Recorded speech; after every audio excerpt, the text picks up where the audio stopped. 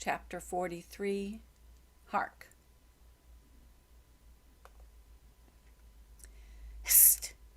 Did you hear that noise, Cabaco? It was the middle watch, a fair moonlight. The seamen were standing in a cordon, extending from one of the fresh-water butts in the waist to the scuttle-butt near the taffrail. In this manner they passed the buckets to fill the scuttle-butt. Standing, for the most part, on the hallowed precincts of the quarter-deck, they were careful not to speak or rustle their feet. From hand to hand the buckets went in the deepest silence, only broken by the occasional flap of a sail and the steady hum of the unceasingly advancing keel. It was in the midst of this repose that Archie, one of the cordon, whose post was near the after hatches, whispered to his neighbor, a cholo, the words above. "Hist! Did you hear that noise, Cabaco? Take the bucket, will you, Archie? What noise do you mean?" "There it is again, under the hatches. Don't you hear it? A cough. It sounded like a cough." "Cough be damned! Pass along that return bucket." "There, again, there it is. It sounds like 2 or 3 sleepers turning over now." "Caramba! Have done, shipmate, will ya? It's the 3 soaked biscuits you ate for supper, turning over inside of you. Nothing else. Look to the bucket." "Say what you will, shipmate. I've sharp ears."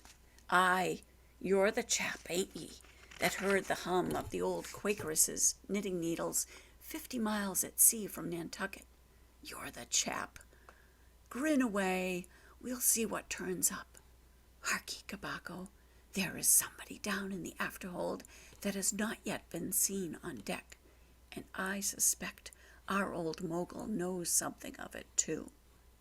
I heard Stubb tell Flask one morning watch that there was something of that sort in the wind. Tish! The bucket!" Chapter 44, The Chart. Had you followed Captain Ahab down into his cabin after the squall that took place on the night succeeding that wild ratification of his purpose with his crew, you would have seen him go to a locker room in the transom and, bringing out a large wrinkled yellow roll of sea charts, spread them before him on his screwed-down table. Then, seating himself before it, you would have seen him intently study the various lines and shadings there met his eye, and with slow but steady pencil trace additional courses over spaces that before were blank. At intervals, he would refer to piles of old logbooks beside him, wherein were set down the seasons and places in which, on various former voyages of various ships, sperm whales had been captured or seen. While thus employed, the heavy pewter lamp suspended in chains over his head continually rocked with the motion of the ship, and forever threw shifting gleams and shadows of lines upon his wrinkled brow, till it almost seemed that while he himself was marking out lines and courses on the wrinkled charts, some invisible pencil was also tracing lines and courses upon the deeply marked chart of his forehead. But it was not this night in particular that, in the solitude of his cabin, Ahab thus pondered over his charts. Almost every night they were brought out. Almost every night some pencil marks were effaced and others were substituted. For with the charts of all 4 oceans before him, Ahab was threading a maze of currents and eddies, with a view to the more certain accomplishment of that monomanic thought of his soul. Now, to anyone not fully acquainted with the ways of the Leviathans, it might seem an absurdly hopeless task thus to seek out one solitary creature in the unhooped oceans of this planet. But not so did it seem to Ahab, who knew the sets of all tides and currents, and thereby calculating the driftings of the sperm whale's food, and also calling to mind the regular ascertained seasons for hunting him in particular latitudes, could arrive at reasonable surmises, almost approaching to certainties, concerning the timeliness day to be upon this or that ground in search of his prey. So assured, indeed, is the fact concerning the periodicity of the sperm whales resorting to given waters, that many hunters believe that, could he but be closely observed and studied throughout the world, were the logs for one voyage of an entire whale fleet carefully collated, that the migrations of the sperm whale would be found to correspond to invariability of those of the herring shoals or the flights of swallows. On this hint, attempts have been made to construct the elaborate migratory charts of the sperm whale. Besides, when making a passage from one feeding ground to another, the sperm whales, guided by some infallible instinct, say rather secret intelligence from the deity, mostly swim in veins, as they are called, continuing their way along a given ocean line with some undeviating exactitude, that no ship ever sailed her course by any chart with one tithe of such marvelous precision. Though in these cases the direction taken by one whale be straight as a surveyor's parallel, and though the line of advance be strictly confined to its own avoidable straight wake, yet the arbitrary vein in which at these times he is said to swim generally embraces some few miles in width, more or less as the vein is presumed to expand or contract, but never exceeds the visual sweep from the whale ship's mastheads, which circumspectly gliding along this magic zone. The sum is that at particular seasons, within the breadth along this path, migrating whales may with great confidence be looked for, and hence, not only at substantiated times upon well-known separate feeding grounds could Ahab hope to encounter his prey, but in crossing the widest expansions of water between the grounds, he could, by his art, so place and time himself on his way, as even then not to be wholly without a prospect of a meeting. There was a circumstance which at first sight seemed to entangle his delirious but still methodical scheme, but not so in reality, perhaps. Though the gregarious sperm whales have their regular seasons for particular grounds, yet in general you cannot conclude that the herds which haunted such and such a latitude or longitude this year, say, will turn out to be identically the same with those that were found there the preceding season, though there are peculiar and unquestionable instances where the contrary of this has proved true.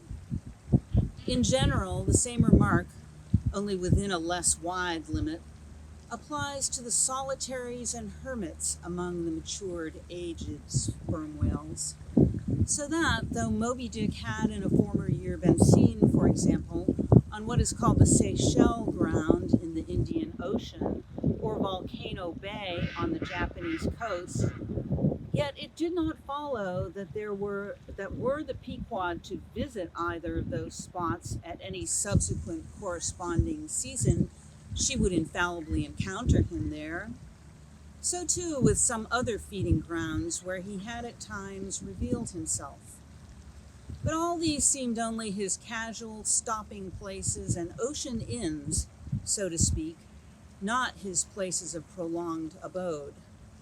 And where Ahab's chances of accomplishing his object have hitherto been spoken of, allusion has only been made to whatever wayside antecedent extra prospects were his, ere a particular set time or place were attained, when all possibilities would become probabilities, and, as Ahab fondly thought, every possibility the next thing to a certainty. That particular set time and place were conjoined in the one technical phrase, the season on the line. For there and then, for several consecutive years, Moby Dick had periodically been descried, lingering in those waters for a while as the sun, in its annual round, loiters for a predicted interval in any one sign of the zodiac. There it was, too, that most of the deadly encounters with the white whale had taken place. There the waves were storied with his deeds. There also was that tragic spot where the monomaniac old man had found the awful motive to his vengeance. But in the cautious comprehensiveness and unloitering vigilance with which Ahab threw his brooding soul into this unfaltering hunt, he would not permit himself to rest all his hopes upon the one crowning fact above mentioned, however flattering it might be to those hopes. Nor in the sleeplessness of his vow could he so tranquilize his unquiet heart as to postpone all intervening quest. Now, the Pequod had sailed from Nantucket at the very beginning of the season on the line.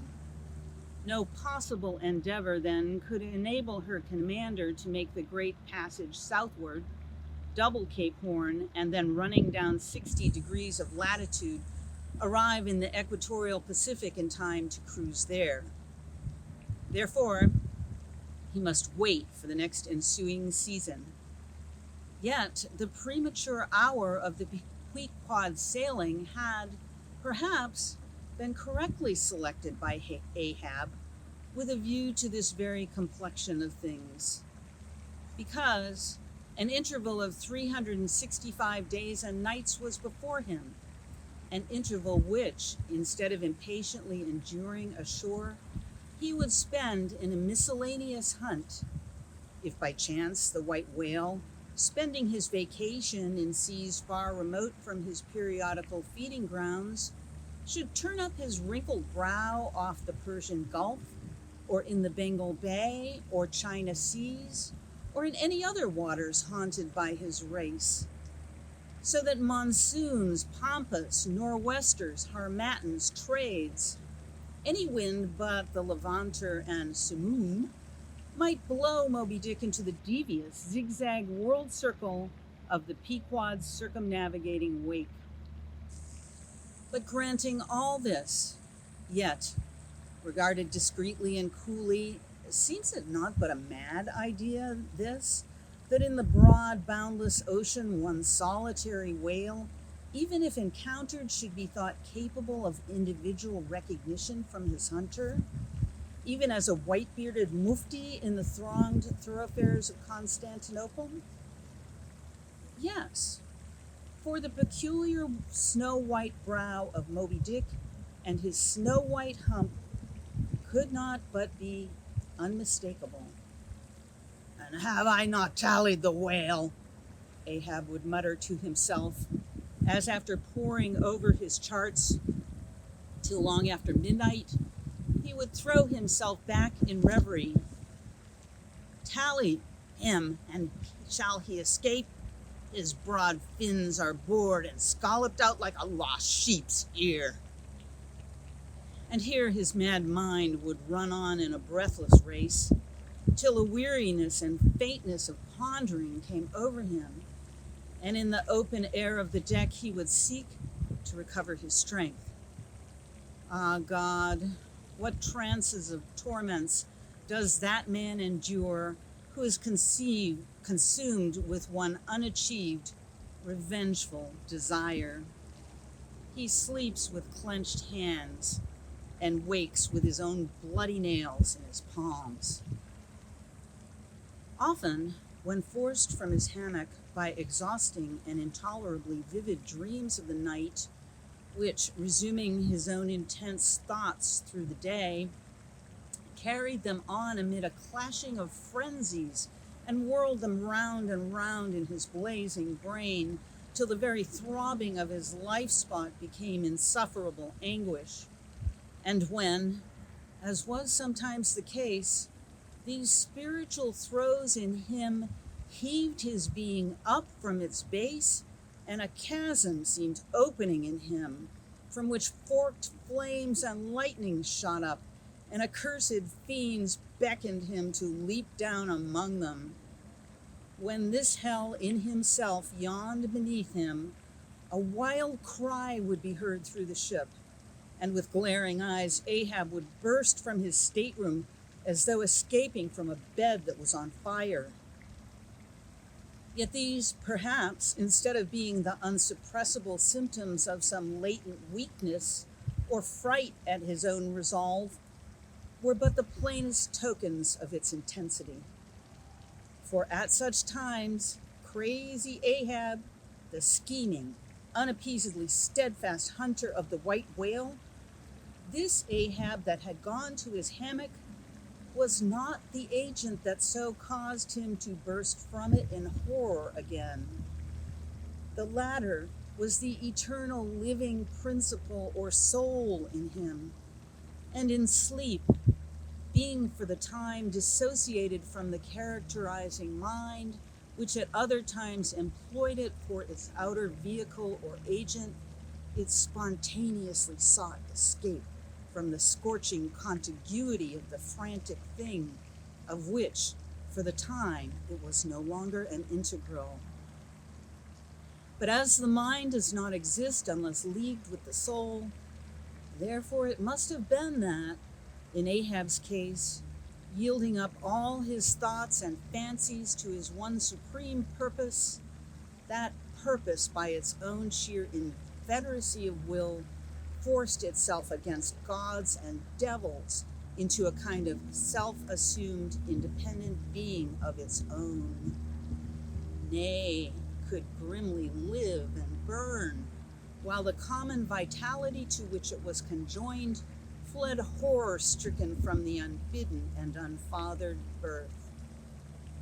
Therefore, the tormented spirit that glared out of bodily eyes when what seemed Ahab rushed from his room was for the time but a vacated thing, a formless, somnambulistic being, a ray of living light, to be sure, but without an object to color, and therefore a blankness in itself. God help thee, old man, thy thoughts have created a creature in thee, and he whose intense thinking thus makes him a Prometheus, a vulture feeds upon that heart forever, that vulture, the very creature he creates. The affidavit. So far as what there may be of a narrative in this book, and indeed as indirectly touching one or two very interesting and curious particulars in the habits of sperm whales, the foregoing chapter, in its earliest part, is as important a one as will be found in this volume. But the leading matter of it requires to be still further and more familiarly enlarged upon in order to be adequately understood, and moreover to take away any incredulity which a profound ignorance of the entire subject may induce in some minds as to the natural verity of the main points of this affair. I care not to perform this part of my task methodically, but shall be content to produce the desired impression by separate citations of items, practically or reliably known to me as a whaleman, and from these citations, I take it, the conclusion aimed at will naturally follow of itself. First, I have personally known 3 instances where a whale, after receiving a harpoon, has effected a complete escape, and after an interval, in one instance of 3 years, has been again struck by the same hand and slain when the 2 irons, both marked by the same private cipher, have been taken from the body. In the instance where 3 years intervened between the flinging of the 2 harpoons, and I think it may have been something more than that, the man who darted them, happening in the interval to go in a trading ship on a voyage to Africa, went ashore there, joined a discovery party, and penetrated far into the interior, where he traveled for a period of nearly 2 years, often endangered by serpents, savages, tigers, poisonous miasmas, with all the other common perils incident to wandering in the heart of unknown regions. Meanwhile, the whale he had struck must also have been on its travels. No doubt it had thrice circumnavigated the globe, brushing with its flanks all the coasts of Africa, but to no purpose. This man and this whale again came together, and the one vanquished the other. I say I myself have known 3 instances similar to this. That is, in 2 of them I saw the whale struck, and upon the second attack saw the 2 irons with the respective marks cut in them, afterwards taken from the dead fish. In the 3-year instance, it so fell out that I was in the boat both times, first and last, and the last time distinctly recognized a peculiar sort of huge mole under the whale's eye, which I had observed there 3 years previous. I say 3 years, but I'm pretty sure it was more than that. Here are 3 instances, then, which I personally know the truth of, but I have heard of many other instances from persons whose veracity in this matter there is no good ground to impeach. Secondly, it is well known in the sperm whale fishery, however ignorant the world ashore may be of it, that there have been several memorable historical instances where a particular whale in the ocean has been, at distant times and places, popularly cognizable. Why such a whale became thus marked was not altogether and originally owing to his bodily peculiarities as distinguished from other whales. For however peculiar in that respect any chance whale may be, they soon put an end to his peculiarities by killing him and boiling him down into a peculiarly valuable oil. No, the reason was this, that from the fatal experiences of the fishery there hung a terrible prestige of perilousness about such a whale, as there did about Rinaldo Rinaldini, insomuch that most fishermen were content to recognize him by merely touching their tarpaulins when he would be discovered lounging by them on the sea, without seeking to cultivate a more intimate acquaintance. Like some poor devils ashore that happen to know an irascible great man, they make distant, unobtrusive salutations to him in the street, lest, if they pursued the acquaintance further, they might receive a summary thump for their presumption. But not only did each of these famous whales enjoy great individual celebrity, nay, you may call it an ocean-wide renown. Not only was he famous in life, and now is immortal in forecastle stories after death, but he was admitted into all the rights, privileges, and distinctions of a name. Had as much a name indeed as Cambius or Caesar. Was it not so, O Timor Tom, thou famed Leviathan, scarred like an iceberg, who so long didst lurk in the oriental straits of that name, whose spout was often seen from the palmy beach of Ombay? Was it not so, O New Zealand Jack, thou terror of all cruisers that crossed their wakes in the vicinity of the Tattoo Land? Was it not so, O Morcan, King of Japan, whose lofty jet, they say at times, assumed the semblance of a snow-white cross against the sky? Was it not so, O Don Miguel, thou Chilean whale, marked like an old tortoise with mystic hieroglyphics upon the back? In plain prose, here are 4 whales as well known to the students of Cretacean history as Marius or Cilia to the classic scholar. But this is not all.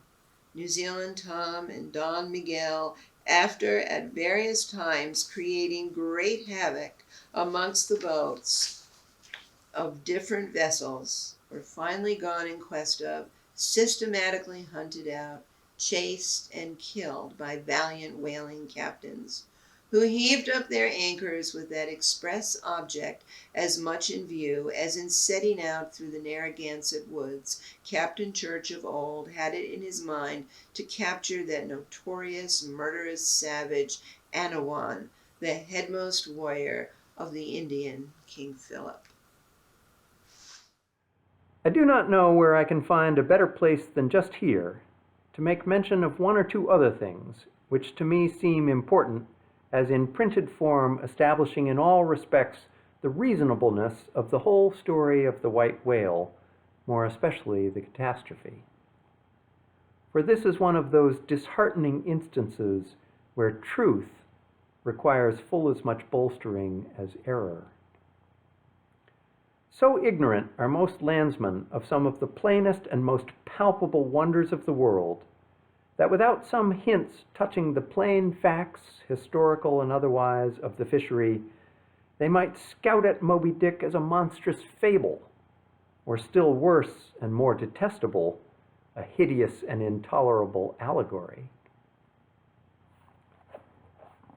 First, though most men have some vague flitting ideas of the general perils of the grand fishery, yet they have nothing like a fixed, vivid conception of those perils and the frequency with which they recur. One reason, perhaps, is that not 1 in 50 of the actual disasters and deaths by casualties in the fishery ever finds a public record at home, however transient and immediately forgotten that record. Do you suppose that that poor fellow there, who this moment perhaps, caught by the whale line off the coast of New Guinea, is being carried down to the bottom of the sea by the sounding Leviathan, do you suppose that that poor fellow's name will appear in the newspaper obituary you will read tomorrow at your breakfast? No, because the mails are very irregular between here and New Guinea. In fact, did you ever hear what might be called regular news, direct or indirect, from New Guinea? Yet I tell you that upon one particular voyage which I made to the Pacific, among many others, we spoke 30 different ships, every one of which had had a death by a whale, some of them more than one, and 3 that had each lost a boat's crew. For God's sake, be economical with your lamps and candles. Not a gallon you burn, but at least 1 drop of man's blood was spilled for it. Secondly, people ashore have indeed some indefinite idea that a whale is an enormous creature of enormous power. But I have ever found that when narrating to them some specific example of this twofold enormousness, they have significantly complimented me upon my facetiousness, when, I declare upon my soul, I had no more idea of being facetious than Moses when he wrote the history of the plagues of Egypt. But fortunately, the special point I here seek can be established upon testimony entirely independent of my own. That point is this. The sperm whale is, in some cases, sufficiently powerful, knowing, and judiciously malicious, as with direct aforethought to stave in, utterly destroy, and sink a large ship. And what is more, the sperm whale has done this.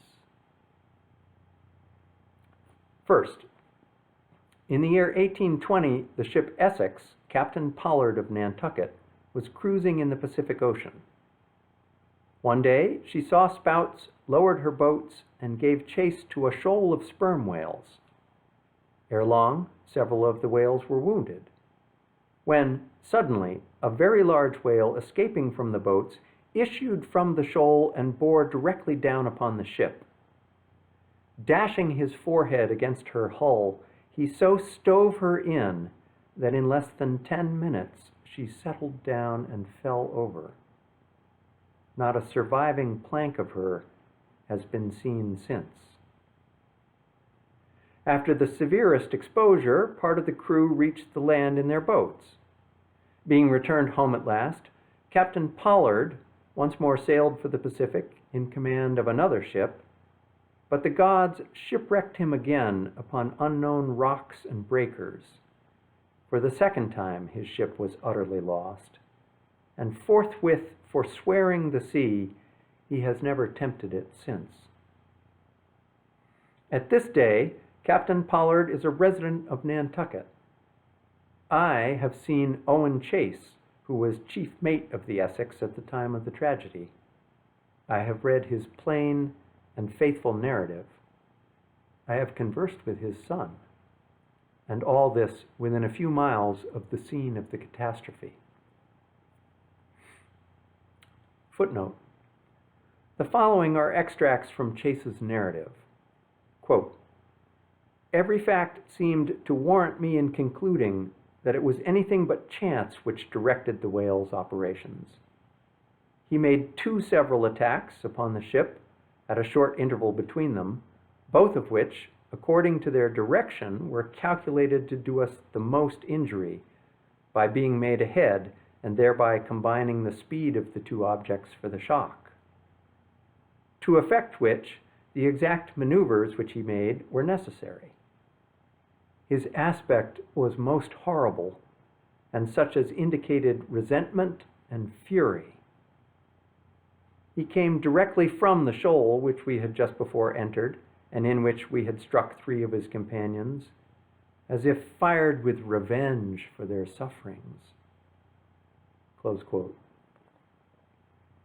Again, quote, at all events, the whole circumstances taken together, all happening before my own eyes and producing at the time impressions in my mind of decided, calculating mischief, on the part of the whale, many of which impressions I cannot now recall, induce me to be satisfied that I am correct in my opinion. Close quote. Here are Chase's reflections sometime after quitting the ship, during a black night in an open boat, when almost despairing of reaching any hospitable shore. Quote, the dark ocean and swelling waters were nothing. The fears of being swallowed up by some dreadful tempest or dashed upon hidden rocks, with all the other ordinary subjects of fearful contemplation, seemed scarcely entitled to a moment's thought. The dismal-looking wreck and the horrid aspect and revenge of the whale wholly engrossed my reflections until day again made its appearance. Close quote. In another place, page 45, Chase speaks of the mysterious and mortal attack of the animal. After this first instance, the Essex, secondly, the ship Union, also of Nantucket, was in the year 1807 totally lost off the Azores by a similar onset. But the authentic particulars of this catastrophe I have never chanced to encounter, though from the whale hunters I have now and then heard casual allusions to it. Thirdly, some 18 or 20 years ago, Commodore J, then commanding an American sloop of war of the first class, happened to be dining with a party of whaling captains on board a Nantucket ship in the harbor of Oahu, Sandwich Islands. Conversation turning upon whales, the Commodore was pleased to be skeptical touching the amazing strength ascribed to them by the professional gentlemen present. He peremptorily denied, for example, that any whale could so smite his stout sloop of war as to cause her to leak so much as a thimbleful. Very good. But there is more coming.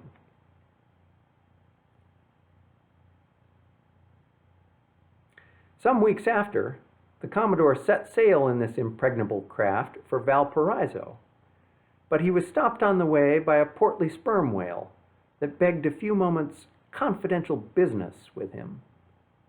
That business consisted in fetching the Commodore's craft such a thwack that with all his pumps going, he made straight for the nearest port to heave down and repair.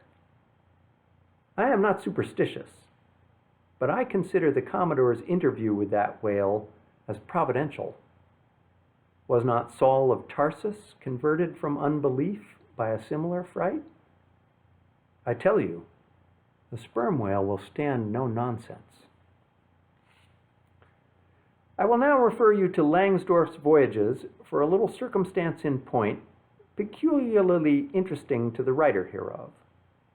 Langsdorff, you must know by the way, was attached to the Russian Admiral Krusenstern's famous discovery expedition in the beginning of the present century. Captain Langsdorff thus begins his 17th chapter. By the 13th of May, our ship was ready to sail, and the next day we were out in the open sea on our way to Akach. The weather was very clear and fine, but so intolerably cold that we were obliged to keep on our fur clothing. For some days we had very little wind. It was not till the 19th that a brisk gale from the northwest sprang up. An uncommonly large whale, the body of which was larger than the ship itself, lay almost at the surface of the water, but was not perceived by any one on board till the moment when the ship, which was in full sail, was almost upon him, so that it was impossible to prevent it striking against him. We were thus placed in the most imminent danger, as this gigantic creature, setting up its back, raised the ship 3 feet at least out of the water. The masts reeled, and the sails fell altogether, while we who were below all sprang instantly upon the deck, concluding that we had struck upon some rock. Instead of this, we saw the monster sailing off with the utmost gravity and solemnity. Captain DeWolf applied immediately to the pumps to examine whether or not the vessel had received any damage from the shock, but we were found that very happily it had escaped entirely uninjured. Now the Captain DeWolf here alluded to as commanding the ship in question is a New Englander, who, after a long life of unusual adventures as a sea captain, this day resides in the village of Dorchester near Boston. I have the honor of being a nephew of his. I have particularly questioned him concerning this passage in Langsdorff. He substantiates every word. The ship, however, was by no means a large one, a Russian craft built on the Siberian coast and purchased by my uncle after bartering away the vessel in which he sailed from home. In that up and down, manly book of old-fashioned adventure, so full, too, of honest wonders, the voyage of Lionel Wafer, one of ancient Dampier's old chums, I found a little matter set down so like that just quoted from Langsdorff that I cannot forbear inserting it here for a corroborative example if such be needed. Lionel, it seems, was on his way to John Fernando, as he calls the modern Juan Fernandez. In our way thither, he says, about 4 o'clock in the morning, when we were about 150 leagues from the main of America, our ship felt a terrible shock, which put our men in such consternation that they could hardly tell whether they were or what to think. But everyone began to prepare for death. And indeed, the shock was so sudden and violent that we took it for granted the ship had struck against a rock. But when the amazement was a little over, we cast the lead and sounded, but found no ground. The suddenness of the shock made the guns leap in their carriages, and several of the men were shaken out of their hammocks.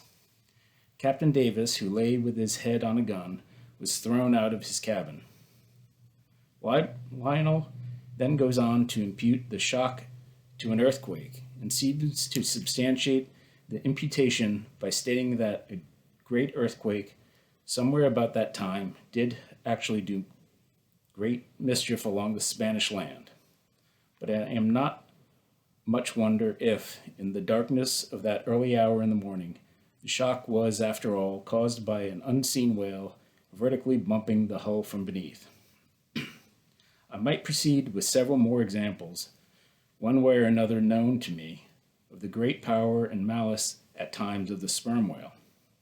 In more than one instance, he has been known not only to chase the assailing boats back to their ships, but to pursue the ship itself, and long withstand all the lances hurled at him from its decks.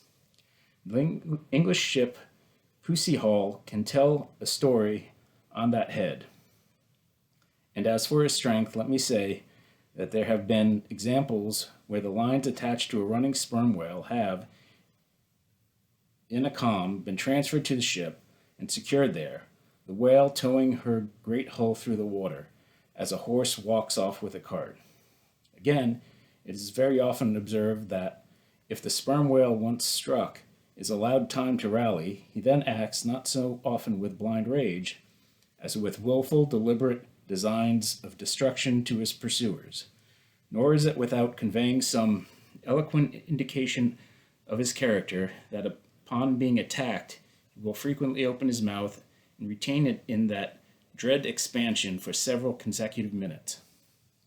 But I must be content with only one more and concluding illustration, a remarkable and most significant one, by which you will not fail to see that not only is the most marvelous event in this book corroborated by plain facts of the present day, but that these marvels, like all marvels, are more repetitions of the ages. so that for the millionth time we say Amen to Solomon. Verily, there is nothing new under the sun. In the 6th Christian century lived Procopius, a Christian magistrate of Constantinople, in the days when Justinian was emperor and Belisarius was general. As many know, he wrote the history of his own times, a work every way of uncommon value. But by the best authorities, he has always been considered a most trustworthy and unexaggerating historian, except in some 1 or 2 particulars, not at all affecting the matter presently to be mentioned. Now, in this history of his, Procopius mentions that during the term of his prefecture at Constantinople, a great sea monster was captured in the neighboring Propontis, or Sea of Marmora, after having destroyed vessels at intervals in these waters for a period of more than 50 years. A fact thus set down in substantial history cannot easily be gainsaid, nor is there any reason it should be. Of what precise species the sea monster was is not mentioned, but as he destroyed ships, as well as for other reasons, he must have been a whale, and I am strongly inclined to think a sperm whale, and I will tell you why. For a long time I fancied that the sperm whale had been always unknown in the Mediterranean and the deep waters connecting with it. Even now, I am certain that those seas are not, and perhaps never can be, in the present constitution of things, a place for his habitual gregarious resort. But further investigations have recently proved to me that in modern times there have been isolated instances of the presence of the sperm whale in the Mediterranean. I am told on good authority that on the Barbary coast, a Commodore Davis of the British Navy found the skeleton of a sperm whale. Now, as a vessel of war readily passes through the Dardanelles, hence a sperm whale could, by the same route, pass out of the Mediterranean into the Propontis. In the Propontis, as far as I can learn, none of that particular substance called brit is to be found, the aliment of the right whale. But I have every reason to believe that the food of the sperm whale, squid or cuttlefish, lurks at the bottom of that sea, because large creatures, by no means the largest of that sort, have been found at its surface. If, then, you properly put these statements together and reason upon them a bit, you will clearly perceive that, according to all human reasoning, Procopius's sea monster, that for half a century stove the ships of a Roman emperor, must in all probability have been a sperm whale. Chapter 46. Surmises. Though, consumed with the hot fire of his purpose, Ahab in all his thoughts and actions ever had in view the ultimate capture of Moby Dick, though he seemed ready to sacrifice all mortal interests in that one passion, nevertheless, it may have been that he was by nature and long habituation far too wedded to a fiery whaleman's ways altogether to abandon the collateral prosecution of the voyage. Or at least, if this were otherwise, there were not wanting other motives much more influential with him.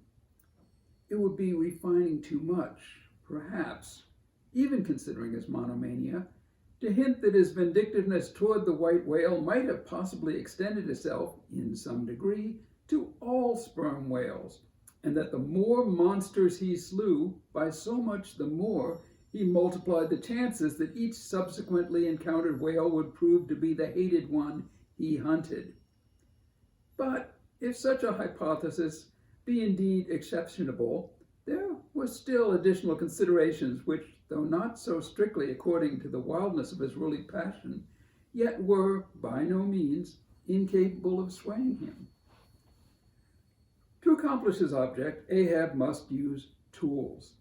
And of all tools used in the shadow of the moon, men are most apt to get out of order. He knew, for example, that however magnetic his ascendancy, in some respects, was over Starbuck, yet that ascendancy did not cover the complete spiritual man, any more than mere corporal superiority involves intellectual mastership. For the purely spiritual, the intellectual but stands in a sort of corporal relation. Starbuck's body and Starbuck's coerced will were Ahab's, so long as Ahab kept his magnet at Starbuck's brain. Still, he knew that for all this, the chief mate, in his soul, abhorred his captain's quest, and, could he, would joyfully disintegrate himself from it, or even frustrate it. It might be that a long interval would elapse ere the white whale was seen. During that long interval, Starbuck would ever be apt to fall into open relapses of rebellion against his captain's leadership, unless some ordinary, prudential, circumstantial influences were brought to bear upon him. Not only that, but the subtle insanity of Ahab respecting Moby Dick was no ways more significantly manifested than in his superlative sense and shrewdness in foreseeing that, for the present, the hunt should in some way be stripped of that strange imaginative impiousness which naturally invested it, that the full terror of the voyage must be kept withdrawn into the obscure background. For few men's courage is proof against protracted meditation, unrelieved by action. That, when they stood their long night watches, his officers and men must have some nearer things to think of than Moby Dick. For, however eagerly and impetuously the savage crew had hailed the announcement of his quest, yet all sailors of all sorts are more or less capricious and unreliable. They live in the varying outer weather, and they inhale its fickleness. And, when retained for any object remote and blank in the pursuit, however promissory of life and passion in the end, it is, above all things, requisite that temporary interests and employments should intervene and hold them healthily suspended for the final dash. Nor was Ahab unmindful of another thing. In times of strong emotion, mankind disdains all base considerations, but such times are evanescent. The permanent constituent condition of the manufactured man, thought Ahab, is sordidness. Granting that the whale fully incites the hearts of this my savage crew, and playing round their savageness even breeds a certain generous knight-errantism in them, still, while for the love of it they give chase to Moby Dick, they must also have food for their more common daily appetites. For even the high-lifted and chivalric crusaders of old times were not content to traverse 2,000 miles of land to fight for their holy sepulchre without committing burglaries, pickpockets, and gaining other pious perquisites by the way. Had they been strictly held to that one final and romantic object, too many would have turned away from in disgust. I will not strip these men, thought Ahab, of all hopes of cash. Aye, cash. They may scorn cash now, but let some months go by and no prospective promise of it to them, and then this same quiescent cash, all at once mutinying in them, this same cash would soon cashier Ahab. Nor was there wanting still another precautionary motive more related to Ahab personally. Having impulsively, it is probable, and perhaps somewhat prematurely, revealed the prime but private purpose of the Pequod's voyage, Ahab was now entirely conscious that, in so doing, he had indirectly laid himself open to the unanswerable charge of usurpation. And with perfect impunity, both moral and legal, his crew, if so disposed, and to that end competent, could refuse all further obedience to him, and even violently wrest from him the command. From even the barely hinted imputation of usurpation and the possible consequences of such a suppressed impression gaining ground, Ahab must, of course, have been most anxious to protect himself. That protection could only consist of his own predominating brain and heart and hand, backed by a heedful, closely calculating attention to every minute atmospheric influence which it was possible for his crew to be subjected to.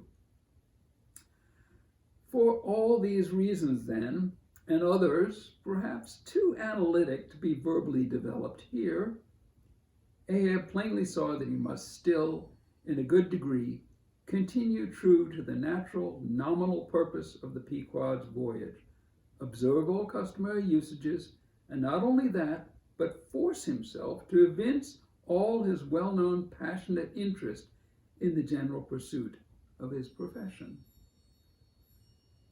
Be all this as it may, his voice was now often heard hailing the three mastheads and admonishing them to keep a bright lookout and not omit reporting even a porpoise.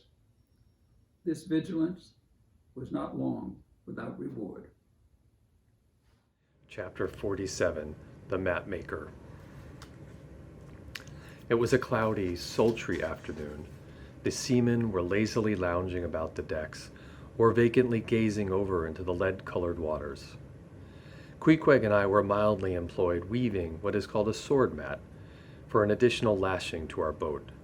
So still and subdued, and yet somehow preluding was all the scene, and such an incantation of reverie lurked in the air, that each silent sailor seemed resolved into his own invisible self. I was the attendant or page of Queequeg while busy at the mat. As I kept passing and repassing the filling or woof of marline between the long yarns of the warp, using my own hand for the shuttle, and as Queequeg, standing sideways, ever and anon slid his heavy oaken sword between the threads, and idly looked off upon the water, carelessly and unthinkingly drove home every yarn. I say, so strange a dreaminess did there then reign all over the ship and all over that sea, only broken by the intermitting dull sound of the sword. That is, it seemed as if this were the loom of time, and I myself were a shuttle mechanically weaving and weaving away the fates. There lay the fixed threads of the warp subject to but one single, ever-returning, unchanging vibration, and that vibration merely enough to admit of the crosswise interblending of the other threads with its own. This warp seemed necessity, and here, thought I, with my own hand I ply my own shuttle and weave my own destiny into these unalterable threads. Meantime, Queequeg's impulsive, indifferent sword, sometimes hitting the woof slantingly, or crookedly, or strongly, or weakly as the case may be, and by this difference in the concluding blow producing a corresponding contrast in the final aspect of the completed fabric. This savage's sword, thought I, which thus finally shapes and fashions both warp and woof, this easy, indifferent sword must be chance, aye, chance, free will, and necessity. No wise incompatible, all interweavingly working together. The straight warp of necessity, not to be swerved from its ultimate course, its every altering vibration, indeed, only tending to that.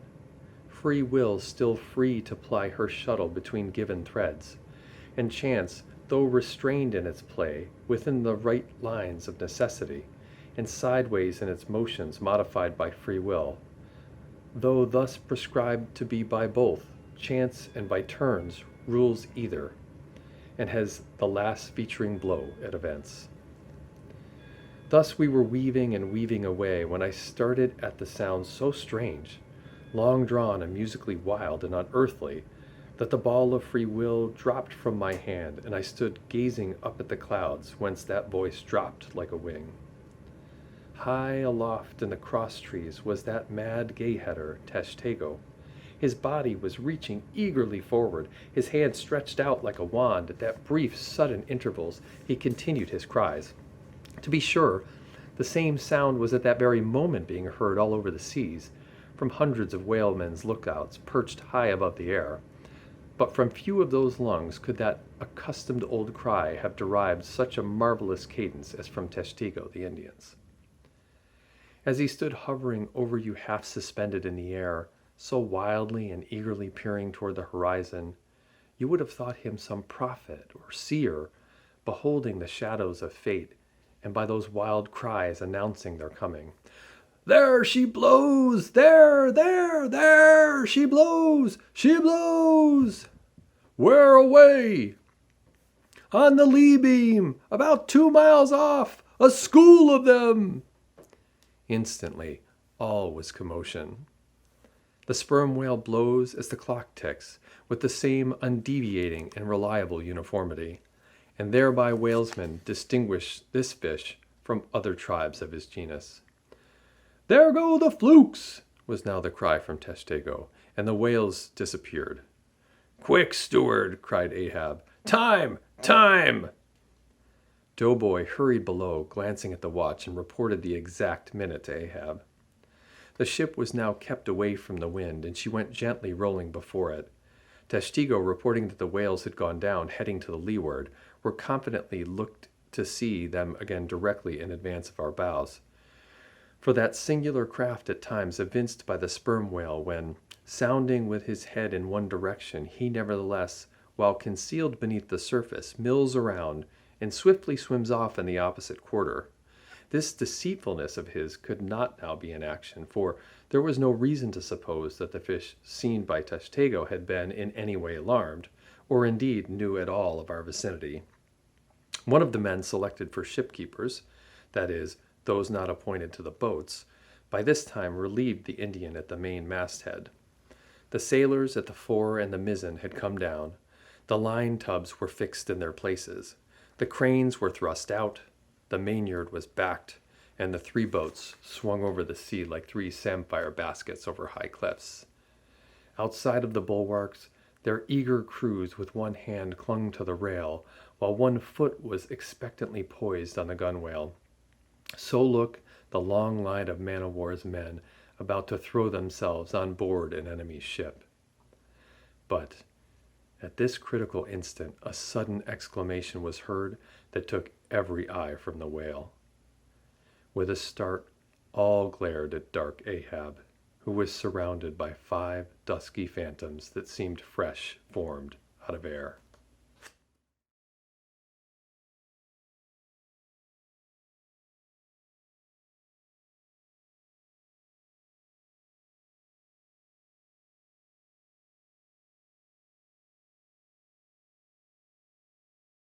Chapter 48, The First Lowering.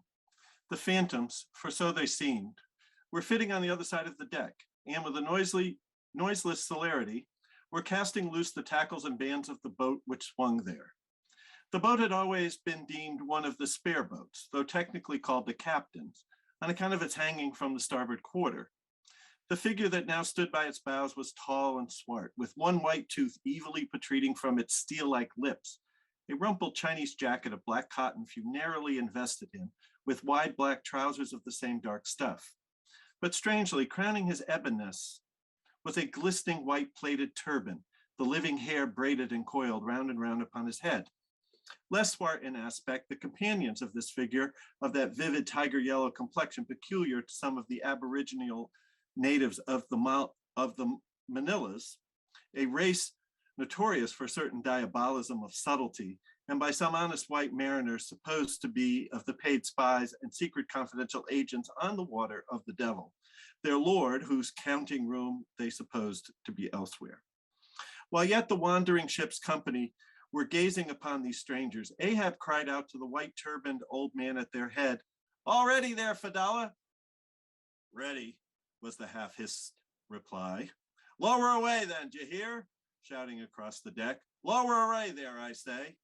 Such was the thunder of his voice that, despite their amazement, the men sprang over the rail. Their sheaves swirled round in the blocks with a wallow. The 3 boats dropped into the sea, while with a dexterous, offhanded daring, unknown in any other vocation, the sailors, goat-like, leaped down upon the rolling ship's side into the tossed boats below. Hardly had they pulled out from under the ship's lee when a 4th keel, coming from the windward side, pulled round under the stern, and showed the 5 strangers rowing Ahab, who, standing in the erect stern, loudly hailed Starbuck, Stubb, and Flask to spread themselves widely, so as to cover a large expanse of water. But with all their eyes again riveted upon the swart Fedallah and his crew, the inmates of the other boats obeyed not the command. Captain Ahab, said Starbuck. Spread yourselves, cried Ahab. Give away all 4 boats. Thou, Flask, pull out more to leeward. Aye, aye, sir, cheerily cried little King Post, sweeping round his great steering oar. Lay back, addressing his crew. There again. There she blows. Right ahead, boys, lay back. Never heed yonder yellow boys, Archie. Oh, I don't mind 'em, sir, said Archie. I knew it all before now. Didn't I hear 'em in the hold? And didn't I tell Capico here of it? What say ye, Capico? They're stowaways, Mr. Flask. Pull, the fine heart's alive. Pull, my children, pull, my little ones, drawing and soothingly sighed Stubb to his crew, some of whom still showed signs of uneasiness. Why don't you break your backbones, my boys? What is it you stare at? Those chaps in yonder boat? Tut, there are only 5 more hands come to help us. Never mind from where. The more the merrier. Pull then, do pull. Never mind the brimstone. Devils are good fellows enough. So, there you are now. That's the stroke for £1,000. That's the stroke. Sweep the stakes. Hurrah for the gold. Cup of sperm, my heroes. 3 cheers, man. All hearts alive. Easy, easy. Don't be in a hurry. Don't be in a hurry. Why don't you snap your oars, you rascal? Bite something, you dogs. So then, softly, softly. That's it. Long and strong. Give way there, give way. The devil fetch ye. Ragamuffins, rapscallions, you're all asleep. Stop snoring, ye sleepers, and pull. Pull will ye, pull can't ye, pull won't ye. Why in the name of gudgeons and ginger cakes don't you pull? Pull and break something, pull and start your eyes out. Here, whipping the sharp knife from his girdle, every mother's son of you draw his knife, and with the blade between his teeth. That's it. Now do something. That looks like it, my steel bits. Starter, my silver spoon. Starter, marling spikes. Stubb exordiums to his crew is given here at large because he had rather a peculiar way of talking to them in general, and especially inculcating the religion of rowing. But you must not suppose from the specimen of sermonizing that he ever flew into downright passions with his congregation. Not at all. And therein consisted his chief peculiarity.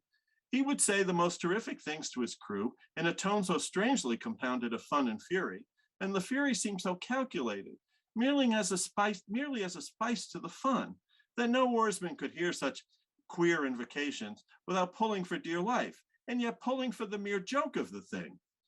Besides, he all the time looked so easy and indolent himself, so loungingly managed his steering oar, and so broadly gaped, open-mouthed at times, that the mere sight of such a yawning commander by sheer force of contrast acted like a charm upon the crew. Then again, Stubb was one of those odd sort of humorists whose jollity is sometimes so curiously ambiguous as to put all inferiors on their guard in the matter of obeying them.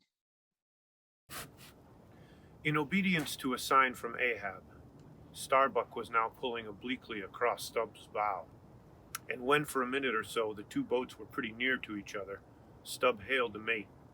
"Mr. Starbuck, larboard boat there ahoy! A word with you, sir, if you please." "Hello," returned Starbuck, turning round not a single inch as he spoke, still earnestly but whisperingly urging his crew, his face set like flint from Stubb's. "What think ye of those yellow boys, sir?"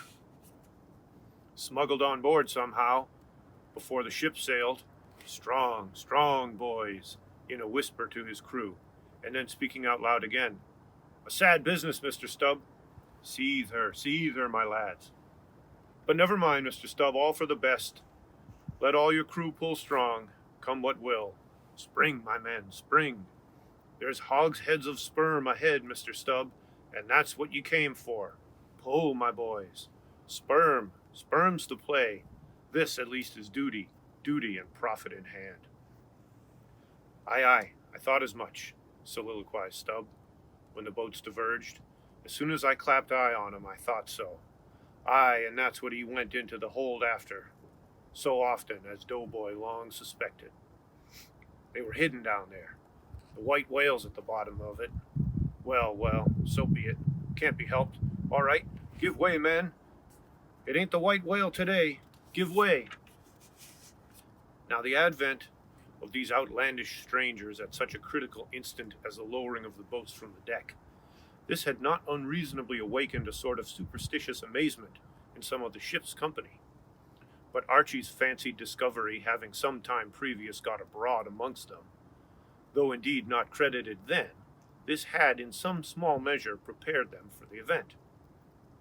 It took off the extreme edge of their wonder, and so what with all this and Stubb's confident way of accounting for their appearance, they were, for the time, freed from superstitious surmisings, though the affair still left abundant room for all manner of wild conjectures as to dark Ahab's precise agency in the matter from the beginning.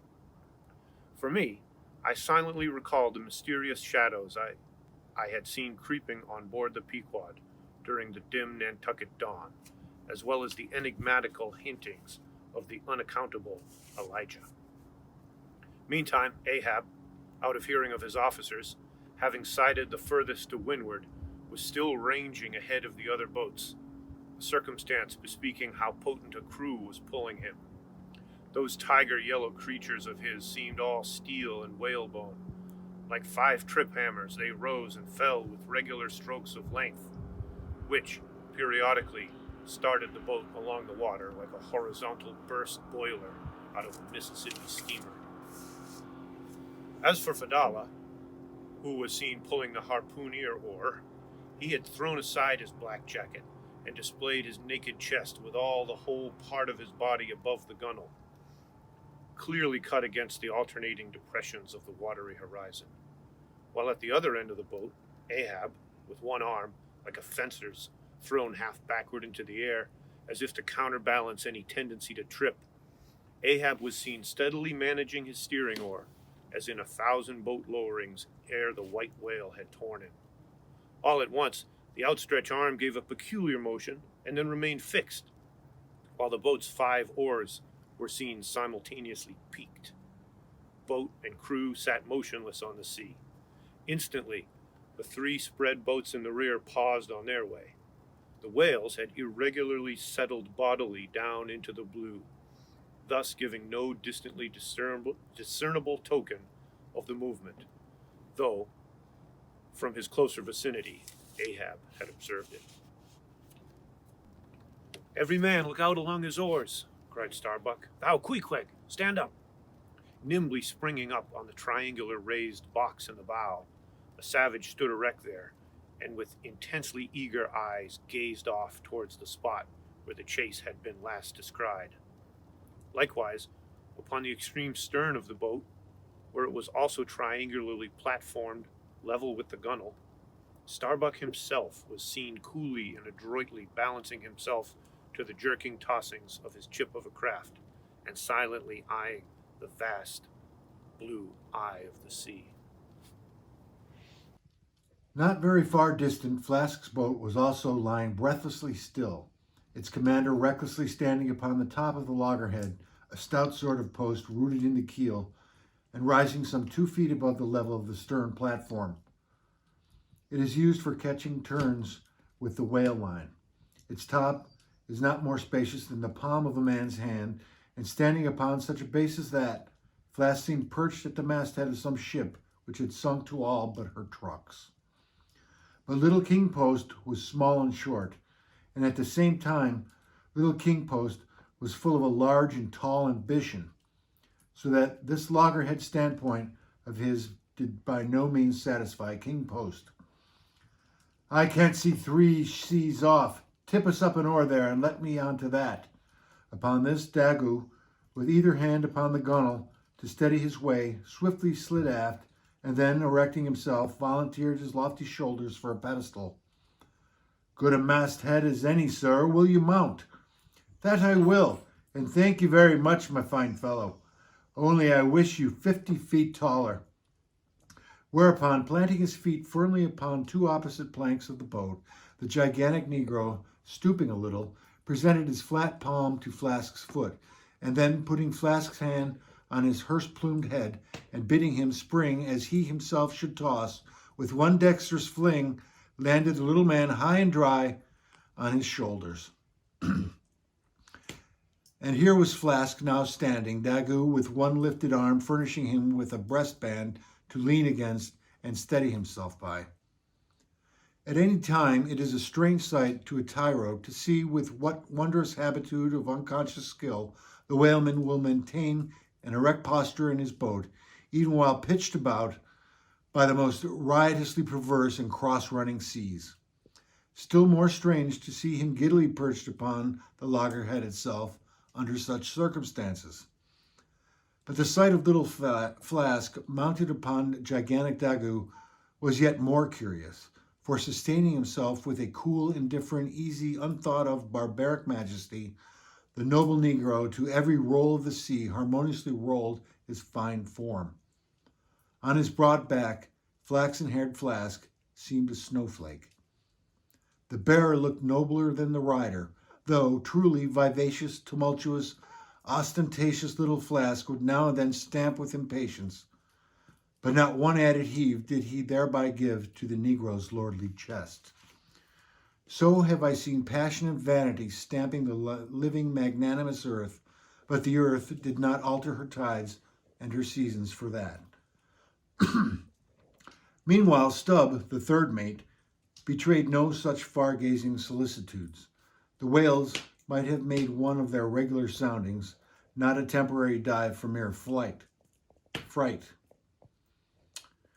And if that were the case, Stubb, as is his wont in such cases, it seems, was resolved to solace the languishing interval with his pipe. He withdrew it from his hatband, where he always wore it aslant like a feather. He loaded it and rammed home the loading with his thumb end. But hardly had he ignited his match across the rough sandpaper of his hand when Tashtego, his harpooner, whose eyes had been setting to windward like two fixed stars, suddenly dropped like light from his erect attitude to his seat, crying out in a quick frenzy of hurry, "Down, down all, and give way! There they are!" To a landsman, no whale nor any sign of a herring would have been visible at that moment. Nothing but a troubled bit of greenish-white water and thin scattered puffs of vapor hovering over it, and suffusingly blowing off to leeward like the confused scud from white rolling billows. The air around suddenly vibrated and tingled, as it were, like the air over intensely heated plates of iron. Beneath this atmospheric waving and curling, and partially beneath a thin layer of water, also, the whales were swimming. Seen in advance of all the other indications, the puffs of vapor they spouted seemed their forerunning couriers and detached flying outriders. All four boats were now in keen pursuit of that one spot of troubled water and air, but it bade fair to outstrip them. It flew on, as a mass of interblending bubbles borne down a rapid stream from the hills.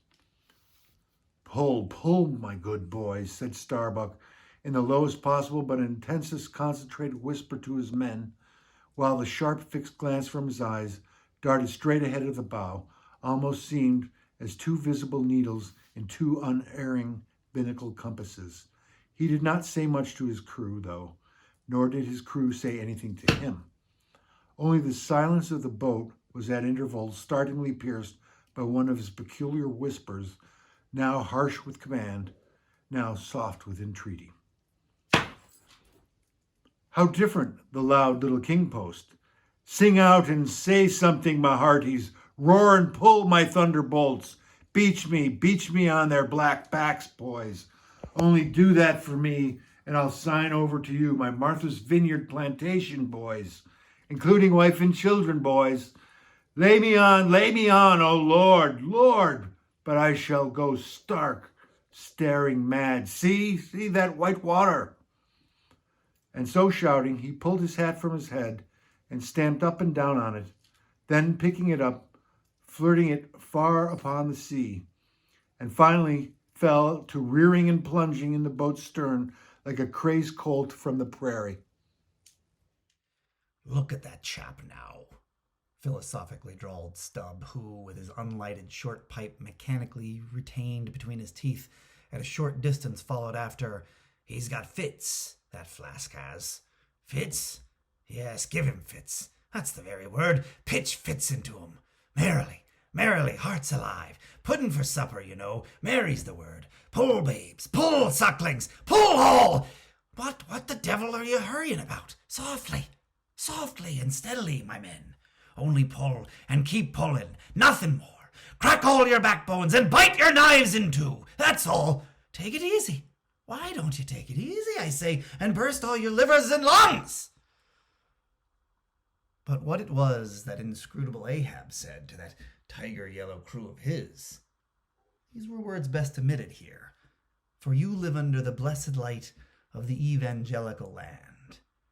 Only the infidel sharks in their audacious seas may give ear to such words, when with tornado brow and eyes of red murder and foam-glued lips Ahab leaped after his prey. Meanwhile, all the boats tore on. The repeated specific allusions of Flask to that whale, as he called the fictitious monster which he declared to be incessantly tantalizing his boat's bow with its tail, these allusions of his were at times so vivid and lifelike that they would cause some one or two of his men to snatch a fearful look over the shoulder.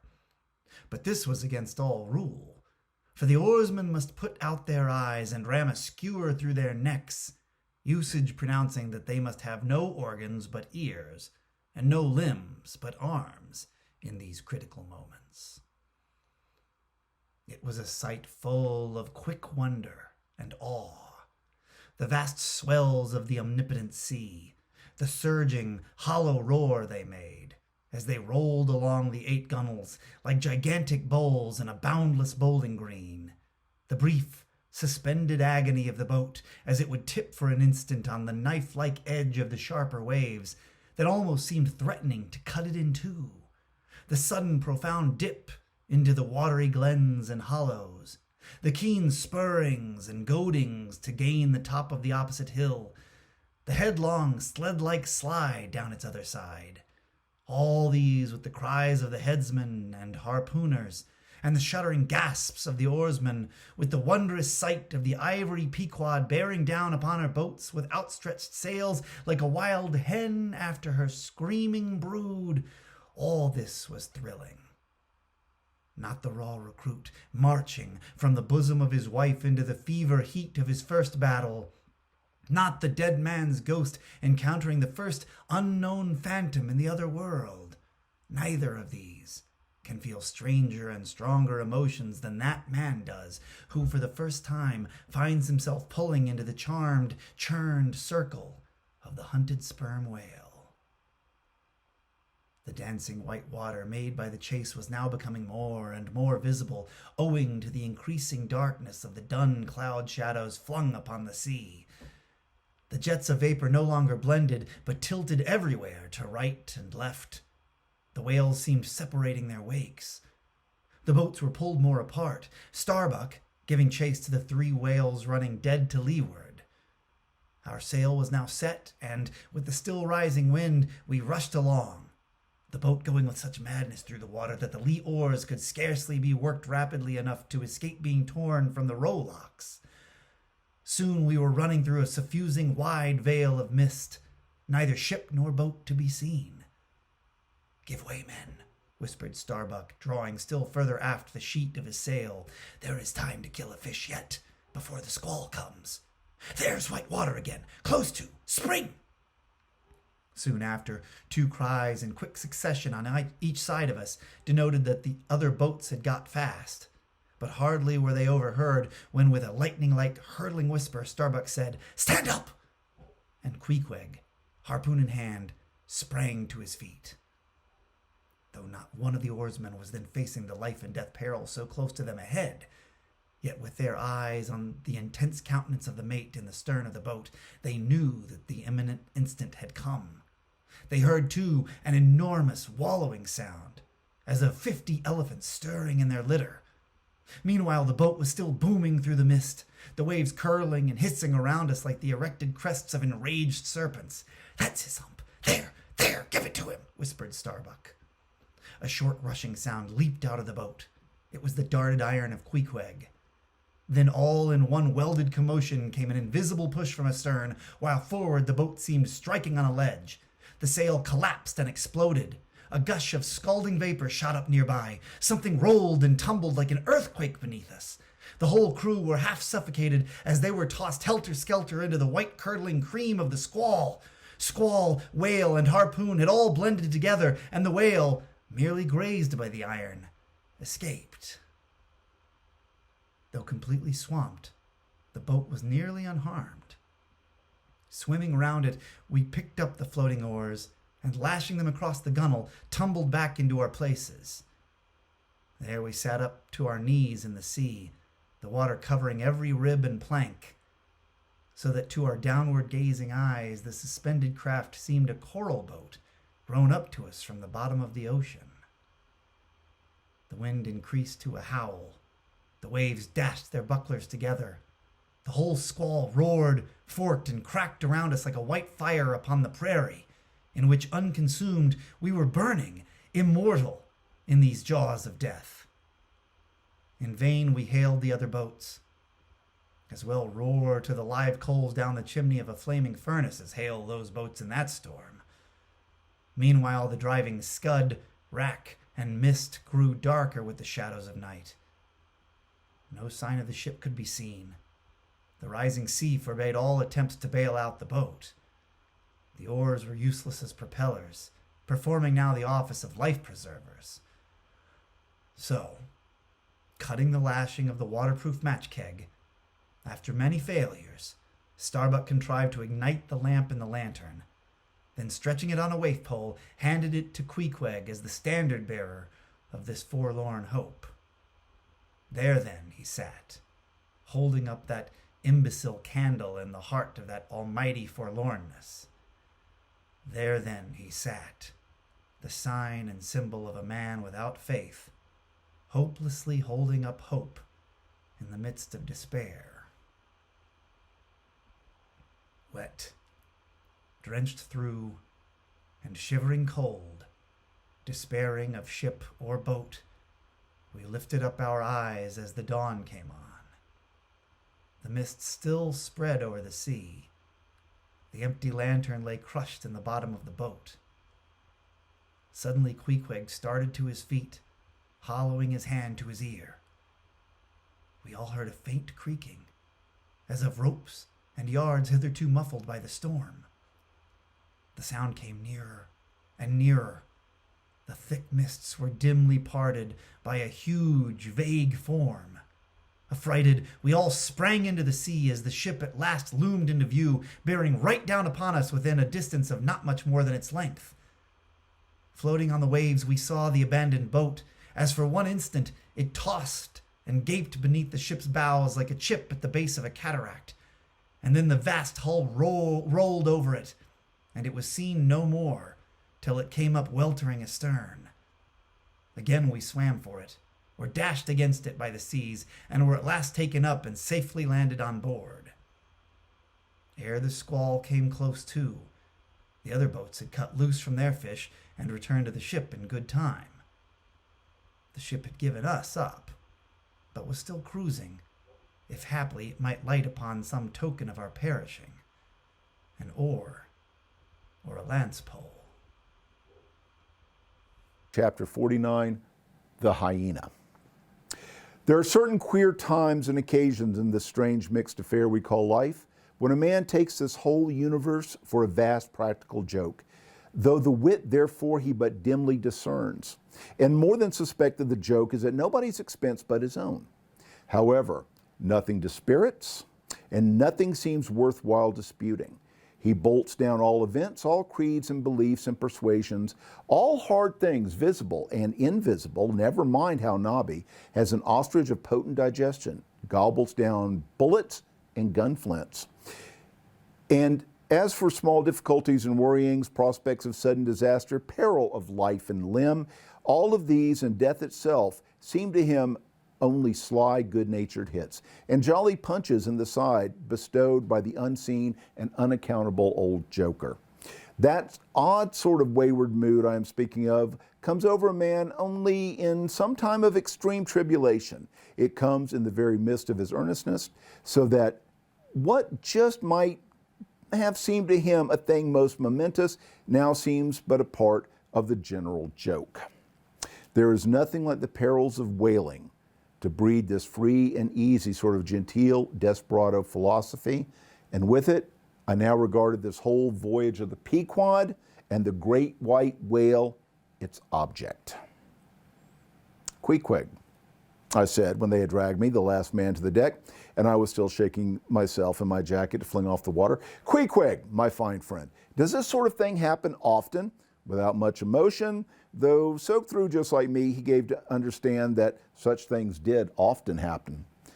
"Mr. Stubb," said I, turning to that worthy, who, buttoned up in his oil jacket, was now calmly smoking his pipe in the rain. "Mr. Stubb, I think I have heard you say that of all whalemen you ever met, our chief mate, Mr. Starbuck, is by far the most careful and prudent. I suppose then that going plump on a flying whale with your sail set in a foggy squall is the height of a whaleman's discretion?"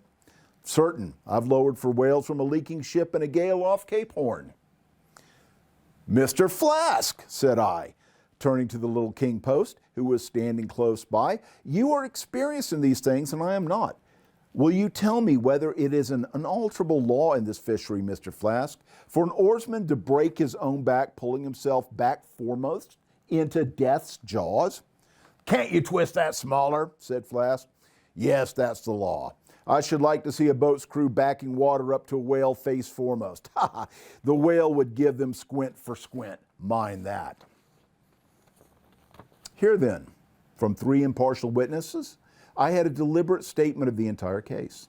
Considering, therefore, that squalls and capsizing in the water and consequent bivouacs on the deep were matters of common occurrence in this kind of life, considering that at the superlatively critical instant of going on to the whale, I must resign my life into the hands of him who steered the boat, oftentimes a fellow who at that very moment in his impetuousness upon the point of scuttling the craft with his own frantic stampings, considering that the particular disaster to our own particular boat was chiefly to be imputed to Starbuck's driving on to his whale almost in the teeth of a squall, and considering that Starbuck, notwithstanding, was famous for his great heedfulness in the fishery, considering that I belonged to this uncommonly prudent Starbuck's boat, and finally considering in what a devil's chase I was implicated touching the white whale, taking all things together, I say, I thought I may as well go below and make a rough draft of my will.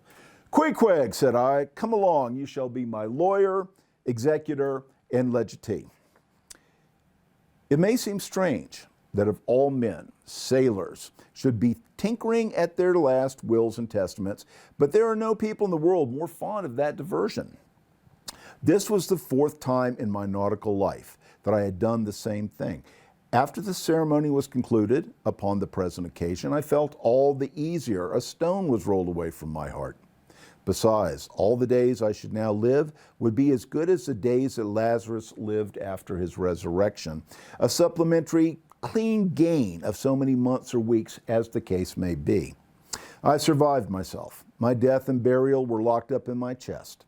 I looked round me tranquilly and contentedly like a quiet ghost with a clean conscience, sitting inside the bars of a snug family vault.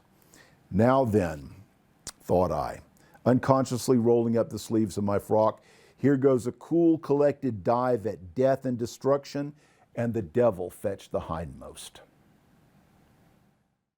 Chapter 50, Ahab's Boat and Crew, Fedallah. "Who would have thought it, Flask?" cried Stubb. "If I had but one leg, you would not catch me in a boat, unless maybe to stop the plug hole with my timber toe. Oh, he's a wonderful old man." "I don't think it's so strange after all on that account," said Flask. "If his leg were off at the hip now, it would be a different thing. That would disable him. But he has one knee and a good part of the other left, you know." "I don't know that, my little man. I never saw him kneel." Among whale-wise people, it has often been argued whether, considering the paramount importance of his life to the success of the voyage, it is right for a whaling captain to jeopardize that life in the active perils of the chase. So Tamerlane's soldiers often argued, with tears in their eyes, whether that invaluable life of his ought to be carried into the thickest of the fight. But with Ahab, the question assumed a modified aspect. Considering that with 2 legs, man is but a hobbling wight in all times of danger, considering that the pursuit of whales is always under great and extraordinary difficulties, that every individual moment, indeed, that comprises a peril. Under these circumstances, is it wise for any maimed man to enter a whaleboat in the hunt? As a general thing, the joint owners of the Pequod must have plainly thought not. Ahab well knew that although his friends at home would think little of his entering a boat in certain comparatively harmless vicissitudes of the chase, for the sake of being near the scene of action and giving his orders in person, yet for Captain Ahab to have a boat actually apportioned to him as a regular headsman in the hunt, above all for Captain Ahab to be supplied with 5 extra men, as that same boat's crew, he well knew that such generous conceits never entered the heads of the owners of the Pequod. Therefore, he had not solicited a boat's crew from them, nor had he in any way hinted his desires on that head. Nevertheless, he had taken private measures of his own touching all that matter. Until Cabaco's published discovery, the sailors had little foreseen it, though to be sure when, after being a little while out of port, all hands had concluded the customary business of fitting the whaleboats for service. When sometime after this, Ahab was now and then bestirring himself in the matter of making thole pins with his own hands for what was thought to be one of the spare boats, and even solicitously cutting the small wooden skewers, which when the line is running out are pinned over the grooves in the bow. When all this was observed in him, and particularly his solicitude in having an extra coat of sheathing in the bottom of the boat, as if to make it better withstand the pointed pressure of his ivory limb, and also the anxiety he had evinced in exactly shaping the thigh board, or clumsy cleat, as it is sometimes called, the horizontal piece in the boat's bow for bracing the knee against in darting or stabbing at the whale. When it was observed how often he stood up in that boat, with his solitary knee fixed in the semicircular depression in the cleat, and with the carpenter's chisel gouged out a little here and straightened it a little there, all these things, I say, had awakened much interest and curiosity at the time, but almost everybody supposed that this particular preparative heedfulness in Ahab must only be with a view to the ultimate chase of Moby Dick. For he had already revealed his intention to hunt that mortal monster in person. But such a supposition did by no means involve the remotest suspicion as to any boat's crew being assigned to that boat. Now, with the subordinate phantoms, what wonder remained soon waned away. For in a whaler, wonders soon wane. Besides, now and then, such unaccountable odds and ends of strange nations come up from the unknown nooks and ash holes of the earth to man these floating outlaws of whalers. And the ships themselves often pick up such queer castaway creatures found tossing about the open sea on planks, bits of wreck, oars, whaleboats, canoes, blown off Japanese junks, and the whatnot, that Beelzebub himself might climb up the side and step down into the cabin to chat with the captain, and it would not create any unsubduable excitement in the forecastle. But be all this as it may, certain it is that while the subordinate phantoms soon found their place among the crew, though still as it were somehow distinct from them, yet that hair-turbaned Fedallah remained a muffled mystery to the last. Whence he came in a mannerly world like this, by what sort of unaccountable tie he soon evinced himself to be linked with Ahab's peculiar fortunes, nay, so far as to have some sort of a half-hinted influence. Heaven knows, but it might have been even authority over him. All this none knew, but one cannot sustain an indifferent air concerning Fedallah. He was such a creature as civilized, domestic people in the temperate zone only see in their dreams, and that but dimly, but the like of whom now and then glide among the unchanging Asiatic communities, especially the Oriental Isles to the east of the continent, those insulated, immemorial, unalterable countries, which even in these modern days still preserve much of the ghostly aboriginalness of the Earth's primal generations, when the memory of the first man was a distinct recollection, and all men, his descendants, unknowing whence he came, eyed each other as real phantoms, and asked of the sun and the moon why they were created and to what end. When, though, according to Genesis, the angels indeed consorted with the daughters of men, the devils also, add the uncanonical rabbins, indulged in mundane amours. James chapter 51, the spirit spout. Days, weeks passed, and under easy sail, the ivory Pequod had slowly swept across 4 several cruising grounds. That off the Azores, off the Cape de Verde, on the Plate, so-called, being off the mouth of the Rio de la Plata, and the Carroll ground, an unstaked watery locality southerly of St. Helena. It was while gliding through these latter waters that one serene and moonlight night, when all the waves rolled by like scrolls of silver, and by their soft suffusing seethings made what seemed a silvery silence, not a solitude, on such a silent night, a silvery jet was seen far in advance of the white bubbles at the bow. Lit up by the moon, it looked celestial, seemed some plumed and glittering god uprising from the sea. Fadala first described this jet. For of these moonlight nights, it was his wont to mount to the mainmast head and stand a lookout there with the same precision as if it had been day. And yet, though herds of whales were seen by night, not one whaleman in 100 would venture a lowering for them. You may think with what emotions, then, the seaman beheld this old Oriental perched aloft at such unusual hours, his turban and the moon, companions in one sky.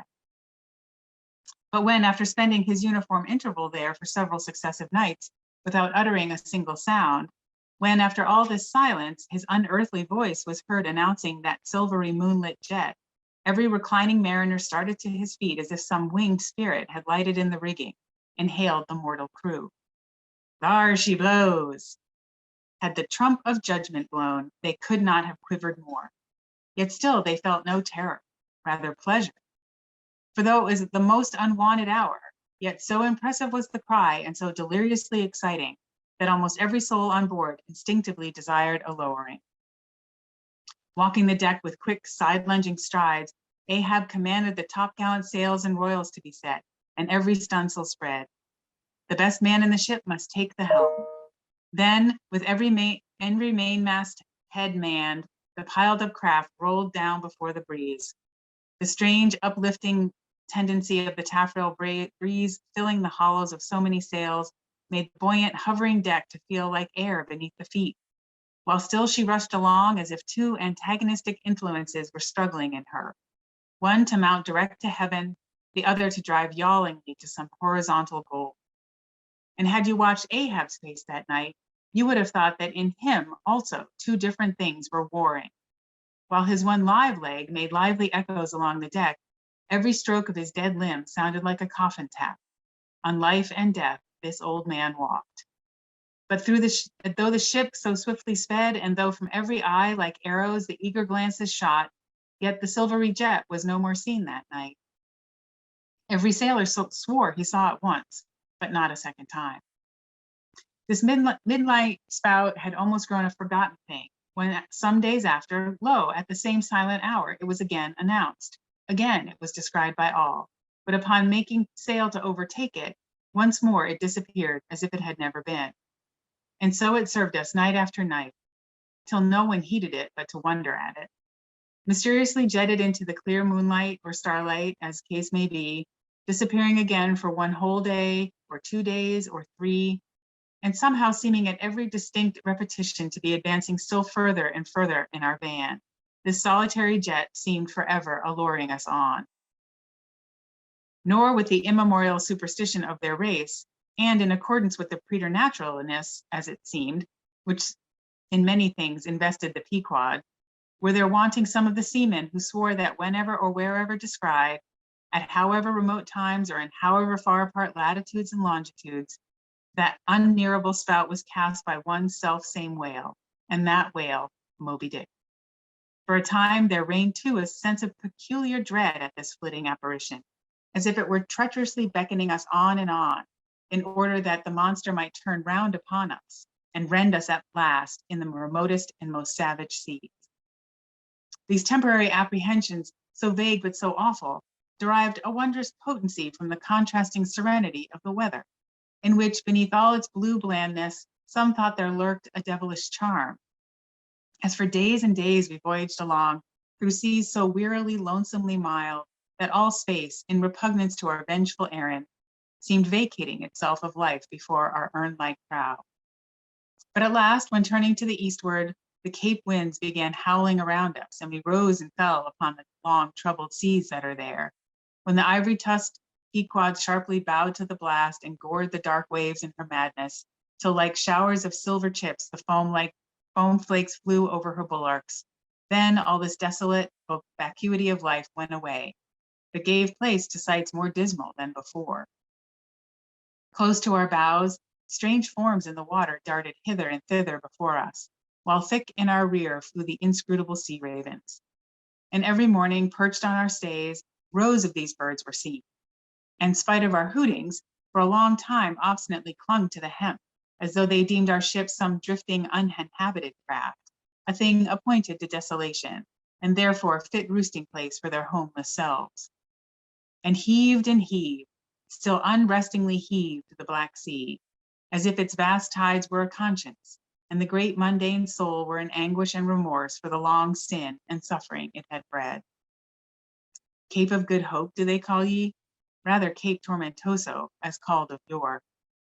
For long allured by the perfidious silences that before had attended us, we found ourselves launched into this tormented sea, where guilty beings transformed into those fowls and these fish seemed condemned to swim on everlastingly without any haven in store, or beat that black air without any horizon. But calm, snow white and unvarying, still directing its fountain of feathers to the sky, still beckoning us on from before, the solitary jet would at times be descried. During all this blackness of the elements, Ahab, though assuming for the time the almost continual command of the drenched and dangerous deck, manifested the gloomiest reserve, and more seldom than ever addressed his mates. In tempestuous times like these, after everything above and aloft has been secured, nothing more can be done but passively to await the issue of the gale. Then captain and crew become practical fatalists. So, with his ivory leg inserted into its accustomed hole, and with one hand firmly grasping a shroud, Ahab, for hours and hours, would stand gazing dead to windward, while an occasional squall of sleet or snow would all but congeal his very eyelashes together. Meantime, the crew, driven from the forward part of the ship by the perilous seas that burstingly broke over its bows, stood in a line along the bulwarks in the waist, and the better to guard against the leaping waves, each man had slipped himself into a sort of bowline secured to the rail, in which he swung as in a loosened belt. Few or no words were spoken, and the silent ship, as if manned by painted sailors in wax, day after day tore on through all the swift madness and gladness of the demoniac waves. By night, the same muteness of humanity before the shrieks of the ocean prevailed. Still in silence, the men swung in the bowlines. Still wordless, Ahab stood up to the blast. Even when wearied nature seemed demanding repose, he would not seek that repose in his hammock. Never could Starbuck forget the old man's aspect when one night, going down into the cabin to mark how the barometer stood, he saw him with closed eyes sitting straight in his floor-screwed chair, the rain and half-melted sleet of the storm from which he had some time before emerged, still slowly dripping from the unremoved hat and coat. On the table beside him lay unrolled one of those charts of tides and currents which have previously been spoken of. His lantern swung from his tightly clenched hand. Though the body was erect, the head was thrown back so that the closed eyes were pointed towards the needle of the telltale that swung from a beam in the ceiling.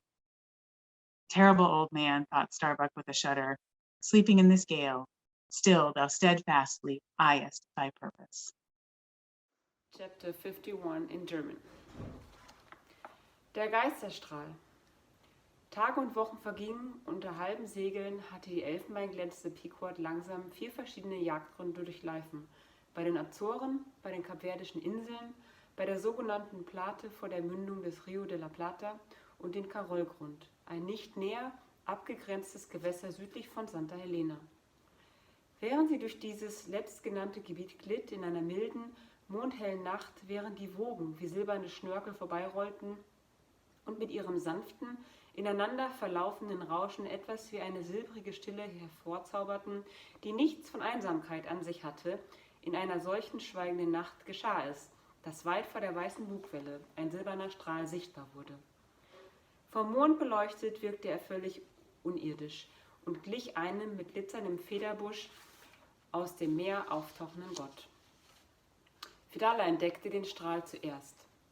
In dieser Mondnächten pflegte er auf den Großmast zu ernten und dort mit derselben Aufmerksamkeit wie am Tage auf Ausgucksposten zu stehen. Aber wenn auch bei Nacht Herden von Walen gesichtet wurden, so würde es doch unter 100 nicht ein Waljäger wagen, ihretwegen die Boote auszusetzen. Man kann sich also vorstellen, mit welchen Empfindungen die Matrosen diesen alten Orientalen zu solch ungewöhnlicher Stunde da oben hocken sahen. Wobei sein Turban dem Mond am Himmel Gesellschaft leistete. Als aber, nachdem er mehrere Nächte hintereinander seine Zeit dort oben abgesessen hatte, ohne einen Laut von sich zu geben, seine geisterhafte Stimme erscholl, um diesen silbernen, mondbeschienenen Strahl auszurufen, da sprang die ganze verschlafene Mannschaft auf die Beine, als hätte sich irgendein geflügelter Geist im Takelwerk niedergelassen, und riefe die sterbliche Besatzung an. »Da bläst er!« Wäre die Posaune des jüngsten Gerichts ertönt, sie hätten nicht mehr erschaudern können, und doch war es weniger Furcht als Freude, die sie empfanden. Denn trotz so ungewohnter Stunde war der Ruf so eindringlich, so berauschend und erregend, dass fast jeder an Bord unbewusst danach drängte, die Boote zu Wasser zu lassen. Mit schnellen, breitspurigen Schritten lief Ahab auf Deck hin und her, ließ Bram- und Oberbramsegel setzen und sämtliche Leesegel spreiten. Der beste Mann an Bord musste ans Ruder. So stampfte das Schiff mit vollen Segeln, jeder Ausguck bemannt vor dem Wind.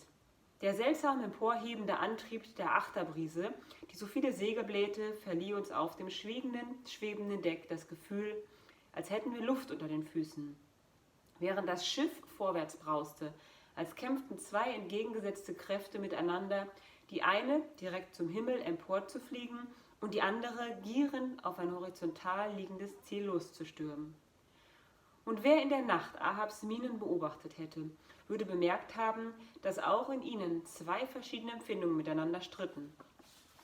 Während sein eines lebendes Bein einen lebendigen Widerhall auf dem Deck hervorrief, klang jedes Aufstoßen seines toten Fußes wie das Pochen aus einem Sarg.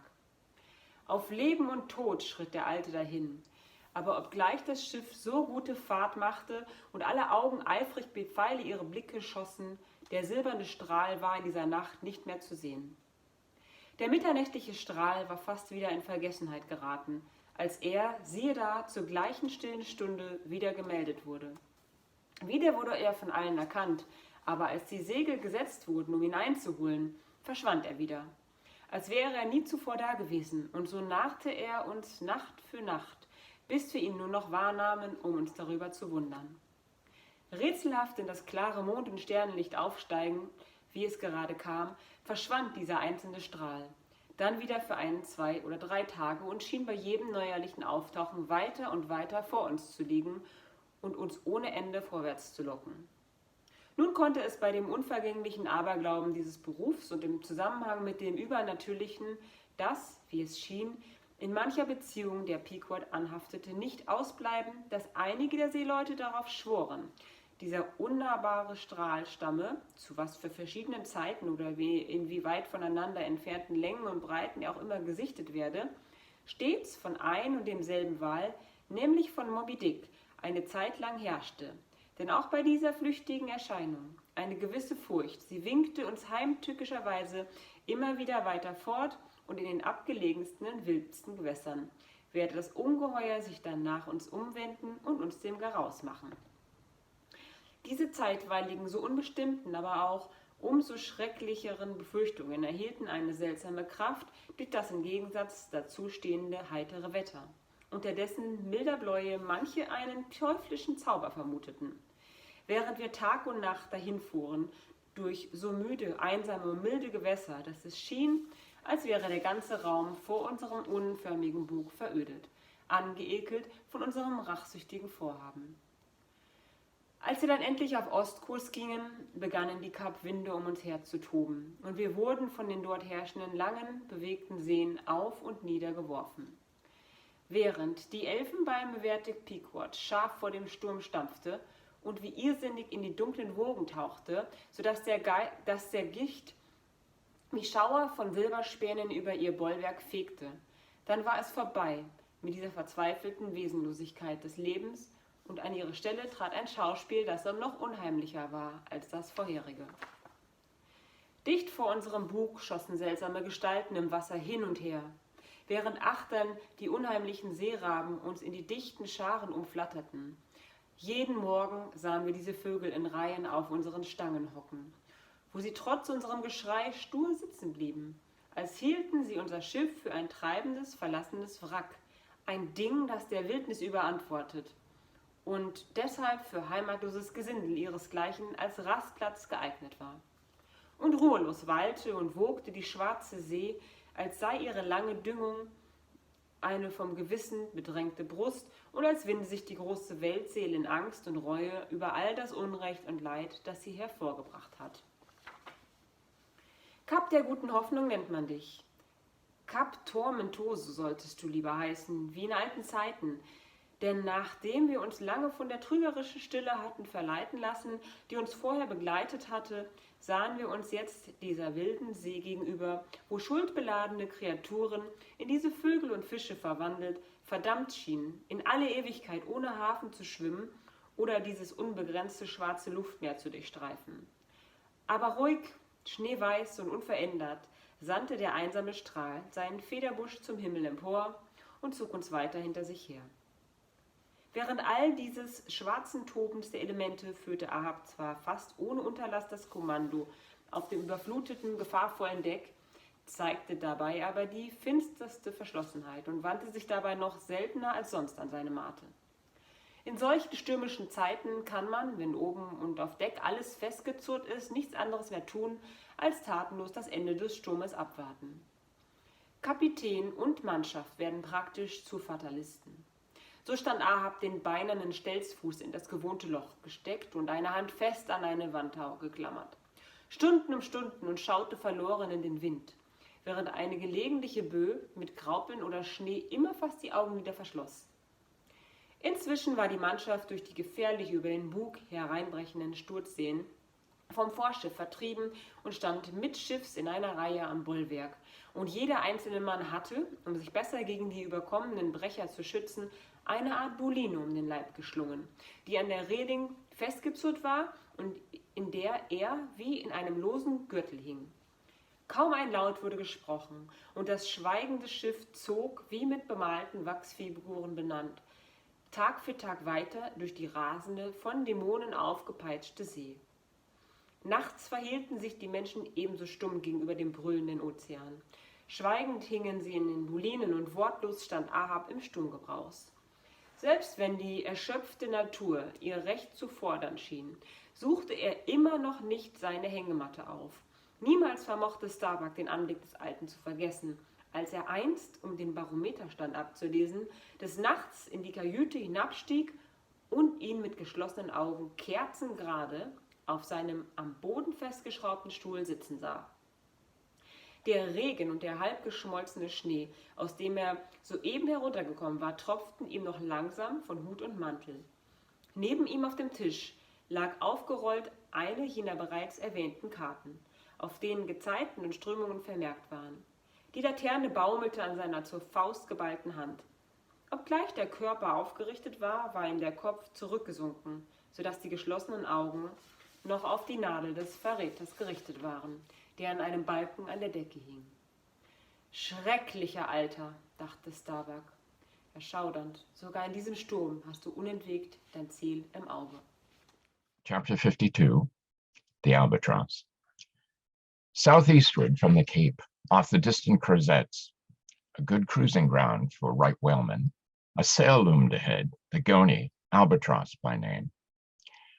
As she slowly drew nigh, from my lofty perch at the foremasthead, I had a good view of that sight so remarkable to a tyro in the far ocean fisheries. A whaler at sea, and long absent from home. As if the waves had been fullers, this craft was beached like the skeleton of a stranded walrus. All down her sides, the spectral appearance was traced with long channels of reddened rust, while all her spars and her rigging, like the thick branches of trees, furred over with hoarfrost. Only her lower sails were set. A wild sight it was to see her long bearded lookouts at those three mastheads. They seemed clad in the skins of beasts, so torn and bepatched the raiment that had survived nearly 4 years of cruising. Standing in iron hoops, nailed to the masthead, they swayed and swung over a fathomless sea. And though when the ship slowly glided close under our stern, we 6 men in the air came so nigh to each other that we might almost have leaped from the mastheads of one ship to those of the other. Yet those forlorn-looking fishermen, mildly eyeing us as they passed, said not one word to our own lookouts, while the quarterdeck hail was being heard from below, "Ship ahoy! Have you seen the white whale?" But as the strange captain, leaning over the pallid bulwarks, was in the act of putting his speaking trumpet to his mouth, it somehow fell from his hand into the sea, and the wind now rising amain, he in vain strove to make himself heard without it. Meantime, his ship was still increasing the distance between. While in various silent ways the seamen of the Pequod were evincing their observance of this ominous incident at the first mere mention of the white whale's name to another ship, Ahab for a moment paused. It almost seemed as though he would have lowered a boat to board the stranger, had not the threatening winds forbade. But taking advantage of his windward position, he again seized his trumpet, and knowing by her aspect that the stranger vessel was a Nantucketer and shortly bound for home, he loudly hailed, "Ahoy there! This is the Pequod, bound round the world. Tell them to address all future letters to the Pacific Ocean, and this time 3 years, if I am not at home, tell them to address them to..." At that moment, the 2 wakes were fairly crossed, and instantly then, in accordance with their singular ways, shoals of small harmless fish that for some days before had been placidly swimming by our side, darted away with what seemed shuddering fins, and ranged themselves fore and aft with the stranger's flanks. Though in the course of his continual voyagings, Ahab must often before have noticed a similar sight, yet to any monomaniac man, the various trifles capriciously carry meanings. "Swim away from me, do ye?" murmured Ahab, gazing over into the water. There seemed but little in the words, but the tone conveyed more of deep, helpless sadness than the insane old man had ever before evinced. But turning to the steersman, who thus far had been holding the ship in the wind to diminish her headway, he cried out in his old lion voice, "Up helm! Keep her off! Round the world!" Round the world. There is so much in that sound to inspire proud feelings. But where to does all that circumnavigation conduct? Only through numberless perils to the very point whence we started, where those we left behind secure were all the time before us. Were this world an endless plain, and by sailing eastward we could forever reach new distances and discover sights more sweet and strange than any Cyclades or islands of King Solomon, then there were promise in the voyage. But in pursuit of those far mysteries we dream of, or in tormented chase of that demon phantom that sometime or another swims before all human hearts, while chasing such over this round globe, they either lead us on in barren mazes or midway leave us whelmed. Chapter 53, The Gam.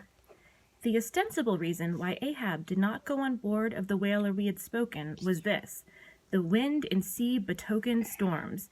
But even had this not been the case, he would not, after all, perhaps have boarded her, judging by his subsequent conduct on similar occasions. If so, it had been that, by the process of hailing, he had obtained a negative answer to the question he put. For, as it eventually turned out, he cared not to consort even for 5 minutes with any stranger captain, except he could contribute some of that information he so absorbingly sought. But all this might remain inadequately estimated, were not something said here of the peculiar usages of whaling vessels when meeting each other in foreign seas, and especially on a common cruising ground. If two strangers crossing the Pine Barrens in New York State, or the equally desolate Salisbury Plain in England, if casually encountering each other in such inhospitable wilds, these twain, for the life of them, cannot well avoid a mutual salutation, and stopping for a moment to interchange the news, and, perhaps, sitting down for a while and resting in concert, then how much more natural that upon the illimitable Pine Barrens and Salisbury Plains of the sea, two whaling vessels descrying each other at the ends of the earth, off lone Fanning's Island, or the faraway King's Mills, how much more natural, I say, that under such circumstances these ships should not only interchange hails, but come into still closer, more friendly and sociable contact. And especially would this seem to be a matter of course, in the case of vessels owned in one seaport, and whose captains, officers, and not a few of the men are personally known to each other, and consequently have all sorts of dear domestic things to talk about. For the long-absent ship, the outward bounder, perhaps, has letters on board. At any rate, she will be sure to let her have some papers of a date a year or two later than the last one on her blurred and thumb-worn files. And in return for that courtesy, the outward-bound ship would receive the latest whaling intelligence from the cruising ground to which she may be destined, a thing of the utmost importance to her. And in degree, all this will hold true concerning whaling vessels crossing each other's tracks on the cruising ground itself, even though they are equally long absent from home, for one of them may have received a transfer of letters from some third, and now far remote vessel, and some of these letters may be for the people of the ship she now meets. Besides, they would exchange the whaling news and have an agreeable chat, for not only would they meet with all the sympathies of sailors, but likewise with all the peculiar congenialities arising from a common pursuit and mutually shared privations and perils. Nor would difference of country make any very essential difference, that is, so long as both parties speak one language, as is the case with American and English, though, to be sure, from the small number of English whalers, such meetings do not very often occur, and when they do occur, there is too apt to be a sort of shyness between them, for your Englishman is rather reserved, and your Yankee, he does not fancy that sort of thing in anybody but himself. Besides, the English whalers sometimes affect a kind of metropolitan superiority over the American whalers, regarding the long, lean Nantucketer, with his nondescript provincialisms, as a sort of sea peasant. But where the superiority in the English whaleman does really consist, it would be hard to say, seeing that the Yankees in one day, collectively, kill more whales than all the English collectively in 10 years. But this is a harmless little foible in the English whale hunters, which the Nantucketer does not take much to heart, probably, because he knows that he has a few foibles himself. So then, we see that of all ships separately sailing the sea, the whalers have most reason to be sociable, and they are so, whereas some merchant ships crossing each other's wake in the mid-Atlantic will oftentimes pass on without so much as a single word of recognition, mutually cutting each other on the high seas like a brace of dandies in Broadway, and all the time indulging, perhaps, in finical criticism upon each other's rig. As for men of war, when they chance to meet at sea, they go first through such a string of silly bowings and scrapings, such a ducking of ensigns, that there does not seem to be much right-down hearty goodwill and brotherly love about it at all. As touching slave ships meeting, why, they are in such a prodigious hurry, they run away from each other as soon as possible. And as for pirates, when they chance to cross each other's crossbones, the first hail is, how many skulls? The same way that whalers hail, how many barrels? In that question once answered, pirates straightway steer apart, for they are infernal villains on both sides, and don't like to see overmuch of each other's villainous likenesses. But look at the godly, honest, unostentatious, hospitable, sociable, free and easy whaler. What does the whaler do when she meets another whaler in any sort of decent weather? She has a gam, a thing so utterly unknown to all other ships that they never heard of the name even, and if by chance they should hear of it, they only grin at it and repeat gamesome stuff about spouters and blubber boilers, and such like pretty exclamations. Why, it is that all merchant seamen, and also all pirates and man-of-war ships and slave ship sailors, cherish such a scornful feeling towards whale ships. This is a question it would be hard to answer, because, in the case of pirates, say, I should like to know whether that profession of theirs has any peculiar glory about it. It sometimes ends in uncommon elevation indeed, but only at the gallows. And besides, when a man is elevated in that odd fashion, he has no proper foundation for his superior attitude. Hence, I conclude that in boasting himself to be high lifted above a whaleman, in that assertion the pirate has no solid basis to stand on. But what is a gam? You might wear out your index finger running up and down the columns of dictionaries and never find the word. Dr. Johnson never attained to that erudition. Noah Webster's Ark does not hold it. Nevertheless, this same expressive word has now for many years been in constant use among some 15,000 true-born Yankees. Certainly, it needs a definition and should be incorporated into the lexicon. With that view, let me learnedly define it. Gam, noun. A social meeting of two or more whale ships, generally on a cruising ground, when, after exchanging hails, they exchange visits by boat's crews, the two captains remaining, for the time, on board of one ship, and the two chief mates on the other. There is another little item about gamming which must not be forgotten here. All professions have their own little peculiarities of detail, so has the whale fishery. In a pirate, man-of-war, or slave ship, when the captain is rowed anywhere in his boat, he always sits in the stern sheets on a comfortable, sometimes cushioned seat there, and often steers himself with a pretty little milliner's tiller decorated with gay cords and ribbons. But the whaleboat has no seat astern, no sofa of that sort whatever, and no tiller at all. High times indeed if whaling captains were wheeled about the water on casters, like gouty old watermen in patent chairs. And as for a tiller, the whaleboat never admits of any such effeminacy, and therefore, as in gamming, a complete boat's crew must leave the ship, and hence, as the boat steerer or harpooner is of the number that's insubordinate as the steersman upon the occasion, and the captain, having no place to sit in, is pulled off to visit all standing like a pine tree. And often you will notice that being conscious of the eyes of the whole visible world resting on him from the sides of the two ships, this standing captain is all alive to the importance of sustaining his dignity by maintaining his legs. Nor is this any very easy matter, for in his rear is the immense projecting steering oar hitting him now and then in the small of his back, the after oar reciprocating by wrapping his knees in front.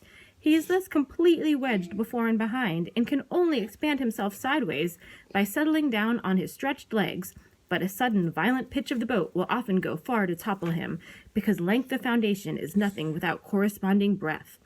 Merely make a spread angle of two poles and you cannot stand them up. Then again, it would never do in plain sight of the world's riveted eyes. It would never do, I say, for the straddling captain to be seen steadying himself the slightest particle by catching hold of anything with his hands.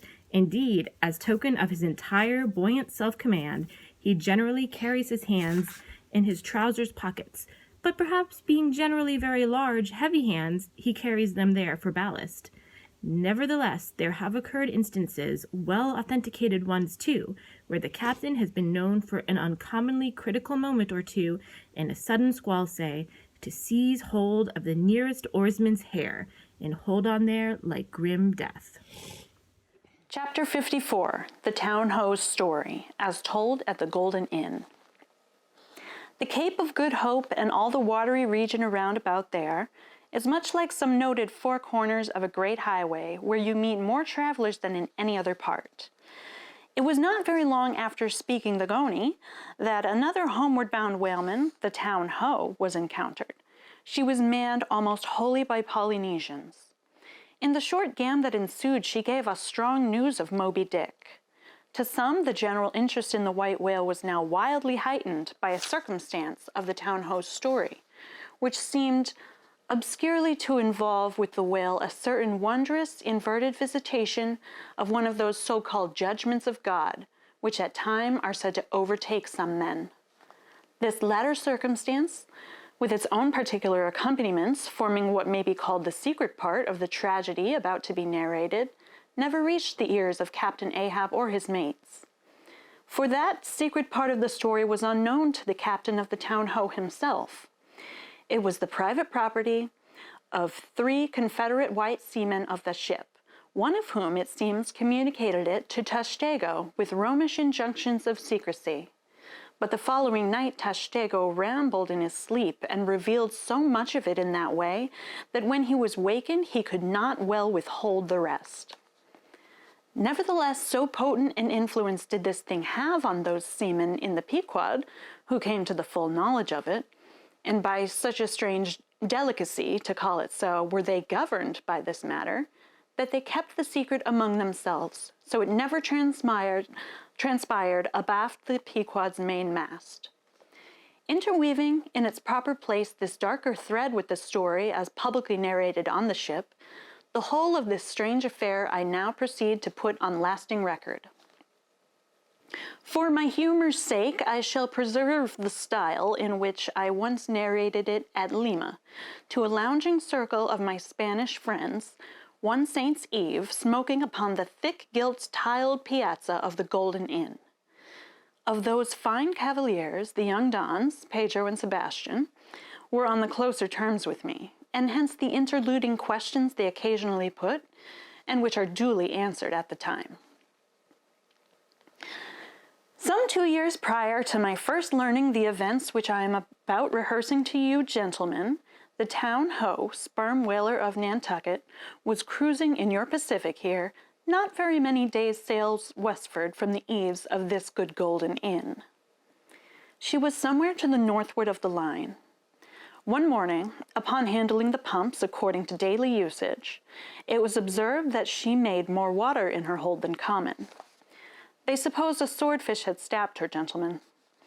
But the captain, having some unusual reason for believing that rare good luck awaited him in those latitudes, and therefore being very averse to quit them, and the leak not being considered at all dangerous, though indeed they could not find it after searching the hold as low down as were possible in rather heavy weather, the ship still continued her cruisings, the mariners working at the pumps at wide and easy intervals.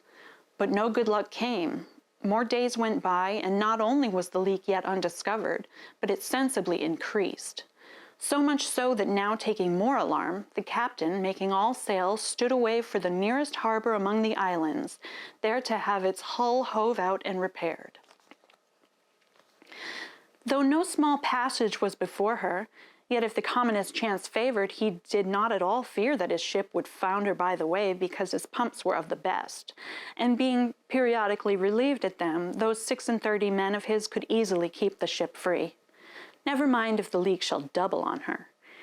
In truth, well nigh the whole of this passage being attended by the very prosperous breezes, the Town Ho had all but certainly arrived in perfect safety at her port, without occurrence of the least fatality, had it not been for the brutal overbearing of Radney, the mate, a Nantucketer, and the bitterly provoked vengeance of Steelkilt, a lakeman and desperado from Buffalo. Lakeman? Buffalo? Pray, what is a lakeman, and where is Buffalo? Said Don Sebastian, rising in his swinging mat of grass. On the eastern shore of our Lake Erie, Don. But I crave your courtesy. Maybe you shall soon further hear of that. Now, gentlemen, in square sail brigs and 3-masted ships, well nigh as large and stout as any that ever sailed out of your Callao to far Manila, this lakeman, in the landlocked heart of our America, had yet been nurtured by all those agrarian, fire-booting impressions popularly connected with the open ocean. For in their interflowing aggregate, those grand freshwater seas of ours, Erie and Ontario, and Huron, and Superior and Michigan, possess an ocean-like expansiveness, with many of the ocean's noblest traits, with many of its rimmed varieties of races and of climes. They contain round archipelagos of romantic isles, even as the Polynesian waters do. In large part are shored by two great contrasting nations, as the Atlantic is. They furnish long maritime approaches to our numerous territorial colonies from the east, dotted all round their banks. Here and there are frowned upon by batteries and by the goat-like craggy guns of lofty Mackinac. They have heard the fleet thunderings of naval victories. At intervals, they yield their beaches to wild barbarians whose red-painted faces flash from out their peltry wigwams. For leagues and leagues are flanked by ancient and unentered forests, where the gaunt pines stand like serried lines of kings in Gothic genealogies. Those same woods harboring wild Afric beasts of prey and silken creatures whose exported furs give robes to Tartar emperors. They mirror the paved capitals of Buffalo and Cleveland, as well as Winnebago villages. They float alike the full-rigged merchant ship, the armored cruiser of the state, the steamer, and the birch canoe. They are swept by borean and dismantling blasts as direful as any that lash the salted wave. They know what shipwrecks are, for out of sight of all land, however inland, they have drowned many, full many a midnight ship with all its shrieking crew. Thus, gentlemen, though an inlander, Steelkilt was wild ocean born and wild ocean nurtured, as much of an audacious mariner as any. And for Radney, though in his infancy he may have laid him down on the lone Nantucket beach to nurse at his maternal sea, though in after life he had long followed our austere Atlantic and your contemplative Pacific, yet was he quite as vengeful and full of social quarrel as the backwoods seaman, fresh from the latitudes of buckhorn-handled bowie knives. Yet was this Nantucketer a man with some good-hearted traits, and this lakeman a mariner, who, though a sort of a devil indeed, might yet be by inflexible firmness, only tempered by that common decency of human recognition which is the meanest slave's right. Thus treated, this Steelkilt had long been retained harmless and docile. At all events, he had proved so thus far. But Radney was doomed and made mad, and Steelkilt... But, gentlemen, you shall hear. It was not more than a day or two, at the furthest, after pointing her prow for her island haven, that the town ho's leak seemed again increasing, but only so as to require an hour or more at the pumps every day. You must know that in a settled and civilized ocean like our Atlantic, for example, some skippers think of pumping their whole way across it, though of a still, sleepy night, should the officer of the deck happen to forget his duty in that respect, the probability would be that he and his shipmates would never again remember it, on account of all hands gently subsiding to the bottom. Nor, in the solitary and savage seas far from you to the westward, gentlemen, is it altogether unusual for ships to keep clanging at their pump handles in full chorus, even for a voyage of considerable length. That is, if it lie along a tolerably accessible coast, or if any other reasonable retreat is afforded them. It is only when a leaky vessel is in some very out-of-the-way part of those waters, some really landless latitude, that her captain begins to feel a little anxious. Much this way had it been with the town ho. So when her leak was found, gaining once more, there was in truth some small concern manifested by several of her company, especially by Radney, the mate. He commanded the upper sails to be well hoisted, sheeted home anew, and every way expanded to the breeze.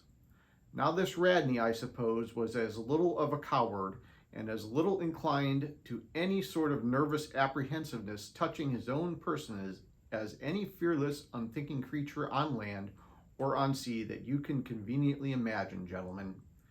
Therefore, when he betrayed this solicitude about the safety of the ship, some of the seamen declared that it was only on account of his being a part owner in her.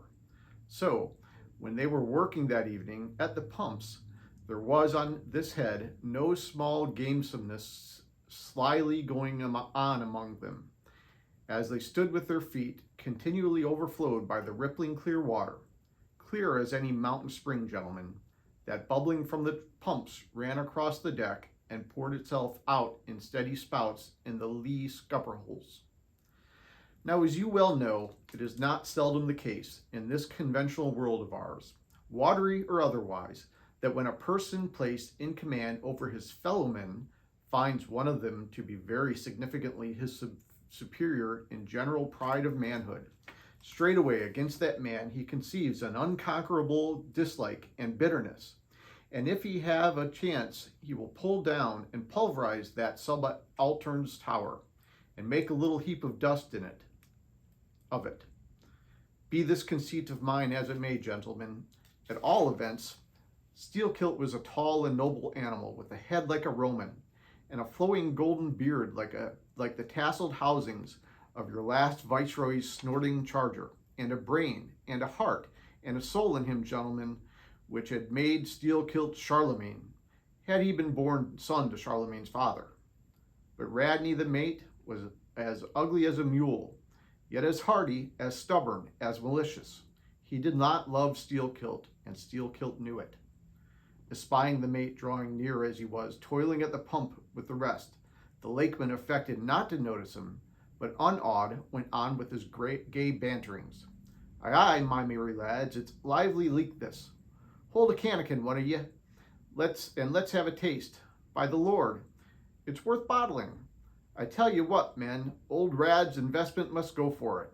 He had best cut away his part of the hull and tow it home.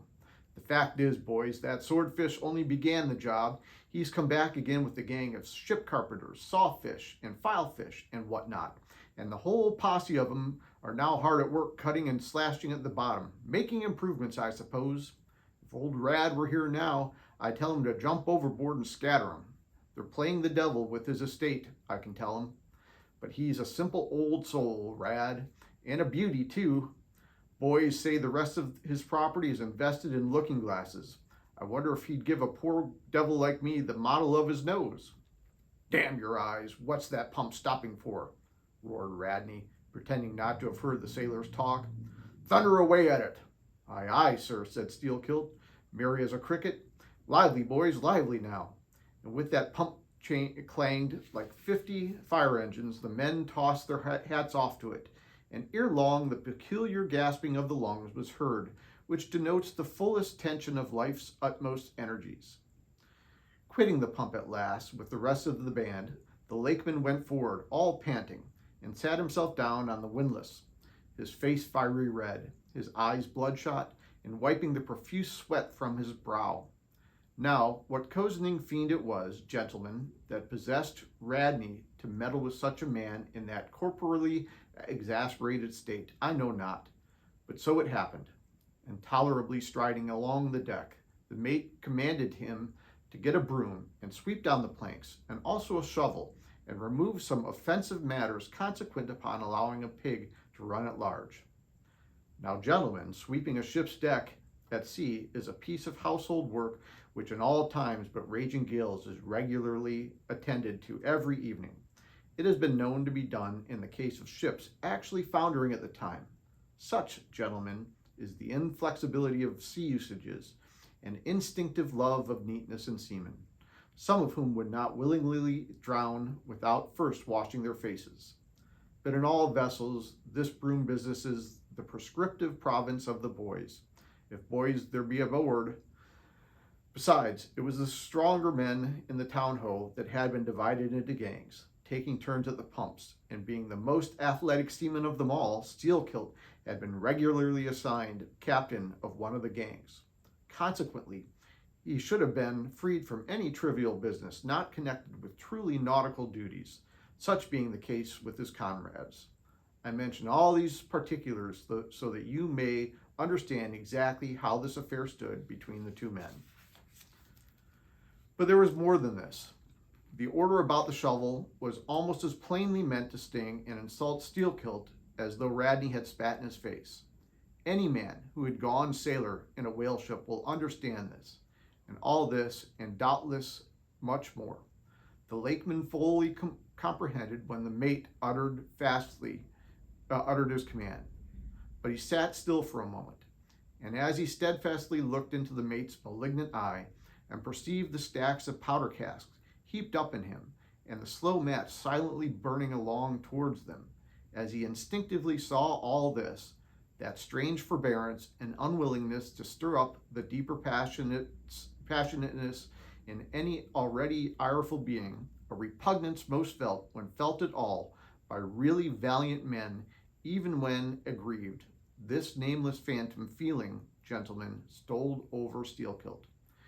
Therefore, in his ordinary tone, only a little broken by the bodily exhaustion he was temporarily in, he answered him, saying that sweeping the deck was not his business, and he would not do it.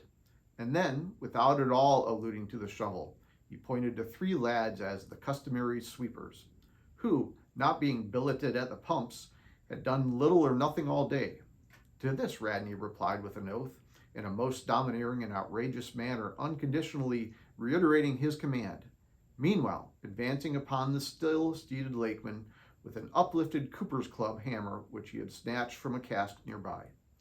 Heated and irritated as he was by his spasmodic toil at the pumps, for all his nameless feeling of forbearance, the sweating Steelkilt could but ill brook this bearing in the mate. But somehow, still smothering the conflagration within him, without speaking, he remained doggedly rooted to his seat, till at last the incensed Radney shook the hammer within a few inches of his face, furiously commanding him to do his bidding.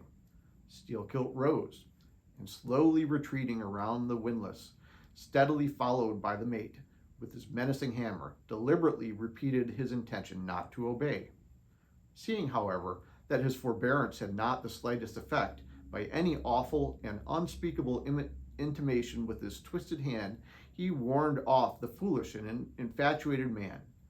But it was to no purpose, and in this way the two went once slowly around the windlass, when, resolved at last no longer to retreat, bethinking him that he had now forborne as much as comported with his humor, the lakeman paused on the hatches and thus spoke to the officer. "Mr. Radney, I will not obey you. Take that hammer away or look to yourself." But the predestined mate, coming still closer to him, where the lakeman stood fixed, now shook the heavy hammer within an inch of his teeth, meanwhile repeating a string of insufferable maledictions, retreating not the thousandth part of an inch, stabbing him in the eye with the unflinching poignard of his glance, Steelkilt, clenching his right hand behind him, and creepingly drawing it back, told his persecutor that if the hammer but grazed his cheek, he, Steelkilt, would murder him. But, gentlemen, the fool had been branded for the slaughter by the gods. Immediately the hammer touched the cheek. The next instant, the lower jaw of the mate was stove in his head. He fell on the hatch, spouting blood like a whale. Ere the cry could go aft, Steelkilt was shaking one of the backstays leading far aloft to where 2 of his comrades were standing their mastheads. They were both canallers. "Canallers!" cried Don Pedro. "We've seen many whale ships in our harbor, but never heard of your canallers." "Pardon, who and what are they?" "Canallers, Don, are the boatmen belonging to our Grand Erie Canal. You must have heard of it." "Nay, senor. Hereabouts in this dull, warm, most lazy, and hereditary land, we know but little of your vigorous north." "Aye? Well then, Don, refill my cup. Your cheek is very fine, and ere proceeding further, I will tell ye what our canallers are, for such information may throw sidelight upon my story. For 360 miles, gentlemen, through the entire breadth of the state of New York, through numerous populous cities and most thriving villages, through long, dismal, uninhabited swamps and affluent, cultivated fields unrivaled for fertility, by billiard room and bar room, through the holy of holies of great forests, on Roman arches over Indian rivers, through sun and shade, by happy hearts or broken, through all the wild contrasting scenery of those noble Mohawk counties, and especially by rows of snow-white chapels, whose spires stand almost like milestones, flows one continual stream of Venetianly corrupt and often lawless life.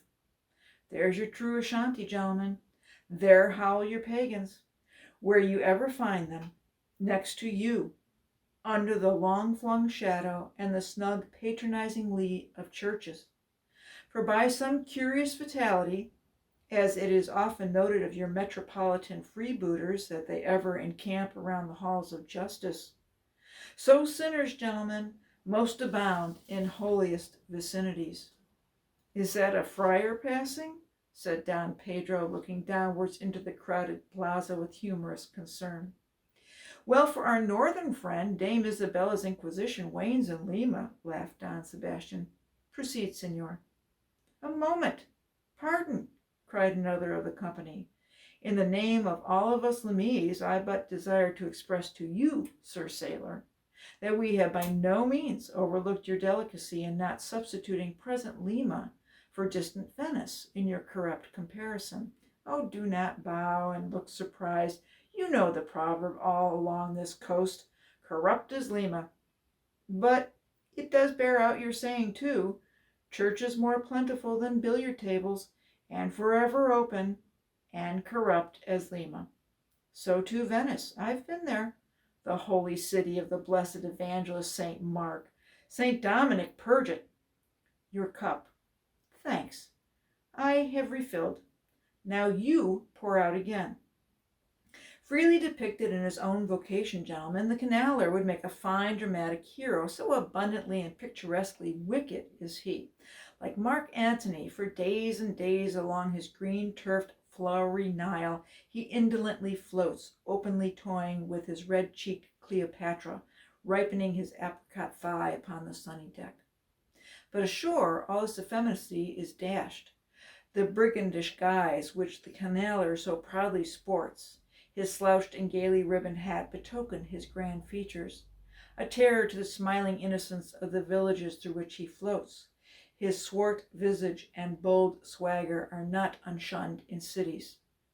Once a vagabond on his own canal, I have received good turns from one of these canalers. I thanked him heartily, would fain be not ungrateful. But it is often one of the prime redeeming qualities of your man of violence that at times he has a stiffened arm to back a poor stranger in a strait as to plunder a wealthy one. In some, gentlemen, what the wildness of this canal life is emphatically evinced by this, that our wild whale fishery contains so many of its most finished graduates, and that scarce any race of mankind, except Sydney men, are so much distrusted by our whaling captains. Nor does it at all diminish the curiousness of this matter that to many thousands of our rural boys and young men born along its line, the probationary life of the Grand Canal furnishes the sole transition between quietly reaping in a Christian cornfield and recklessly plowing the waters of the most barbaric seas. I see, impetuously exclaimed Don Pedro, spilling his chica upon his silvery ruffles. No need to travel. The world's one Lima. I had thought now that at your temperate north the generations were cold and holy as the hills. But the story. I left off, gentlemen, where the lakeman shook the backstay. Hardly had he done so when he was surrounded by the 3 junior mates and the 4 harpooners, who all crowded him to the deck. But sliding down the ropes like baleful comets, the 2 canalers rushed into the uproar and sought to drag their man out of it towards the forecastle. Others of the sailors joined with them in this attempt, and a twisted turmoil ensued. While standing out of harm's way, the valiant captain danced up and down with a whale pike, calling upon his officers to manhandle that atrocious scoundrel and smoke him along to the quarterdeck. At intervals he ran close up to the revolving border of the confusion, and prying into the heart of it with his spike, sought to prick out the object of his resentment. But Steelkit and his desperadoes were too much for them all, they succeeding in gaining the forecastle deck, where, hastily slewing about 3 or 4 large casks in line with the windlass, these sea Parisians entrenched themselves behind the barricade. "Come out of that, ye pirates!" roared the captain, now menacing them with a pistol in each hand, just brought to him by the steward. "Come out of that, ye cutthroats!" Steelkit leaped on the barricade, and striding up and down there defied the worst the pistols could do, but gave the captain to understand distinctly that his, Steelkit's, death would be the signal for a murderous mutiny on the part of all hands. Fearing in his heart lest this might prove but too true, the captain a little desisted, but still commanded the insurgents instantly to return to their duty. "Will you promise not to touch us if we do?" demanded their ringleader. Turn to, I make no promise. To your duty. Do you want to sink the ship by knocking off at a time like this? Turn to." And he once more raised a pistol. "Sink the ship!" cried Steelkit. "Aye, let her sink. Not a man of us turns to unless you swear not to raise a rope yarn against us. What say ye, men?" turning to his comrades. A fierce cheer was their response. The lakeman now patrolled the barricade, all the while keeping his eye on the captain, and jerking out such sentences as these. "It's not our fault. We didn't want it. I told him to take his hammer away. It was a boy's business. He might have known me before this. I told him not to prick the buffalo. I believe I have a broken finger here against his cursed jaw. Ain't those mincing knives down there in the forecastle there, men? Look to those handspikes, my hearty. Captain, by God, look to yourself. Say the word. Don't be a fool. Forget it all. We're ready to turn to. Treat us decently, and we're your men, but we won't be flogged. Turn to, I make no promises. Turn to, I say." "Look ye now," cried the lakeman, flinging out his arms towards him. "There are a few of us here, and I'm one of them, who have shipped for the cruise, d'ye see. Now, as you well know, sir, we can claim our discharge as soon as the anchor is down, so we don't want to row. It's not in our interest. We want to be peaceable. We are ready to work, but we won't be flogged." "Turn to," roared the captain. Steelkit glanced around him a moment and then said, "I tell you what it is now, captain. Rather than kill ye and be hung for such a shabby rascal, we won't lift a hand against ye unless ye attack us. But till you say the word about not flogging us, we won't do a hand's turn. Down into the forecastle then, down with ye. I'll keep you there till you're sick of it. Down you go." "Shall we?" cried the ringleader to his men.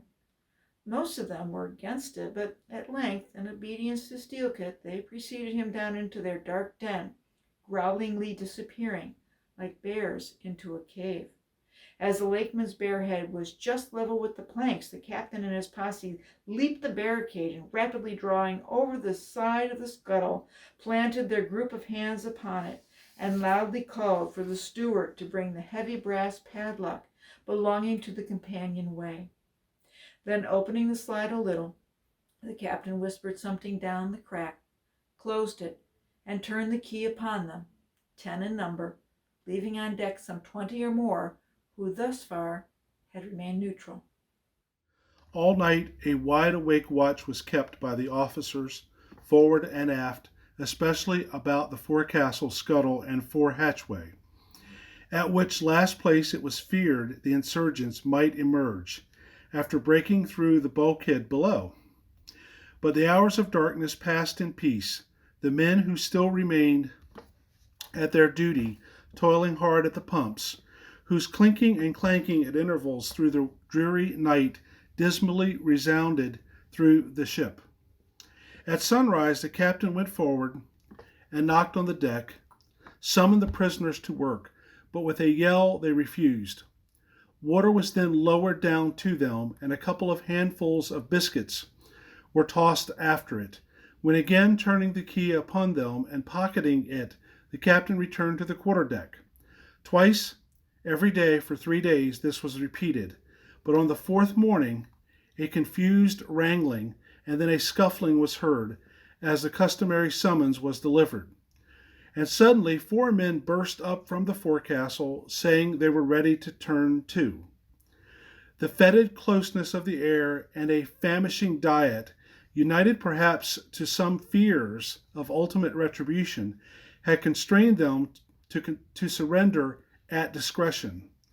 Emboldened by this, the captain reiterated his demand to the rest, but Steelkilt shouted up to him a terrific hint to stop his babbling and betake himself where he belonged. On the 5th morning, 3 others of the mutineers bolted up into the air from the desperate arms below that sought to restrain them. Only 3 were left. "Better to turn to now," said the captain with a heartless jeer. "Shut up again, will ye?" cried Steelkilt. "Oh, certainly," said the captain, and the key clicked.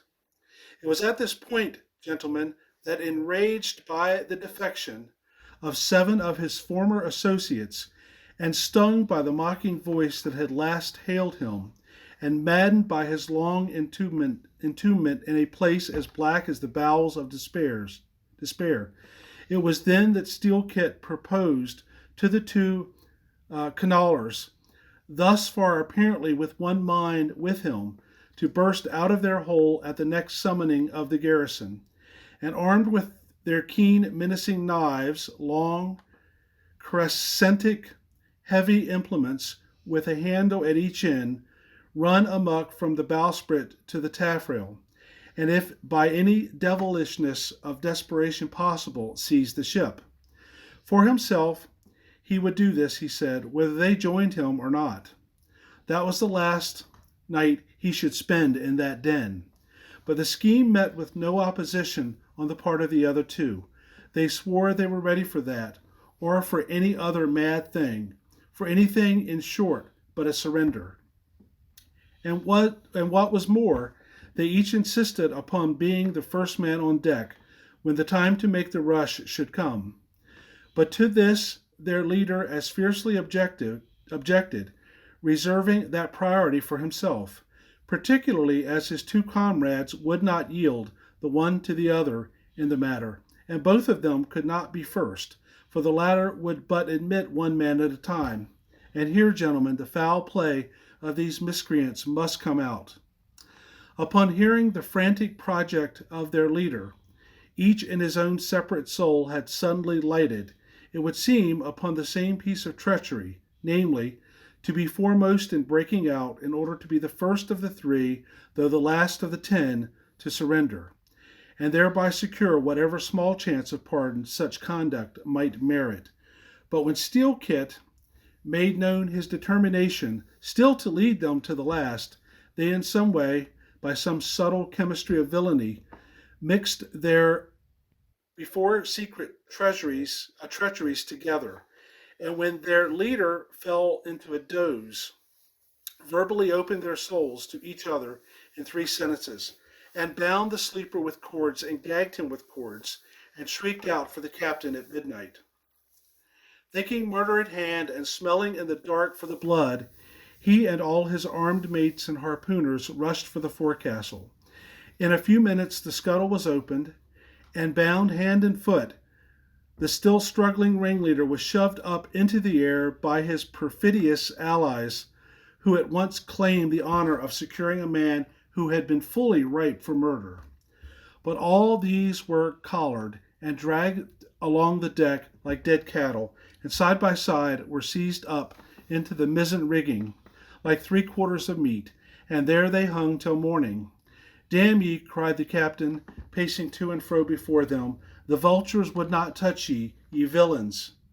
At sunrise he summoned all hands, and separating those who had rebelled from those who had taken no part in the mutiny, he told the former that he had a good mind to flog them all round. Thought, upon the whole, he would do so. He ought to, justice demanded it, but for the present, considering their timely surrender, he would let them go with a reprimand, which he accordingly administered in the vernacular. "But as for you, ye carrion rogues," turning to the 3 men in the rigging, "for you I mean to mince ye up for the trypots." And seizing a rope, He applied it with all his might to the backs of the two traitors, till they yelled no more, but lifelessly hung their heads sideways, as the two crucified thieves are drawn. My wrist is sprained with ye, he cried at last, but there is still rope enough left for you, my fine Bantam, that wouldn't give up. Take that gag from his mouth and let us hear what he can say for himself. For a moment the exhausted mutineer made a tremulous motion of his cramped jaws, and then painfully twisting round his head, said in a sort of hiss, "What I say is this, and mind it well, if you flog me, I murder you. Say ye so, then see how ye frighten me." And the captain drew off with the rope to strike. "Best not," hissed the lakeman, "but I must," and the rope was once more drawn back for the stroke. Steelkit here hissed out something inaudible to all but the captain, who, to the amazement of all hands, started back, paced the deck rapidly 2 or 3 times, and then suddenly, throwing down his rope, said, "I won't do it. Let him go. Cut him down. Do you hear?" But as the junior mates were hurrying to execute the order, a pale man with a bandaged head arrested them, Radney, the chief mate. Ever since the blow he had lain in his berth, but that morning, hearing the tumult on the deck, he had crept out and thus far had watched the whole scene. Such was the state of his mouth that he could hardly speak, but mumbling something about his being willing and able to do what the captain dared not attempt, he snatched the rope and advanced to his pinioned foe. "You are a coward," hissed the lakeman. "So am I, but take that." The mate was in the very act of striking when another hiss stayed his uplifted arm. He paused and then paused no more, made good his word, spite of Steelkilt's threat, whatever that might have been. The 3 men were then cut down, all hands were turned to, and sullenly, worked by the moody seamen, the iron pumps clanged as before. Just after dark that day, when one watch had retired below, a clamor was heard in the forecastle, and the 2 trembling traitors, running up, besieged the cabin door, saying they durst not consort with the crew. Entreaties, cuffs, and kicks could not drive them back, so at their own instance they were put down in the ship's run for salvation. Still no sign of mutiny reappeared among the rest. On the contrary, it seemed that mainly at Steelkilt's instigation they had resolved to maintain the strictest peacefulness, obey all orders to the last, and when the ship reached port, desert her in a body. But in order to ensure the speediest end to the voyage, they all agreed to another thing, namely not to sing out for whales in case any should be discovered. For, spite of her leak, and spite of all her other perils, the town-ho still maintained her mastheads, and her captain was just as willing to lower for a fish that moment as on the day his craft first struck the cruising ground. And Radney the mate was quite as ready to change his berth for a boat, and with his bandaged mouth seek to gag in death the vital jaw of the whale. But though the lakeman had induced the seamen to adopt this sort of passiveness in their conduct, he kept his own counsel, at least till all was over, concerning his own proper and private revenge upon the man who had stung him in the ventricles of his heart.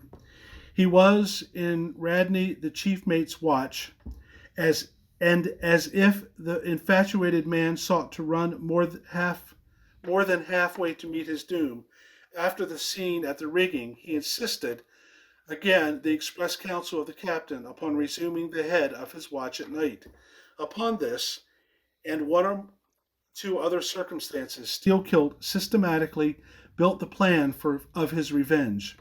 During the night, Radney had an unseaman-like way of sitting on the bulwarks of the quarterdeck, and leaning his arm upon the gunwale of the boat, which was hoisted up there a little above the ship's side. In this attitude, it was well known, he sometimes dozed. There was a considerable vacancy between the boat and the ship, and down between this was the sea. Steelkilt calculated his time, and found that his next trick at the helm would come round at 2 o'clock in the morning of the third day from that in which he had been betrayed. At his leisure, he employed the interval in braiding something very carefully in his watches below. "What are you making there?" said a shipmate. "What do you think? What does it look like?" "Like a lanyard for your bag, but it's an odd one, seems to me." "Yes, rather oddish," said the lakeman, holding it at arm's length before him, "but I think it will answer." "Shipmate, I haven't enough twine. Have you any?" But there were none in the forecastle. "Then I must get some from old Rad," and he rose to go aft. "You don't mean to go a-begging to him," said a sailor. "Why not? Do you think he won't do me a turn when it's to help himself in the end, shipmate?" And going to the mate, he looked at him quietly and asked him for some twine to mend his hammock.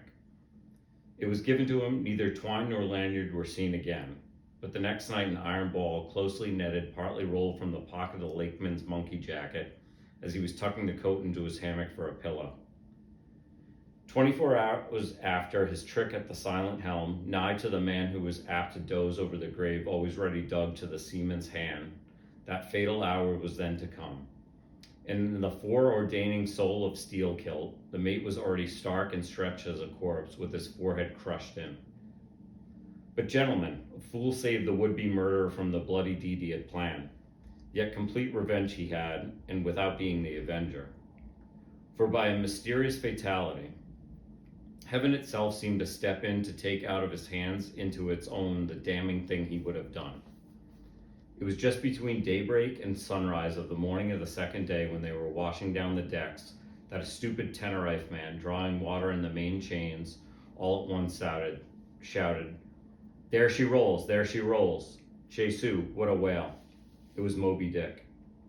"Moby Dick," cried Don Sebastian. "St. Dominic, Sir Sailor, but do whales have christenings? Whom call you Moby Dick?" "A very white and famous and most deadly immortal monster, Don. That would be too long a story." How, cried all the young Spaniards crowding.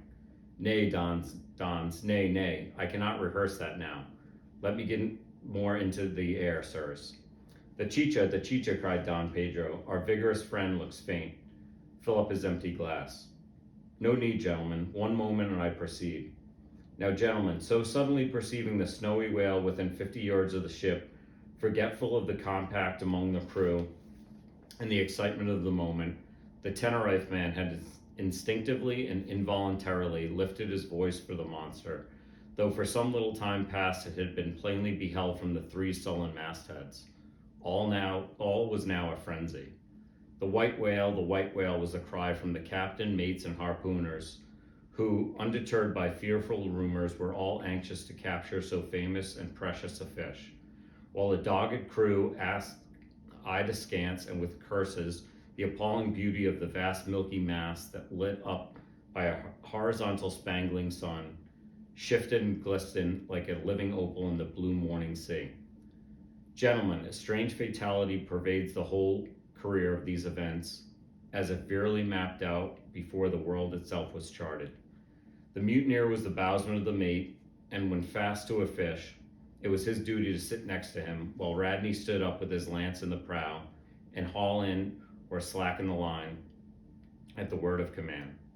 Moreover, when the 4 boats were lowered, the mates got the start, and none howled more fiercely with delight than did Steelkilt as he strained it at his oar.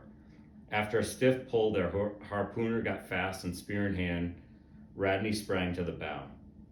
He was always a furious man, it seems, in a boat, and now his bandaged cry was to beach him on the whale's topmost back.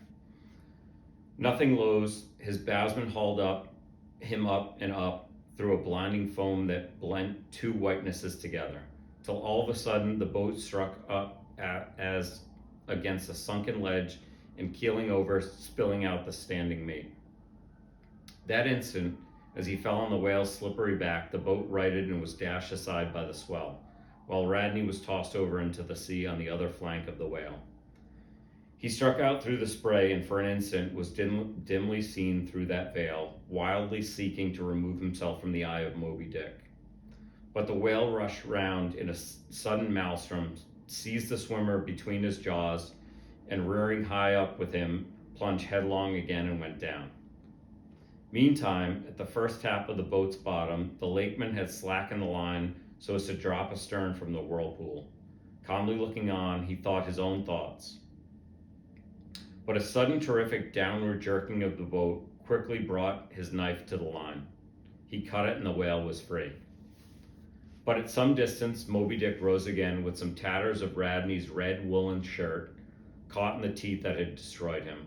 All four boats gave chase again, but the whale eluded them and finally wholly disappeared.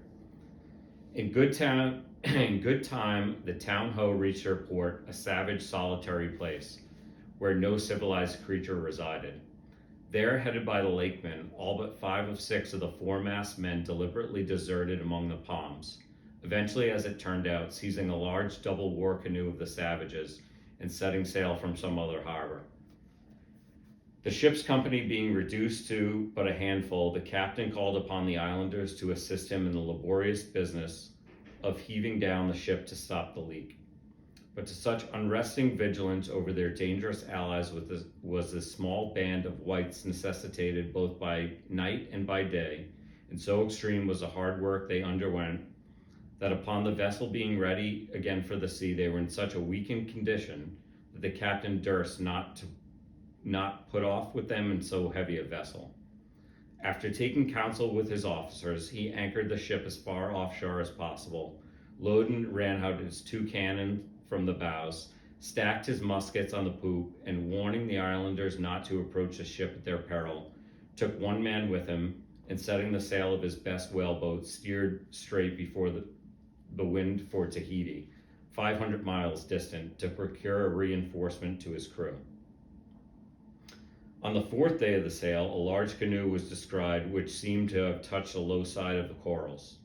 He steered away from it, but the savage craft bore down on him, and soon the voice of Steelkilt hailed him to heave to, or he would run him underwater. The captain presented a pistol. With 1 foot on each prow of the yoked war cannons, the lakeman laughed him to scorn, assuring him that if the pistol had so much clicked in the lock, he would bury him in bubbles and foam. "What do you want of me?" cried the captain. "Where are you bound, and what are you bound for?" demanded Steelkilt. "No lies. I am bound to Tahiti for more men." "Very good. Let me board you a moment. I come in peace." With that, he leapt from the canoe, swam to the boat, and climbing to the gunwale, stood face to face with the captain. "Cross your arms, sir. Throw back your head. Now repeat after me. As soon as Steelkilt leaves me, I swear to beach this boat on yonder island and remain there 6 days. If I do not, may lightning strike me." "A pretty scholar," laughed the lakeman. "Adios, senor," and leaping into the sea, he swam back to his comrades. Watching the boat till it was fairly beached and drawn up to the roots of the coconut trees, Steelkilt made sail again and in due time arrived at Tahiti, his own place of destination. There luck befriended him. 2 ships were about to set sail for France and were providentially in want of precisely that number of men which the sailor headed. They embarked, and so forever got the start of their former captain, had he been all-minded to work them legal retribution. Some 10 days after the French ship sailed, the whaleboat arrived, and the captain was forced to enlist some of the more civilized Tahitians, who had been somewhat used to the sea. Chartering a small native schooner, he returned with them to his vessel, and finding them all right, again resumed his cruisings. Where Steelkilt now is, gentlemen, none know, but upon the island of Nantucket, the widow of Radney still turns to the sea, which refuses to give up his dead. Still in its dreams sees the awful white whale that destroyed him. "Are you through?" said Don Sebastian quietly. "I am, Don. That I entreat you. Tell me if, to the best of your own conviction, this is your story in substance really true. Is it? It is so passing wonderful. Did you get it from an unquestionable source? Bear with me if I seem to press. Also bear with all of us, Sir Sailor, for we all join Don Sebastian's suit," cried the company with exceeding interest.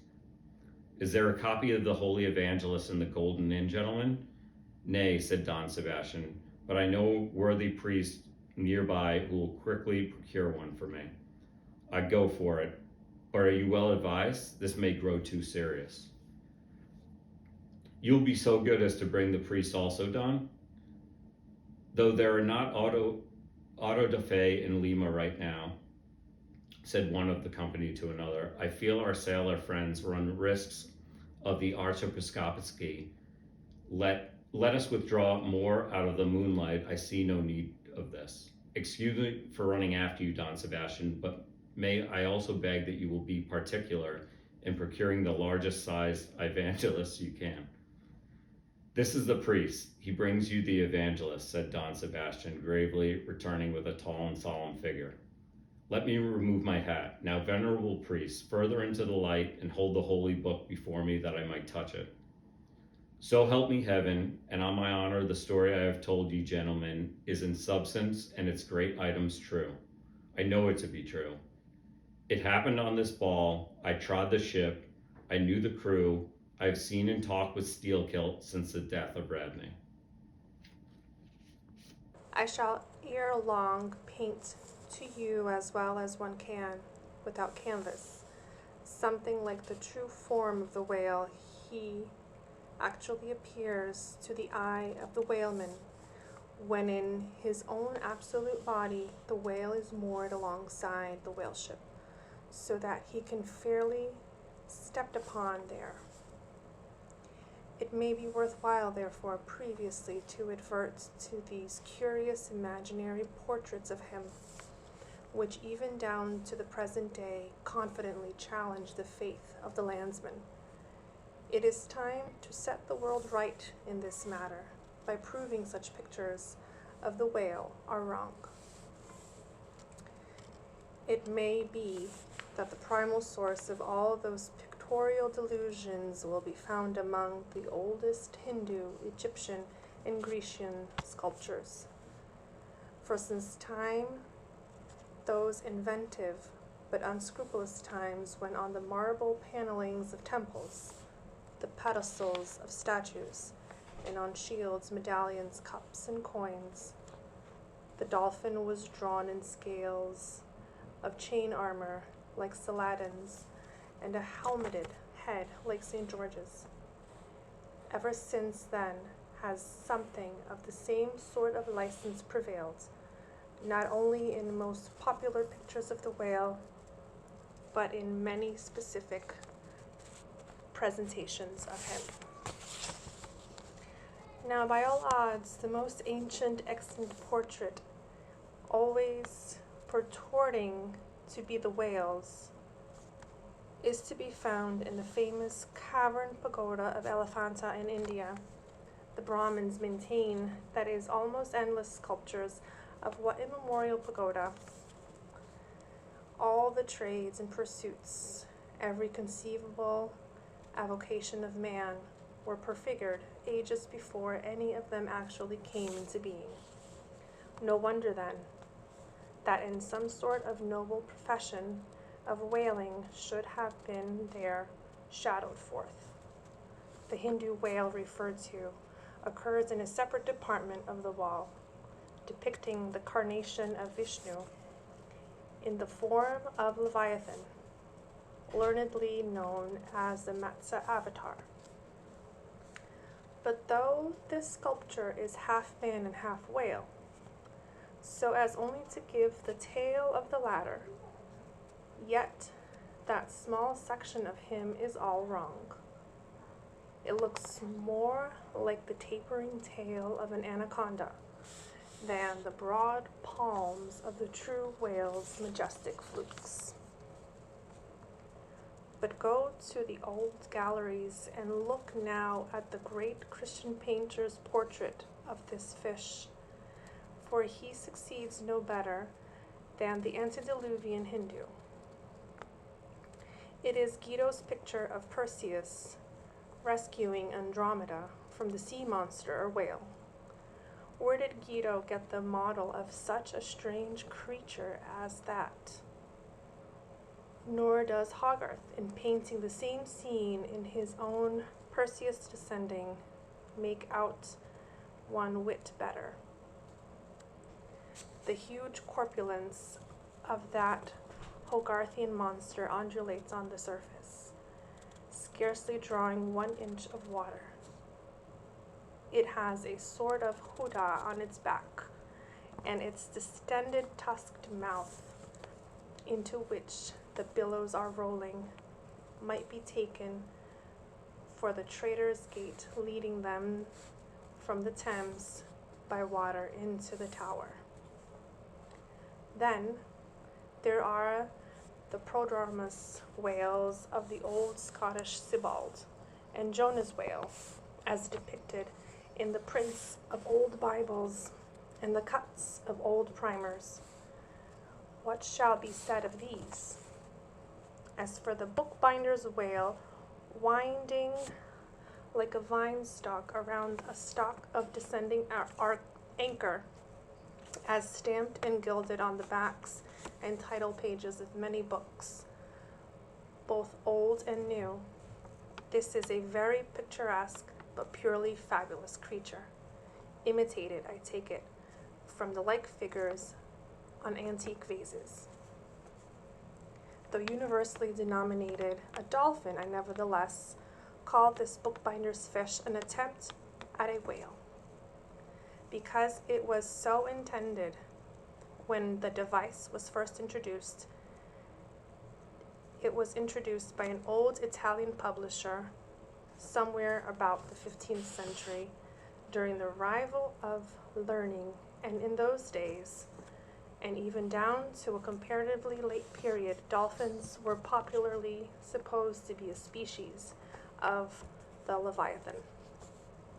In the vignettes and other embellishments of some ancient books, you will at times meet with the curious touches of a whale, where all manner of spouts, jets d'eau, hot springs and cold, Saratoga and Baden-Baden, come bubbling up from his unexhausted brain. In the title page of the original edition of the Advancement of Learning, you will find some curious whales. But quitting all these unprofessional attempts, let us glance at those pictures of Leviathan purporting to be sober, scientific delineations by those who know.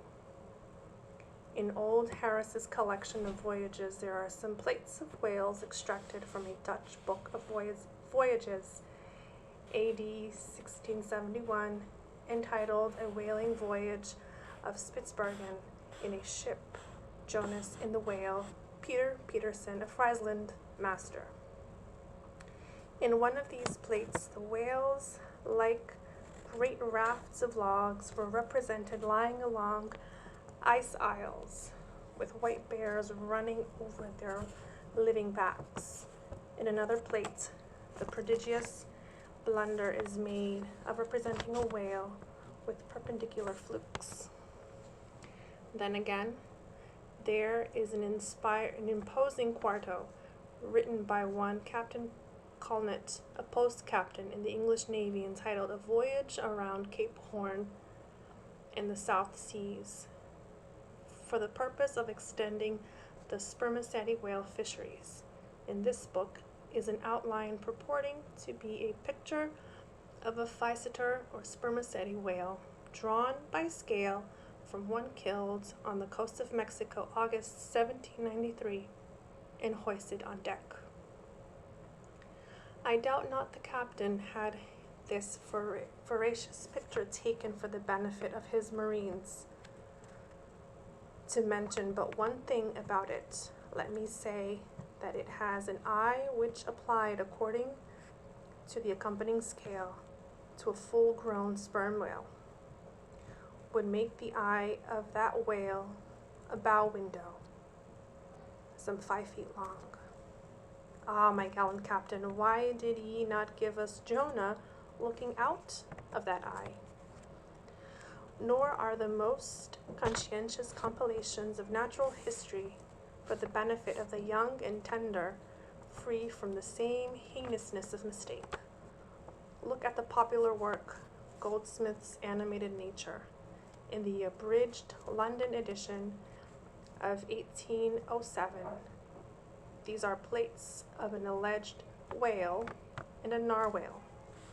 I do not wish to seem inelegant, but this unsightly whale looks much like an amputated sow. And as for the narwhal, one glimpse at it is enough to amaze one, that in this 19th century, such a hippogriff could be palmed for genuine upon any intelligent public schoolboys. Then again, in 1825, Bernard Germain, Count de Lacépède, a great naturalist, published a scientific systemized whale book, wherein are several pictures of the different species of the Leviathan. All these are not only incorrect, but the picture of the Mysticetus, or Greenland whale, that is to say, the right whale, even Scoresby, a long-experienced man as touching that species, declares not to have its counterpart in nature. But the placing of the cap sheaf to all this blundering business was reserved for the scientific Frederick Cuvier, brother to the famous Baron. In 1836, he published a natural history of whales, in which he gives what he calls a picture of the sperm whale. Before showing that picture to any Nantucketer, you had best provide for your summary retreat from Nantucket. In a word, Frederick Cuvier's sperm whale is not a sperm whale, but a squash. Of course, he never had the benefit of a whaling voyage, such men seldom have, but whence he derived that picture, who can tell? Perhaps he got it as his scientific predecessor in the same field, Desmarest, got one of his authentic abortions, from a Chinese drawing. And what sort of lively lads with the pencil those Chinese are, many queer cups and saucers inform us. As for the sign painters' whales seen in the streets hanging over the shops of oil dealers, what shall be said of them? They are generally Richard III whales, with dromedary humps, and very savage. Breakfasting on 3 or 4 sailor tarts, that is, whaleboats full of mariners, their deformities floundering in seas of blood and blue paint. But these manifold mistakes in depicting the whale are not so very surprising after all. Consider, most of the scientific drawings have been taken from the stranded fish, and these are about as correct as a drawing of a wrecked ship with broken back would correctly represent the noble animal itself in all its undashed pride of hull and spars. Though elephants have stood for their full lengths, the living Leviathan has never yet fairly floated himself for his portrait. The living whale, in his full majesty and significance, is only to be seen at sea in unfathomable waters. And afloat, the vast bulk of him is out of sight, like a launched line-of-battle ship. And out of that element, it is a thing eternally impossible for mortal man to hoist him bodily into the air, so as to preserve all his mighty swells and undulations. And not to speak of the highly presumable difference of contour between a young sucking whale and a full-grown Platonian leviathan. Yet even in the case of one of those young sucking whales hoisted to a ship's deck, such is then the outlandish, eel-like, limbered, varying shape of him, that his precise expression the devil himself could not catch. But it may be fancied that from the naked skeleton of the stranded whale, accurate hints may be derived touching his true form. Not at all, for it is one of the more curious things about this Leviathan that his skeleton gives very little idea of his general shape. Though Jeremy Bentham's skeleton, which hangs for candelabra in the library of one of his executors, correctly conveys the idea of a burly-browed, utilitarian old gentleman, with all Jeremy's other leading personal characteristics, yet nothing of this kind could be inferred from any Leviathan's articulated bones. In fact, as the great Hunter says, the mere skeleton of the whale bears the same relation to the fully invested and padded animal as the insect does to the chrysalis that so roundingly envelops it.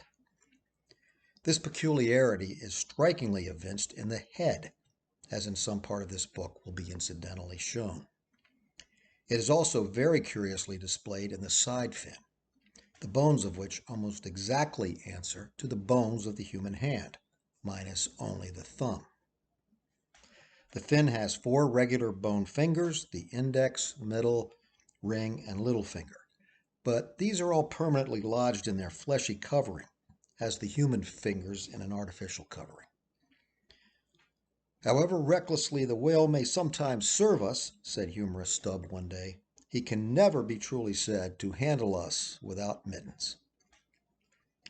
For all these reasons, then, any way you may look at it, you must needs conclude that the great Leviathan is that one creature in the world which must remain unpainted to the last.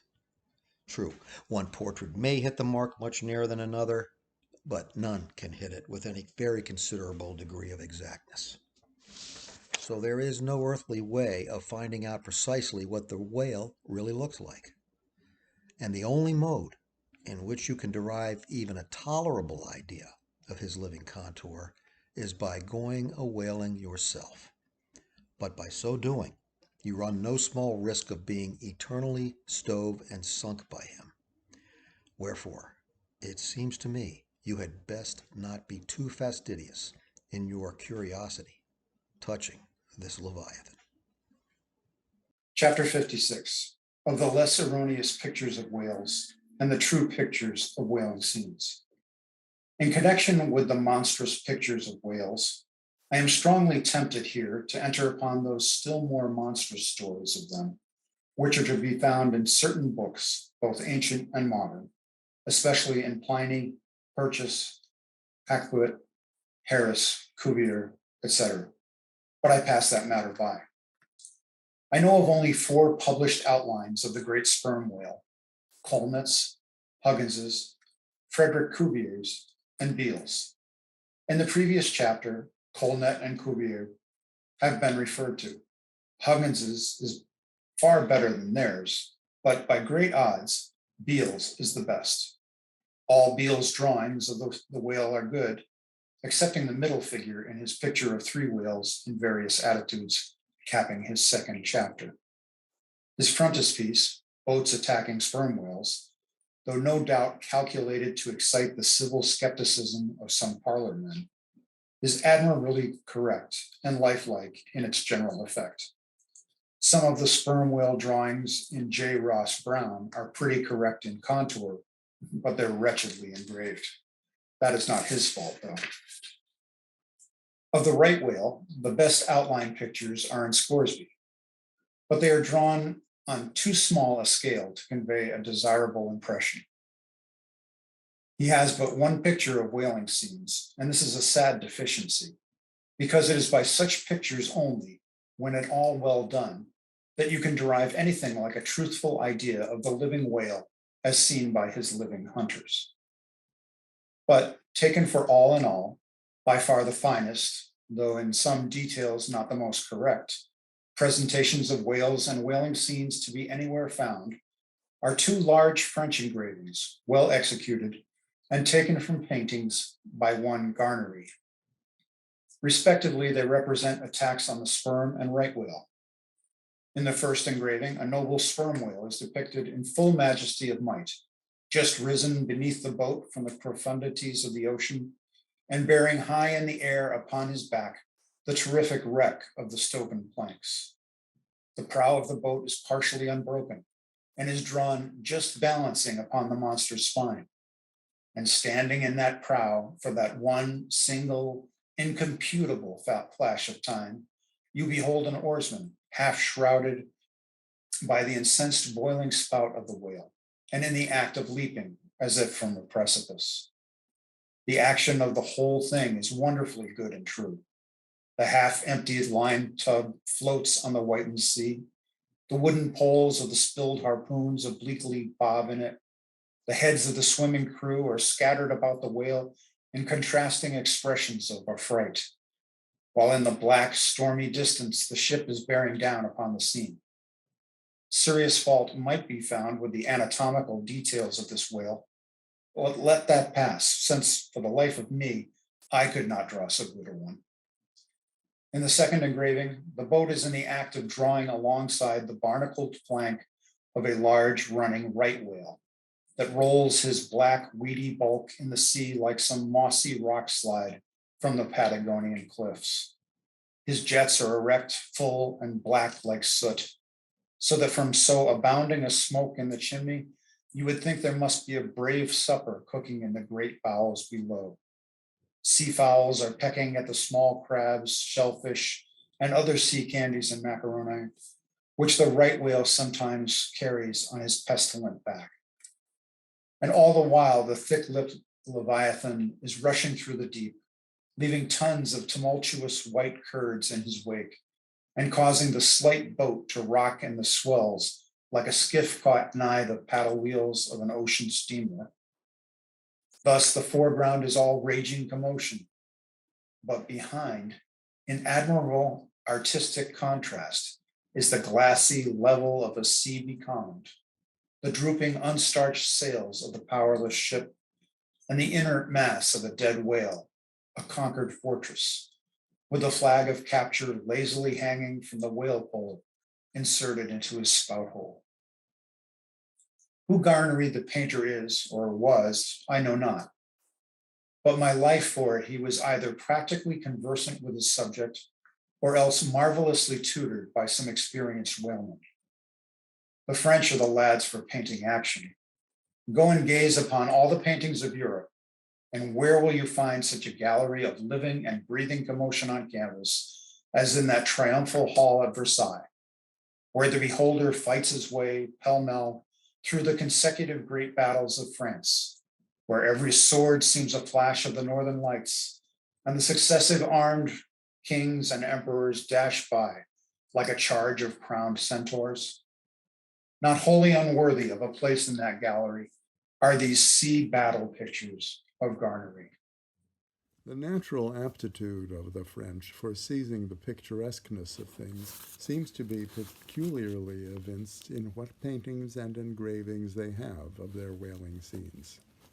With not 1/10 of England's experience in the fishery, and not the 1,000th part of that of the Americans, they have nevertheless furnished both nations with the only finished sketches at all capable of conveying the real spirit of the whale hunt. For the most part, the English and American whale draftsmen seem entirely content with presenting the mechanical outline of things, such as the vacant profile of the whale, which, so far as picturesqueness of effect is concerned, is about tantamount to sketching the profile of a pyramid. Even Scoresby, the justly renowned right whaleman, after giving us a stiff full length of the Greenland whale, and 3 or 4 delicate miniatures of narwhales and porpoises, treats us to a series of classical engravings of boat hooks, chopping knives, and grapnels, and with the microscopic diligence of a Leeuwenhoek, submits to the inspection of a shivering world 96 facsimiles of magnified Arctic snow crystals. I mean no disparagement to the excellent voyager. I honor him for a veteran, but in so important a matter, it was certainly an oversight not to have procured for every crystal a sworn affidavit taken before a Greenland justice of the peace. In addition to those line engravings from Garnery, there are 2 other French engravings worthy of note, by someone who subscribes himself H. Durand. One of them, though not precisely adapted to the present purpose, nevertheless deserves mention on other accounts. It is a quiet noon scene among the isles of the Pacific, a French whaler anchored inshore in a calm and lazily taking water on board, the loosened sails of the ship and the long leaves of the palms in the background both drooping together in the breezeless air. The effect is very fine when considered with reference to its presenting the hardy fishermen under one of their few aspects of oriental repose. The other engraving is quite a different affair. The ship hove to upon the open sea, and in the very heart of the leviathanic life with a right whale alongside. The vessel, in the act of cutting in, hove over to the monster as if to a quay, and a boat, hurriedly pushing off from this scene of activity, is about giving chase to whales in the distance. The harpoons and lances lie leveled for use. 3 oarsmen are just setting the mast in its hole, while, from a sudden roll of the sea, the little craft stands half erect out of the water like a rearing horse. From that ship, the smoke of the torments of the boiling whale is going up like the smoke over a village of smithies, and to windward, a black cloud rising up with an earnest of squalls and rains seems to quicken the activity of the excited seamen. Chapter 57. Of whales in paint, in teeth, in wood, in sheet iron, in stone, in mountains, in stars. On Tower Hill, as you go down to the London docks, you may have seen a crippled beggar, or kedger, as the sailors say, holding a painted board before him, representing the tragic scene in which he lost his leg. There are 3 whales and 3 boats, and one of the boats, presumed to contain the missing leg in all its original integrity, is being crunched by the jaws of the foremost whale. Anytime these 10 years, they tell me, has that man held up that picture and exhibited that stump to an incredulous world. But the time of his justification has now come. His 3 whales are as good whales as were ever published in Wapping, at any rate, and to stump as unquestionable a stump as any you'll find in the western clearings. But though forever mounted on that stump, never a stump speech does the poor whaleman make, but with downcast eyes stands ruefully contemplating his own amputation. Throughout the Pacific and also in Nantucket and New Bedford and Sag Harbor, you will come across lively sketches of whales and whaling scenes, graven by the fishermen themselves on sperm whale teeth or ladies' busks, wrought out of the right whale bone and other like scrimshander articles, as the whalemen call the numerous little ingenious contrivances they elaborately carve out of the rough material in their hours of ocean leisure. Some of them have little boxes of dentistical-looking implements, specially intended for the scrimshandering business. But in general, they toil with their jackknives alone, and with that almost omnipotent tool of the sailor, they will turn you out anything you please in way of a mariner's fancy. Long exile from Christendom and civilization inevitably restores a man to that condition in which God placed him. That is what is called savagery. Your true whale hunter is as much a savage as an Iroquois. I myself am a savage, owning no allegiance but to the king of the cannibals, and ready at any moment to rebel against him.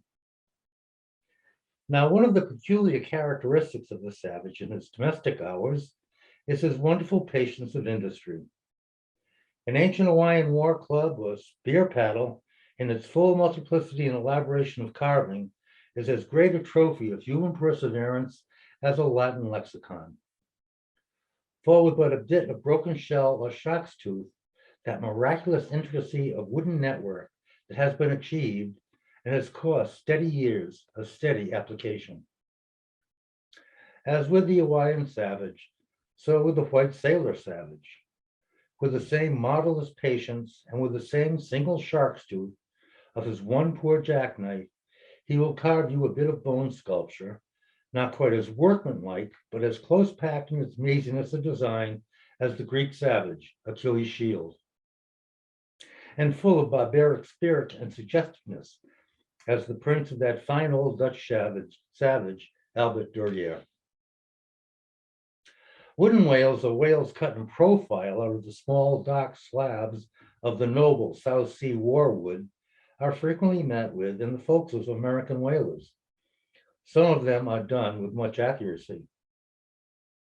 At some old gable-roofed country houses, You will see brass whales hung by the tail for knockers on the roadside door. When the porter is sleepy, the anvil-headed whale would be best. But these knocking whales are seldom remarkable as faithful essays. On the spires of some old-fashioned churches, you will see sheet iron whales placed there for weathercocks, but they are so elevated, and besides that are, to all intents and purposes, so labeled with hands off.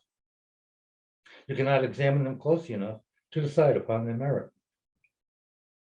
In bony, ribby regions of the earth, where at the base of high broken cliffs, masses of rock lie strewn in fantastic groupings upon the plain, you will often discover images as of the petrified forms of the Leviathan partly merged in grass, which of a windy day breaks against them in a surf of green surges.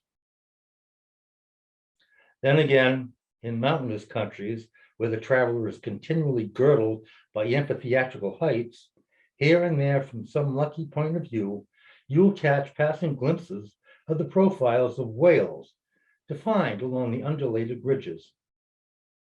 But you must be a thorough whaleman to see these sights. And not only that, but if you wish to return to such a site again, you must be sure and take the exact intersecting latitude and longitude of your first standpoint. Else, so chance-like are such observations of the hills that your precise previous standpoint would require a laborious rediscovery. Like the Solomon Islands, which still remain incognita, though once high-roughed Mendana trod them and old Figuera chronicled them. Nor when expandingly lifted by your subject can you fail to trace out great whales in the starry heavens, and boats in pursuit of them, as when long filled with thoughts of war, the eastern nations saw armies locked in battle among the clouds. Thus at the north have I chased Leviathan round and round the pole, with the revolutions of the bright points that first defined him to me. And beneath the effulgent Antarctic skies, I have boarded the Argo Navis and joined the chase against the starry Cetus, far beyond the utmost stretch of Hydrus and the flying fish. With the frigate's anchors for my bridle bits and fasces of harpoons for spurs, would I could mount that whale and leap the topmost skies to see whether the fabled heavens, with all their countless tents, really lie encamped beyond my mortal sight. Chapter 58. Steering northeastward from the Crozets, we fell in with vast meadows of brit, the minute yellow substance upon which the right whale largely feeds. For leagues and leagues it undulated round us, so that we seemed to be sailing through boundless fields of ripe and golden wheat. On the second day, numbers of right whales were seen, who, secure from the attack of a sperm whaler like the Pequod, with open jaws, sluggishly swam through the brit, which, adhering to the fringing fibers of that wondrous Venetian blind in their mouths, was in that manner separated from the water that escaped at the lip. As morning mowers who side by side slowly and seethingly advanced their scythes through the long wet grass of marshy meads, even so these monsters swam, making a strange grassy cutting sound and leaving behind them endless swaths of blue upon the yellow sea. That part of the sea known among whalemen as the Brazil banks does not bear that name as the banks of Newfoundland do because of there being shallows and soundings there, but because of this remarkable meadow-like appearance caused by the vast drifts of brit continually floating in those latitudes where the right whale is often chased. But it was only the sound they made as they parted the brit which at all reminded one of mowers. Seen from the mastheads, especially when they paused and were stationary for a while, their vast black forms looked more like lifeless masses of rock than anything else. And as in the great hunting countries of India, the stranger at a distance will sometimes pass on the plains recumbent elephants without knowing them to be such, taking them for bare blackened elevations of the soil, even so often with him who the first time beholds this species of the leviathans of the sea. and even when recognized at last, their immense magnitude renders it very hard really to believe that such bulky masses of overgrowth can possibly be instinct in all parts with the same sort of life that lives in a dog or a horse. Indeed, in other respects, you can hardly regard any creatures of the deep with the same feelings that you do those of the shore. For though some old naturalists have maintained that all creatures of the land are of their kind in the sea, and though taking a broad general view of the thing, this may very well be, yet coming to specialties where, for example, does the ocean furnish any fish in that disposition answers to the sagacious kindness of a dog? The accursed shark alone can, in any generic respect, be said to bear comparative analogy to him. But though, to landsmen in general, the native inhabitants of the seas have ever been regarded with emotions unspeakably unsocial and repelling. Though we know the sea to be an everlasting terra incognita, so that Columbus sailed over numberless unknown worlds to discover his one superficial western one, though by vast odds, the most terrific of all mortal disasters have immemorially and indiscriminately befallen tens and hundreds of thousands of those who have gone upon the waters. Though but a moment's consideration will teach that however baby man may brag of his science and skill, and however much in a flattering future that science and skill may augment, yet forever and forever, to the crack of doom, the sea will insult and murder him and pulverize the stateliest, stiffest frigate he can make. Nevertheless, by the continual repetition of these very impressions, man has lost that sense of the full awfulness of the sea, which aboriginally belongs to it. The first boat we read of floated on an ocean that with Portuguese vengeance had whelmed a whole world without leaving so much as a widow. That same ocean rolls now. That same ocean destroyed the wrecked ships of last year. Yea, foolish mortals, Noah's flood is not yet subsided. 2/3 of the fair world it yet covers. Wherein differ the sea and the land, that a miracle upon one is not a miracle upon the other? Preternatural terrors rested upon the Hebrews when under the feet of Korah and his company, the live ground opened and swallowed them up forever. Yet not a modern sun ever sets, but in precisely the same manner, the live sea swallows up ships and crews. But not only is the sea such a foe to man who is an alien to it, but it's also a fiend to its own offspring. Worse than the Persian host, who murdered his own guests, sparing not the creatures which itself hath spawned. Like a savage tigress that tossing in the jungle overlays her own cubs, so the sea dashes even the mightiest whales against the rocks and leaves them there, side by side with the split wrecks of ships. No mercy, no power but its own controls it. Panting and snorting like a mad battle steed that has lost its rider, the masterless ocean overruns the globe.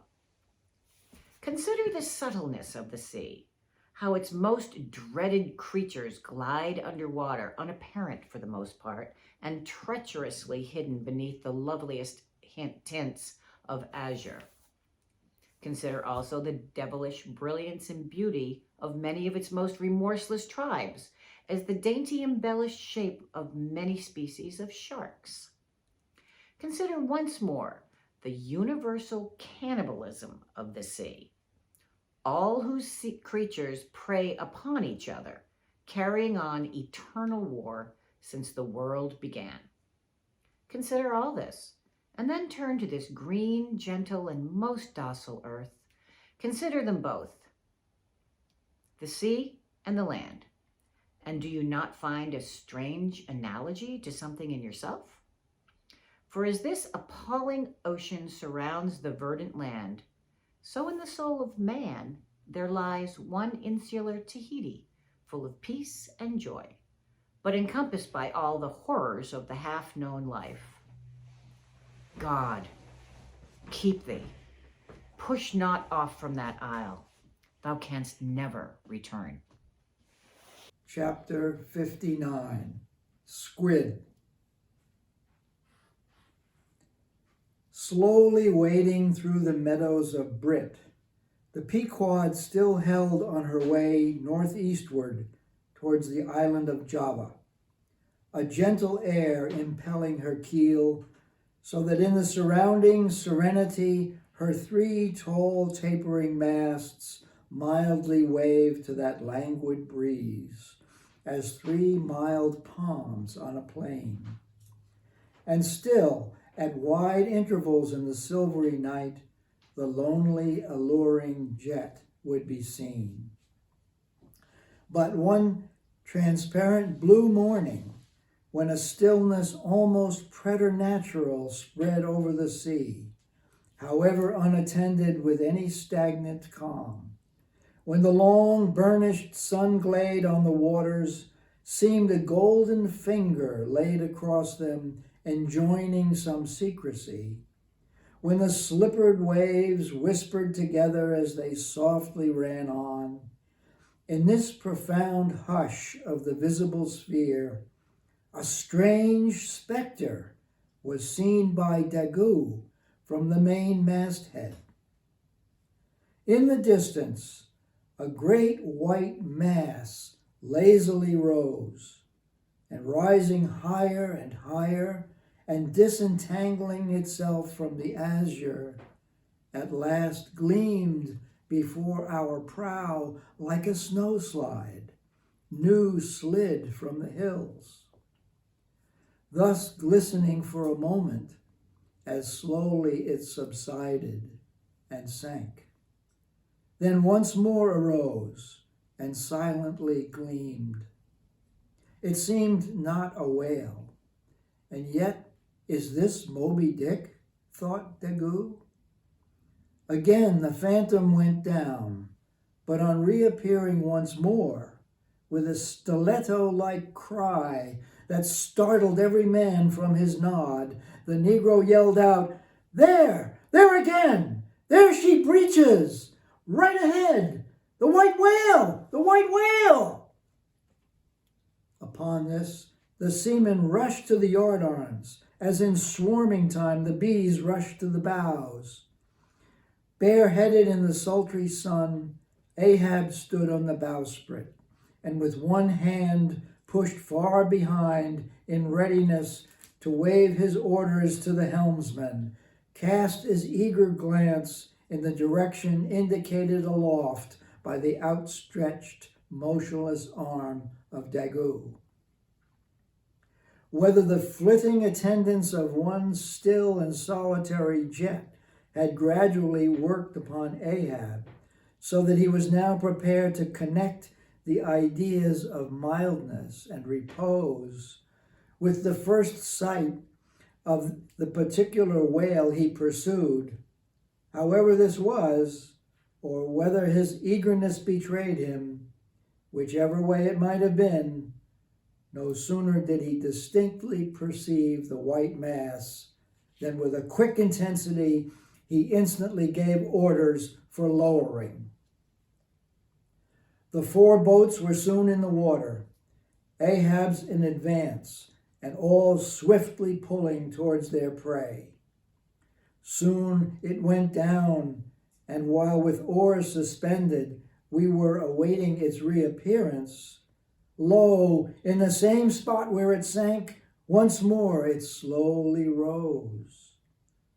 Almost forgetting for the moment all thoughts of Moby Dick, we now gazed at the most wondrous phenomenon which the secret seas have hitherto revealed to mankind. A vast pulpy mass, furlongs in length and width, of a glancing cream color, lay floating on the water. innumerable long arms radiating from its center, and curling and twisting like a nest of anacondas, as if blindly to clutch at any hapless object within reach. No perceptible face or front did it have, no conceivable token of either sensation or instinct, but undulated there on the billows, an unearthly, formless, chance-like apparition of life. As with a slow sucking sound, it slowly disappeared again. Starbuck, still gazing at the agitated waters where it had sunk, with a wild voice exclaimed, "Almost rather had I seen Moby Dick and fought him than to have seen thee, thou white ghost." "What was it, sir?" said Flask. "The great live squid, which they say few whale ships ever beheld and returned to their ports to tell of it." But Ahab said nothing. Turning his boat, he sailed back to the vessel, the rest as silently following. Whatever superstitions the sperm whalemen in general have connected with the sight of this object, certain it is that a glimpse of it being so very unusual, that circumstance has gone far to invest it with portentousness. So rarely is it beheld that though one and all of them declare it to be the largest animated thing in the ocean, yet very few of them have any but the most vague ideas concerning its true nature and form. Notwithstanding, they believe it to furnish to the sperm whale his only food. For though other species of whales find their food above water and may be seen by man in the act of feeding, the spermaceti whale obtains his whole food in unknown zones below the surface, and only by inference is it that anyone can tell of what precisely that food consists. At times, when closely pursued, he will disgorge what are supposed to be the detached arms of the squid, some of them thus exhibited exceeding 20 and 30 feet in length. They fancy that the monster to which these arms belonged ordinarily clings by them to the bed of the ocean, and that the sperm whale, unlike other species, is supplied with teeth in order to attack and tear it. There seems some ground to imagine that the great kraken of Bishop Pontoppidan may ultimately resolve itself into squid. The manner in which the bishop describes it as alternately rising and sinking, with some other particulars he narrates, in all this the two correspond, but much abatement is necessary with respect to the incredible bulk he assigns it. By some naturalists who have vaguely heard rumors of the mysterious creature here spoken of, it is included among the class of cuttlefish, to which indeed, in certain external respects, it would seem to belong, but only as the anak of the tribe. Chapter 60, The Line. With reference to the whaling scene shortly to be described, as well as for the better understanding of all similar scenes elsewhere presented, I have here to speak of the magical, sometimes horrible whale line. The line originally used in the fishery was of the best hemp, slightly vapored with tar, not impregnated with it, as in the case of ordinary ropes. For while tar, as ordinarily used, makes the hemp more pliable to the rope maker, and also renders the rope itself more convenient to the sailor for common ship use, yet not only would the ordinary quantity too much stiffen the whale line for the close coiling to which it must be subjected, but as most seamen are beginning to learn, tar in general, by no means adds to the rope's durability or strength, however much it may give it compactness and gloss. Of late years, the manila rope has in the American fishery almost entirely superseded hemp as a material for whale lines. For though not so durable as hemp, it is stronger and far more soft and elastic. And I will add, since there is an aesthetics in all things, is much more handsome and becoming to the boat than hemp. Hemp is a dusky dark fellow, a sort of Indian, but manila is as a golden-haired Circassian to behold. The whale line is only 2/3 of an inch in thickness. At first sight, you would not think it's so strong as it really is. By experiment, its 1 in 50 yarns will each suspend a weight of 120 pounds, so that the whole rope will bear a strain nearly equal to 3 tons. In length, the common sperm whale line measures something over 200 fathoms. Towards the stern of the boat, it is spirally coiled away in the tub, not like the worm pipe of a still, though, but so as to form one round, cheese-shaped mass of densely bedded sheaves, or layers of concentric spiralizations without any hollow but the heart, or minute vertical tube formed at the axis of the cheese. As the least tangle or kink in the coiling would, in running out, infallibly take someone's arm, leg, or entire body off, the utmost precaution is used in stowing the line in its tub. Some harpooneers will consume almost an entire morning in this business, carrying the line high aloft and then reeving it downwards through a block towards the tub, so as in the act of coiling to free it from all possible wrinkles and twists. In the English boats, 2 tubs are used instead of 1, the same line being continuously coiled in both tubs. There is some advantage in this because these twin tubs being so small, they fit more readily into the boat and do not strain it so much, whereas the American tub, nearly 3 feet in diameter and of proportionate depth, makes a rather bulky freight for a craft whose planks are but 1/2 inch in thickness. For the bottom of the whaleboat is like critical ice, which will bear up a considerable distributed weight, but not very much of a concentrated one. When the painted canvas cover is clapped on the American line tub, the boat looks as if it were pulling off with a prodigious great wedding cake to present to the whales.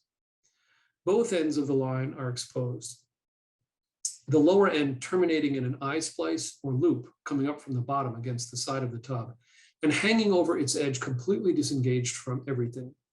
This arrangement of the lower end is necessary on 2 accounts. First, in order to facilitate the fastening of it to an additional line from a neighboring boat, in case the stricken whale should sound so deep as to threaten to carry off the entire line originally attached to the harpoon. In these instances, the whale, of course, is shifted like a mug of ale, as it were, from the one boat to the other, though the first boat always hovers at hand to assist its consort. Second, this arrangement is indispensable for common safety's sake, for were the lower end of the line in any way attached to the boat, and were the whale then to run the line out to the end almost in a single smoking minute, as he sometimes does, he would not stop there, for the doomed boat would infallibly be dragged down after him into the profundity of the sea, and in that case, no town crier would ever find her again. Before lowering for the boat for the chase, the upper end of the line is taken aft from the tub, and passing round the loggerhead there, is again carried forward the entire length of the boat, resting crosswise upon the loom or handle of every man's oar, so that it jogs against his wrist in rowing, and also passing between the men, as they alternately sit at the opposite gunwales to the leaded chocks or grooves in the extreme pointed prow of the boat, where a wooden pin or skewer the size of a common quill prevents it from slipping out. From the chocks, it hangs in a slight festoon over the bows and is then passed inside the boat again, and some 10 or 20 fathoms, called box line, being coiled upon the box in the bows. It continues its way to the gunwale still a little further aft, and then is attached to the short warp, the rope which is immediately connected with the harpoon, but previous to that connection, the short warp goes through sundry mystifications too tedious to detail. Thus, the whale line folds the whole boat in its complicated coils, twisting and writhing around it in almost every direction. All the oarsmen are involved in its perilous contortions, so that to the timid eye of the landsman they seem as Indian jugglers, with the deadliest snakes sportively festooning their limbs. Nor can any son of mortal woman for the first time seat himself amid these hempen intricacies, and while straining his utmost at the oar, bethink him that at any unknown instant the harpoon may be darted, and all these horrible contortions be put in play like ringed lightnings. He cannot be thus circumstanced without a shudder that makes the very marrow in his bones to quiver him like a shaken jelly. Yet habit, strange thing, what cannot habit accomplish? Gayer sallies, more merry mirth, better jokes, and brighter repartees you never heard over your mahogany than you will hear over the half-inch white cedar of the whaleboat, when thus hung in hangman's nooses, and, like the 6 burghers of Calais before King Edward, the 6 men composing the crew pull into the jaws of death with a halter around every neck, as you may say. Perhaps a very little thought will now enable you to account for those repeated whaling disasters, some few of which are casually chronicled, of this man or that man being taken out of the boat by the line and lost. For when the line is darting out, to be seated then in the boat is like being seated in the midst of the manifold whizzings of a steam engine in full play, when every flying beam and shaft and wheel is grazing you. It is worse, for you cannot sit motionless in the heart of these perils, because the boat is rocking like a cradle, and you are pitched one way and the other without the slightest warning, and only by a certain self-adjusting buoyancy and simultaneousness of volition and action can you escape being made a Mazeppa of and run away with where the all-seeing sun himself could never pierce you out. Again, as the profound calm which only apparently precedes and prophesies of the storm is perhaps more awful than the storm itself. For indeed, the calm is but the wrapper and envelope of the storm, and contains it in itself, as the seemingly harmless rifle holds the fatal powder and the ball and the explosion. So the graceful repose of the line, as it silently serpentines about the oarsmen before being brought into actual play, this is a thing which carries more of true terror than any other aspect of this dangerous affair. But why say more? All men live enveloped in whale lines. All are born with halters round their necks, but it is only when caught in the swift, sudden turn of death that mortals realize the silent, subtle, ever-present perils of life. And if you be a philosopher, though seated in the whaleboat, you would not at heart feel one whit more of terror than though seated before your evening fire with a poker and not a harpoon by your side. Stubb kills a whale. If to Starbuck the apparition of the squid was a thing of portents, to Queequeg it was quite a different object. When you see him, Quid, said the savage, honing his harpoon in the bow of his hoisted boat, then you quick see him parm whale. The next day was exceedingly still and sultry, and with nothing special to engage them, the Pequod's crew could hardly resist the spell of sleep induced by such a vacant sea. For this part of the Indian Ocean, through which we then were voyaging, is not what whalemen call a lively ground. That is, it affords fewer glimpses of porpoises, dolphins, flying fish, and other vivacious denizens of more stirring waters than those off the Rio de la Plata or the inshore ground off Peru. It was my turn to stand at the foremast head, and with my shoulders leaning against the slackened royal shrouds, to and fro, I idly swayed in what seemed like an enchanted air. No resolution could withstand it. In that dreamy mood, losing all consciousness, at last my soul went out of my body, though my body still continued to sway as a pendulum will, long after the power which first moved it is withdrawn. ere forgetfulness altogether came over me. I had noticed that the seamen at the main and mizzen mastheads were already drowsy, so that at last all three of us lifelessly swung from the spars, and for every swing that we made there was a nod from below, from the slumbering helmsman. The waves, too, nodded their indolent crests, and across the wide trance of the sea, east nodded to west, and the sun over all. Suddenly, bubbles seemed to burst beneath my closed eyes. Like vices, my hands grasped the shrouds. Some invisible, gracious agency preserved me. With a shock, I came back to life, and lo, close under our lee, not 40 fathoms off, a gigantic sperm whale lay rolling in the water like the capsized hull of a frigate. His broad, glossy back, of an Ethiopian hue, glistened in the sun's rays like a mirror. But lazily, undulating in the trough of the sea, and ever and anon tranquility, spouting his vapory jet, the whale looked like a portly burgher, smoking his pipe of a warm afternoon.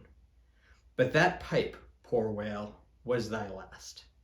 As if struck by some enchanter's wand, the sleepy ship and every sleeper in it all at once startled into wakefulness. And more than a score of voices from all parts of the vessel, simultaneously, with the 3 notes from aloft, shouted forth the accustomed cry, as the great fish slowly and regularly spouted the sparkling brine into the air. "Clear away the boats, luff!" cried Ahab, and obeying his own order, he dashed to the helm, down before the helmsman could handle the spokes. The sudden exclamations of the crew must have alarmed the whale, and ere the boats were down, majestically turning, he swam away to the leeward, but with such a steady tranquillity, and making so few ripples as he swam, that thinking after all he might not as yet be alarmed, Ahab gave orders that not an oar should be used, and no man must speak but in whispers. So seated like Ontario Indians on the gunwales of the boat, we swiftly but silently paddled along, the calm not admitting the noiselessness sails being set. Presently, as we thus glided in chase, the monster perpendicularly flitted his tail 40 feet into the air, and then sank out of sight like a tower swallowed up. "There go the flukes," was the cry, an announcement immediately followed by Stubbs producing his match and igniting his pipe. For now a respite was granted. After the full interval of his sounding had elapsed, the whale rose again, and being now in advance of the smoker's boat, and much nearer to it than any of the others, Stubb counted upon the honor of the capture.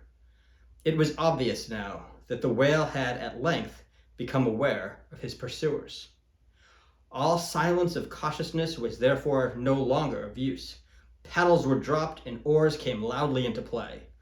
And, still puffing his pipe, Stubb cheered on his crew to the assault. Yes, a mighty change had come over the fish. All alive to his jeopardy, he was going head out, that part obliquely projecting from the mad yeast which he brewed. Start her, my men. Don't hurry yourselves, take plenty of time, but start her. Start her like thunderclaps, that's all," cried Stubb, sputtering out the smoke as he spoke. "Start her now. Give 'em the long and strong stroke. Tashtigo, start her, Tash. My boy, start her all. But keep cool, keep cool. Cucumbers is the word. Easy, easy. Only start her like grim death and grinning devils, and raise the buried dead perpendicular out of their graves, boys. That's all. Start her." "Woohoo! Wahee!" screamed the gay-header in reply, raising up some old war-whoop to the skies, as every oarsman in their strained boat involuntarily bounced forward with the one tremendous leading stroke which the eager Indian gave. Notation: it will be seen in some other place of what a very light substance the entire interior of the sperm whale's enormous head consists. Though apparently the most massive, it is by far the most buoyant part about him. so that with ease he elevates it in the air, and invariably does so when going at his utmost speed. Besides, such is the breadth of the upper part of the front of the head, and such is the tapering cutwater formation of the lower part, that by obliquely elevating his head, he thereby may be said to transform himself from a bluff-bowed, sluggish galliot into a sharp-pointed New York pilot boat. But his wild screams were answered by others quite as wild. "Ki-hee! Ki-hee!" yelled Daggoo, straining forwards and backwards on his seat like a pacing tiger in his cage. "Kala! Kulu!" howled Queequeg, as if smacking his lips over a mouthful of grenadier's steak. And thus, with oars and yells, the keels cut the sea. Meanwhile, Stubb, retaining his place in the van, still encouraged his men to the onset, all the while puffing the smoke from his mouth. Like desperadoes, they tugged and they strained till the welcome cry was heard. "Stand up, Tashtego! Give it to him!" The harpoon was hurled. "Stern all!" The oarsmen backed water. The same moment something went hot and hissing along every one of their wrists. It was the magical line.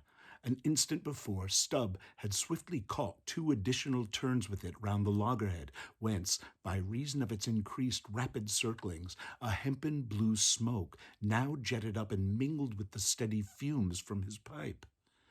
As the line passed round and round the loggerhead, so also, just before reaching that point, it blisteringly passed through and through both of Stubb's hands, from which the handcloths, or squares of quilted canvas sometimes worn at these times, had accidentally dropped.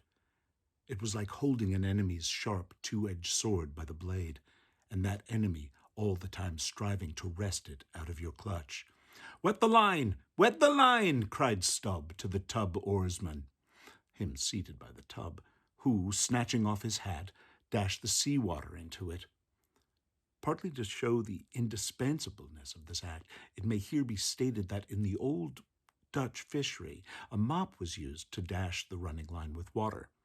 In many other ships, a wooden piggin or baler is set apart for that purpose. Your hat, however, is the most convenient. More turns were taken, so that the line began holding its place. The boat now flew through the boiling water like a shark, all fins. Stubb and Tashtego here changed places, stem for stern, a staggering business truly in that rocking commotion. From the vibrating line extending the entire length of the upper part of the boat, and from its now being more tight than a harp string, you would have thought the craft had 2 keels, one cleaving the water, the other the air, as the boat churned on through both opposing elements at once. A continual cascade played at the bows, a ceaseless whirling eddy in her wake, and at the slightest motion from within, even but of a little finger, the vibrating, cracking craft canted over her spasmodic gunwale into the sea. Thus they rushed, each man with might and main clinging to his seat to prevent being tossed to the foam, and the tall form of Tashtego at the steering oar crouching almost double in order to bring down his center of gravity. Whole Atlantics and Pacifics seemed past as they shot on their way, till at length the whale somewhat slackened his flight. "Haul in! Haul in!" cried Stubb to the bowsman. And facing round towards the whale, all hands began pulling the boat up to him, while yet the boat was being towed on. Soon ranging up by his flank, Stubb, firmly planting his knee in the clumsy cleat, darted dart after dart into the flying fish. At the word of command, the boat alternately sterning out of the way of the whale's horrible wallow, and then ranging up for another fling. The red tide now poured from all sides of the monster like brooks down a hill. His tormented body rolled not in brine, but in blood, which bubbled and seethed for furlongs behind in their wake. The slanting sun, playing upon this crimson pond in the sea, sent back its reflection into every face, so that they all glowed to each other like red men. And all the while, jet after jet of white smoke was agonizingly shot from the spiracle of the whale. and vehement puff after puff from the mouth of the excited headsman, as at every dart, hauling in upon his crooked lance by the line attached to it, Stubb straightened it again and again by a few rapid blows against the gunwale, then again and again sent it into the whale. "Pull up! Pull up!" he now cried to the bowsman, as the waning whale relaxed in his wrath. "Pull up! Close to!" And the boat ranged along the fish's flank. When reaching far over the bow, Stubb slowly churned his long, sharp lance into the fish and kept it there, carefully churning and churning, as if cautiously seeking to feel after some gold watch that the whale might have swallowed, and which he was fearful of breaking ere he could hook it out. But that gold watch he sought was the innermost life of the fish, and now it is struck. For, starting from his trance into that unspeakable thing called his flurry, the monster horribly wallowed in his blood, overwrapped himself in impenetrable, mad, boiling spray, so that the imperiled craft, instantly dropping astern, had much ado blindly to struggle out from that frenzied twilight into the clear air of the day. And now, abating in his flurry, the whale once more rolled out into view, surging from side to side, spasmodically dilating and contracting his spout hole with sharp, cracking, agonized respirations.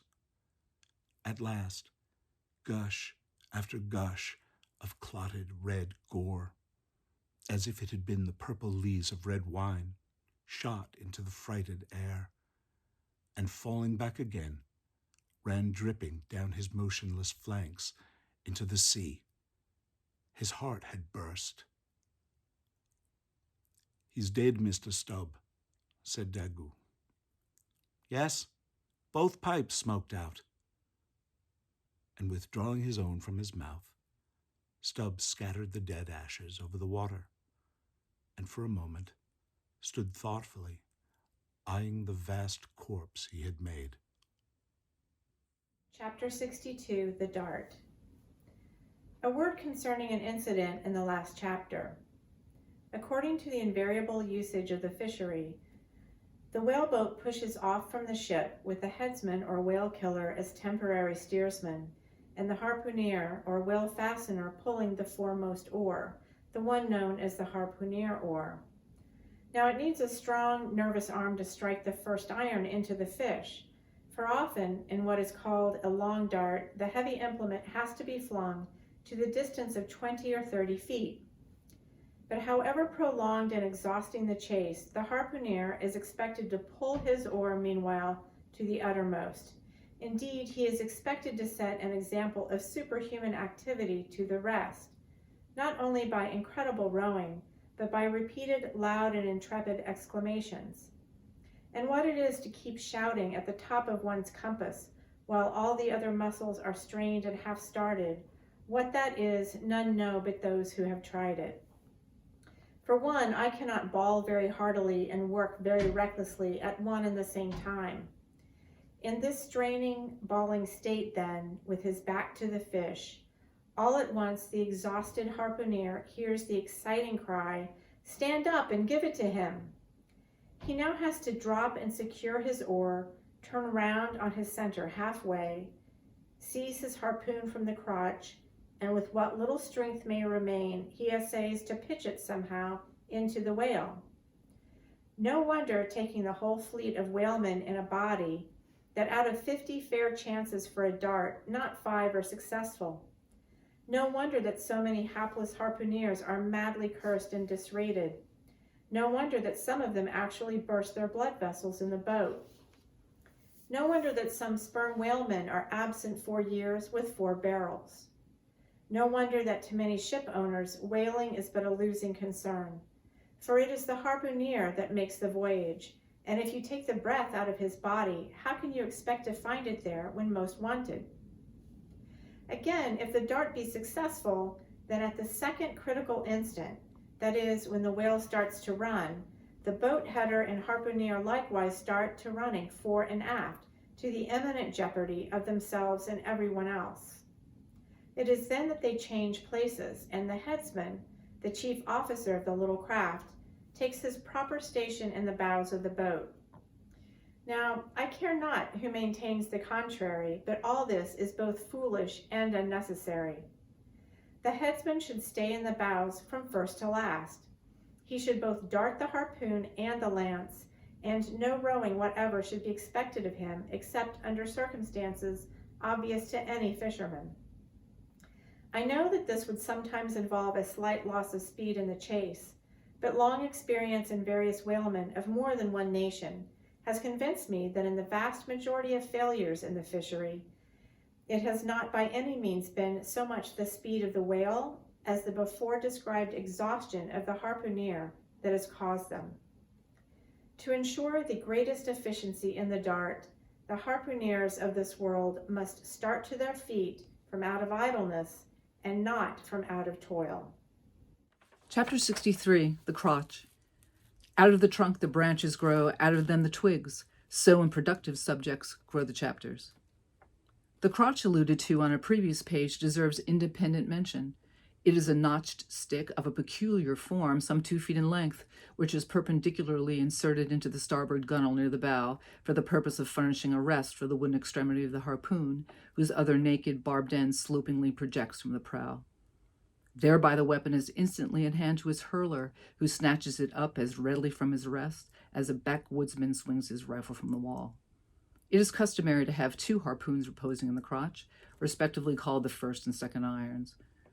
But these 2 harpoons, each by its own cord, are both connected with the line, the object being this: to dart them both, if possible, one instantly after the other into the same whale, so that if in the coming drag one should draw out, the other may still retain a hold.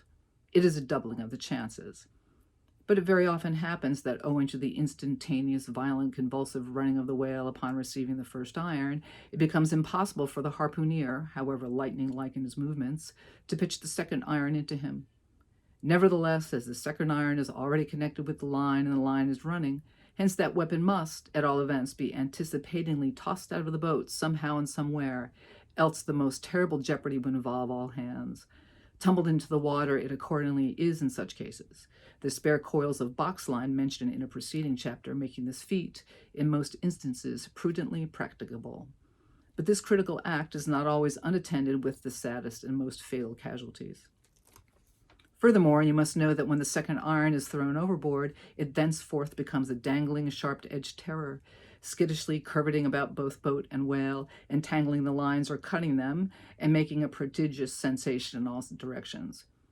Nor in general is it possible to secure it again until the whale is fairly captured and a corpse. Consider now how it must be in the case of 4 boats all engaging one unusually strong, active, and knowing whale, when, owing to these qualities in him, as well as to the 1,000 concurring accidents of such an audacious enterprise, 8 or 10 loose second irons may be simultaneously dangling about him. For, of course, each boat is supplied with several harpoons to bend on to the line till the first one be ineffectually darted without recovery. All these particulars are faithfully narrated here, as they will not fail to elucidate several most important, however intricate passages in scenes hereafter to be painted.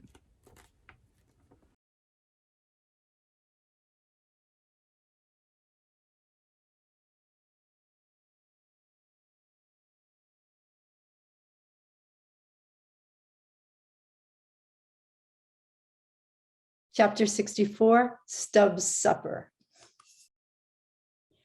Stubb's whale had been killed some distance from the ship. It was a calm, so forming a tandem of 3 boats, we commenced the slow business of towing the trophy to the Pequod. And now, as we, 18 men with our 36 arms and 180 thumbs and fingers, slowly toiled hour after hour upon that inert, sluggish corpse in the sea, and it seemed hardly to budge at all, except at long intervals. Good evidence was hereby furnished of the enormousness of the mass we moved. For upon the great canal of Hang Ho, or whatever they call it, in China, 4 or 5 laborers on the footpath will draw a bulky freighted junk at the rate of a mile an hour. But this grand argosy we towed heavily forged along, as if laden with pig lead in bulk. Darkness came on, but 3 lights up and down on the Pequod's main rigging dimly guided our way, till drawing nearer, we saw Ahab dropping one of several more lanterns over the bulwarks. Vacantly eyeing the heaving whale for a moment, he issued the usual orders for securing it for the night, and then, handing his lantern to a seaman, went his way into the cabin and did not come forward again until morning. Though in overseeing the pursuit of this whale, Captain Ahab had evinced his customary activity, to call it so, yet now that the creature was dead, some vague dissatisfaction or impatience or despair seemed working in him, as if the sight of that dead body reminded him that Moby Dick was yet to be slain. And though 1,000 other whales were brought to his ship, all that would not one jot advance his grand monomaniac object. Very soon you would have thought from the sound on the Pequod's deck that all hands were preparing to cast anchor in the deep, for heavy chains were being dragged along the deck and thrust rattling out the portholes. But by those clinking links, the vast corpse itself, not the ship, is to be moored, tied by the head to the stern and by the tail to the bows. The whale now lies with its black hull close to the vessels. And seen through the darkness of the night, which obscured the spars and rigging aloft, the two, ship and whale, seemed yoked together like colossal bullocks, whereof one reclines while the other remains standing. A little item may as well be related here. The strongest and most reliable hold which the ship has upon the whale when moored alongside is by the flukes or tail. And as from its greater density, that part is relatively heavier than any other, excepting the side fins. Its flexibility, even in death, causes it to sink low beneath the surface, so that with the hand, you cannot get at it from the boat in order to put the chain around it. But this difficulty is ingeniously overcome. A small, strong line is prepared with a wooden float at its outer end and a weight in its middle, while the other end is secured to the ship.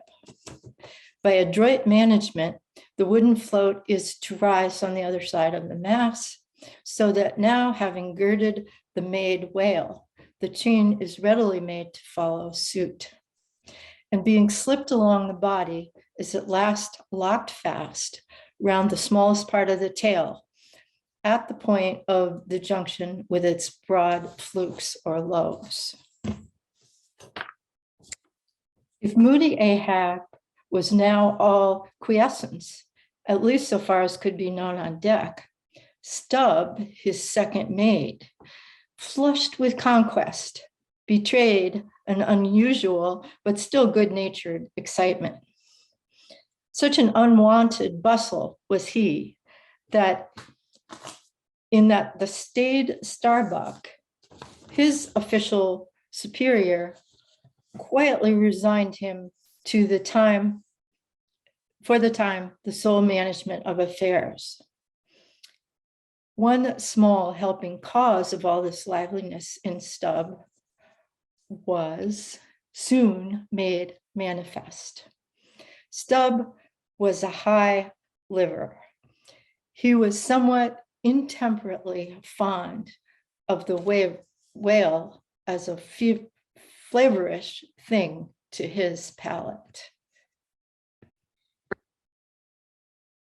a steak, ere I sleep. You, Dagu, overboard you go, and cut me one from his small.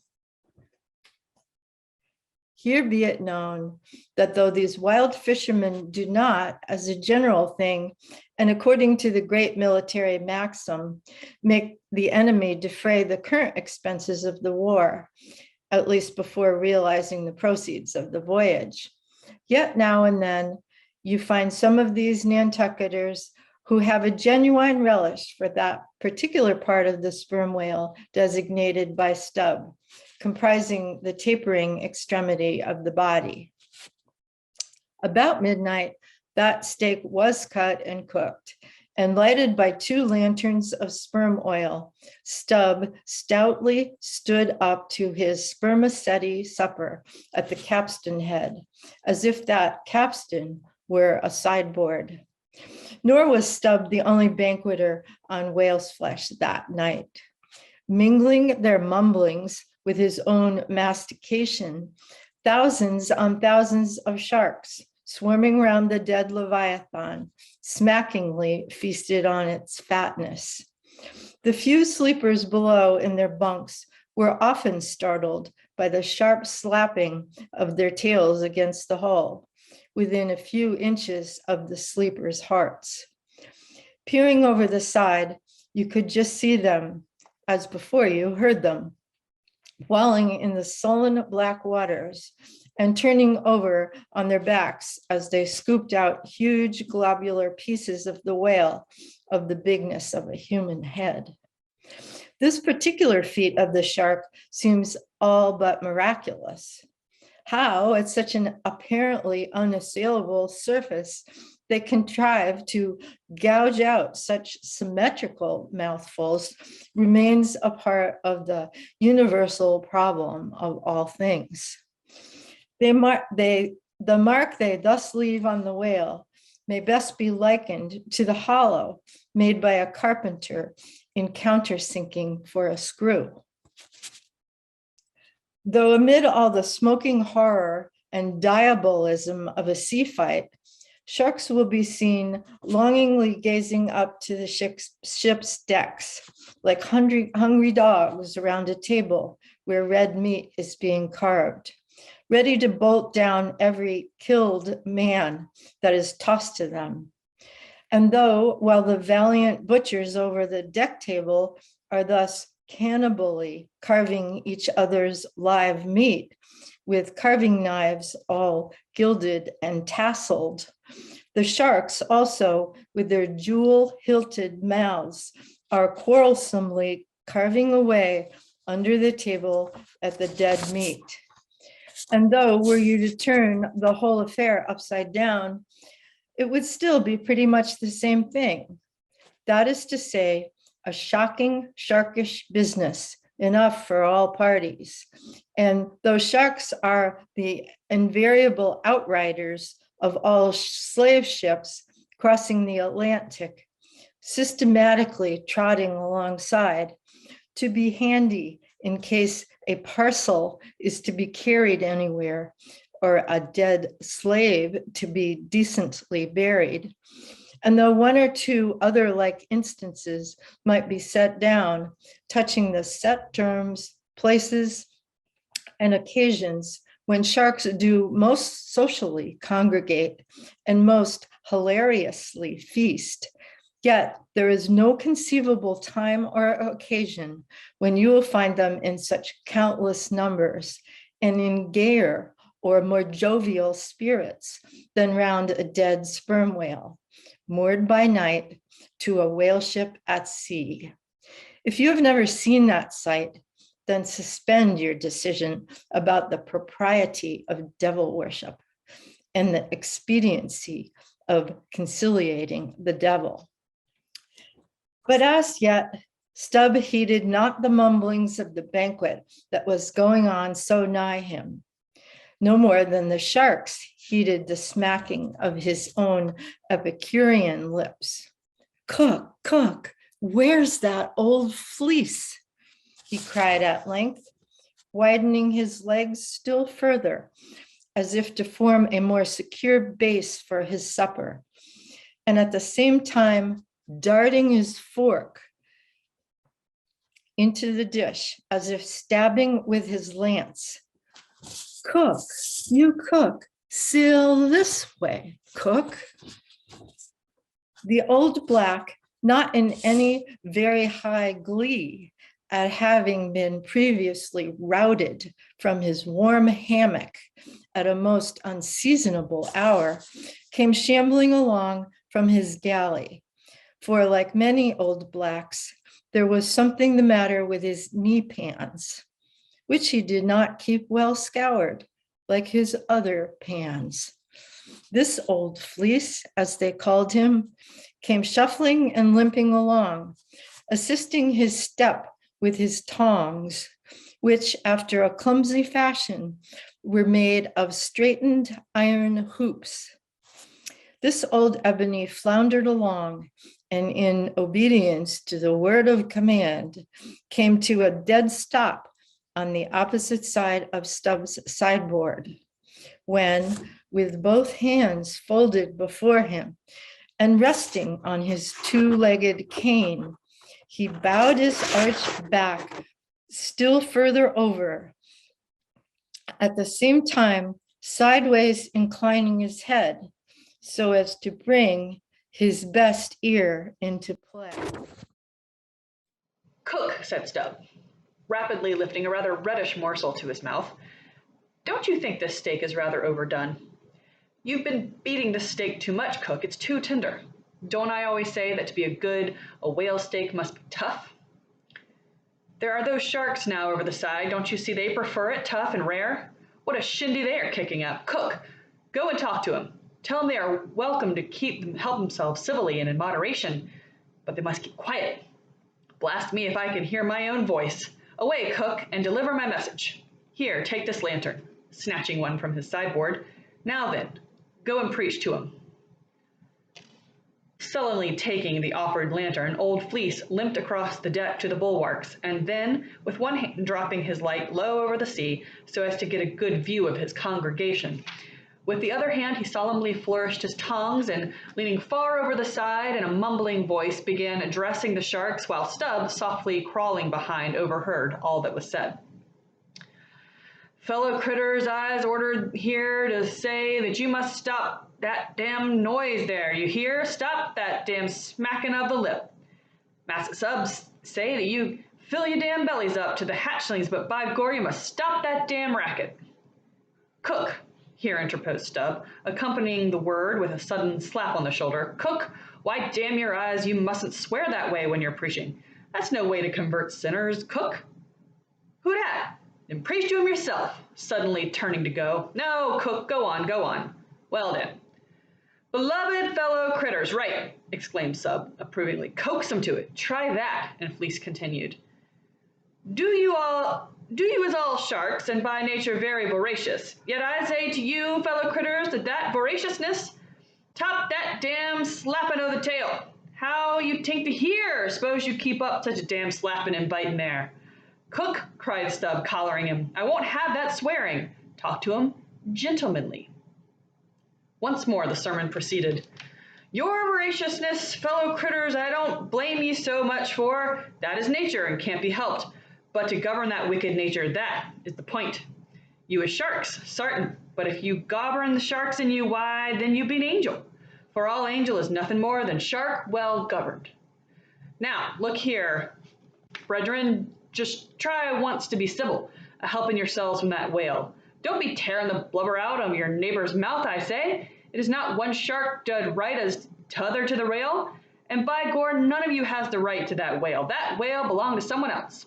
I know some of you has a very big mouth, bigger than the others, but then that big mouth sometimes has a small belly, so that the bigness of the mouth is not to swallow with, but to bite off the blubber for the small fry of the sharks that can't get to scrounge to help themselves.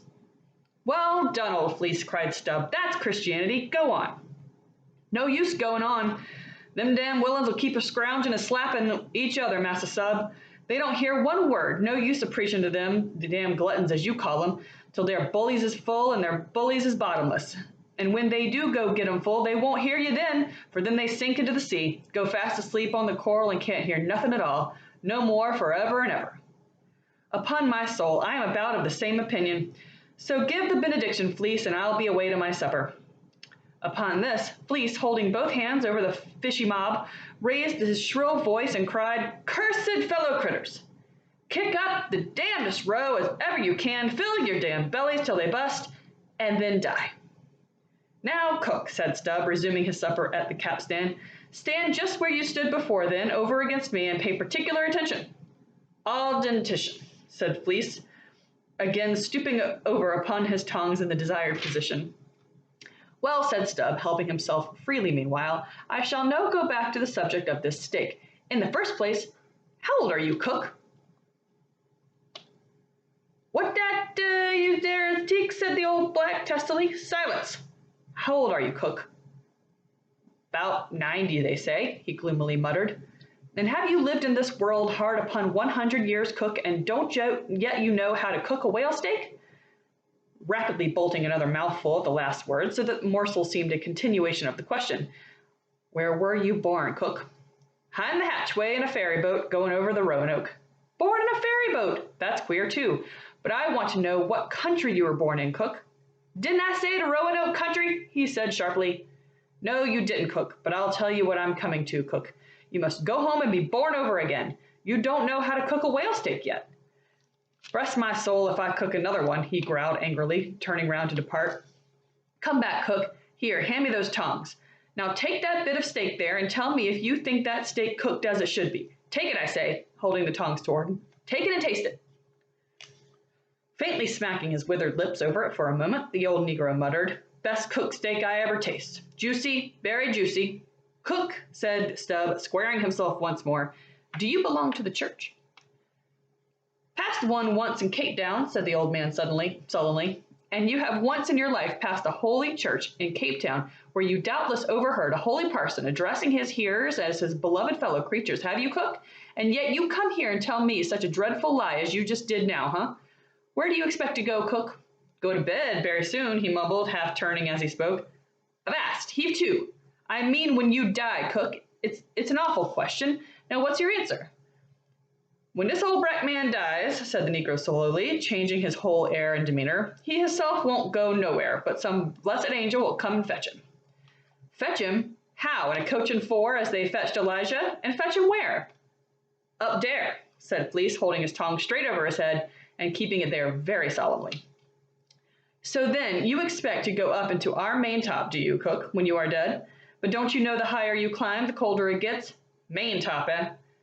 "Didn't say that at all," said Fleece, again in the sulks. "You said up there, didn't you? Now look for yourself and see where your tongues are pointing. But perhaps you expect to get into heaven by crawling through the lover's hole, cook. But no, cook. You don't get there except for to go the regular way, round by the rigging. It's a ticklish business, but must be done or else it's a no-go. But none of us are in heaven yet. Drop your tongues, cook, and hear my orders. Do you hear? Hold your hat in one hand and clap the other atop your heart when I'm giving my orders, cook. What, that's your heart there? That's your gizzard. Aloft. Nah, there you have it. Hold it there now and pay attention. All attention, said old Black, with his old hands placed as desired, vainly wiggling his grizzled head as if to get both ears front at once and at the same time. Well then, cook, you see this whale steak of yours was so very bad that I have put it out of sight as soon as possible. You see that, don't you? Well, for the future, when you cook another whale steak for my private table here, the capstan, I'll tell you what to do so as not to spoil it by overdoing. Hold the steak in one hand and show a live coal to it with the other. That done, dish it, you hear? And now tomorrow, cook, when we are cutting in the fish, be sure you stand by to get the tips of his fins and have them put in pickle. As for the ends of the flukes, have them soused, cook. And now, you may go. But Fleece had hardly got 3 paces off when he was recalled. Cook, give me cutlets for supper tomorrow night in the main watch, do you hear? Away you sail then. Halloa, stop! Make a bow before you go, avast! Heaving again, whale balls for breakfast, don't forget. Wish by gore whale eat him instead of him eat whale. I'm blessed if he ain't more of a shark than Master Shark himself, muttered the old man, limping away, with which sage ejaculation he went to his hammock. Chapter 65, The Whale as a Dish. That mortal man should feed upon the creature that feeds his lamp, and, like Stubb, eat him by his own light, as you may say. This seems so outlandish a thing that one must needs go a little into the history and philosophy of it. It is upon record that 3 centuries ago the tongue of the right whale was esteemed a great delicacy in France, and commanded large prices there. Also, that in Henry VIII's time, a certain cook of the court obtained a handsome reward for inventing an admirable sauce to be eaten with barbecued porpoises, which, you remember, are a species of whale. Porpoises, indeed, are to this day considered fine eating. The meat is made into balls about the size of billiard balls, and, being well seasoned and spiced, might be taken for turtle balls or veal balls. The old monks of Dunfermline were very fond of them. They had a great porpoise grant from the crown. The fact is that among his hunters, at least, the whale would by all hands be considered a noble dish, were there not so much of him. But when you come to sit down before a meat pie nearly 100 feet long, it takes away your appetite. Only the most unprejudiced of men, like Stubb, nowadays partake of cooked whales. But the Eskimo are not so fastidious. We all know how they live upon whales and have rare old vintages of prime old train oil. Zogranda, one of their most famous doctors, recommends strips of blubber for infants as being exceedingly juicy and nourishing. And this reminds me that certain Englishmen who long ago were accidentally left in Greenland by a whaling vessel, that these men actually lived for several months on the moldy scraps of whales which had been left ashore after trying out the blubber. Among the Dutch whalemen, these scraps are called fritters, which indeed they greatly resemble, being brown and crisp and smelling something like old Amsterdam housewives' donuts or oily cooks when fresh. They have such an eatable look that the most self-denying stranger can hardly keep his hands off.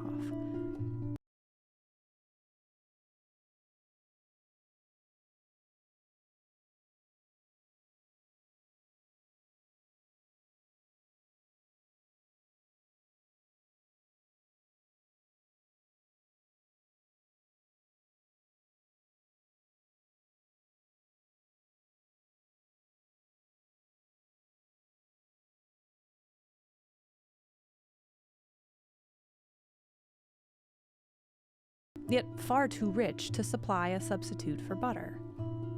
Nevertheless, many whalemen have a method of absorbing it into some other substance and then partaking of it.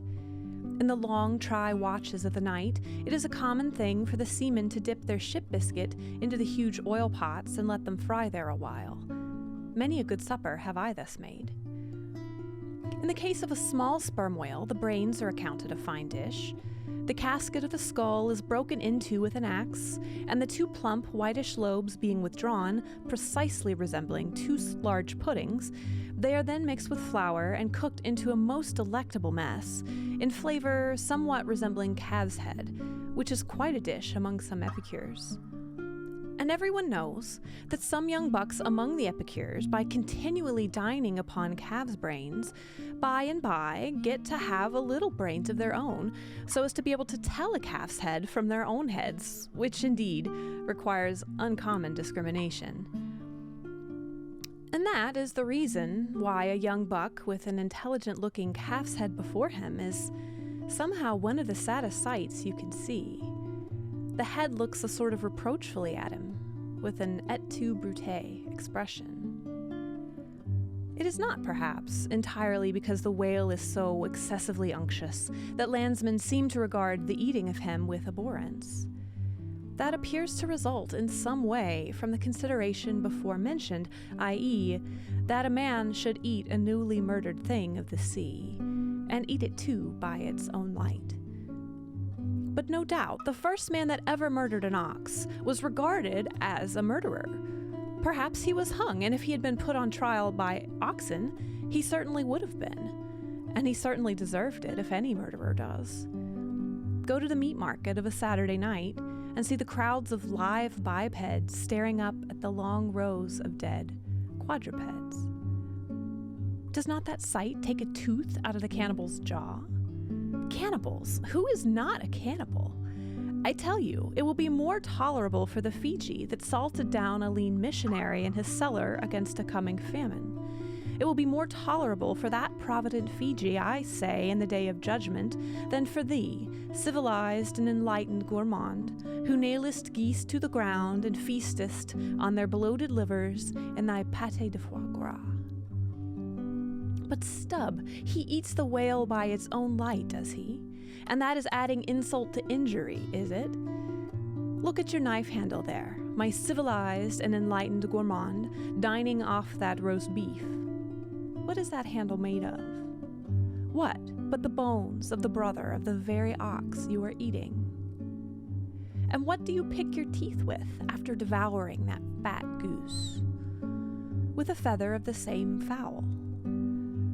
And with what quill did the secretary of the Society for the Suppression of Cruelty to Ganders formerly indict his circulars?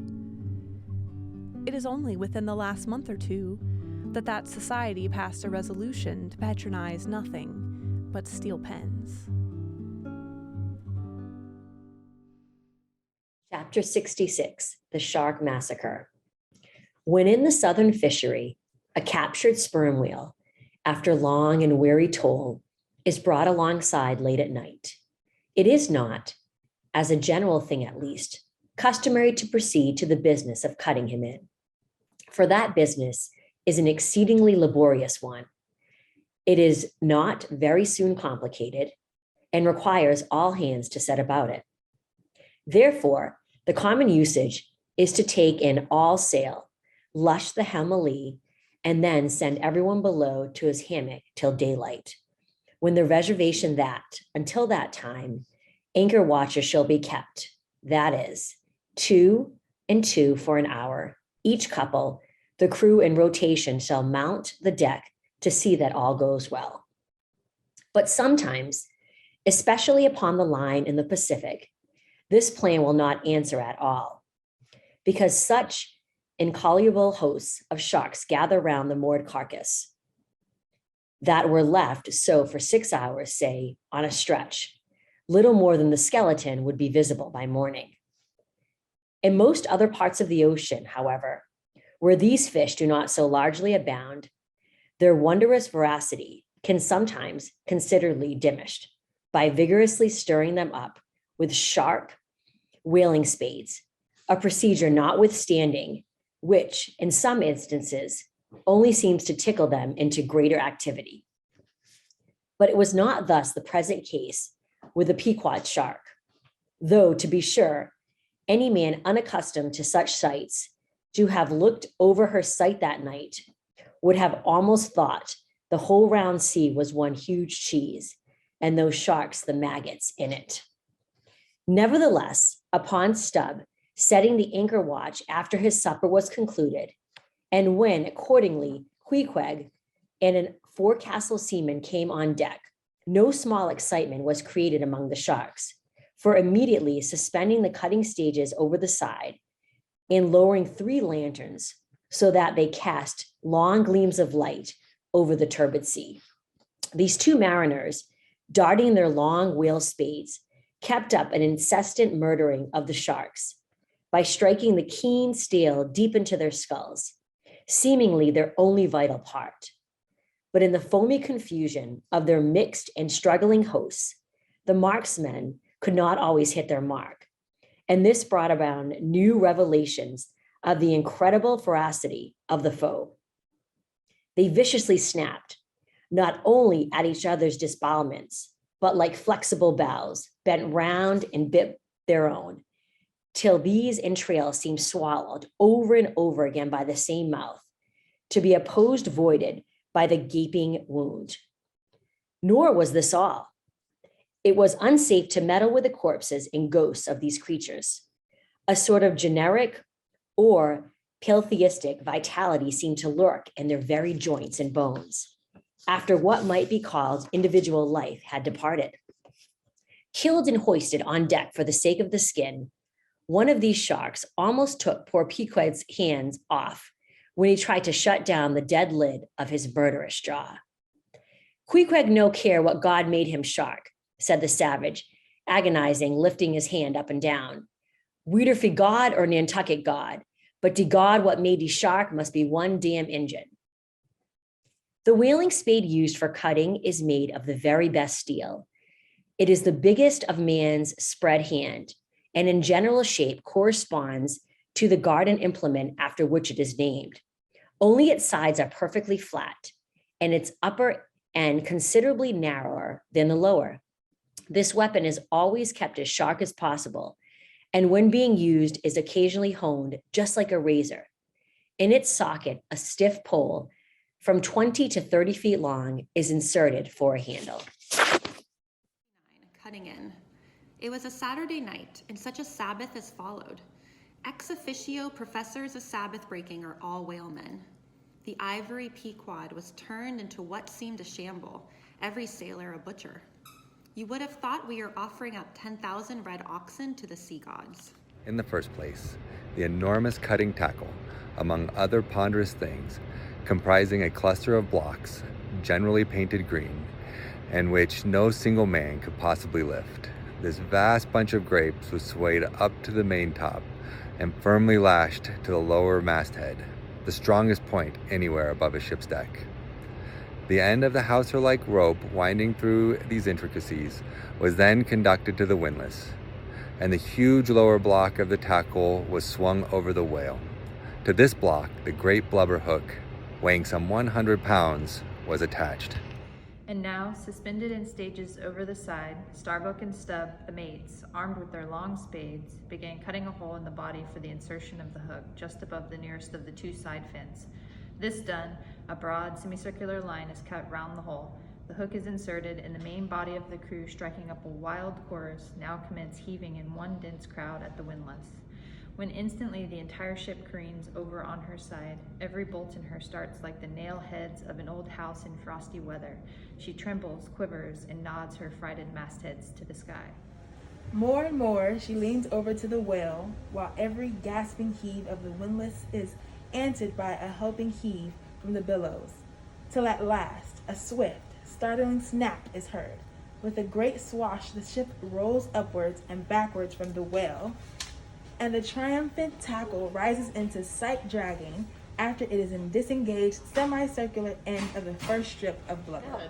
Now, as the blubber envelops the whale precisely as the rind does an orange, so is it stripped off from the body precisely as an orange is sometimes stripped by spiralizing it.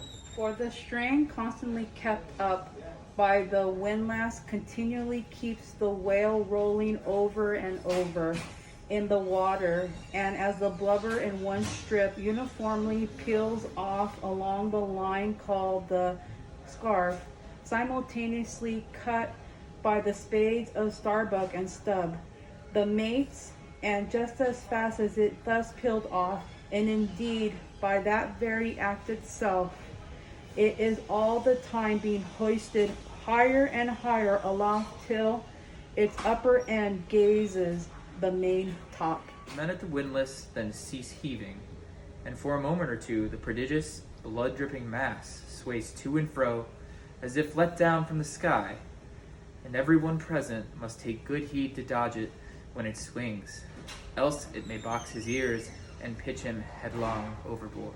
One of the attending harpooners now advances with a long, keen weapon called a boarding sword, and watching his chance, he dexterously slices out a considerable hole in the lower part of the swaying mass. Into this hole, the end of the second alternating great tackle is then hooked so as to retain a hold upon the blubber, in order to prepare for what follows.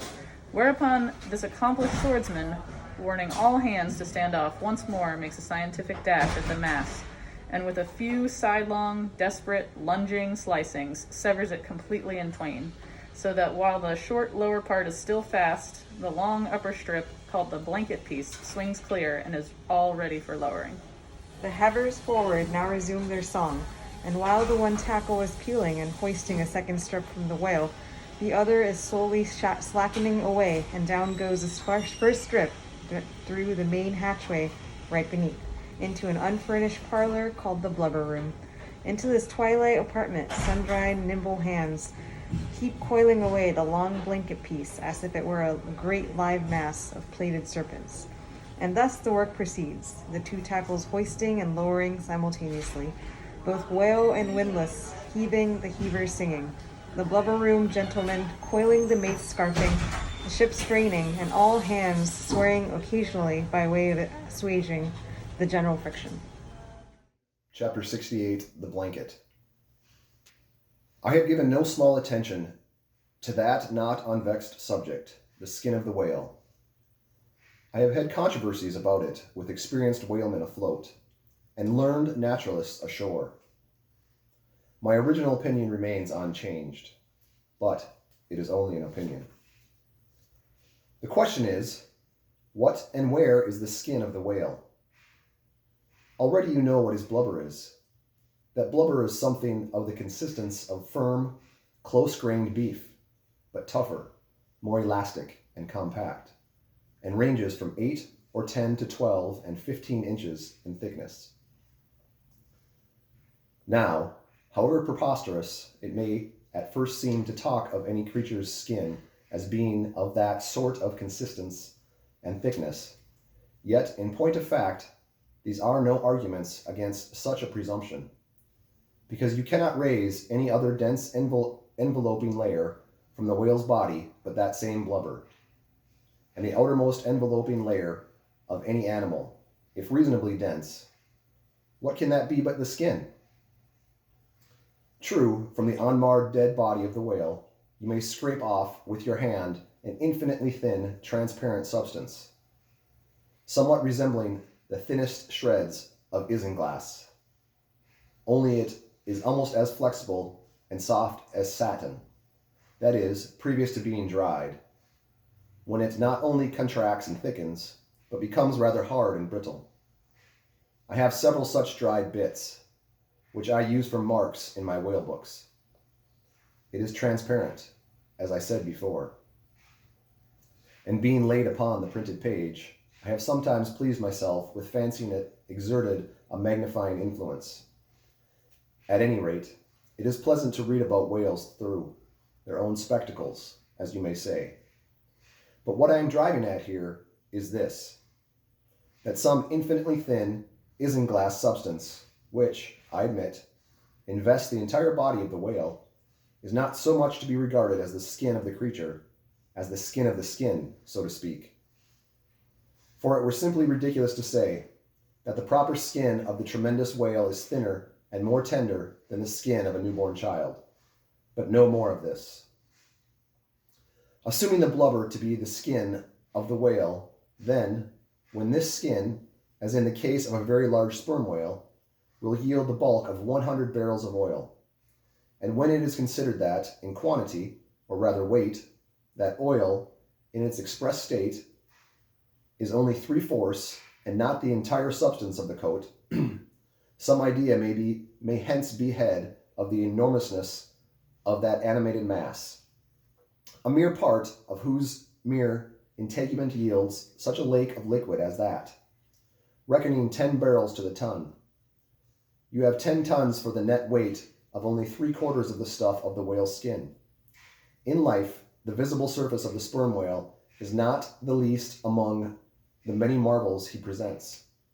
Almost invariably, it is all over obliquely crossed and recrossed, with numberless straight marks in thick array, something like those in the finest Italian line engravings.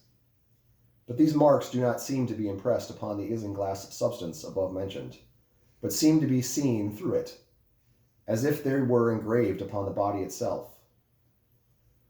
Nor is this all. In some instances, the quick, observant eye, those linear marks, as in a veritable engraving, but afford the ground for far other delineations. These are hieroglyphical, that is, if you call those mysterious ciphers on the walls of pyramids hieroglyphics. Then that is the proper word to use in the present connection.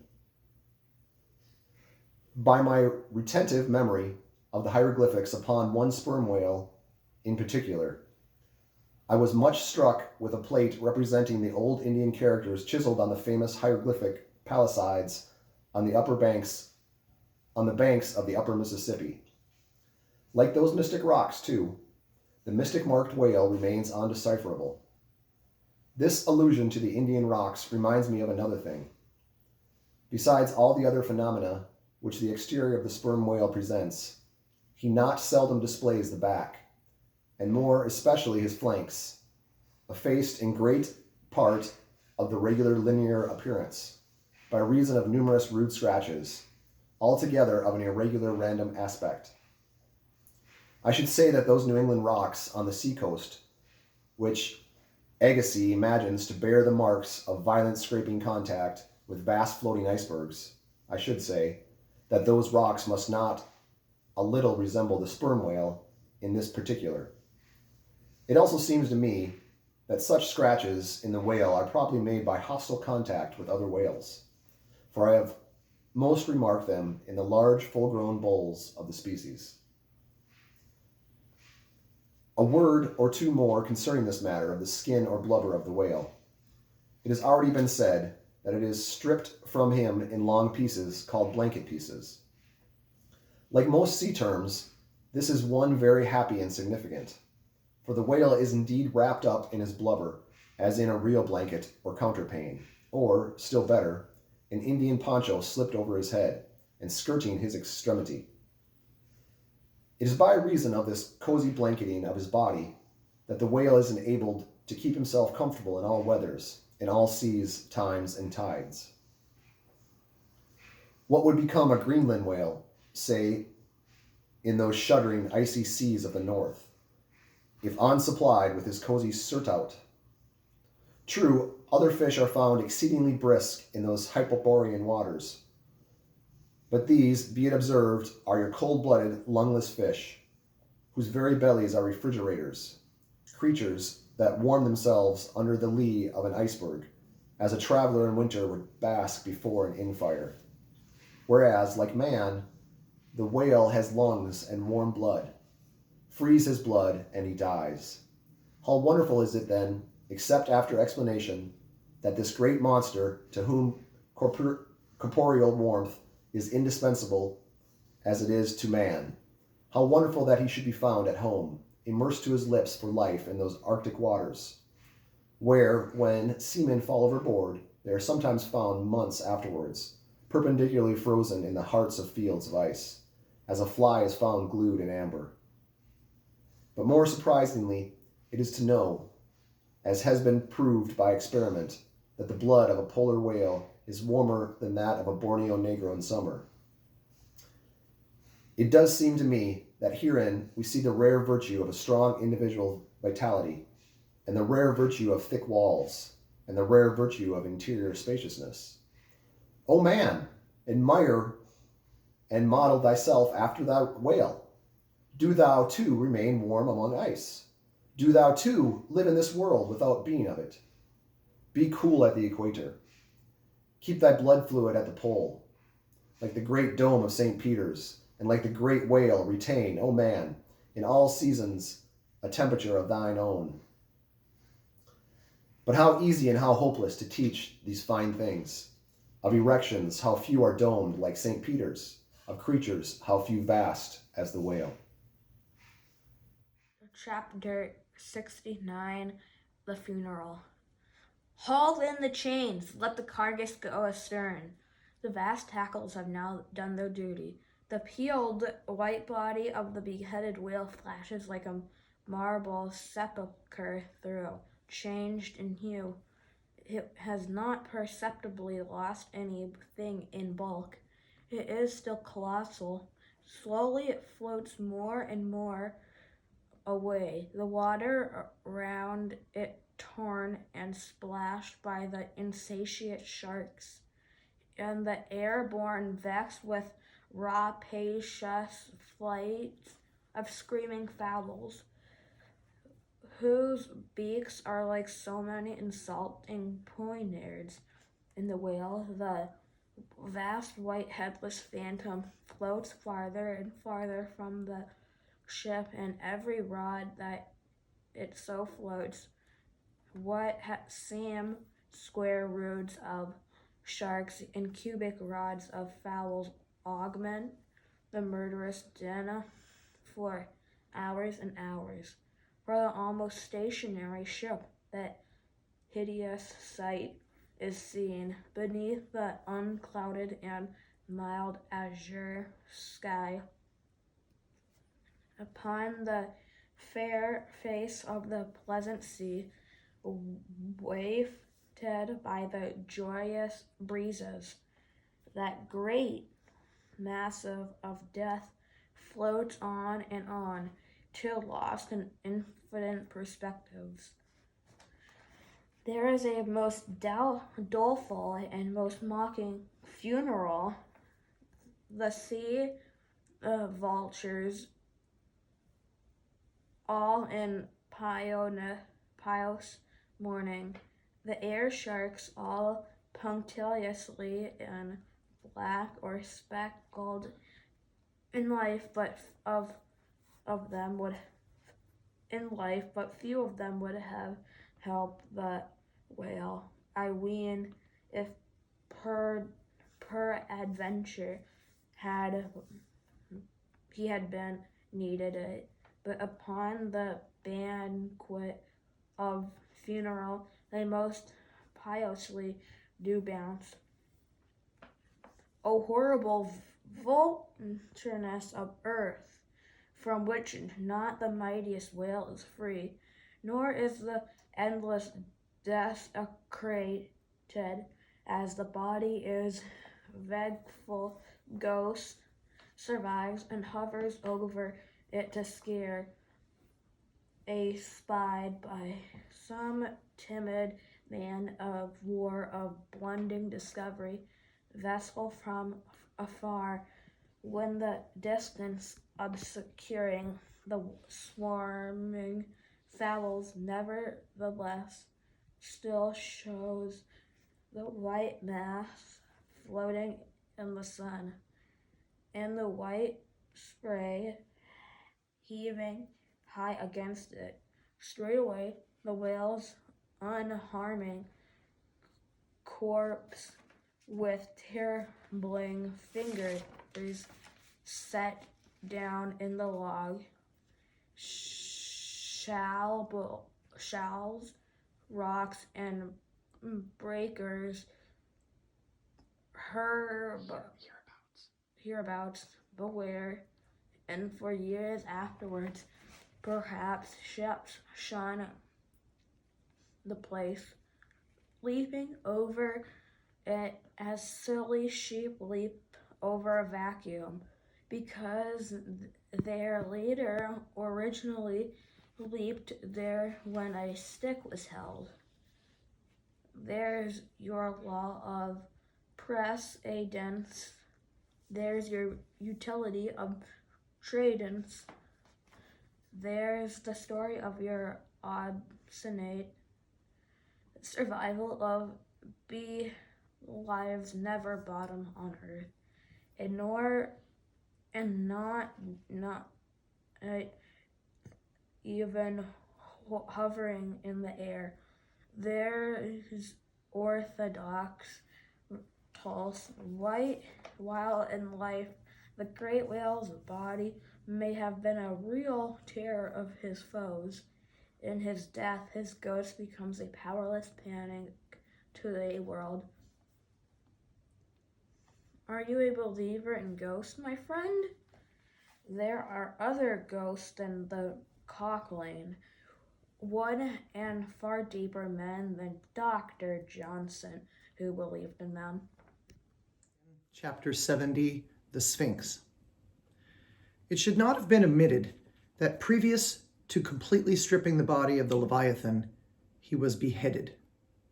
Now, the beheading of a sperm whale is a scientific anatomical feat, upon which experienced whale surgeons very much pride themselves, and not without reason. Consider that the whale has nothing that can properly be called a neck. On the contrary, where his head and body seem to join, there, in that very place, is the thickest part of him. Remember also that the surgeon must operate from above, some 8 or 10 feet intervening between him and his subject, and that subject almost hidden in a discolored, rolling, and oftentimes tumultuous and bursting sea. Bear in mind, too, that under these untoward circumstances, he has to cut many feet deep into the flesh, and in that subterraneous manner, without so much as getting one single peep into the ever-contracting gash thus made, he must skillfully steer clear of all adjacent interditing parts and exactly divide the spine at a critical point hard by its insertion into the skull. Do you not marvel, then, at Stubb's boast that he demanded but 10 minutes to behead a sperm whale? When first severed, the head is dropped astern and held there by a cable until the body is stripped. That done, if it belonged to a small whale, it's hoisted on deck to be deliberately disposed of. But with a full-grown leviathan, this is impossible, for the sperm whale's head embraces nearly 1/3 of his entire bulk, and completely to suspend such a burden as that, even by the immense tackles of a whaler, this were as vain a thing as to attempt weighing a Dutch barn in jeweler's scales.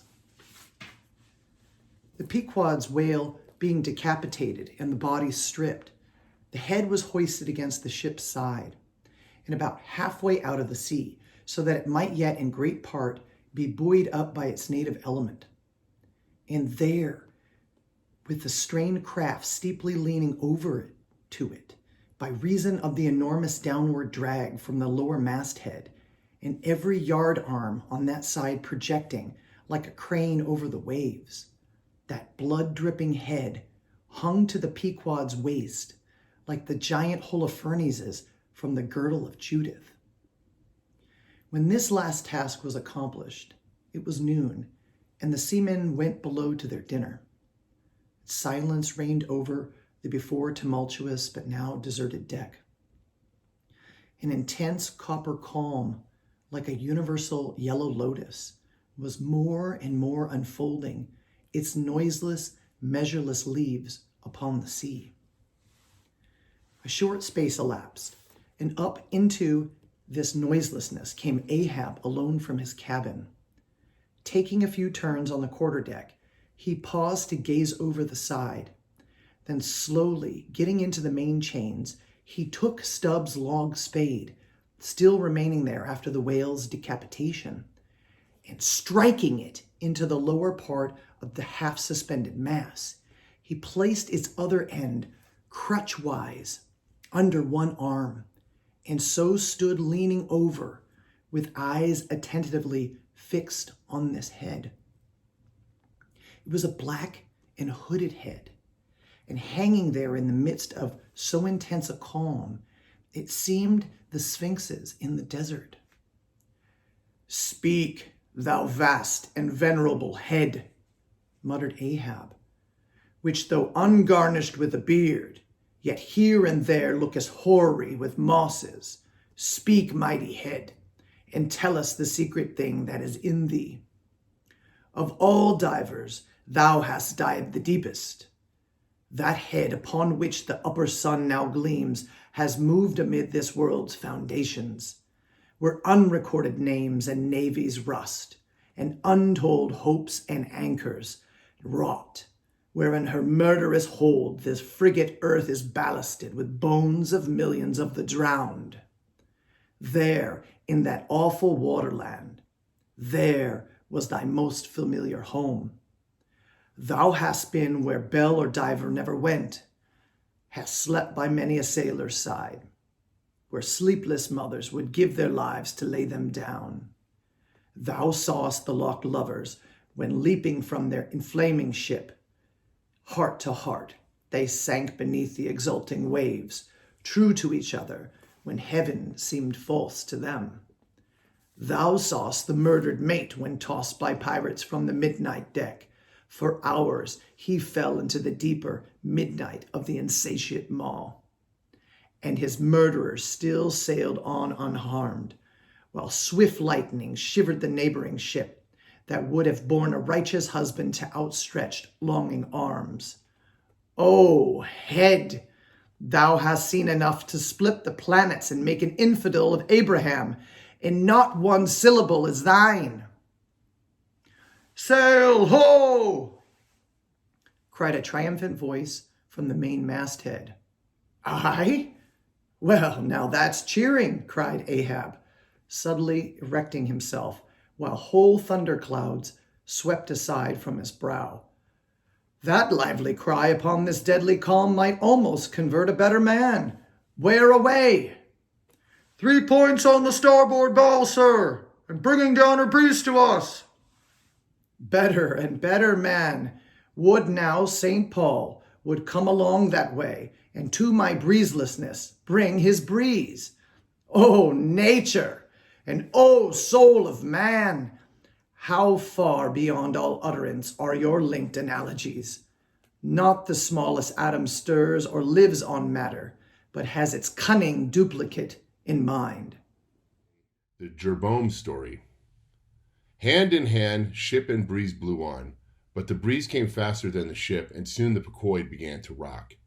By and by, through the glass, the stranger's boat and manned mastheads proved her a whale ship, but as she was so far to windward and shooting by, apparently making a passage to some other ground, the Pequod could not hope to reach her. So the signal was set to see what response would be made.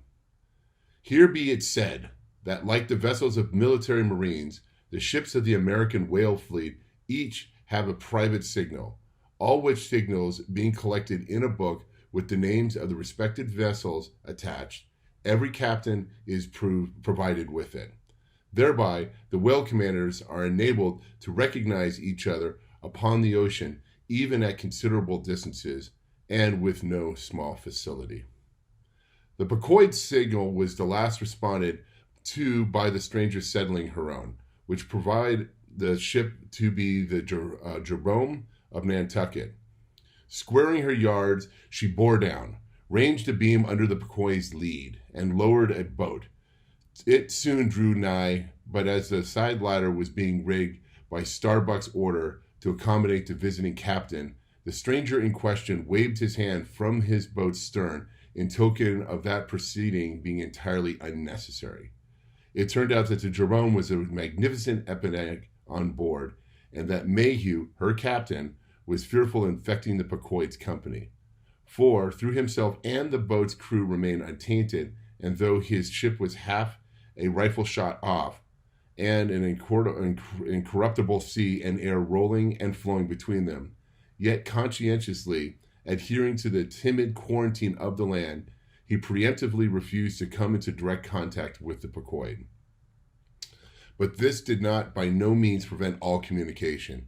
Preserving an internal of some of the few yards between itself and the ship, the Jerome's boat, by the occasional use of its oars, contrived to keep parallel to the Pequod, as she heavily forged through the sea, for by this time it blew very fresh, with her mail topsail aback, though indeed at times by the sudden onset of a large rolling wave, the boat would be pushed some way ahead, but would be soon skillfully brought to her proper bearing again. Subject to this, and other the like interruptions now and then, a conversation was sustained between the two parties, but at an interval, not with still another interruption of a very different sort. Pulling an oar into the Jerome's boat was a man of singular appearance, even in the wild whaling life where individuals notables make up all totalities. He was a small, short, youngish man, sprinkled all over his face with freckles and wearing redundant yellow hair. A long-skirted, cabalistically cut coat of faded walnut tinge enveloped him, the overlapping sleeves of which were rolled up on his wrist. A deep-settled, fantastic delirium was in his eyes. So soon as this figure had been first described, Stubb had exclaimed, That he, the long-togged scaramouche the town hoe company told us of." Stubb here alluded to a strange story told of the Jerome and a certain man among her crew, sometimes previous when the Pequod spoke the town hoe. According to this account, and what was subsequently learned, it seemed that the scaramouche in question had gained a wonderful ascendancy over almost everybody in the Jerome. His story was this. He had been originally nurtured among the crazy society of Yikashi Shakers, where he had been a great prophet, in their cracked secret meetings, having several times descended from heaven by way of a trapdoor, announcing the speedy opening of the 7th vial, which he carried in his vest pocket, but which, instead of containing gunpowder, was supposed to charge with landium. A strange apostolistic whim had seized him. He had left Nishiam for Nantucket, where, with the cunning peculiar to craziness, he assumed a steady, common-sense exterior and offered himself as a green hand candidate for the Jerome's whaling voyage. They engaged him. But straightway, upon the ship getting out of sight of land, his insanity broke out in Freshnet. He announced himself as the Archangel Gabriel and commanded the captain to jump overboard. He published his manifesto, whereby he set himself forth as a deliverer of the Isle of the Seas, Vice-General of Oceania. This unflinching earnestness with which he declared these things, the dark, daring play of his sleepless, excitable imagination, and all the preternatural terrors of real delirium, united to invest this Gabriel in the minds of the majority of the ignorant crew with an atmosphere of sacredness. Moreover, they were afraid of him. As such a man, however, was not much practical use to the ship, especially as he refused to work except when he pleased. The incredulous captain would fain have been rid of him, but apprised that this individual's intentions was to land him in the first convenient port. The Archangel forthwith opened all his seals and vials, devoting the ship and all hands to unconditional perdition, in case this intention was carried out. So strongly did he work upon his disciples among the crew that at last, in a body that went to the captain, and told him if Gabriel was sent from the ship, not a man would remain. He was therefore forced to relinquish his plan, nor would they permit Gabriel to be any way maltreated, say, or do that what he would. So that it came to pass that Gabriel had the complete freedom of the ship. The consequences was this, that the Archangel cared little or nothing for the captain and mates, and since the epidemic had broken out, he carried higher a hand than ever, declaring that the plague, as he called it, was his sole command, nor should it be stayed according to his good pleasures. The sailors, mostly poor devils, cringed, and some of them fawned before him, in obedience to his instructions, sometimes rendering him personal homage as to a god. Such things may seem incredible, but however wondrous, they are true. Nor is the history of the fanatics half so striking in respect to the measureless self-deception of the fanatic himself as his measureless power of deceiving and bedeviling so many of others. But it is time to return to the Pequod. I fear not thy epidemic, man, said Ahab from the bulwarks to Captain Mayhew, who stood in the boat's stern. Come on board. But now Gabriel started to his feet. Think of the fevers, yellow and bilious. Beware of the horrible plague. Gabriel, cried Captain Mayhew, thou must either... But that instant a headlong wave shot the boat far ahead, and its seethings drowned all speech. Hast thou seen the white whale? Demanded Ahab, when the boat drifted back. Think of thy whaleboat stoven and sunk. Beware of the horrible tale. I tell thee again, Gabriel, that... But again the boat tore ahead as if dragged by fiends. Nothing was said for some moments, while a succession of riotous waves rolled by, which by one of those occasional caprices of the seas were tumbling, not heaving it. Meantime, the hoisted sperm whale's head jogged about very violently, and Gabriel was seen eyeing it with rather more apprehensiveness than his archangel nature seemed to warrant. When this interlude was over, Captain Mayhew began a dark story concerning Moby Dick, not, however, without frequent interruptions from Gabriel whenever his name was mentioned, and the crazy sea that seemed leagued with him. It seemed that Jeroboam had not long left home, when upon speaking a whale ship, her people were reliably apprised of the existence of Moby Dick and the havoc he had made. Greedily sucking in this intelligence, Gabriel solemnly warned the captain against attacking the white whale in case the monster should be seen. in his gibbering insanity, pronouncing the white whale to be no less a being than the Shaker God incarnated, the Shakers receiving the Bible. But when, some year or two afterwards, Moby Dick was fairly sighted from the mastheads, Macy, the chief mate, burned with ardor to encounter him, and the captain himself, being not unwilling to let him have the opportunity, despite all the archangel's denunciations and forewarnings, Macy succeeded in persuading 5 men to man his boat. With them, he pushed off, and after much weary pulling and many perilous, unsuccessful onsets, he at last succeeded in getting one iron fast. Meantime, Gabriel, ascending to the main royal masthead, was tossing one arm in frantic gestures and hurling forth prophecies of speedy doom to the sacrilegious assailants of his divinity. Now, while Macy the mate was standing up in his boat's bow, and with all the reckless energy of his tribe was venting his wild exclamations upon the whale and essaying to get a fair chance for his poised lance, lo, a broad white shadow rose from the sea by its quick fanning motion, temporarily taking the breath out of the bodies of the oarsmen.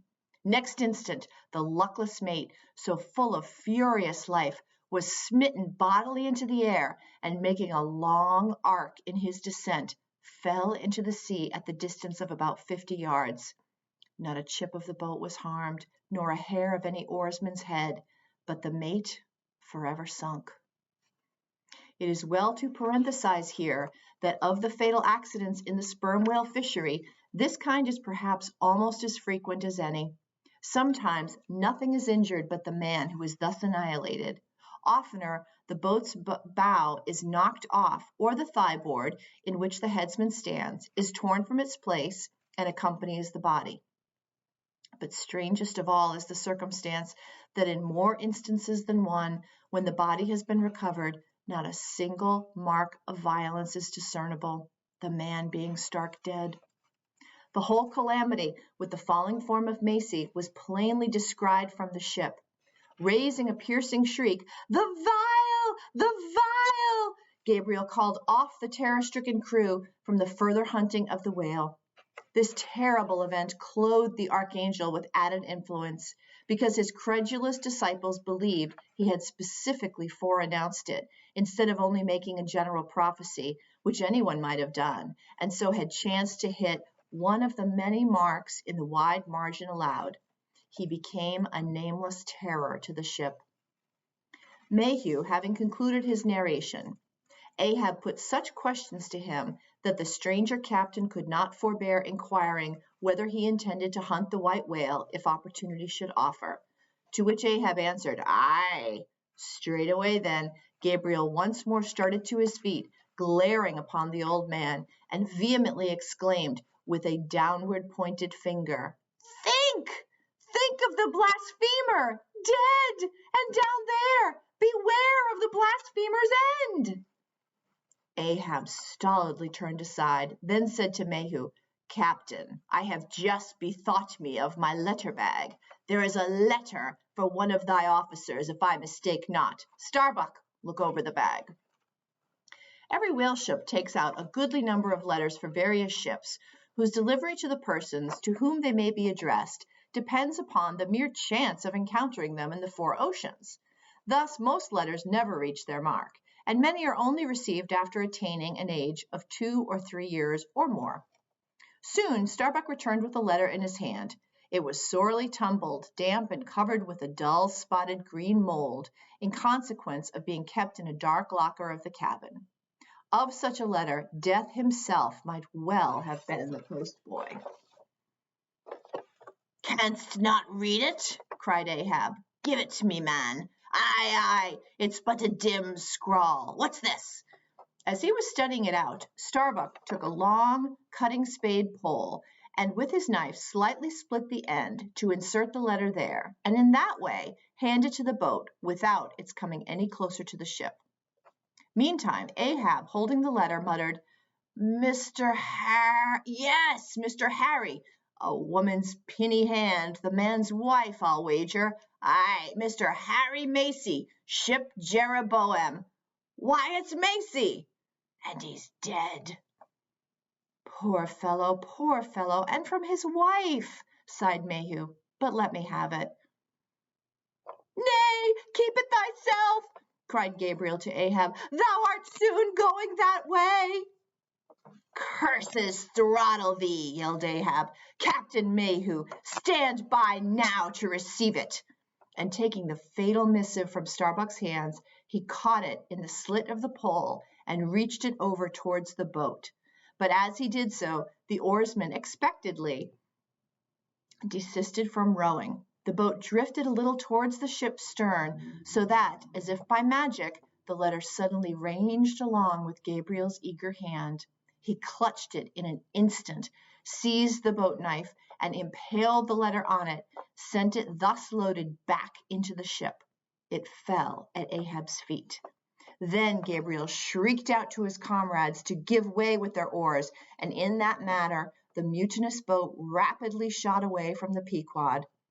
As, after this interlude, the seamen resumed their work upon the jacket of the whale, many strange things were hinted in reference to this wild affair. The monkey rope. In the tumultuous business of cutting in and attending to a whale, there is much running backwards and forwards among the crew. Now hands are wanted here, and then again hands are wanted there.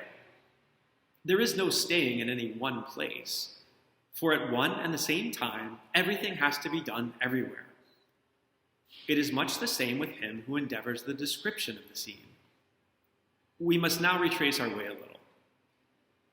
It was mentioned that upon first breaking ground in the whale's back, the blubber hook was inserted into the original hole there, cut by the spades of the mates. But how did so clumsy and weighty a mass as that same hook get fixed in that hole? It was inserted there by my particular friend Queequeg, whose duty it was, as harpooner, to descend upon the monster's back for the special purpose referred to. But in very many cases, circumstances require that the harpooner shall remain on the whale till the whole flensing or stripping operation is concluded. The whale, be it observed, lies almost entirely submerged, excepting the immediate parts operated upon. So down there, some 10 feet below the level of the deck, the poor harpooner flounders about, half on the whale and half in the water, as the vast mass revolves like a treadmill beneath him. On the occasion in question, Queequeg figured in the Highland costume, a shirt and socks, in which, to my eyes at least, he appeared to uncommon advantage. And no one had a better chance to observe him, as will presently be seen. Being the savage's bowsman, that is, the person who pulled the bow oar in his boat, the second one from forward, it was my cheerful duty to attend upon him while taking that hard scramble upon the dead whale's back. You have seen Italian organ boys holding a dancing ape by a long cord. Just so, from the ship's steep side, did I hold Queequeg down there in the sea, by what is technically called, in the fishery, a monkey rope, attached to a strong strip of canvas belted round his waist. It was a humorously perilous business for both of us. For, before we proceed further, it must be said that the monkey rope was fast at both ends, fast to Queequeg's broad canvas belt, and fast to my narrow leather one. So that for better or for worse, we two, for the time, were wedded. And should poor Queequeg sink to rise no more, then both usage and honor demanded that instead of cutting the cord, it should drag me down in his wake. So, then, an elongated Siamese ligature united us. Queequeg was my own inseparable twin brother, nor could I, anyway, get rid of the dangerous liabilities which the hempen bond entailed. So strongly and metaphysically did I conceive of my situation then, that while earnestly watching his motions, I seemed distinctly to perceive that my own individuality was now merged in a joint stock company of two, that my free will had received a mortal wound, and that another's mistake or misfortune might plunge innocent me into unmerited disaster and death. Therefore, I saw that here was a sort of interregnum in Providence, for its even-handed equity never could have sanctioned so gross an injustice. And yet still further pondering, while I jerked him now and then from between the whale and the ship, which would threaten to jam him, still further pondering, I saw that this situation of mine was the precise situation of every mortal that breathes. Only, in most cases, he, one way or other, has this Siamese connection with a plurality of other mortals. If your banker breaks, you snap. If your apothecary by mistake sends you poison in your pills, you die. True, you may say that, by exceeding caution, you may possibly escape these, and the multitudinous other evil chances of life. But handle Queequeg's monkey rope heedfully as I would, sometimes he jerked it so that I came very near sliding overboard. Nor could I possibly forget that, do what I would, I only had the management of one end of it. The monkey rope is found in all whalers, but it was only in the Pequod that the monkey and his holder were ever tied together. This improvement upon the original usage was introduced by no less a man than Stubb, in order to afford to the imperiled harpooner the strongest possible guarantee for the faithfulness and vigilance of his monkey rope holder. I have hinted that I would often jerk poor Queequeg from between the whale and the ship, where he would occasionally fall from the incessant rolling and swaying of both. But this was not the only jamming jeopardy he was exposed to. Unappalled by the massacre made upon them during the night, the sharks, now freshly and more keenly allured by the before-pent blood which began to flow from the carcass, the rabid creatures swarmed around it like bees in a hive. And right in among those sharks was Queequeg, who often pushed them aside with his floundering feet, a thing altogether incredible were it not that attracted by such prey as a dead whale, the otherwise miscellaneously carnivorous shark will seldom touch a man. Nevertheless, it may well be believed that since they have such a ravenous finger in the pie, it is deemed but wise to look sharp to them. Accordingly, besides the monkey rope, with which I now and then jerked the poor fellow from too close a vicinity to the maw of what seemed a peculiarly ferocious shark, he was provided with still another protection. Suspended over the side in one of the stages, Tashtigo and Dagu continually flourished over his head a couple of keen whale spades, wherewith they slaughtered as many sharks as they could reach. This procedure of theirs, to be sure, was very disinterested and benevolent of them. They meant Queequeg's best happiness, I admit, but in their hasty zeal to befriend him, and from the circumstance that both he and the sharks were at times half hidden by the blood-mudded water, those indiscreet spades of theirs would come nearer amputating a leg than a tail. But poor Queequeg, I suppose, straining and gasping there with the great iron hook. Poor Queequeg, I suppose, only prayed to his Yojo and gave up his life into the hands of his gods. Well, well, my dear comrade and twin brother, thought I, as I drew in and then slacked off the rope to every swell of the sea. What matters it, after all? Are you not the precious image of each and all of us men in this wailing world? That unsounded ocean you gasp in is life. Those sharks, your foes, those spades, your friends, and what between sharks and spades you're in a sad pickle and peril, poor lad. But courage, there is good cheer in store for you, Queequeg, For now, as with blue lips and bloodshot eyes, the exhausted savage at last climbs up the chains and stands all dripping and involuntarily trembling over the side, the steward advances and with a benevolent, consolatory glance hands him, what, some hot cognac? No, hands him, ye gods, hands him a cup of tepid ginger and water. Ginger? Do I smell ginger? Suspiciously asked Stubb, coming near. Yes, this must be ginger, peering into the as yet untasted cup. Then, standing as if incredulous for a while, he calmly walked towards the astonished steward, slowly saying, Ginger, ginger, and will you have the goodness to tell me, Mr. Doughboy, where lies the virtue of ginger? Ginger, is ginger the sort of fuel you use, Doughboy, to kindle a fire in the shivering cannibal? Ginger? What the devil is ginger? Sea coal, firewood, lucifer matches, tinder, gunpowder?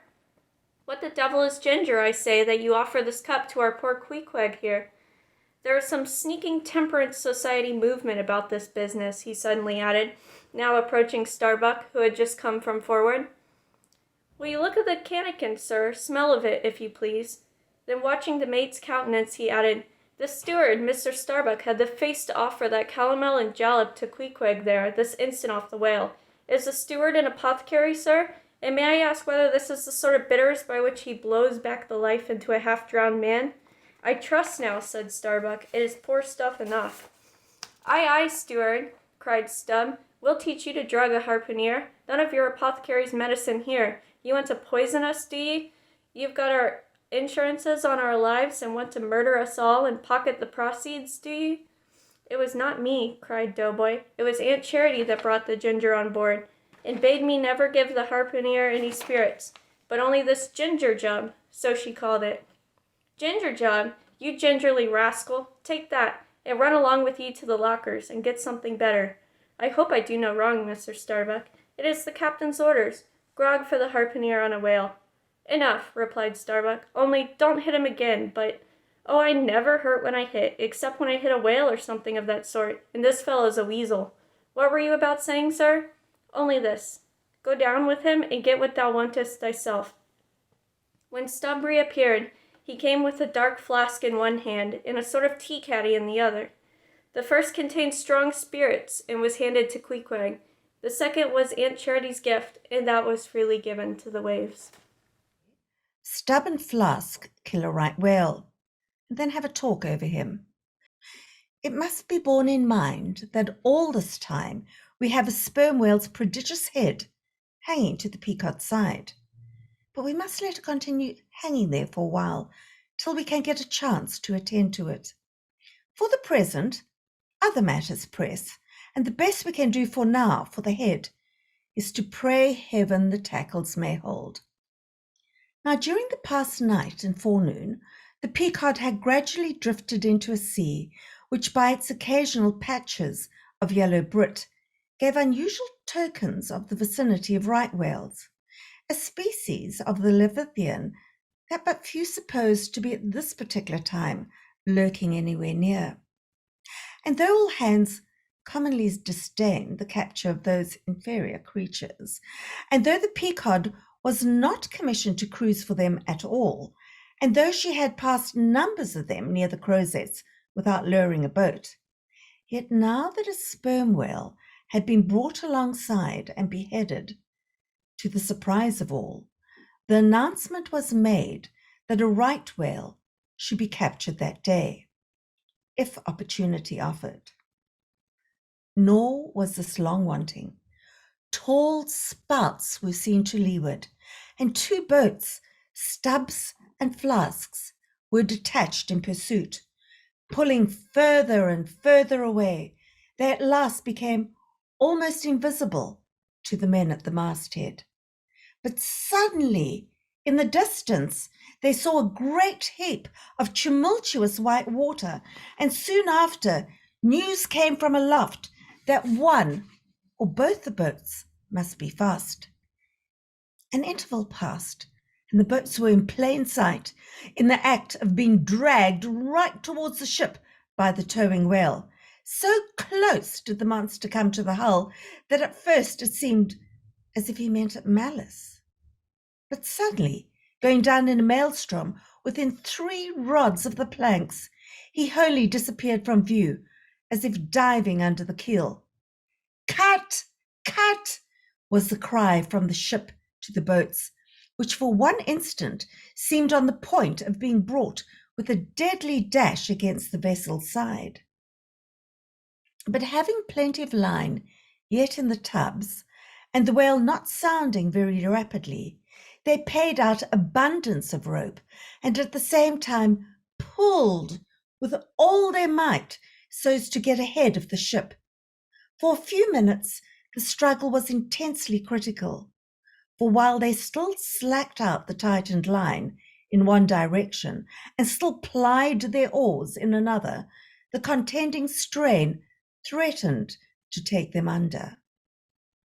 It was only a few feet advance they sought to gain, and they stuck to it till they did gain it, when instantly a swift tremor was felt running like lightning along the keel as the strained line, scraping beneath the ship, suddenly rose to view under her bows, snapping and quivering, and so flinging off its drippings that the drops fell like bits of broken glass on the water, while the whale beyond also rose to sight, and once more the boats were free to fly. But the fagged whale abated his speed, and blindly altering his course, went round the stern of the ship, towing the two boats after him, so that they performed a complete circuit.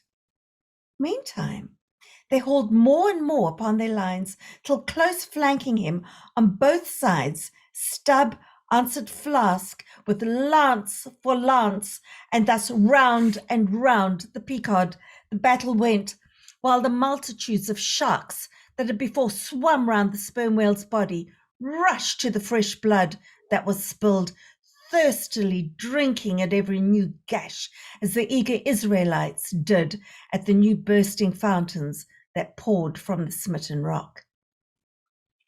At last his spout grew thick, and with a frightful roll and vomit, he turned upon his back, a corpse.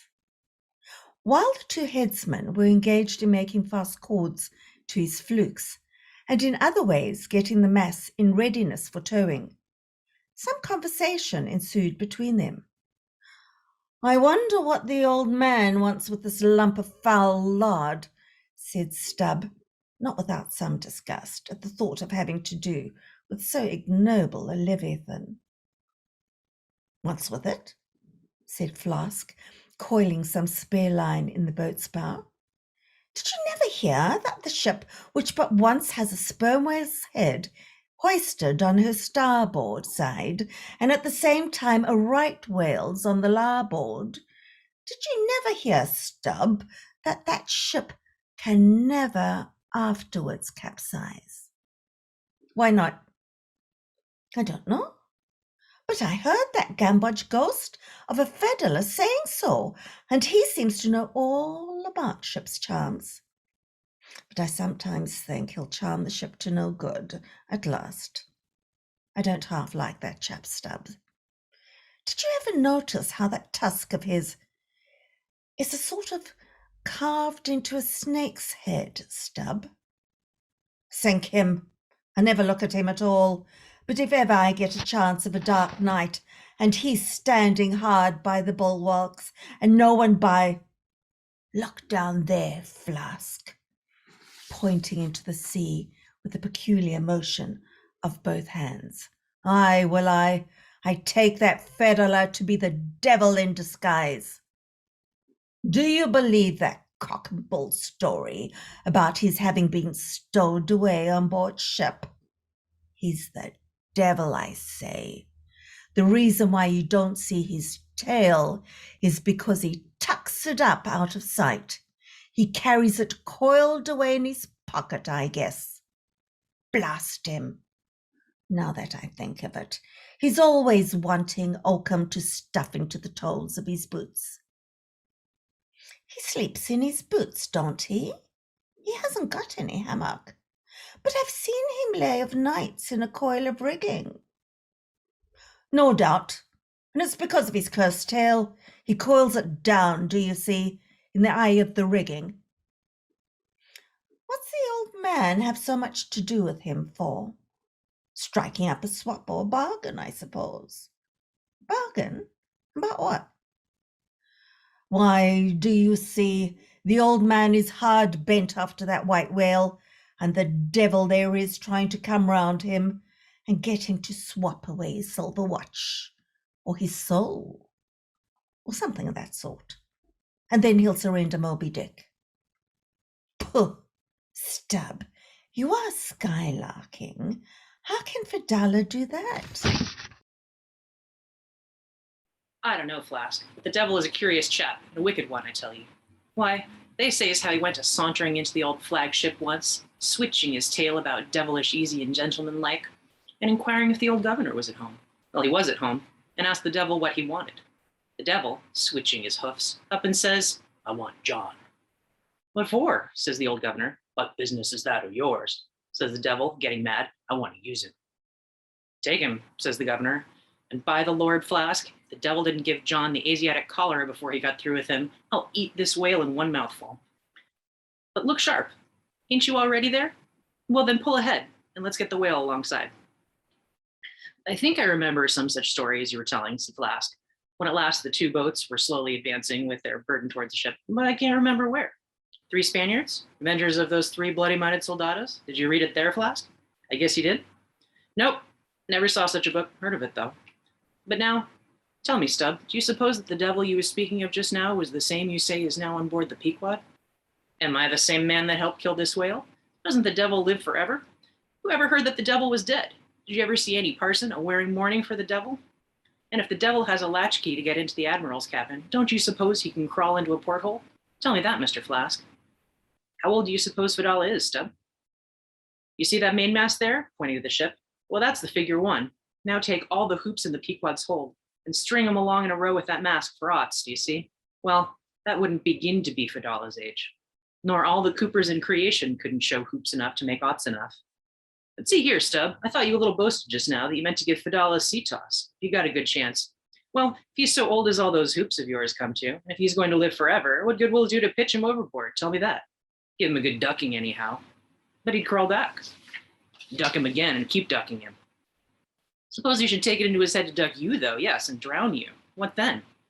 I should like to see him try it. I'd give him such a pair of black eyes that he wouldn't dare to show his face in the admiral's cabin again for a long while, let alone down in the orlop there, where he lives, and hereabouts on the upper deck where he sneaks so much. Damn the devil, Flask. Do you suppose I'm afraid of the devil? Who's afraid of him except the old governor who daresn't catch him and put him in double darbies as he deserves, but lets him go about kidnapping people, aye, and signed a bond with him that all the people the devil kidnapped he'd roast for him. There's a governor. Do you suppose Fidala wants to kidnap Captain Ahab? Do I suppose it? You'll know it before long, Flask.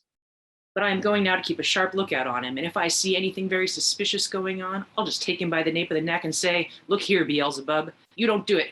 And if he makes any fuss, by the Lord, I'll make a grab into his pocket for his tail, take it to the capstan, and give it such a wrenching and heaving that his tail will come short off at the stump, do you see? And then I rather guess when he finds himself docked in that queer fashion, he'll sneak off without the poor satisfaction of feeling his tail between his legs." What will you do with the tail, Stubb? Do with it? Sell it for an ox whip when we get home. What else? Now, do you mean what you say and have been saying all along, Stubb? Mean or not mean, here we are at the ship. The boats were here hailed to tow the whale on the larboard side, where fluke chains and other necessaries were already prepared for securing him.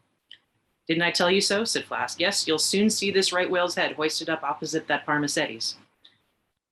In good time, Flask's saying proved true. As before, the Pequod steeply leaned over towards the sperm whale's head. Now, by the counterpoise of both heads, she regained her even keel, though sorely strained, you may well believe.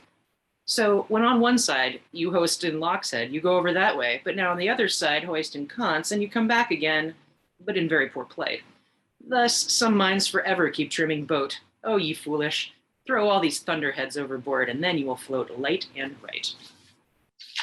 In disposing of the body of a right whale, when brought alongside the ship, the same preliminary proceedings commonly take place as in the case of a sperm whale.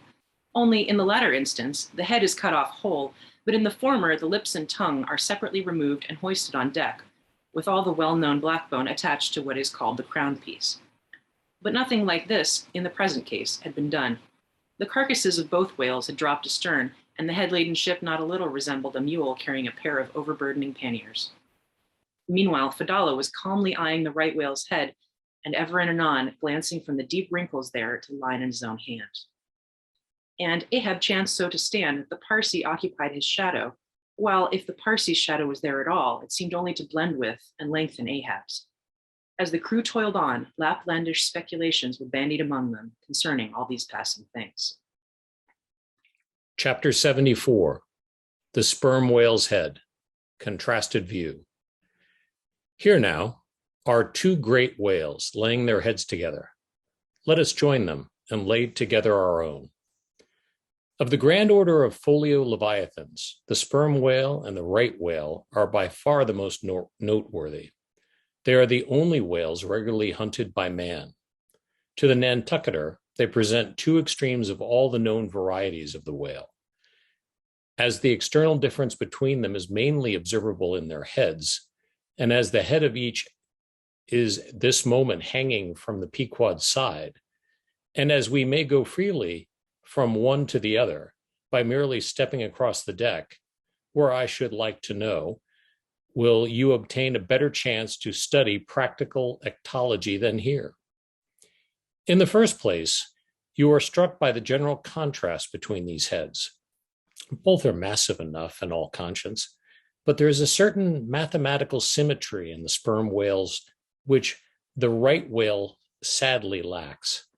There is more character in the sperm whale's head. As you behold it, you involuntarily yield the immense superiority to him in point of pervading dignity. In the present instance, too, this dignity is heightened by the pepper and salt color of his head at the summit, giving token of his age and large experience. In short, he is what fishermen technically call a gray-headed whale. Let us now note what is least dissimilar in these heads, namely, the two most important organs, the eye and the ear. Far back on the side of the head and low down near the angle of the whale's jaw, if you narrowly search, you will at last see a lashless eye, which you would fancy might be a young colt's eye, so out of all proportion is it to the magnitude of the head. Now, from this peculiar sideways position of the whale's eye, it is plain that he can never see an object which is exactly ahead, no more than he can see one exactly astern. In a word, the position of the whale's eye corresponds to that of a man's ears. You may fancy for yourself how it would fare with you did you sideways survey objects through your ears.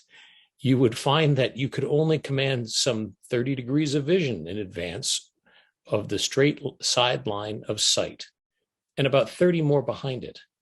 If your bitterest foe were walking straight towards you with dagger uplifted in broad day, you would not be able to see him, any more than if he were stealing upon you from behind.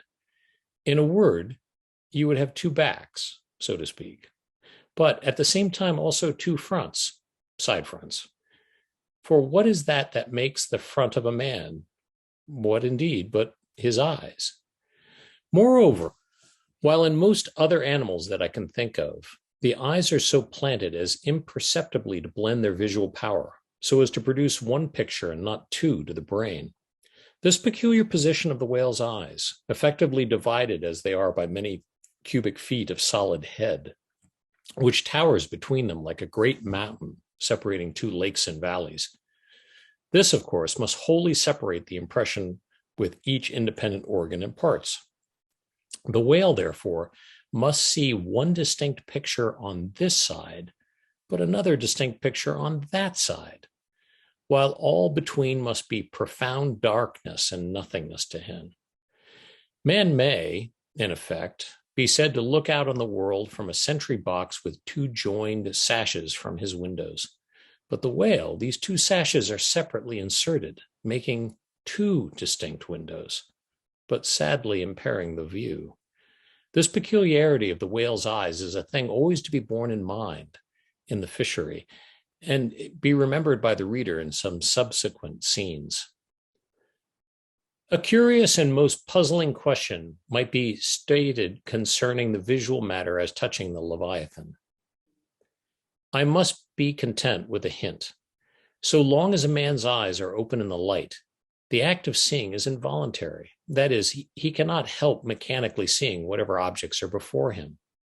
Nevertheless, as any one's experience will teach him, that though he can take in an indiscriminating sweep of things at one glance, it is quite impossible for him, attentively, to completely examine any two things, however large or however small, at one and the same instant of time, never mind if they lie side by side and touch each other.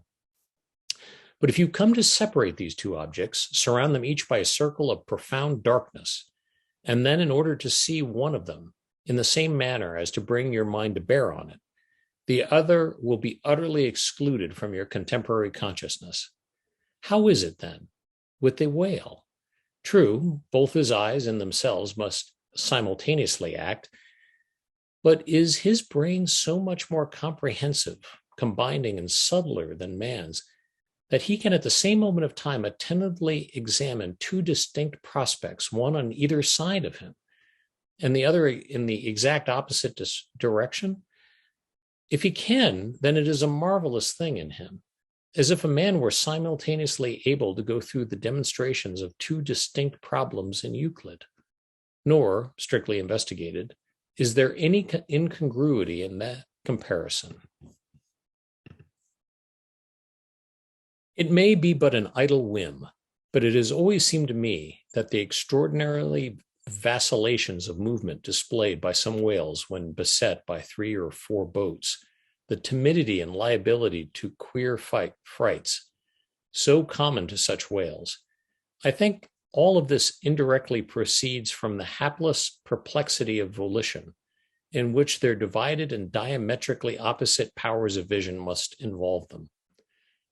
But the ear of the whale is full as curious as the eye. If you are an entire stranger to their race, you might hunt over these two heads for hours and never discover that organ. The ear has no external leaf whatever, and into its hole you can hardly insert a quill, so wondrously minute is it.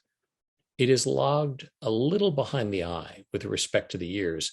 This important difference is to be observed between the sperm whale and the right whale. While the ear of the former has an external opening, the latter is entirely covered with a membrane, so as to be quite imperceptible from without. Is it not curious that a being so vast as a whale should see the world through so small an eye and hear the thunder through an ear which is smaller than a hare's? But if his eyes were as broad as the lens of Herschel's great telescope, and his ears capacious as the porches of cathedrals, would that make him any longer of sight or sharper of hearing? Not at all. Why then do you try to enlarge him in your mind? Subtleize it. Let us now, with whatever levers and steam engines we have at hand, cant over the sperm whale's head, so that it may lie bottom up, then, ascending by a ladder to the summit, have a peep down the mouth. And were it not that the body is now completely separated from it, with a lantern we might descend into the great Kentucky mammoth cave of its stomach. But let us hold here by this tooth and look at where we are. What a really beautiful and chaste-looking mouth, from floor to ceiling, lined, or rather papered with glistening white membrane, glossy as bridal satins. But come on now, and look at this portentous lower jaw, which seems like a long, narrow lid of an immense snuff box, with a hinge at one end instead of one side. If you pry it up so as to get it overhead and expose its rows of teeth, it seems like a terrific portcullis. And such, alas, it proves many a poor wight in the fishery upon who these spikes fall with impaling force. But far more terrible is it to behold when, fathoms down in the sea, you see some sulky whale floating there suspended with his prodigious jaw, some 15 feet long, hanging straight down at right angles from his body. For all the world like a ship's jib boom, that this whale is not dead. He's only dispirited, out of sorts, perhaps hypochondriac, and is so supine that the hinges of the jaw have relaxed, leaving him there in some ungainly sort of plight, a reproach to all of his tribe, who must no doubt appreciate lockjaws upon him. In most cases, this lower jaw, being easily unhinged by a practiced artist, is disengaged and hoisted on deck for the purpose of extracting the ivory teeth and furnishing a supply of that hard white whalebone, which all fishermen fashion all sorts of curious articles, including canes, umbrella stocks, and handles to riding whips. With a long, weary hoist, the jaw is dragged on board, as if it were an anchor. And then when the proper time comes, some few days after the other work, Queequeg, Daggoo, and Tashtigo, all being accomplished dentists, are set to drawing teeth. With a keen cutting spade, Queequeg lances the gums, and then the jaw is lashed down to the ring bolts, and tackle being rigged from aloft, they drag out these teeth, as Michigan oxen drag stumps of old oaks out of the wild woodlands. There are generally 42 teeth in all, and in old whales much worn down, but undecayed, nor filled with our artificial fashion. The jaw is afterwards sawn into slabs and piled away like joists for building houses. Chapter 75, The Right Whale's Head, Contrasted View. Crossing the deck, let us now have a good long look at the right whale's head. As in general shape, the noble sperm whale's head may be compared to a Roman war chariot, especially in front where it is so broadly rounded. So, at a broad view, the right whale's head bears a rather inelegant resemblance to a gigantic galliot-toed shoe. 200 years ago, an old Dutch voyager likened its shape to that of a shoemaker's last. And in this same last or shoe, that old woman of the nursery tale, with her swarming brood, might very comfortably be lodged, she and all her progeny. But as you come nearer to this great head, it begins to assume different aspects according to your point of view. If you stand on its summit and look at these two F-shaped spout holes, you would take the whole head for an enormous bass viol, and these spiracles, the apertures in its sounding board.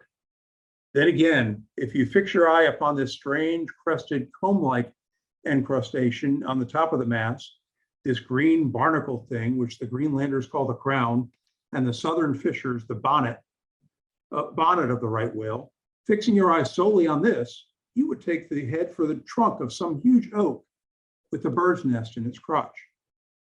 At any rate, when you watch those live crabs that nestle here on this bonnet, such an idea will be almost sure to occur to you, unless indeed your fancy has been fixed by the technical term crown also bestowed upon it, in which case you will take great interest in thinking how this mighty monster is actually a diademed king of the sea, whose green crown has been put together for him in this marvelous manner. But if this whale be a king, he is a very sulky looking fellow to grace a diadem. Look at that hanging lower lip. What a huge sulk and pout is there. A sulk and pout by carpenter's measurement, about 20 feet long and 5 feet deep. A sulk and pout that will yield you some 500 gallons of oil and more. A great pity now that this unfortunate whale should be hair-lipped. The fissure is about a foot across. Probably the mother during an important interval was sailing down the Peruvian coast when earthquakes caused the beach to gape. Over this lip, as a slippery threshold, we now slide into the mouth. Upon my word, were I at Mackinac, I should take this to be the inside of an Indian wigwam. Good Lord, is this the road that Jonah went?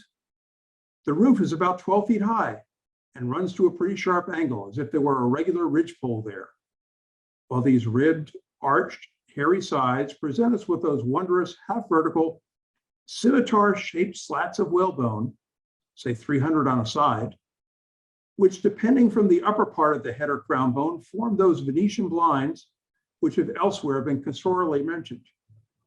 The edges of these bones are fringed with hairy fibers, through which the right whale strains the water, and in whose intricacies he retains the small fish, When open-mouthed, he goes through the seas of Brit in feeding time. In the central blinds of bone, as they stand in their natural order, there are certain marks, curves, hollows, and ridges, whereby some whalemen calculate the creature's age, as the age of an oak by its circular wings. Though the certainty of this criterion is far from demonstrable, yet it has the savor of analogical probability. At any rate, if we yield to it, we must grant a far greater age to the right whale than at first glance will seem reasonable. In old times, there seems to have prevailed the most curious fancies concerning these blinds. One voyager in Purchas calls them the wondrous whiskers inside of the whale's mouth. Note, this reminds us that the right whale really has a sort of whisker, or rather a mustache, considering of a few scattered white hairs on the upper part of the outer end of the lower jaw. Sometimes these tufts impart a rather brigadish expression to his otherwise solemn countenance. Another hogs, bristles. A third gentleman in Hagplit uses the following elegant language. There are about 250 fins growing on each side of his upper chop, which arch over his tongue on each side of his mouth. As everyone knows, these same hogs' bristles, fins, whiskers, blinds, or whatever you please, furnish to the ladies their busk and other stiffening contrivances. But in this particular, the demand has long been on the decline. It was in Queen Anne's time that the bone was in its glory, the farthingale being then all the fashion. And as those ancient dames moved about gaily, though in the jaws of the whale, as you might say, even so in a shower, with a like thoughtlessness, do we nowadays fly under the same jaws for protection, the umbrella being a tent spread over the same bone. But now, forget all about blinds and whiskers for a moment, and standing in the right whale's mouth, look around you afresh. Seeing all these colonnades of bone so methodically arranged about, would you not think that you were inside of the great Harlem organ and gazing upon its thousand pipes? For a carpet to the organ, we have a rug of the softest turkey, the tongue, which is glued, as it were, to the floor of the mouth. It is very fat and tender, and apt to tear in pieces in hoisting it on deck. This particular tongue now before us at a passing glance, I should say it was a 6-barreler. That is, it will yield you about that amount of oil. Hear this, you must have plainly seen the truth of what I started with, that the sperm whale and the right whale have almost entirely different heads. To sum up then, in the right whales, there is no great well of sperm, no ivory teeth at all, no long, slender mandible of a lower jaw like the sperm whales, nor in the sperm whale are there any of those blinds of bone, no huge lower lip, and scarcely anything of a tongue. Again, the right whale has 2 external spout holes, the sperm whale only 1. Look your last now on these venerable hooded heads, while they yet lie together, for one will soon sink unrecorded in the sea, the other will not be very long in following. Can you catch the expression of the sperm whales there? It is the same he died with, only some of the longer wrinkles in the forehead now seem faded away. I think his broad brow to be full of a prairie-like placidity, born of a speculative indifference as to the death. But mark the other head's expression. See that amazing lower lip, pressed by accident against the vessel's side, so as firmly to embrace the jaw? Does this whole head seem to speak of an enormous practical resolution in facing death? This right whale I take to have been a Stoic. The sperm whale, a Platonian, who might have taken up Spinoza in his later years. Chapter 76, The Battering Ram. Ere quitting for the nonce the sperm whale's head, I would have you, as a sensible physiologist, simply, particularly remark its front aspect in all its compacted collectedness. I would have you investigate it now with the sole view of forming to yourself some unexaggerated, intelligent estimate of whatever battering ram power may be lodged there. Here is a vital point, for you must either satisfactorily settle this matter with yourself, or forever remain an infidel as to one of the most appalling, but not the less true events perhaps anywhere to be found in all recorded history. You observe that in the ordinary swimming position of the sperm whale, the front of his head presents an almost wholly vertical plane to the water. You observe that the lower part of this front slopes considerably backwards, so as to furnish more of a retreat for the long socket which receives the boom-like lower jaw. You observe that the mouth is entirely under the head, much in the same way indeed as though your own mouth were entirely under your chin. Moreover, you observe that the whale has no external nose, and that what nose he has, his spout hole, is on the top of his head. You observe that his eyes and ears are at the sides of his head, nearly 1/3 the entire length from the front. Wherefore you must now have perceived that the front of the sperm whale's head is a dead blind wall without a single organ or tender prominence of any sort whatsoever.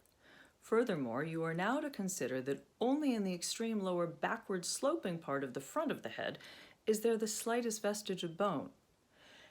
And not till you get near 20 feet from the forehead do you come to the full cranial development, so that this whole enormous boneless mass is as one wad.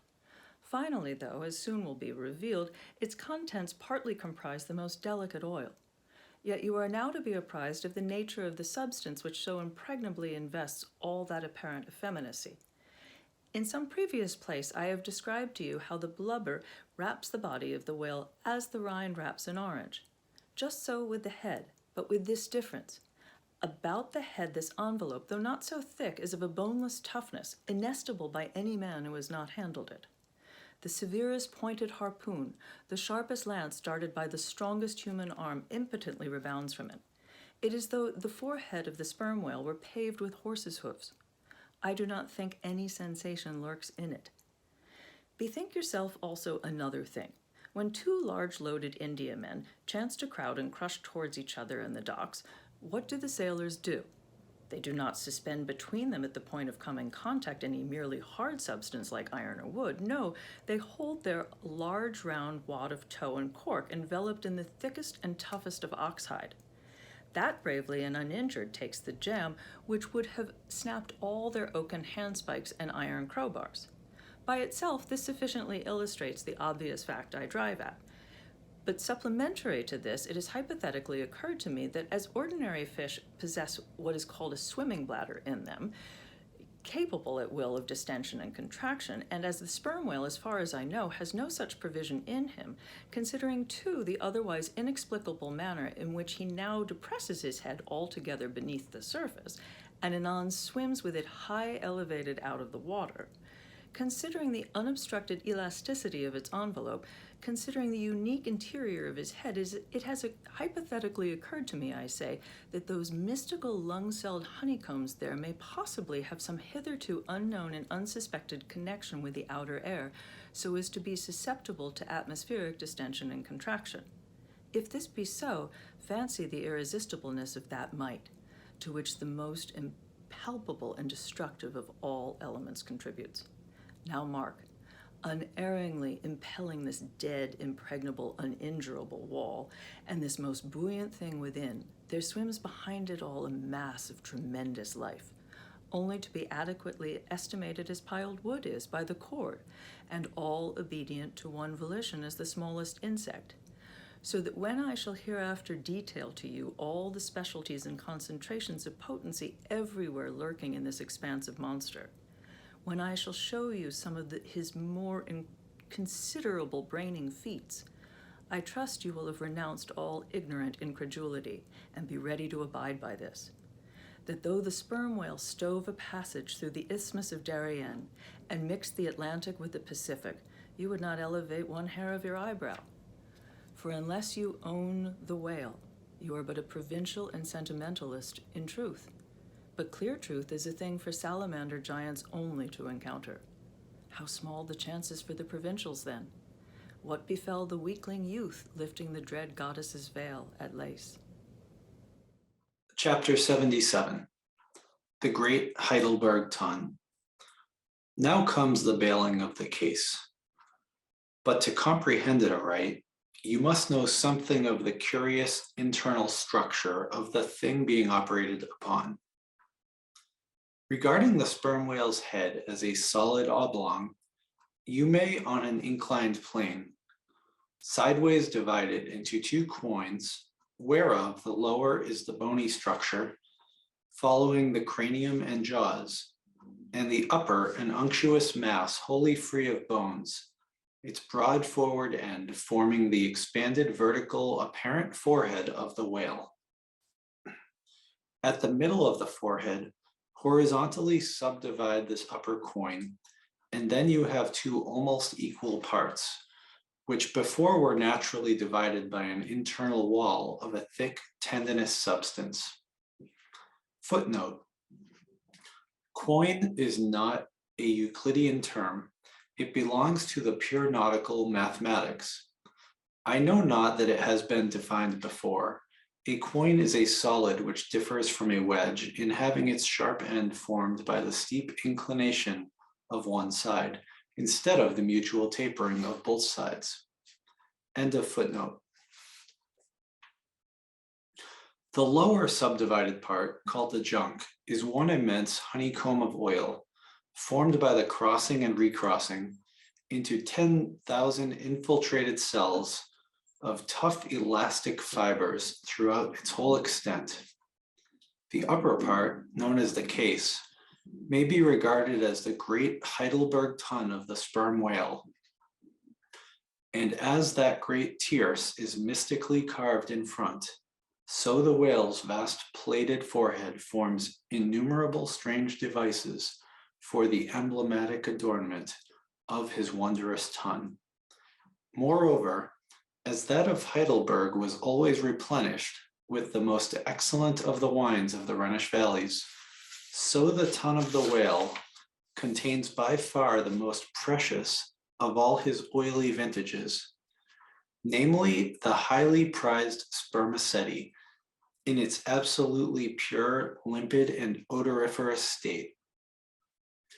Nor is this precious substance found unalloyed in any other part of the creature. Though in life it remains perfectly fluid, yet upon exposure to the air, after death, it soon begins to concrete, sending forth beautiful crystalline shoots, as when the first thin, delicate ice is just forming in water.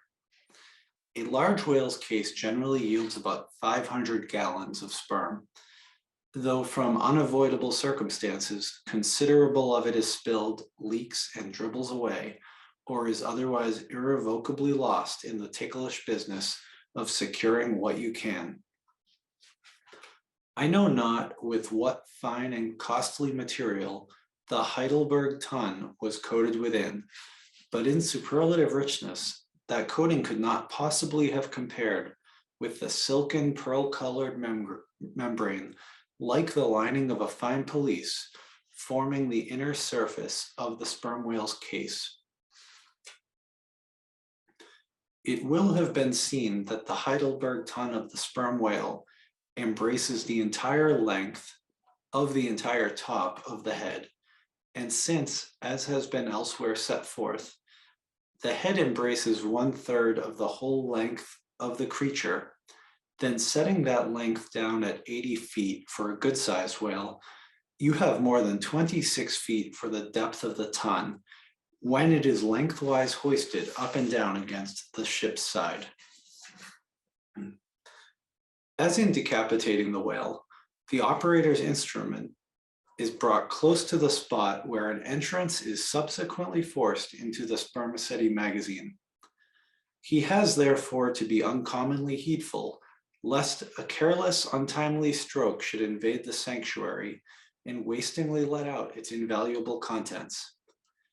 It is this decapitated end of the head also, which is at last elevated out of the water and retained in that position by the enormous cutting tackles, whose hempen combinations on one side make quite a wilderness of ropes in that quarter. Thus much being said, attend now, I pray you, to that marvelous and, in this particular instance, almost fatal operation, whereby the sperm whale's great Heidelberg ton is tapped. Chapter 78, Cistern and Buckets. Nimble as a cat, Tashtego mounts aloft, and without altering his erect posture, runs straight out upon the overhanging main yard arm to the part where it exactly projects over the hoisted ton. He has carried with him a light tackle called a whip, consisting of only two parts, traveling through a single sheaved block. Securing this block so that it hangs down from the yard arm, he swings one end of the rope till it is caught, firmly held by a hand on deck.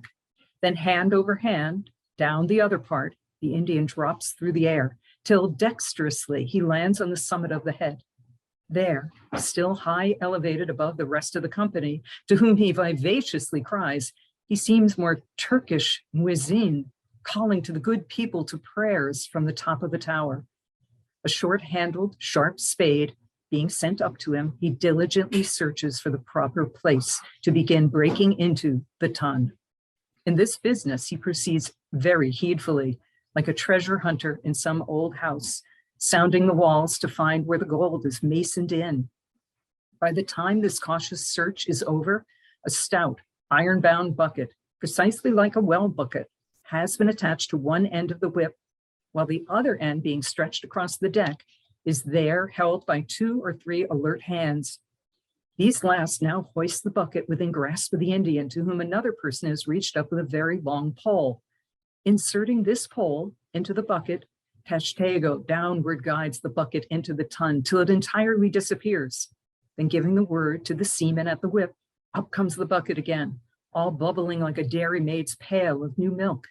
Carefully lowered from its height, the full freighted vessel is caught between an appointed hand and quickly emptied into a large tub. Then, remounting aloft, it again goes through the same round until the deep cistern will yield no more. Towards the end, Tashtego has to ram his long pole harder and harder and deeper into the ton until some 20 feet of the pole have gone down.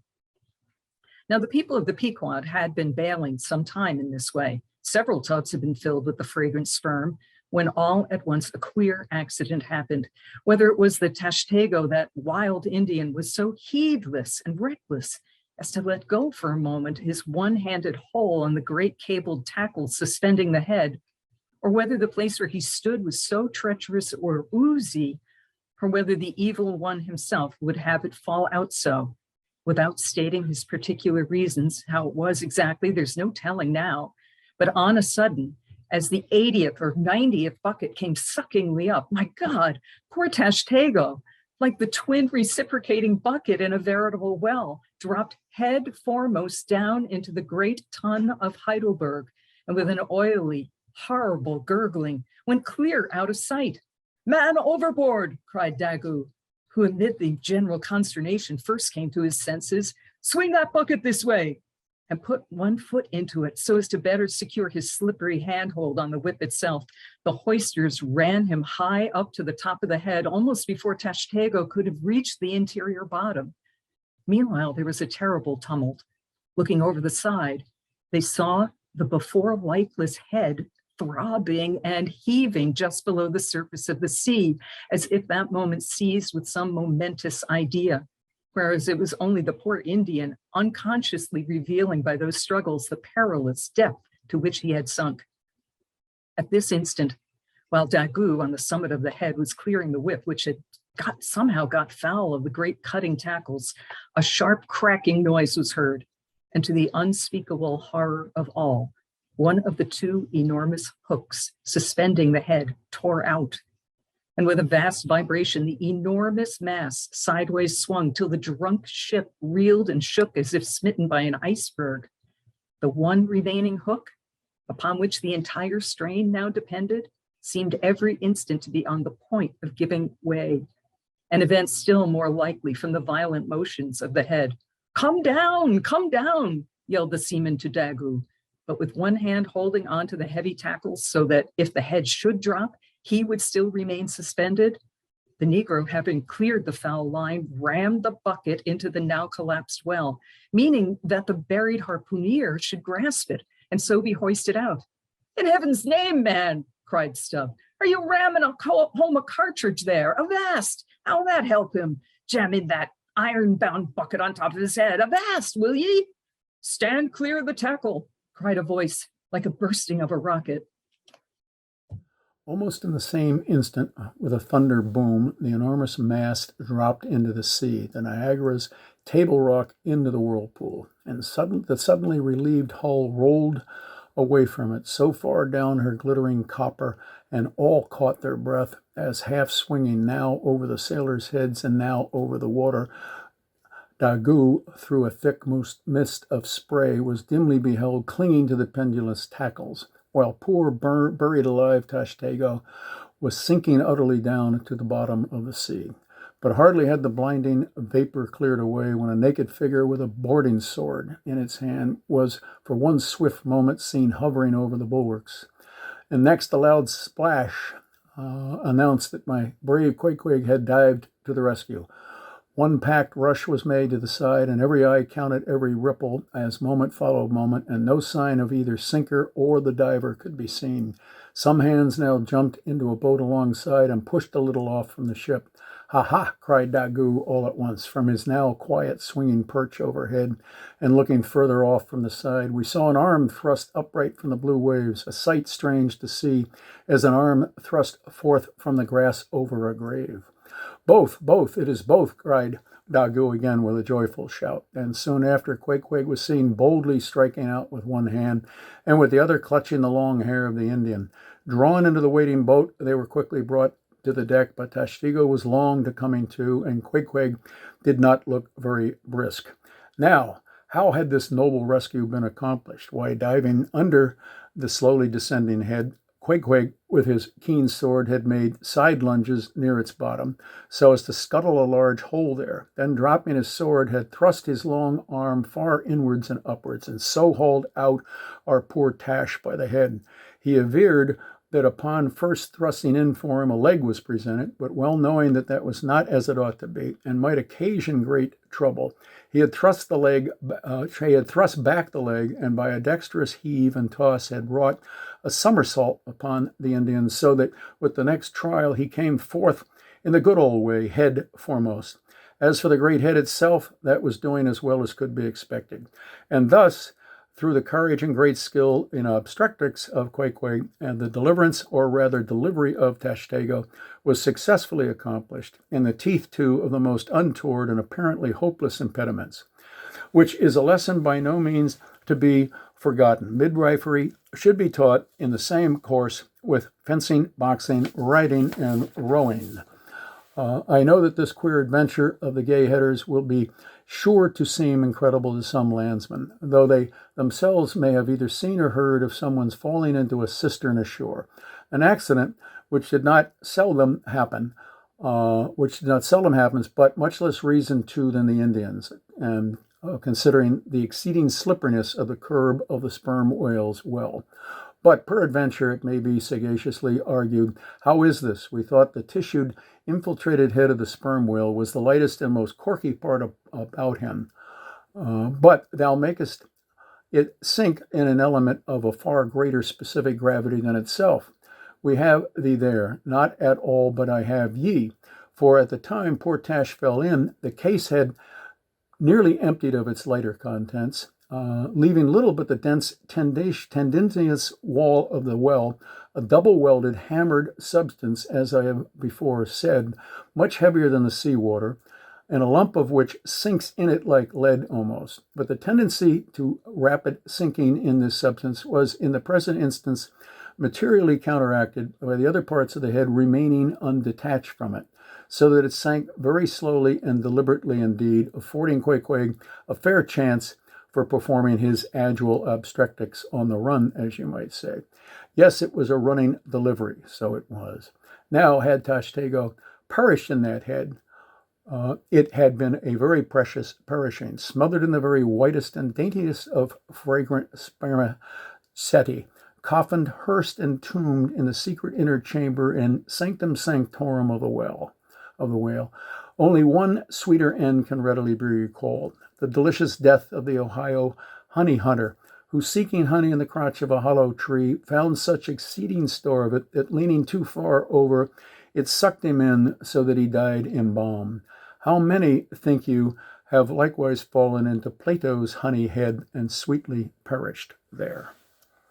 Chapter 79. The Prairie. to scan the lines of his face or feel the bumps on the head of this leviathan. This is a thing which no physiognomist or phrenologist has as yet undertaken. Such an enterprise would seem almost as hopeful as for Lavater to have scrutinized the wrinkles on the rock of Gibraltar, or for Gall to have mounted a ladder and manipulated the dome of the Pantheon.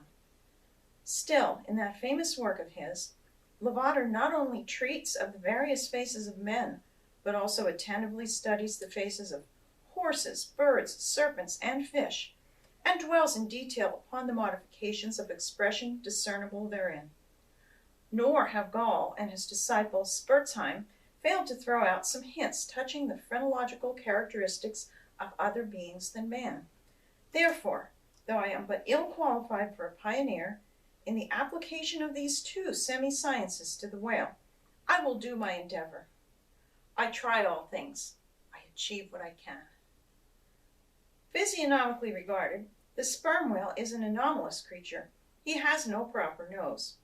And since the nose is the central and most conspicuous of the features, and since it perhaps most modifies and finally controls their combined expression, hence it would seem that its entire absence as an external appendage must very largely affect the countenance of the whale. For as in landscape gardening, a spire, cupola, monument, or tower of some sort is deemed almost indispensable to the completion of the scene, so no face can be physiognomically in keeping without the elevated openwork belfry of the nose. Dash the nose from Phidias's marble Jove, and what a sorry remainder!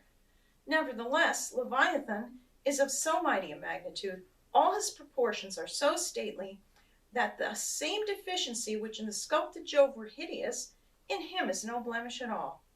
Nay, it is an added grandeur. A nose to the whale would have been impertinent. As on your physiognomical voyage you sail round his vast head in your jolly boat, your noble conceptions of him are never insulted by the reflection that he has a nose to be pulled, a pestilent conceit, which so often will insist upon obtruding even when beholding the mightiest royal beetle on his throne. In some particulars, perhaps, the most imposing physiognomical view to be had of the sperm whale is that of the full front of his head. This aspect is sublime. In thought, a fine human brow is like the east one troubled with the morning.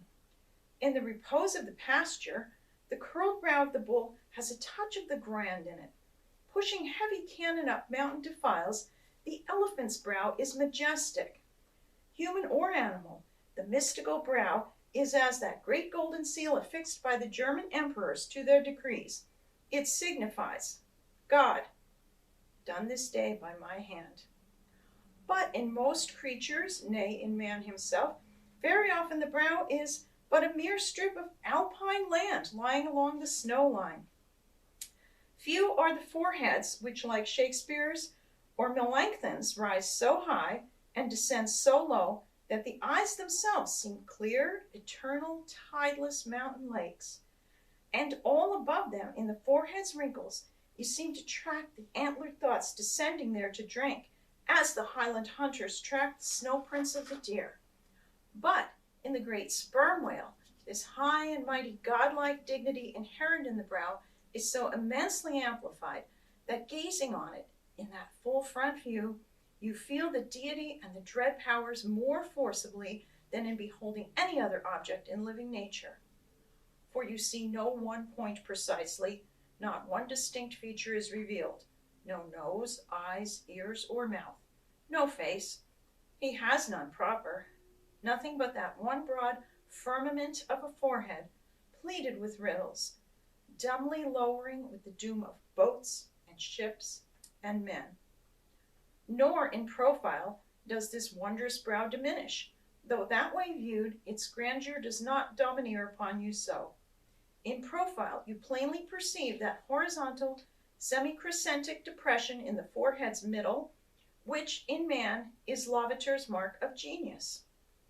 But how? Genius in the sperm whale? Has the sperm whale ever written a book, spoken a speech? No, his great genius is declared in his doing nothing particular to prove it. It is moreover declared in his pyramidical silence. And this reminds me that had the great sperm whale been known to the young Orient world, he would have been deified by their child Magian thoughts. They deified the crocodile of the Nile because the crocodile is tongueless, and the sperm whale has no tongue, or at least it is so exceedingly small as to be incapable of protrusion. If hereafter any highly cultured poetical nation shall lure back to their birthright the merry May-Day gods of old, and livingly enthrone them again in the now egotistical sky, in the now unhaunted hill, then be sure, exalted to Jove's high seat, the great sperm whale shall lord it. Champollion deciphered the wrinkled granite hieroglyphics, but there is no Champollion to decipher the Egypt of every man's and every being's face. Physiognomy, like every other human science, is but a passing fable. If then Sir William Jones, who read in 30 languages, could not read the simplest peasant's face in its profounder and more subtle meanings, how may unlettered Ishmael hope to read the awful Chaldee of the sperm whale's brow? I but put that brow before you. Read it if you can. Chapter 80. The Nut. If the sperm whale be physiognomically a sphinx, to the phrenologist his brain seems that geometric circle which it is impossible to square. In the full-grown creature, the skull will measure at least 20 feet in length. Unhinge the lower jaw, and the side view of this skull is as the side view of a moderately inclined plane, resting throughout on a level base. But in life, as we have elsewhere seen, this inclined plane is angularly filled up and almost squared by the enormous superincumbent mass of the junk and sperm. At the high end of the skull forms a crater to bed that part of the mass, while under the long floor of this crater, in another cavity, seldom exceeding 10 inches in length and as many in depth, reposes the mere handful of this monster's brain. The brain is at least 20 feet from his apparent forehead in life. It is hidden away behind its vast outworks, like the innermost citadel within the amplified fortifications of Quebec. So, like a choice casket is it secreted in him, that I have known some whalemen who peremptorily deny that the sperm whale has any other brain than that palpable semblance of one formed by the cubic yards of his sperm magazine. Lying in strange folds, courses, and convolutions to their apprehensions, it seems more in keeping with the idea of his general might to regard that mystic part of him as the seat of his intelligence. It is plain, then, that phrenologically, the head of this Leviathan in the creature's living intact state is an entire delusion. As for his true brain, you can then see no indications of it, nor feel any. The whale, like all things that are mighty, wears a false brow to the common world. If you unload his skull of its spermy heaps and then take a rear view of its rear end, which is the high end, you will be struck by its resemblance to the human skull beheld in the same situation and from the same point of view. Indeed, place this reversed skull, scaled down to the human magnitude, among a plate of men's skulls, and you would involuntarily confound it with them, and remarking the depressions on one part of its summit in phrenological phrase, you would say, this man had no self-esteem and no veneration. And by those negations, considered along with the affirmative fact of his prodigious bulk and power, you can best form to yourself the truest, though not the most exhilarating conception of what most exalted potency is. But if, from the comparative dimensions of the whale's proper brain, you deem it incapable of being adequately charted, then I have another idea for you.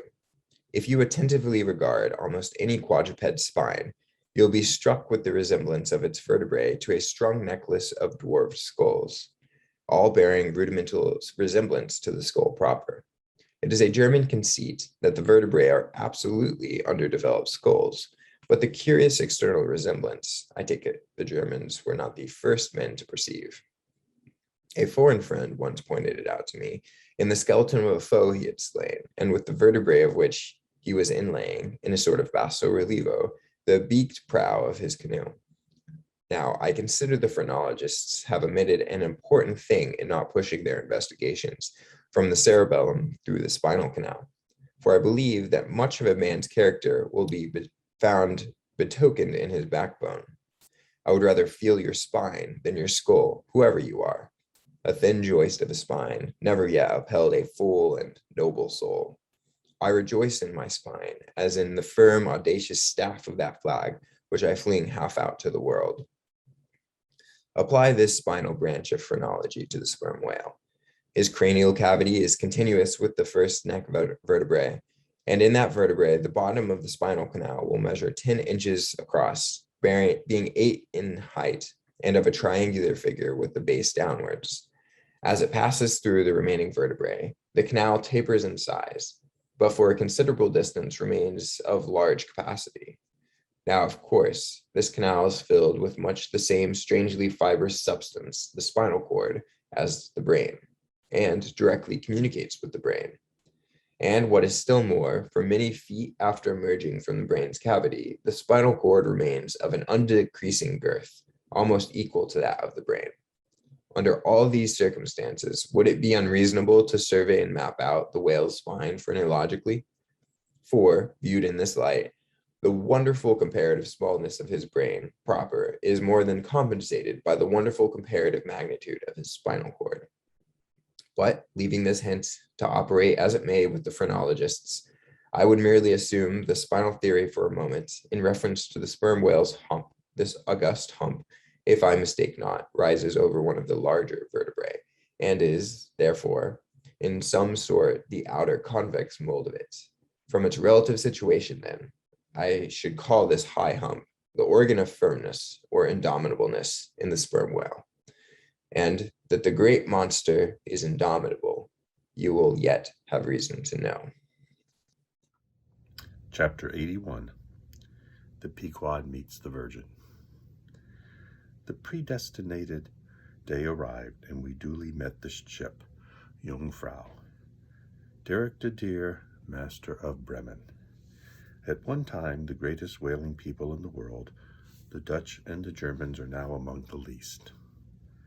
But here and there, at the very wide intervals of latitude and longitude, you still occasionally meet with their flag in the Pacific. For some reason, the Jungfrau seemed quite eager to pay her respects. While yet some distance from the Pequod, she rounded to, and dropping a boat, her captain was impelled towards us, impatiently standing in the bows instead of the stern. "What has he in his hand there?" cried Starbuck, pointed to something wavingly held by the German. "Impossible, a lamp feeder." "Not that," said Stubb. No, it's a coffee pot, Mr. Starbuck. He's coming off to make us our coffee, is the yarman. Don't you see that big tin can there alongside of him? That's his boiling water. Oh, he's all right, is the yarman. "Go along with you," cried Flask. "It's a lamp feeder and an oil can. He's out of oil and has come a-begging." However curious it may seem for an oil ship to be borrowing oil on the whale ground, and however much it may inadvertently contradict the old proverb about carrying coal to Newcastle, yet sometimes a thing really happens, and in the present case, Captain Derek de Deer did undoubtedly conduct a lamp feeder, as Flask did declare. As he mounted the deck, Ahab abruptly accosted him without at all heeding what he had in his hand. But in his broken lingo, the German soon evinced his complete ignorance of the white whale, immediately turning the conversation to his lamp feeder and oil can, with some remarks touching his having to turn into his hammock at night in profound darkness, his last drop of Bremen oil being gone, and not a single flying fish yet captured to supply the deficiency, concluding by hinting that his ship was indeed what is in the fishery is technically called a clean one, that is, an empty one, well deserving the name of Jungfrau, or the Virgin. His necessities supplied, Derek departed, but he had not gained his ship's side. Whales were almost simultaneously raised from the mastheads of both vessels, and so eager for the chase was Derek that without pausing to put his oil can and lamp feeder aside aboard, he slewed round his boat and made after the Leviathan lamp feeders. Now the game having risen to the leeward, he and the other 3 German boats that soon followed him had considerably the start of the Pequod's keels. There were 8 whales, an average pod. Aware of their danger, they were going all abreast with great speed straight before the wind, rubbing their flanks as closely as so many spans of horses and harness. They left a great wide wake, as though continually unrolling a great wide parchment upon the sea.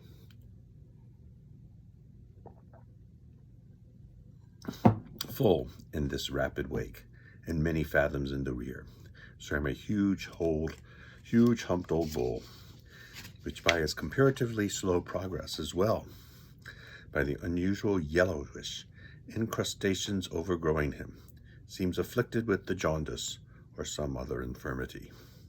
Whether this whale belonged to the pod in advance seemed questionable, for it is not customary for such venerable leviathans to be at all social.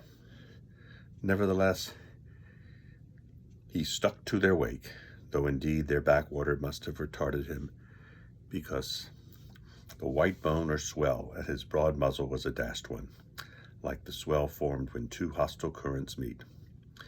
His spout was short, slow, and laborious, coming forth with a choking sort of gush, and spending itself in torn sheds, followed by a strange subterranean commotions in him, which seemed to have egress at his other buried extremity, causing the waters behind him to up-bubble. "Who's seen some paragorg?" said Stubb. "He has the stomach ache, I'm afraid, Lord. Thinking of having half an acre of stomach ache. Adverse winds are holding mad Christmas in him. Boys, it's the first foul wind I ever knew to blow from astern. But look, did ever whale yaw so much before? It must be he's lost his tiller."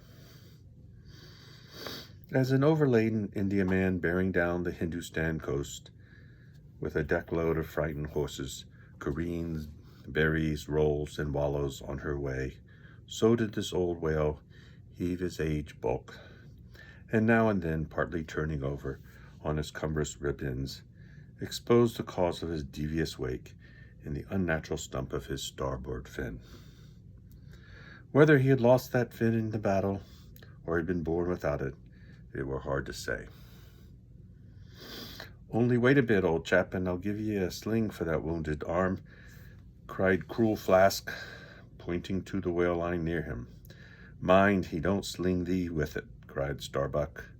"Give way, or the Germans will have him." With one intent, all the combined rival boats were pointed for this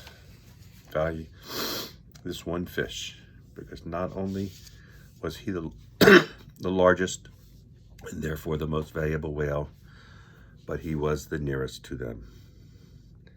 And the other whales were going with such great velocity, moreover, as almost to defy pursuit for the time. At this juncture, the Pequod's keels had shot by 3 German boats, last lowered, but from the great start he had Derek's boat still led the chase, though every moment neared by his foreign rivals. The only thing they feared was that from being already so nigh to his mark, he would be enabled to dart his iron before they could completely overtake and pass him. As for Derek, he seemed quite confident that this would be the case, and occasionally, with a deriding gesture, shook his lamp feeders at the other boats. "The ungrateful dog, the ungracious and ungrateful dog," cried Starbuck. "He mocks and dares me with the very poor box. I filled for him not 5 minutes ago. Then in his old intense whisper, give way, greyhounds. Dog to it. I tell you what it is, men, cried Stubb to his crew. It's against my religion to get mad, but I'd like to eat that villainous Yarmon. Pull, won't ye? Are you going to let that rascal beat you? Do you love ye brandy? A hogshead of brandy then to the best man. Come, why don't some of ye burst a blood vessel? Who's that been dropping an anchor? Overboard. We don't budge an inch. We're becalmed. Halloo! Here's grass growing in the bottoms of the boat. And by Lord, the mast there's budding. This won't do, boys. Look at that Yarmon. The short and long of it is, men, will ye spit fire or not? Oh, see the suds he makes, cried Flask, dancing up and down. What a hump. Oh, do pile on the beef, lays like a log. Oh, my lads, do spring. Slapjacks and quahogs for supper, you know, my lads. Baked clams and muffin. Oh, do, spring. He's 100-barreler. Don't lose him now. Don't. Oh, don't. See that Yarmon? Oh, won't ye pull for your duff? My lads, such a sog. Such a sogger. Don't you love sperm? There goes $3,000, man. A bank, a whole bank, the Bank of England. Do. What's that Yarmon about now? At this moment, Derek was in the act of pitching his lamp feeder at the advancing boats, and also his oil can, perhaps with the double view of retarding his rival's way and at the same time economically accelerating his own by the momentary impetus of the backward toss. The unmannerly Dutch dogger, cried Stubb. Pull now, men, like 50,000 line of the battleship loads of red-haired devils. What do you say, Tashtego? Are you the man to snap your spine in 22 pieces for the honor of old Gayhead? What do you say? I say, pull like goddamn, cried the Indian. Fiercely, but evenly, incited by the taunts of the German, the Pequod's 3 boats now began ranging almost abreast, and so disposed, momentarily neared him. In that fine, loose, chivalrous attitude of the headsman when drawing near to his prey, the 3 mates stood up proudly, occasionally backing the after-oarsman with an exhilarating cry of, there she slides now, hooray for the white ash breeze, down with the yarman, sail over him. But so decided an original start had Derek had, that spite of all their gallantry, he would have proved the victor in this race, had not a righteous judgment descended upon him in a crab, which caught the blade of his midship oarsman. While this clumsy lubber was striving to free his white ash, and while, in consequence, Derek's boat was nigh capsizing, and he thundering away at his men in a mighty rage, that was a good time for Starbuck, Stubb, and Flask. With a shout, they took a mortal start forwards and slantingly ranged up on the German's quarter. An instant more, and all 4 boats were diagonally in the whale's immediate wake, while stretching from them on both sides was the foaming swell that he made. It was a terrific, most pitiable, and maddening sight. The whale was now going head out and sending his spout out before him in a continual, tormented jet, while his one poor fin beat his side in an agony of fright. Now to this hand, now to that, he yawed in his faltering flight, and still at every billow that he broke, he spasmodically sank in the sea, or sideways rolled towards the sky his one beating fin. So have I seen a bird with clipped wing, making affrighted broken circles in the air, vainly striving to escape the piratical hawks. But the bird has a voice, and with plaintive cries will make known her fear. But the fear of this vast, dumb brute of the sea was chained up and enchanted in him. He had no voice, save that choking respiration through his spiracle, and this made the sight of him unspeakably pitiable. While still in his amazing bulk, portcullis jaw, and omnipotent tail, there was enough to appall the stoutest man who so pitied.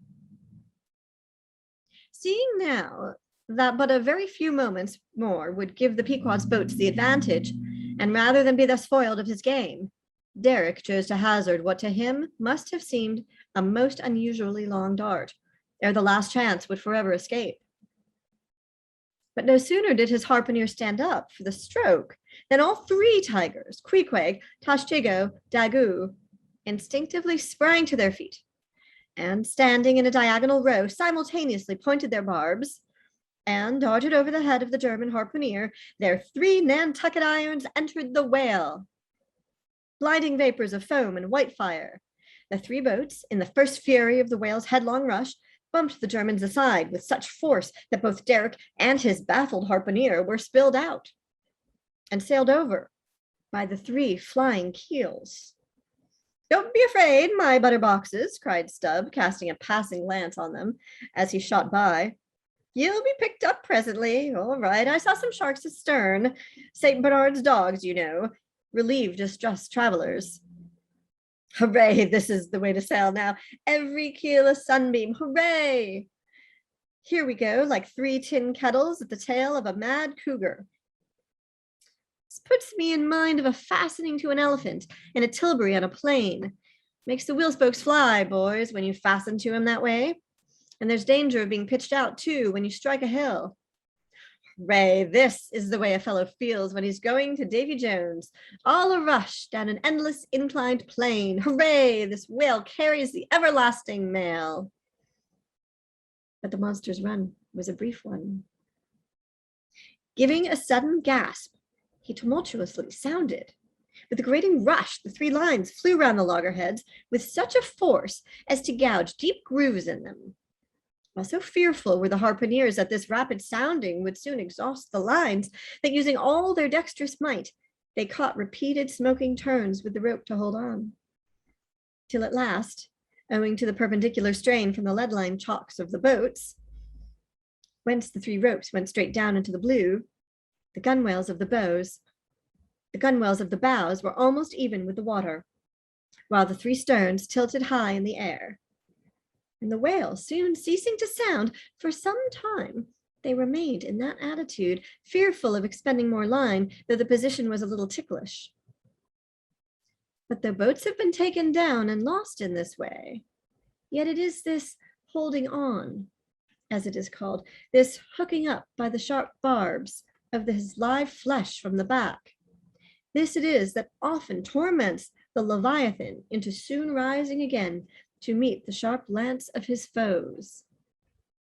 Yet not to speak of the peril of the thing, it is to be doubted whether this course is always the best, for it is but reasonable to presume that the longer the stricken whale stays under water, the more he is exhausted. And because owing to the enormous surface of him, in a full-grown sperm whale, something less than 2,000 square feet, the pressure of the water is immense. We all know what an astonishing atmospheric weight we ourselves stand up under, even here above ground in the air. How vast, then, the burden of a whale, bearing on his back a column of 200 fathoms of ocean. It must at least equal the weight of 50 atmospheres.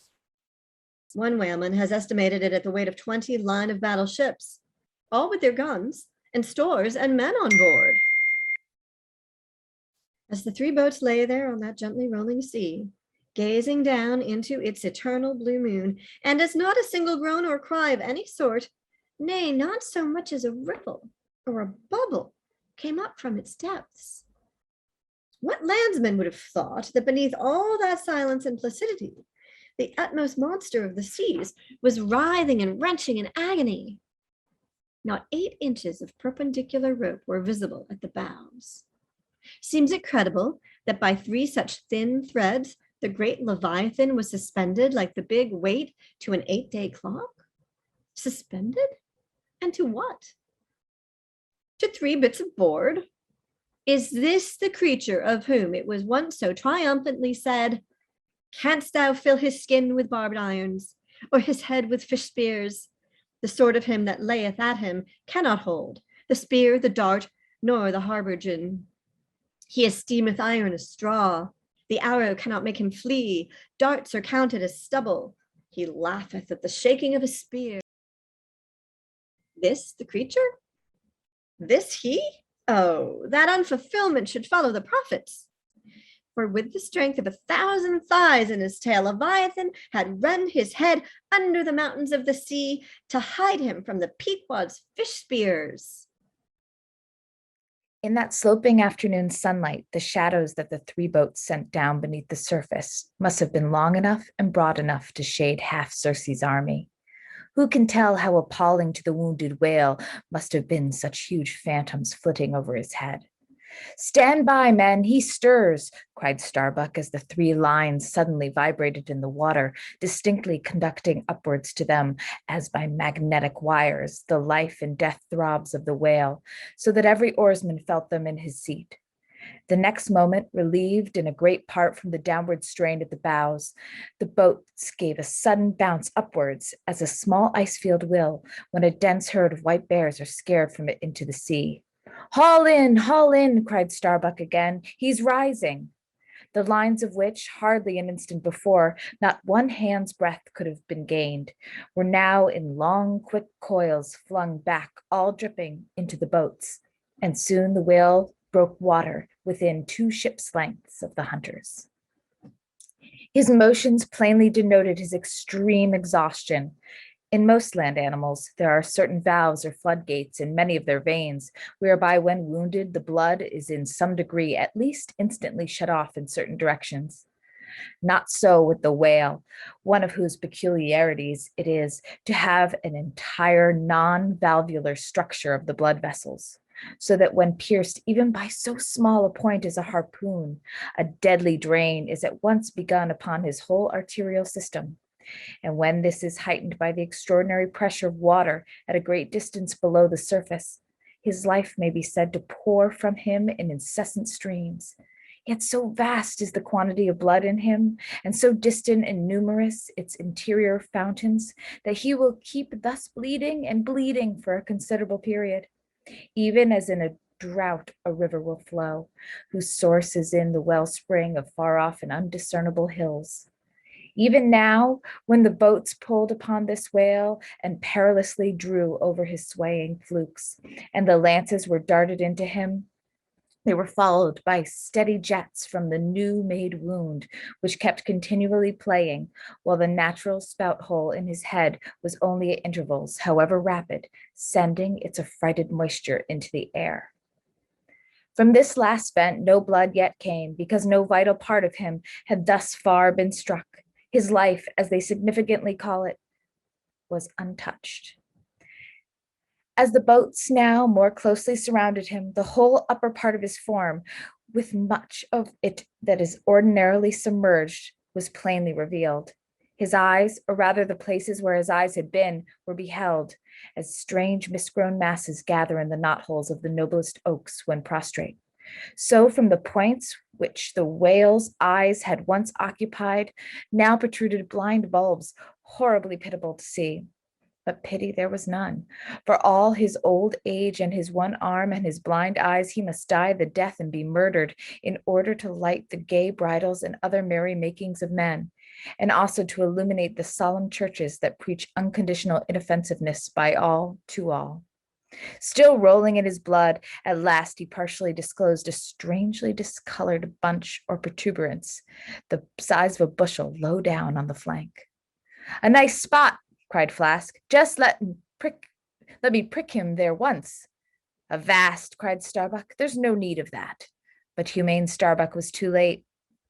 At the instant of the dart, an ulcerous jet shot from his cruel wound, and goaded by it into more than sufferable anguish, the whale, now spouting thick blood, with swift fury blindly darted at the craft, bespattering them and their glorying crew all over with showers of gore, capsizing Flask's boat and marring the bows. It was his death stroke, for by this time so spent was he by loss of blood that he helplessly rolled away from the wreck he had made, lay panting on his side, impotently flapped with his stumped fin, then over and over slowly revolved like a waning world, turned up the white secrets of his belly, lay like a log, and died. It was the most piteous, that last expiring spout, as when by unseen hands the water is gradually drawn off from some mighty fountain, And with half-stifled melancholy gurglings, the spray column lowers and lowers to the ground, so the last long dying spout of the whale. Soon, while the crews were awaiting the arrival of the ship, the body showed symptoms of sinking with all its treasures unrifled. Immediately, by Starbuck's order, lines were secured to it at different points, so that ere long every boat was a buoy, the sunken whale being suspended a few inches beneath them by the cords. By very heedful management, when the ship drew nigh, the whale was transferred to her side and was strongly secured there by the stiffest fluke chains. For it was plain that unless artificially upheld, the body would at once sink to the bottom. It so chanced that almost upon first cutting into him with the spade, the entire length of a corroded harpoon was found embedded in his flesh, on the lower part of the bunch before described. But as the stumps of harpoons are frequently found in the dead bodies of captured whales, with the flesh perfectly healed around them, and no prominence of any kind to denote their place, therefore there must needs have been some unknown reason in the present case fully to account for the ulceration alluded to. But still more curious was the fact of a lance head of stone being found in him, not far from the buried iron, the flesh perfectly firm about it. Who had darted that stone lance, and when? It might have been darted by some Norwest Indian long before America was discovered. What other marvels might have been rummaged out of this monstrous cabinet, there is no telling. But a sudden stop was put to further discoveries by the ships being unprecedentedly dragged over sideways to the sea, owing to the body's immensely increasing tendency to sink. However, Starbuck, who had the ordering of affairs, hung on to it to the last, hung on to it so resolutely, indeed, that when at length the ship would have been capsized, if still persisting in locking arms with the body, then, when the command was given to break clear from it, such was the immovable strain upon the timber heads to which the fluke chains and cables were fastened, that it was impossible to cast them off. Meantime, everything in the Pequod was aslant. To cross to the other side of the deck was like walking up the steep gabled roof of a house. The ship groaned and gasped. Many of the ivory inlayings of her bulwarks and cabins were started from their places by the unnatural dislocation. In vain, handspikes and crows were brought to bear upon the immovable fluke chains to pry them adrift from the timber heads. And so low had the whale now settled that the submerged ends could not be at all approached, while every moment whole tons of ponderosity seemed added to the sinking bulk, and the ship seemed on the point of going over. Hold on, won't you?" cried Stubb to the body. "Don't be in such a devil of a hurry to sink. By thunder, men, we must do something, or go for it. No use prying there. Avast, I say, with your handspikes, and run one of you for a prayer book and a penknife, and cut the big chains." "Knife? Aye, aye," cried Queequeg, and seizing the carpenter's heavy hatchet, he leaned out of a porthole, and steel to iron began slashing at the largest fluke chains. But a few strokes, full of sparks, were given when the exceeding strain affected the rest. With a terrific snap, every fastening went adrift. The ship righted, the carcass sank. Now this occasional inevitable sinking of the recently killed sperm whale is a very curious thing, nor has any fisherman yet adequately accounted for it. Usually the dead sperm whale floats with great buoyancy, with its side or belly considerably elevated above the surface. If the only whales that thus sank were old, meager, and broken-hearted creatures, their pads of lard diminished, and all their bones heavy and rheumatic, then you might with some reason assert that this sinking is caused by an uncommon specific gravity in the fish so sinking. Consequent upon this absence of buoyant matter in him, but it is not so. For young whales in the highest health and swelling with noble aspirations, prematurely cut off in the warm flush and May of life, with all their panting lard about them, even these brawny, buoyant heroes do sometimes sink. Be it said, however, that the sperm whale is far less liable to this accident than any other species. Where one of that sort go down, 20 right whales do. This difference in the species is no doubt imputable in no small degree to the greater quantity of bone in the right whale. His Venetian blinds alone, sometimes weighing more than a ton. From this encumbrance, the sperm whale is wholly free. But there are instances where, after the lapse of many hours or several days, the sunken whale again rises, more buoyant than in life. But the reason of this is obvious. Gases are generated in him, and he swells to a prodigious magnitude, becomes a sort of animal balloon. A line of battleship could hardly keep him under then. In the shore whaling, on soundings, among the bays of New Zealand, when a right whale gives token of sinking, they fasten buoys to him with plenty of rope, so that when the body has gone down, they know where to look for it, when it shall have ascended again. It was not long after the sinking of the body that a cry was heard from Pequod's mastheads, announcing that the Jungfrau was again lowering her boats, though the only spout in sight was that of a finback, belonging to the species of uncapturable whales, because of its incredible power of swimming. Nevertheless, the finback spout is so similar to the sperm whales that by unskillful fishermen it is often mistaken for it. And consequently, Derek and all his host were now in valiant chase of this unnearable brute. The Virgin crowding all sail, made after her 4 young keels, and thus they all disappeared far to leeward, still in bold, hopeful chase. Oh, many are the finbacks, and many are the Derricks, my friend. Chapter 82, The Honor and Glory of Whaling. There are some enterprises in which a careful disorderliness is the true method. The more I dive into this matter of whaling and push my researches up to the very springhead of it, so much more am I impressed with its great honorableness and antiquity, and especially when I find so many great demigods and heroes, prophets of all sorts, who one way or the other have shed distinction upon it, I am transported with the reflection that I myself belong, though but subordinately, to so emblazoned a fraternity. The gallant Perseus, a son of Jupiter, was the first whaleman, and to the eternal honor of our calling be it said that the first whale attacked by our brotherhood was not killed with any sordid intent. Those were the knightly days of our profession, when we only bore arms to succor the distressed and not to fill men's lamp feeders. Everyone knows the fine story of Perseus and Andromeda, how the lovely Andromeda, the daughter of a king, was tied to a rock on the seacoast, and as Leviathan was in the very act of carrying her off, Perseus, the prince of whalemen, intrepidly advancing, harpooned the monster and delivered and married the maid. And let no man doubt this archite story, for in the ancient Joppa, now Jaffa, on the Syrian coast, in one of the pagan temples, there stood for many ages the vast skeleton of a whale, which the city's legends and all the inhabitants asserted to be the identical bones of the monster that Perseus slew. When the Romans took Joppa, the same skeleton was carried to Italy in triumph. What seems most singular and suggestively important in this story is this: it was from Joppa that Jonah set sail. Akin to the adventure of Perseus and Andromeda, indeed by some supposed to be indirectly derived from it, is that famous story of St. George and the dragon, which dragon I maintain to have been a whale.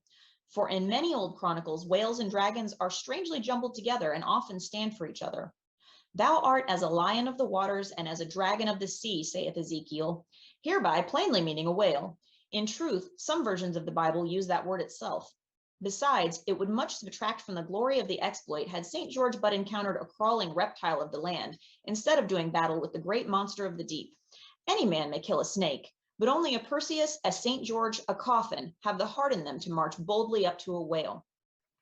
Let not the modern paintings of this scene mislead us, for though the creature encountered by that valiant whaleman of old is vaguely represented of a griffin-like shape, and though the battle is depicted on land and the saint on horseback, yet considering the great ignorance of those times, when the true form of the whale was unknown to artists, and considering that as in Perseus's case, St. George's whale might have crawled up out of the sea on the beach, and considering that the animal ridden by St. George might have only been a large seal or a seahorse, bearing all this in mind, it will not appear altogether incompatible with the sacred legend and the ancientest drafts of the scene to hold this so-called dragon no other than the great Leviathan himself. In fact, placed before the strict and piercing truth, this whole story will fare like that fish flesh and foul idol of the Philistines, Dagon by name, who being planted before the ark of Israel, his horse's head and both the palms of his hands fell off from him, and only the stump or fishy part of him remained. Thus then, one of our own noble stamp, even a whaleman, is the tutelary guardian of England, and by good rights, we harpooneers of Nantucket should be enrolled in the most noble order of St. George, and therefore let not the knights of that honorable company, none of whom I venture to say have ever had to do with a whale like their great patron, let them never eye a Nantucketer with disdain, since even in our woolen frocks and tarred trousers, we are much better entitled to St. George's decoration than they. Whether to admit Hercules among us or not, concerning this I long remain dubious, for though according to the Greek mythologies, that ancient Crockett and Kit Carson, that brawny doer of rejoicing good deeds, was swallowed down and thrown up by a whale, still, whether that strictly makes a whaleman of him, that might be mooted. It nowhere appears that he ever actually harpooned his fish, unless indeed from the inside. Nevertheless, he may be deemed a sort of involuntary whaleman. At any rate, the whale caught him if he did not the whale. I claim him for one of our clan. But by the best contradictory authorities, this Grecian story of Hercules and the whale is considered to be derived from the still more ancient Hebrew story of Jonah and the whale, and vice versa. Certainly they are very similar. If I claim the demigod, then why not the prophet? Nor do heroes, saints, demigods, and prophets alone comprise the whole roll of our order. Our Grand Master is still to be named, for like royal kings of old times, we find the headwaters of our fraternity in nothing short of the great gods themselves. That wondrous oriental story is now to be rehearsed from the Shastra, which gives us the dread Vishnu, one of the three persons in the Godhead of the Hindus, gives us this divine Vishnu himself for our Lord, Vishnu, who by the first of his 10 earthly incarnations has forever set apart and sanctified the whale.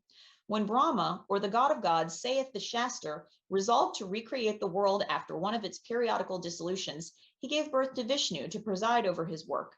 But the Vedas, or mystical books, whose perusal would seem to have been indispensable to Vishnu before beginning the creation, and which therefore must have contained something in the shape of practical hints to young architects. These Vedas were lying at the bottom of the waters, so Vishnu became incarnate in a whale, and sounding down in him to the uttermost depths, rescued the sacred volumes. Was not this Vishnu a whaleman then, even as a man who rides a horse is called a horseman? Perseus, St. George, Hercules, Jonah, and Vishnu. There's a member roll for you. What club but the whaleman's can head off like that? This is chapter 83, Jonah historically regarded. Reference was made to the historical story of Jonah and the whale in the preceding chapter. Now, some Nantucketers rather distrust this historical story of Jonah and the whale. But then there were some skeptical Greeks and Romans who, standing out from the orthodox pagans of their times, equally doubted the story of Hercules and the whale, and Orion and the dolphin, and yet their doubting those traditions did not make those traditions one whit the less facts, for all that. One old Sag Harbor whaleman's chief reason for questioning the Hebrew story was this.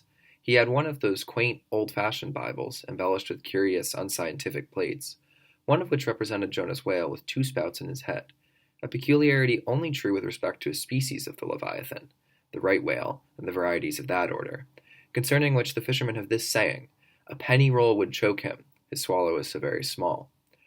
But to this, Bishop Jebb's anticipative answer is ready. It is not necessary, hints the bishop, that we consider Jonah as tombed in the whale's belly, but as temporarily lodged in some part of his mouth, and this seems reasonable enough in the good bishop. For truly, the right whale's mouth would accommodate a couple of whist tables, and comfortably seat all the players. Possibly, too, Jonah might have ensconced himself in a hollow tooth, but, on second thought, the right whale is toothless. Another reason which Sag Harbor, he went by that name, urged for his want of faith in this matter of the prophet was something obscurely in reference to his incarcerated body in the whale's gastric juices. But this objection likewise falls to the ground, because a German exegetist supposes that Jonah must have taken refuge in the floating body of a dead whale, even as the French soldiers in the Russian campaign turned their dead horses into tents and crawled into them. Besides, it has been divined by other continental commentators that when Jonah was thrown overboard from the Joppa ship, he straightway effected his escape to another vessel nearby, some vessel with a whale for a figurehead, and, I would add, possibly called the whale, as some craft are nowadays christened the shark, the gull, the eagle. Nor have there been wanting learned exegetists who have opined that the whale mentioned in the book of Jonah merely meant a life preserver, an inflated bag of wind, which the endangered prophet swam to and so was saved from a watery doom. Poor Sag Harbor, therefore, seems worsted all round. But he had still another reason for his want of faith. It was this, if I remember right. Jonah was swallowed by the whale in the Mediterranean Sea, and after 3 days he was vomited up somewhere within 3 days' journey of Nineveh, a city on the Tigris, very much more than 3 days' journey across from the nearest point of the Mediterranean coast. How is that? But was there no other way for the whale to land the prophet within that short distance of Nineveh? Yes. He might have carried him round by the way of the Cape of Good Hope, but not to speak of the passage through the whole length of the Mediterranean, and another passage up the Persian Gulf and Red Sea. Such a supposition would involve the complete circumnavigation of all Africa in 3 days, not to speak of the Tigris waters, near the site of Nineveh, being too shallow for any whale to swim in. Besides, this idea of Jonah's weathering the Cape of Good Hope at so early a day would wrest the honor of the discovery of that great headland from Bartholomew Diaz, its reputed discoverer, and so make modern history a liar. But all these foolish arguments of old Sag Harbor only evinced his foolish pride of reason, a thing still more reprehensible in him, seeing that he had but little learning except what he had picked up from the sun and the sea. I say it only shows his foolish, impious pride, and abominable, devilish rebellion against the reverend clergy. For by a Portuguese Catholic priest, this very idea of Jonah's going to Nineveh via the Cape of Good Hope was advanced as a signal magnification of the general miracle. And so it was. Besides, to this day, the highly enlightened Turks devoutly believe in the historical story of Jonah. And some 3 centuries ago, an English traveler in old Harris's Voyages speaks of a Turkish mosque built in honor of Jonah, in which mosque was a miraculous lamp that burnt without any oil. Capítulo 83. Jonas, considerado historicamente. No capítulo precedente foi feita referência à histórica narrativa de Jonas e da baleia. Ora, alguns dos habitantes de Nantucket põem bastantes dúvidas a esta narrativa histórica de Jonas.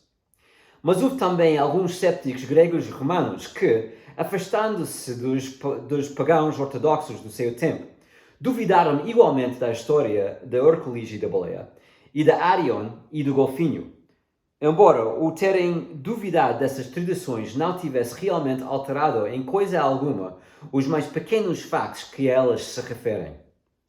A principal razão para um velho baleeiro de Sag Harbor pôr em dúvida a narrativa hebraica foi esta.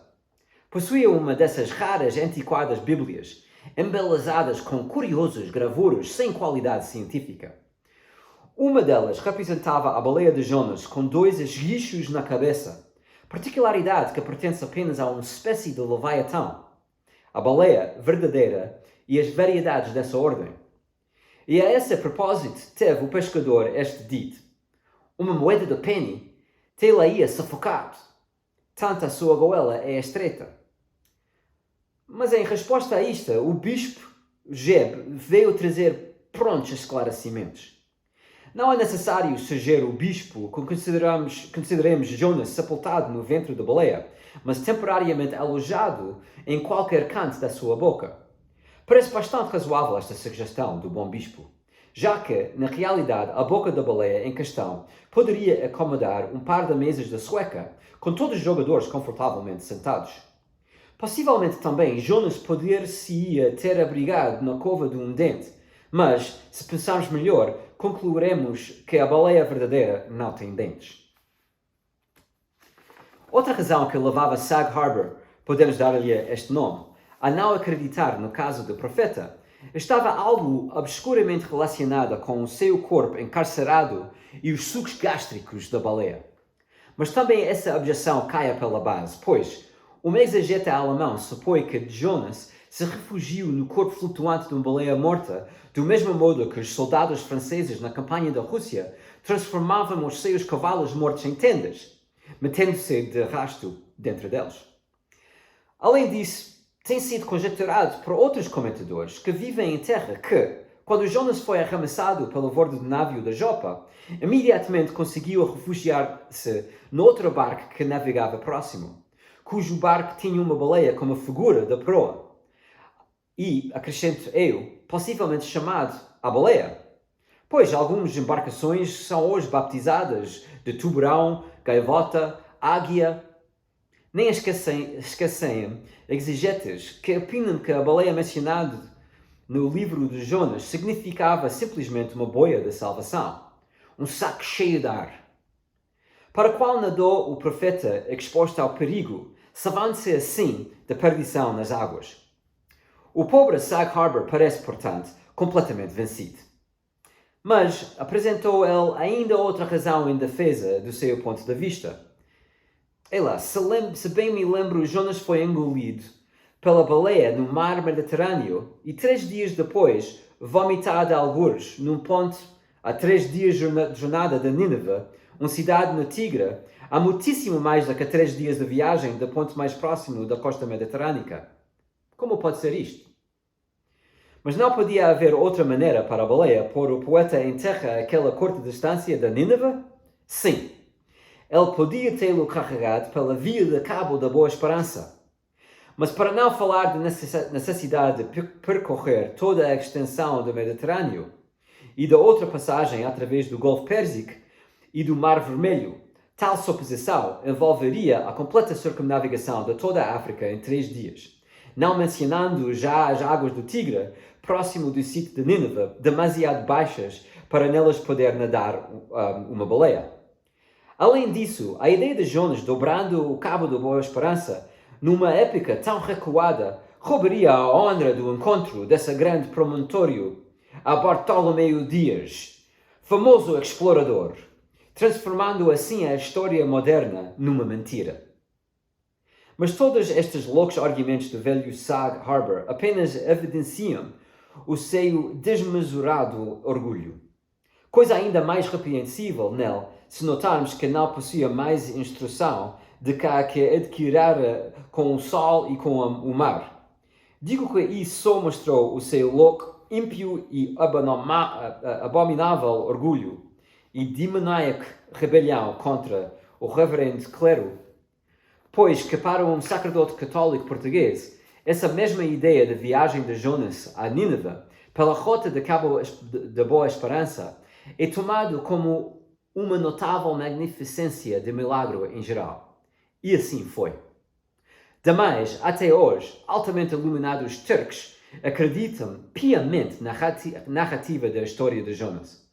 E há uns 3 séculos atrás, uma viajante inglês, falando das velhas viagens de Harris, disse que uma mesquita turca tinha sido erigida em honra de Jonas, na qual uma lâmpada miraculosa ardia sem qualquer óleo. This is chapter 84, pitch poling. To make them run easily and swiftly, the axles of carriages are anointed. And for much the same purpose, some whalers perform an analogous operation upon their boat. They grease the bottom. Nor is it to be doubted that as such a procedure can do no harm, it may possibly be of no contemptible advantage. Considering that oil and water are hostile, that oil is a sliding thing, and that the object in view is to make the boat slide bravely. Queequeg believed strongly in anointing his boat, and one morning, not long after the German ship Jungfrau had disappeared, took more than customary pains in that occupation, crawling under its bottom where it hung over the side and rubbing in the unctuousness as though diligently seeking to ensure a crop of hair from the craft's bald keel. He seemed to be working in obedience to some particular presentiment, nor did it remain unwarranted by the event. Towards noon, whales were raised, but so soon as the ship sailed down to them, they turned and fled with swift precipitancy, a disordered flight, as of Cleopatra's barges from Actium. Nevertheless, the boats pursued, and Stubbs was foremost. By great exertion, Testigo at last succeeded in planting one iron, but the stricken whale, without at all sounding, still continued his horizontal flight with added fleetness. Such unintermitted strainings upon the planted iron must sooner or later be inevitably extracted. It became imperative to lance the flying whale, or to be content to lose him. But to haul the boat up to his flank was impossible. He swam so fast and furious. What then remained? Of all the wondrous devices and dexterities, the sleights of hand and countless subtleties to which the veteran whaleman is so often forced, none exceed that fine maneuver with the lance called pitch poling. Small sword or broadsword in all its exercises boasts nothing like it. It is only indispensable with an inveterate running whale, Its grand fact and feature is the wonderful distance to which the long lance is accurately darted from a violently rocking, jerking boat under extreme headway. Steel and wood included, the entire spear is some 10 or 12 feet in length. The staff is much slighter than that of the harpoon, and also of a lighter material, pine. It is furnished with a small rope called a warp of considerable length, by which it can be hauled back to the hand after darting. But before going further, it is important to mention here that though the harpoon may be pitch-poled in the same way with the lance, yet it is seldom done, and when done, is still less frequently successful on account of the greater weight and inferior length of the harpoon as compared with the lance, which in effect becomes serious drawbacks. As a general thing, therefore, you must first get fast to a whale before any pitch poling comes into play. Look now at Stubb, a man who from his humorous, deliberate coolness and equanimity in the direst emergencies was specially qualified to excel in pitch poling. Look at him. He stands upright in the tossed bow of the flying boat, wrapped in fleecy foam. The towing whale is 40 feet ahead. Handling the long lance lightly, glancing twice or thrice along its length to see if it be exactly straight, Stubb whistlingly gathers up the coil of the warp in one hand so as to secure its free end in his grasp, leaving the rest unobstructed. Then holding the lance full before his waistband's middle, he levels it at the whale, when, covering him with it, he steadily depresses the butt end in his hand, thereby elevating the point till the weapon stands fairly balanced upon his palm, 15 feet in the air. He minds you somewhat of a juggler, balancing a long staff on his chin. Next moment, with a rapid, nameless impulse, in a superb lofty arch, the bright steel spans the foaming distance and quivers in the life spot of the whale. Instead of sparkling water, he now spouts red blood. That drove the spigot out of him, cries Stubb. 'Tis July's immortal 4th. All fountains must run wine today. Would now it were old Orleans whiskey, or old Ohio, or unspeakable old Monongahela. Then, Tashtigo lad, I'd have ye hold a cannikin to the jet, and we'd drink round it. Yea, verily, hearts alive, we'd brew choice punch in the spread of his spout hole there, and from that live punch bowl quaff the living stuff. Again and again to such gamesman talk, the dexterous dart is repeated, the spear returning to its master like a greyhound held in skillful leash. The agonized whale goes into his flurry, the tow line is slackened, and the pitch poler, dropping astern, folds his hands and mutely watches the monster die. Chapter 85, The Fountain. That for 6,000 years, and no one knows how many millions of ages before, the great whales should have been spouting all over the sea and sprinkling and mystifying the gardens of the deep, as with so many sprinkling or mystifying pots, and that for some centuries back, thousands of hunters should have been close by the fountain of the whale, watching these sprinklings and spoutings, that all this should be, and yet that down to this blessed minute, 15 minutes past 1 o'clock p.m. of the 16th day of December, 1851, it should still remain a problem whether these spoutings are, after all, really water or nothing but vapor. This is surely a noteworthy thing. Let us then look at this matter, along with some interesting items contingent. Everyone knows that by the peculiar cunning of their gills, the finny tribes, in general, breathe the air which at all times is combined with the element in which they swim. Hence, a herring or a cod might live a century and never once raise its head above the surface. But owing to his marked internal structure, which gives him regular lungs like a human beings, the whale can live only by inhaling the disengaged air in the open atmosphere. Wherefore the necessity for his periodical visits to the upper world. But he cannot in any degree breathe through his mouth, for in his ordinary attitude, the sperm whale's mouth is buried at least 8 feet beneath the surface. And what is still more, his windpipe has no connection with his mouth. No, he breathes through his spiracle alone, and this is on the top of his head.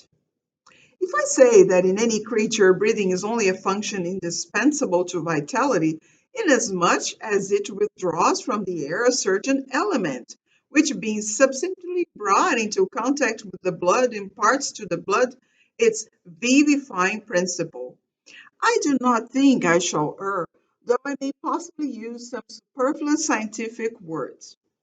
Assume it, and it follows that if all the blood in a man could be aerated with one breath, he might then seal up his nostrils and not fetch another for a considerable time. That is to say, he would then live without breathing. Anomalous as it may seem, this is precisely the case with the whale, who systematically lives by intervals, his full hour and more, when at the bottom, without drawing a single breath, or so much as in any way inhaling a particle of air, for remember, he has no gills. How is this? Between his ribs and on each side of his spine, he is supplied with a remarkable involved Cretan labyrinth of vermicelli-like vessels, which vessels, when he quits the surface, are completely distended with oxygenated blood, so that for an hour or more, 1,000 fathoms in the sea, he carries a surplus stock of vitality in him, just as the camel crossing the waterless desert carries a surplus supply of drink for future use in its 4 supplementary stomachs. The anatomical fact of this labyrinth is indisputable, and that the supposition founded upon it is reasonable and true seems the more cogent to me when I consider the otherwise inexplicable obstinacy of that Leviathan in having his spoutings out, as the fishermen phrase it. This is what I mean. If unmolested upon rising to the surface, the sperm whale will continue there for a period of time exactly uniform with all his other unmolested risings. Say he stays 11 minutes and jets 70 times. That is, respires 70 breaths. And whenever he rises again, he will be sure to have his 70 breaths over again to a minute. Now, if after he fetches a few breaths you alarm him so that he sounds, he will always dodge up again to make good his regular allowance of air.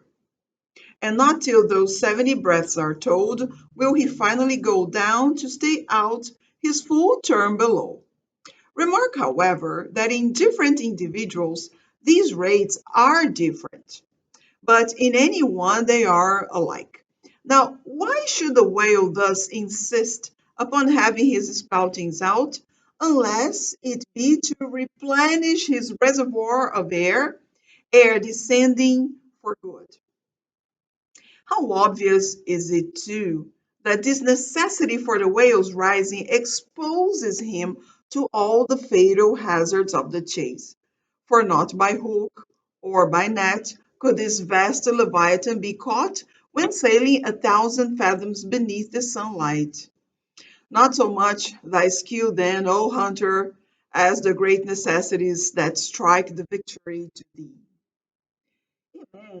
Breathing is incessantly going on, one breath serving for 2 or 3 pulsations only, so that whatever other business he has to attend to, waking or sleeping, breathe he must or die he will.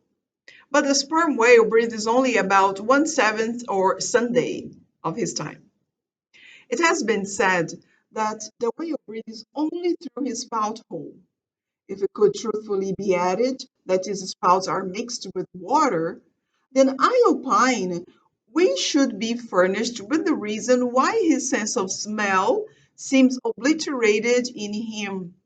For the only thing about him that at all answers to his nose is that identical spout hole. And being so clogged with two elements, it could not be expected to have the power of smelling. But owing to the mystery of the spout, whether it be water or whether it be vapor, no absolute certainty can yet be arrived at on his head. Sure it is, nevertheless, that the sperm whale has no proper olfactories. But what does he want of them? No roses, no violets, no cologne water in the sea.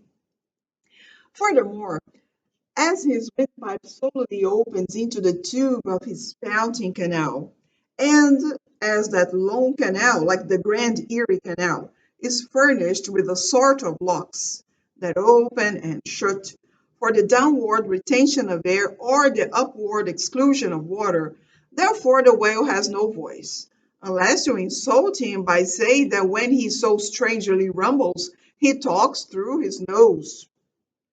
But then again, what has the whale to say? Seldom have I known any profound being that had anything to say to this world, unless forced to stammer out something by way of getting a living. Oh, happy that the world is such an excellent listener. Now, the spouting canal of the sperm whale, chiefly intended as it is for the conveyance of air, and for several feet laid along horizontally just beneath the upper surface of his head and a little to one side, this curious canal is very much like a gas pipe laid down in a city on one side of a street. But the question returns whether this gas pipe is also a water pipe. In other words, whether the spout of the sperm whale is the mere vapor of the exhaled breath, or whether that exhaled breath is mixed with water taken into the mouth and discharged through the spiracle. It is certain that the mouth indirectly communicates with the spouting canal, but it cannot be proved that this is for the purpose of discharging water through the spiracle, because the greatest necessity for so doing would seem to be when in feeding he accidentally takes in water. But the sperm whale's food is far beneath the surface and there he cannot spout even if he would. Besides, if you regard him very closely and time him with your watch, you will find that when unmolested, there is an undeviating rhythm between the periods of his jets and the ordinary periods of respiration. But why pester one with all this reasoning on the subject? Speak out. You have seen him spout, then declare what the spout is. Can you not tell water from air? My dear sir, in this world it is not so easy to settle these plain things. I have ever found your plain things the knottiest of all, and for this whale spout you might almost stand in it and yet be undecided as to what it is precisely.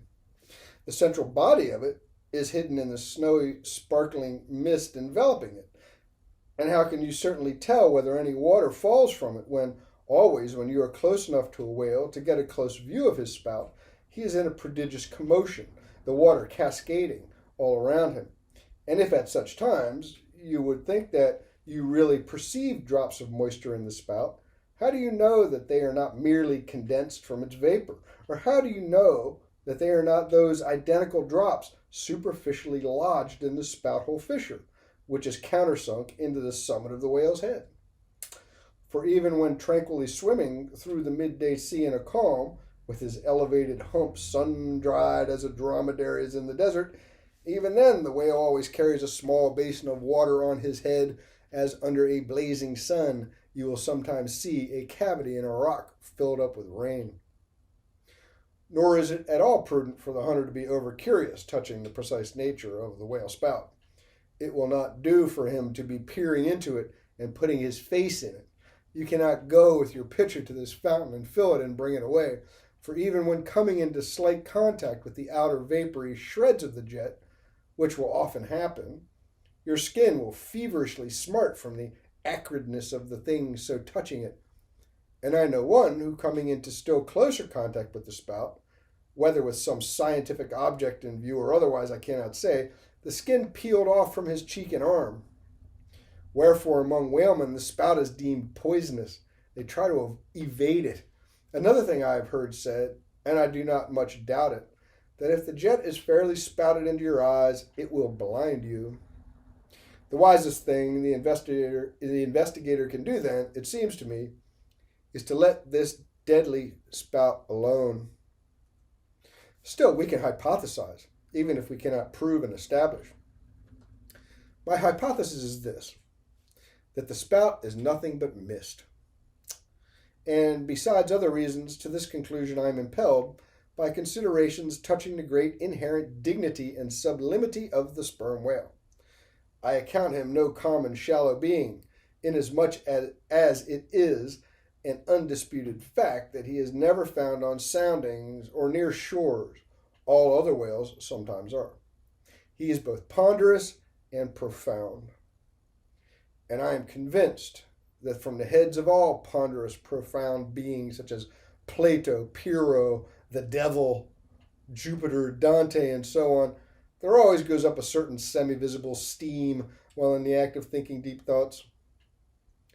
While composing a little treatise on eternity, I had the curiosity to place a mirror before me, and ere long saw reflected there a curious involved worming and undulation in the atmosphere over my head, the invariable moisture of my hair, while plunged in deep thought after 6 cups of hot tea in my thin shingled attic of an August noon.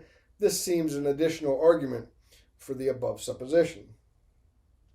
And how nobly it raises our conceit of the mighty misty monster to behold him solemnly sailing through a calm tropical sea, his vast mild head overhung by a canopy of vapor, engendered by his incommunicable contemplations, and that vapor, as you will sometimes see it, glorified by a rainbow, as if heaven itself had put its seal upon his thoughts.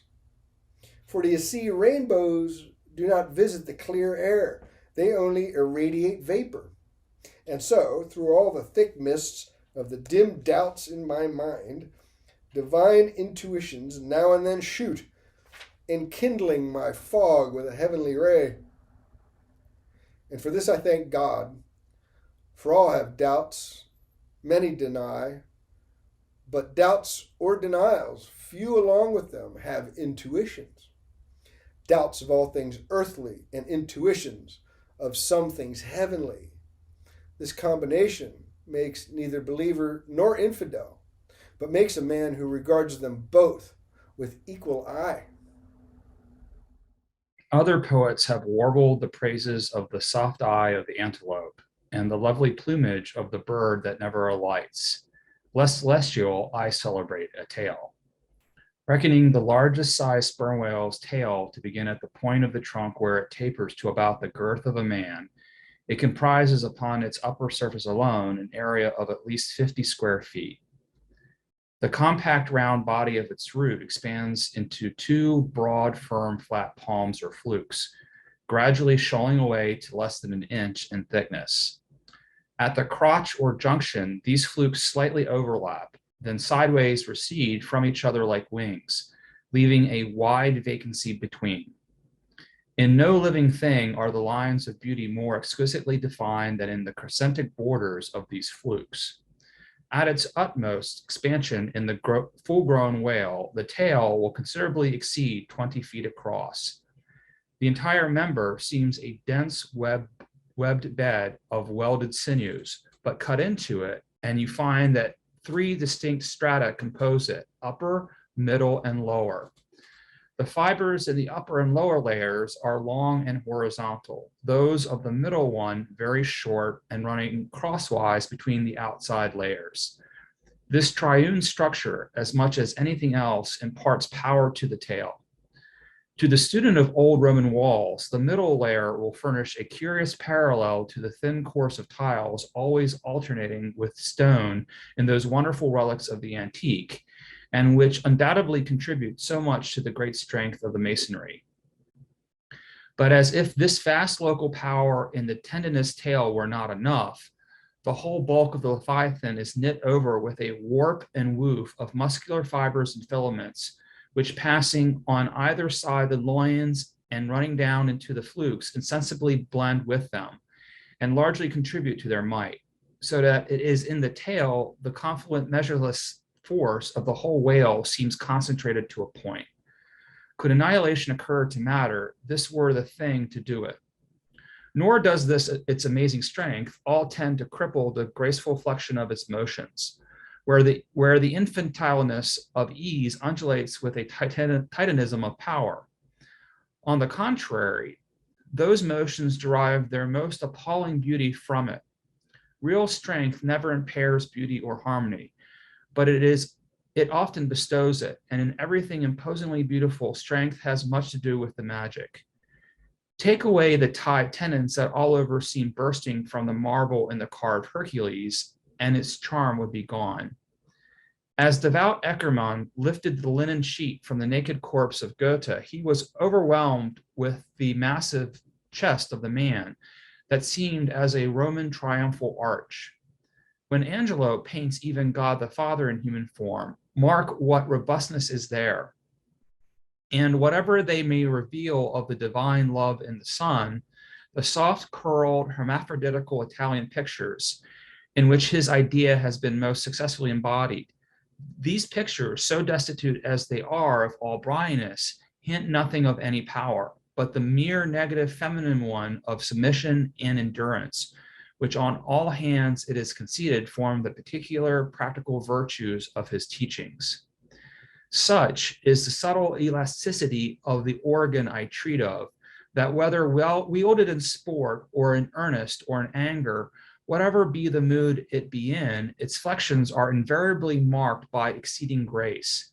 Therein no fairy's arm can transcend it. 5 great motions are peculiar to it.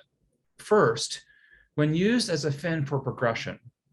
Second, when used as a mace in battle. Third, in sweeping. Fourth, in lobtailing. Fifth, in peaking flukes. First, being horizontal in its position, the Leviathan's tail acts in a different manner from the tails of all other sea creatures. It never wriggles.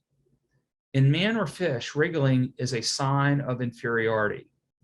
To the whale, his tail is the sole means of propulsion. Scroll-wise coiled forwards beneath the body and then rapidly sprung backwards, it is this which gives that singular darting, leaping motion to the monster when furiously swimming. His side fins only serve to steer by. Second, it is a little significant that while one sperm whale only fights another sperm whale with his head and jaw, nevertheless, in his conflicts with man, he is chiefly and contemptuously uses his tail. In striking at a boat, he swiftly curves away his flukes from it, and the blow is only inflicted by the recoil. If it be made in the unobstructed air, especially if it descend to its mark, then the stroke is then simply irresistible. No ribs of man or boat can withstand it. Your only salvation lies in eluding it, but if it comes sideways through the opposing water, then partly owing to the light buoyancy of the whaleboat and the elasticity of its materials, a cracked rib or dashed plank or two, a sort of stitch in the side, is generally the most serious result.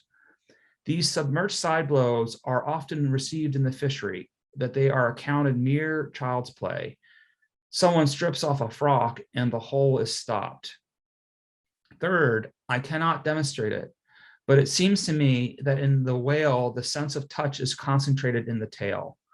For in this respect, there is a delicacy in it only equaled by the daintiness of the elephant's trunk.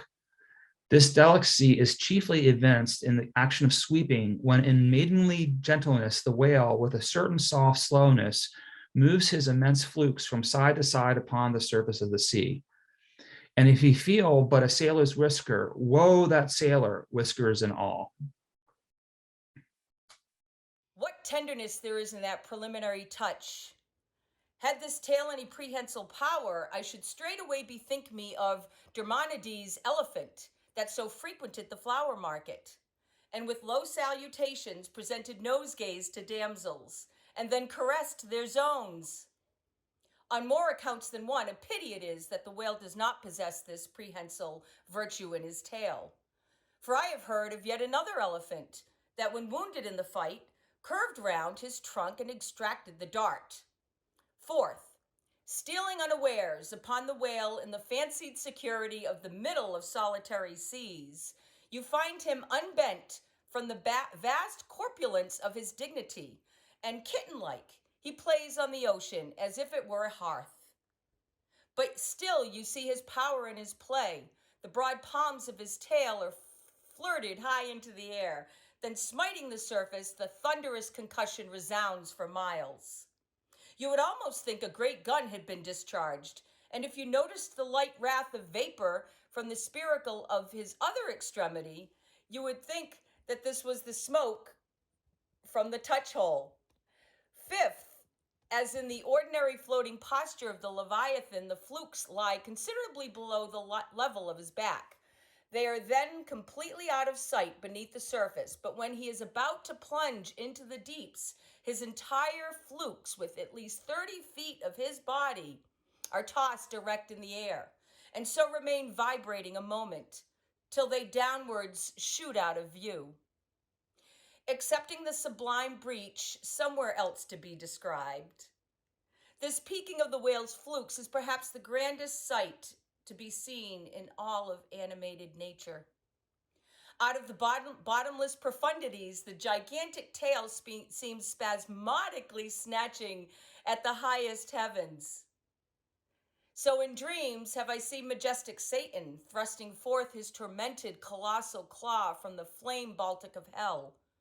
But in gazing at such scenes, it is all in all what mood you are in. If the Dantian, the devils will occur to you. If in that of Isaiah, the archangels. Standing at the masthead of my ship during a sunrise that crimsoned sky and sea, I once saw a large herd of whales in the east, all heading towards the sun, and for a moment vibrating in concert with peaked flutes.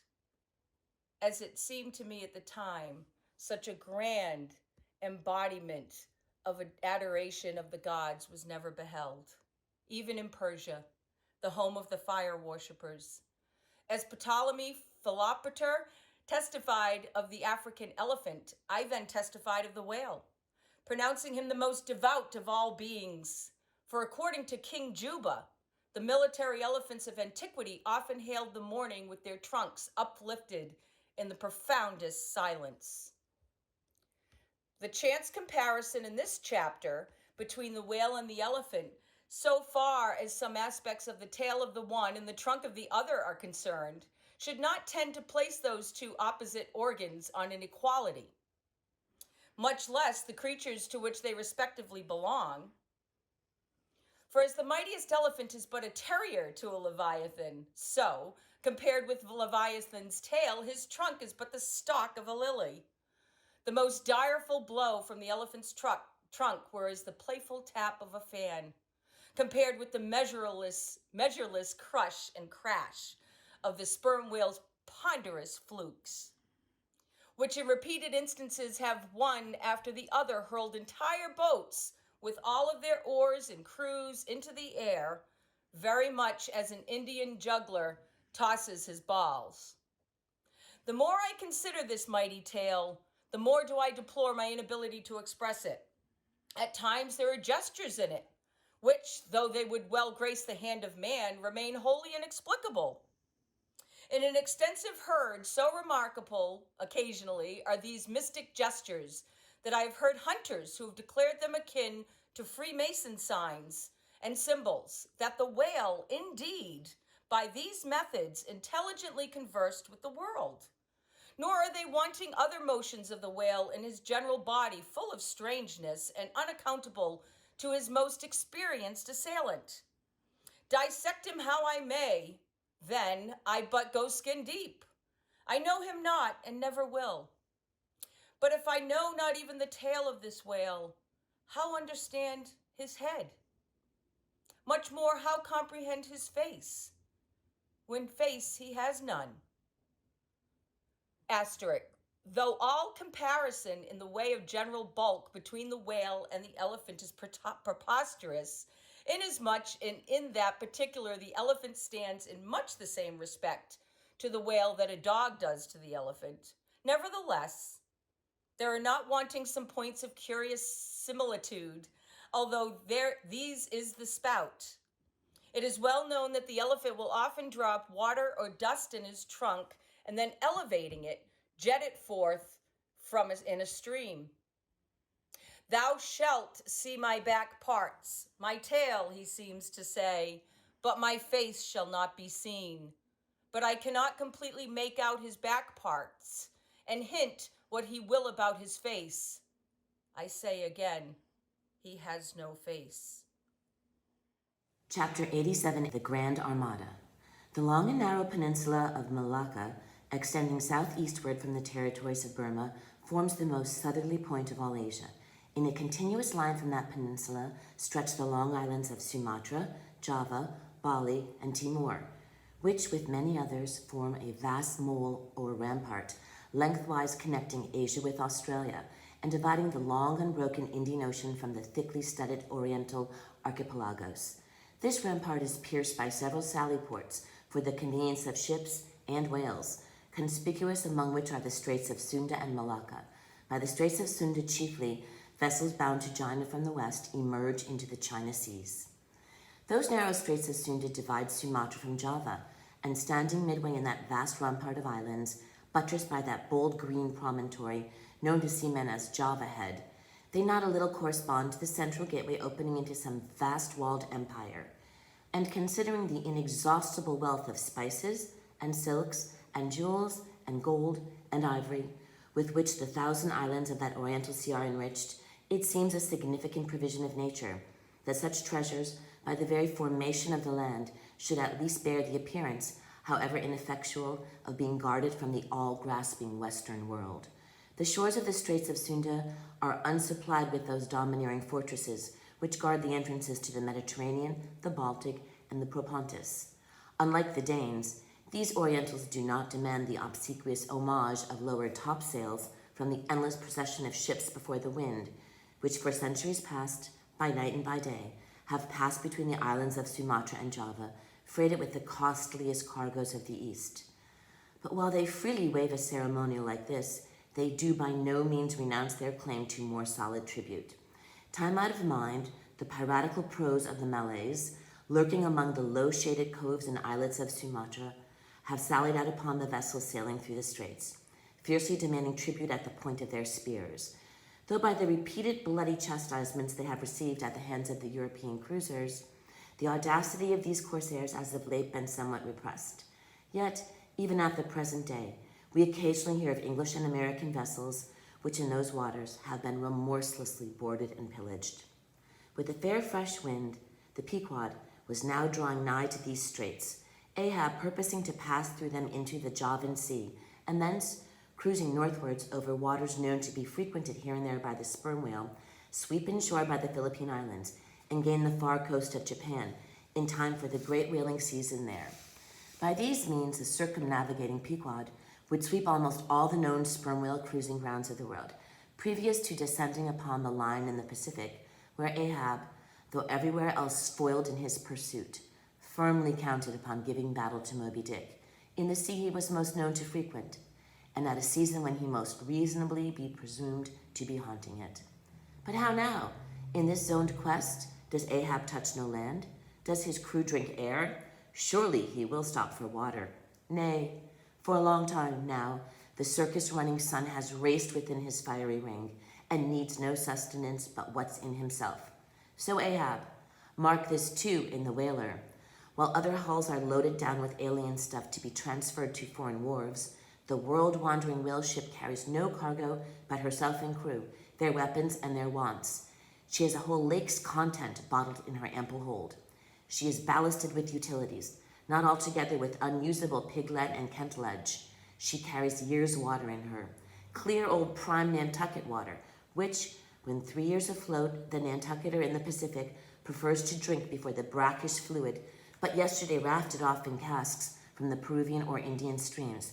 Hence it is that while other ships may have gone to China from New York and back again, touching at a score of ports, the whale ship, in all that interval, may not have sighted one grain of soil, her crew having seen no man but floating seamen like themselves.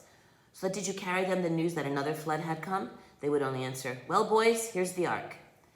Now, as many sperm whales have been captured off the western coast of Java, in the near vicinity of the Straits of Sunda, indeed, as most of the ground round about was generally recognized by the fishermen as an excellent spot for cruising, therefore, as the Pequod gained more and more upon Java Head, the lookouts were repeatedly hailed and admonished to keep wide awake. But though the green palmy cliffs of the island soon loomed on the starboard bow, and with delighted nostrils the fresh cinnamon was snuffed in the air, yet not a single jet was descried. Almost renouncing all thoughts of falling in with any game hereabouts, the ship had well nigh entered the straits, when the customary cheering cry was heard from aloft, and ere long a spectacle of singular magnificence saluted us. Be here be premised that owing to the unwearied activity with which of late they have been hunted over all four oceans, the sperm whales, instead of almost invariably sailing in small detached companies, as in former times, are now frequently met with in extensive herds, sometimes embracing so great a multitude that it would almost seem as if numerous nations of them had sworn solemn league and covenant for mutual assistance and protection. To this aggregation of the sperm whale into such immense caravans may be imputed the circumstance that even in the best cruising grounds, you may now sometimes sail for weeks and months altogether without being greeted by a single spout, and then suddenly be saluted by what sometimes seems thousands on thousands. Brought on both bows, at the distance of some 2 or 3 miles and forming a great semicircle, embracing one half of the level horizon, a continuous chain of whale jets were up-playing and sparkling in the noonday air. Unlike the straight perpendicular twin jets of the right whale, which dividing at the top falls over in 2 branches, like the cleft drooping boughs of a willow, the single forward slanting spout of the sperm whale presents a thick curled bush of white mist, continually rising and falling away to leeward. Seen from the Pequod's deck, then, as she would rise on a high hill of the sea, this host of vapory spouts individually curling up into the air, and beheld through a blending atmosphere of bluish haze, showed like the 1,000 cheerful chimneys of some dense metropolis, descried of a balmy autumnal morning by some horseman on a height.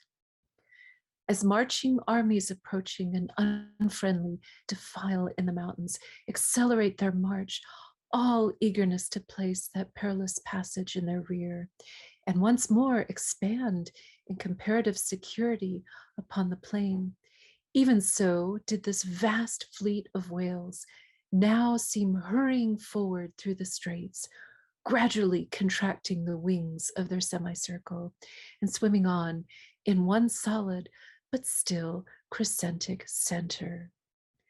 Crowding all sail, the Pequod pressed after them, the harpooners handling their weapons and loudly cheering from the heads of their yet suspended boats. If the wind only held, little doubt had they that, chased through these straits of Sunda, the vast host would only deploy into the Oriental seas to witness the capture of not a few of their number. And who could tell whether, in that congregated caravan, Moby Dick himself might not temporarily be swimming like the worshipped white elephant in the coronation procession of the Siamese. So, with stun sail piled on stun sail, we sailed along, driving these leviathans before us, when, all of a sudden, the voice of Tashtego was heard, loudly directing attention to something in our wake. Corresponding to the crescent in our van, we beheld another in our rear. It seemed formed of detached white vapors, rising and falling, something like the spouts of the whales, only they did not so completely come and go, for they constantly hovered without finally disappearing. Leveling his glass at this sight, Ahab quickly revolved in his pivot hole, crying, "Aloft there, and rig whips and buckets to wet the sails. Malays, sir, after us." As if too long lurking behind the headlands till the Pequod should fairly have entered the straits, these rascally Asiatics were now in hot pursuit to make up for their overcautious delay. But when the swift Pequod, with a fresh leading wind, was herself in hot chase, how very kind of these tawny philanthropists to assist in speeding her on to her own chosen pursuit. Mere riding whips and rowels to her that they were.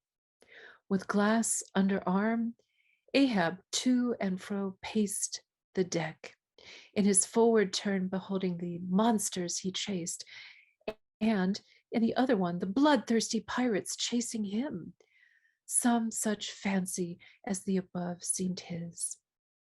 And when he glanced upon the green walls of the watery defile in which the ship was then sailing, and bethought him that through that gate lay the route to his vengeance, and beheld how that through that same gate he was now chasing and being chased to his deadly end. And not only that, but a herd of remorseless wild pirates and inhuman atheistical devils were infernally cheering him on with their curses. When all these conceits had passed through his brain, Ahab's brow was left gaunt and ribbed, like the black sand beach after some stormy tide has been gnawing it, without being able to drag the firm thing from its place. But thoughts like these troubled very few of the reckless crew, and when, after steadily dropping and dropping the pirates astern, the Pequod at last shot by the vivid green cockatoo point in the Sumatra side, emerging at last upon the broad waters beyond, then the harpooners seemed more to grieve that the swift whales had been gaining upon the ship than to rejoice that the ship had so victoriously gained upon the Malays. But still driving on in the wake of the whales, at length they seemed abating their speed. Gradually the ship neared them, and the wind was now dying away. Word was passed to spring to the boats, but no sooner did the herd, by some presumed wonderful instinct of the sperm whale, become notified of the 3 keels that were after them, though as yet a mile in their rear, then they rallied again, and forming in close ranks and battalions, so that their spouts all looked like flashing lines of stacked bayonets, moved on with redoubled velocity. Stripped to our shirts and drawers, we sprang to the white ash, and after several hours pulling, were almost disposed to renounce the chase, when a general pausing commotion among the whales gave animating token that they were now at last under the influence of that strange perplexity of inert irresolution, which, when the fishermen perceive it in the whale, they say he is gallied. To galley or gallow is to frighten excessively, to confound with fright. It is an old Saxon word. It occurs once in Shakespeare. The wrathful skies gallow the very wanderers of the dark and make them keep their caves. Lear, Act 3, Scene 2.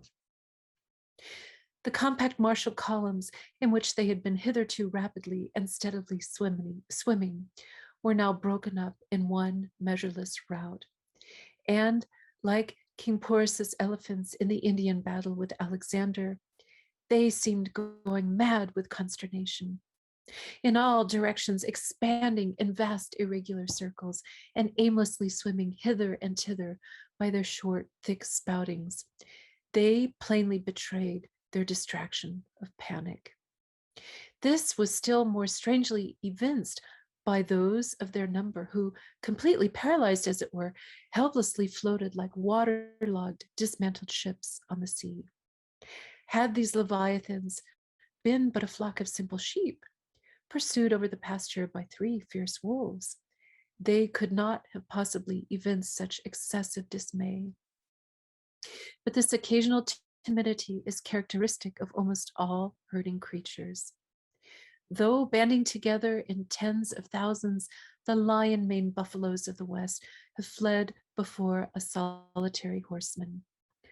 Witness to all human beings, how, when herded together in the sheepfold of a theater's pit, they will, at the slightest alarm of fire, rush helter-skelter for the outlets, crowding, trampling, jamming, and remorselessly dashing each other to death. Best, therefore, withhold any amazement at the strangely gallied whales before us, for there is no folly of the beasts of the earth which is not infinitely outdone by the madness of men. Though many of the whales, as has been said, were in violent motion, yet it is to be observed that as a whole the herd neither advanced nor retreated, but collectively remained in one place. As is customary in those cases, the boats at once separated, each making for some one lone whale on the outskirts of the shoal. In about 3 minutes' time, Queequeg's harpoon was flung. The stricken fish darted blinding spray in our faces, and then, running away with us like light, steered straight for the heart of the herd. Though such a movement on the part of the whale struck under such circumstances is in no wise unprecedented, and indeed is almost always more or less anticipated, yet does it present one of the more perilous vicissitudes of the fishery. For as the swift monster drags you deeper and deeper into the frantic shoal, you bid adieu to circumspect life and only exist in a delirious throb. As, blind and deaf, the whale plunged forward, as if by sheer power of speed to rid himself of the iron leech that had fastened to him. As we thus tore a white gash in the sea, on all sides, menaced as we flew by the crazed creatures to and fro rushing about us. Our beset boat was like a ship mobbed by icicles in a tempest, and striving to steer through their complicated channels and straits, knowing not at what moment it may be locked in and crushed. But not a bit daunted, Queequeg steered us manfully, now sheering off from this monster directly across our route in advance, now edging away from that whose colossal flukes were suspended overhead, while all the time Starbuck stood up in the bows, lance in hand, pricking out of our way whatever whales he could reach by short darts, for there was no time to make long ones. Nor were the oarsmen quite idle, though their wonted duty was now altogether dispensed with. They chiefly attended to the shouting part of the business. "Out of the way, Commodore," cried one to a great dromedary that all of a sudden rose boldly to the surface, and for an instant threatened to swamp us. "Hard down with your tail there," cried a second to another, which, close to our gunwale, seemed calmly cooling himself with his own fan-like extremity. All whaleboats carry certain curious contrivances, originally invented by the Nantucket Indians, called drogues. 2 thick squares of wood of equal size are stoutly clenched together so that they cross each other's grain at right angles. A line of considerable length is then attached to the middle of this block, and the other end of the line being looped, it can in a moment be fastened to a harpoon. It is chiefly among gallied whales that this drogue is used, for then more whales are close around you than you can possibly chase at one time. But sperm whales are not every day encountered. While you may, then you must kill all you can. And if you cannot kill them all at once, you must wing them so that they can afterwards be killed at your leisure. Hence it is that at times like these, the drogue comes into requisition. Our boat was furnished with 3 of them. The first and second were successfully darted, and we saw the whales staggeringly running off, fettered by the enormous sidelong resistance of the towing drogue. They were cramped like malefactors with the chain and ball. But upon flinging the third, in the act of tossing overboard the clumsy wooden block, It caught under one of the seats of the boat, and in an instant tore it out and carried it away, dropping the oarsman in the boat's bottom as the seat slid from under him. On both sides, the sea came in at the wounded planks, but we stuffed 2 or 3 drawers and shirts in, and so stopped the leaks for the time. It had been next to impossible to dart these drogued harpoons, were it not that as they advanced into the herd, our whale's way greatly diminished. Moreover, that as we went still further and further from the circumference of commotion, the direful disorders seemed waning. So that when at last the jerking harpoon drew out, and the towing whale sideways vanished, then, with the tapering force of his parting momentum, we glided between 2 whales into the innermost heart of the shoal, as if from some mountain torrent we had slid into a serene valley lake. Here the storms and the roaring glens between the outermost whales were heard but not felt. In this central expanse, the sea presented that smooth, satin-like surface called a sleek, produced by the subtle moisture thrown off by the whale in his more quiet moods. Yes, we were now in that enchanted calm which they say lurks at the heart of every commotion. And still in the distracted distance we beheld the tumults of the outer concentric circles, and saw successive pods of whales, 8 or 10 in each, swiftly going round and round like multiplied spans of horses in a ring, and so closely shoulder to shoulder that a titanic circus rider might easily have overarched the middle ones, and so have gone round on their backs. Owing to the density of the crowd of reposing whales, more immediately surrounding the embayed axis of the herd, no possible chance of escape was at present afforded us. We must watch for a breach in the living wall that hemmed us in, the wall that had only admitted us in order to shut us up. Keeping at the center of the lake, we were occasionally visited by small, tame cows and calves, the women and children of this routed host. Now, inclusive of the occasional wide intervals between the revolving outer circles, and inclusive of the spaces between the various pods in any one of those circles, the entire area at this juncture, embraced by the whole multitude, must have contained at least 2 or 3 square miles. At any rate, though indeed such a test at such a time might be deceptive, spoutings might be discovered from our low boat that seemed playing up almost from the rim of the horizon. I mention this circumstance because, as if the cows and calves had been purposely locked up in this innermost fold, and as if the wide extents of the herd had hitherto prevented them from learning the precise cause of its stopping, or possibly being so young, unsophisticated, and every way innocent and inexperienced. However it may have been, these smaller whales, now and then visiting our becalmed boat from the margin of the lake, evinced a wondrous fearlessness and confidence, or else a still becharmed panic which it was impossible not to marvel at. Like household dogs, they came snuffling around us, right up to our gunwales and touching them, till it almost seemed that some spell had suddenly domesticated them. Queequeg patted their foreheads. Starbuck scratched their backs with his lance, but fearful of the consequences, for the time refrained from darting it.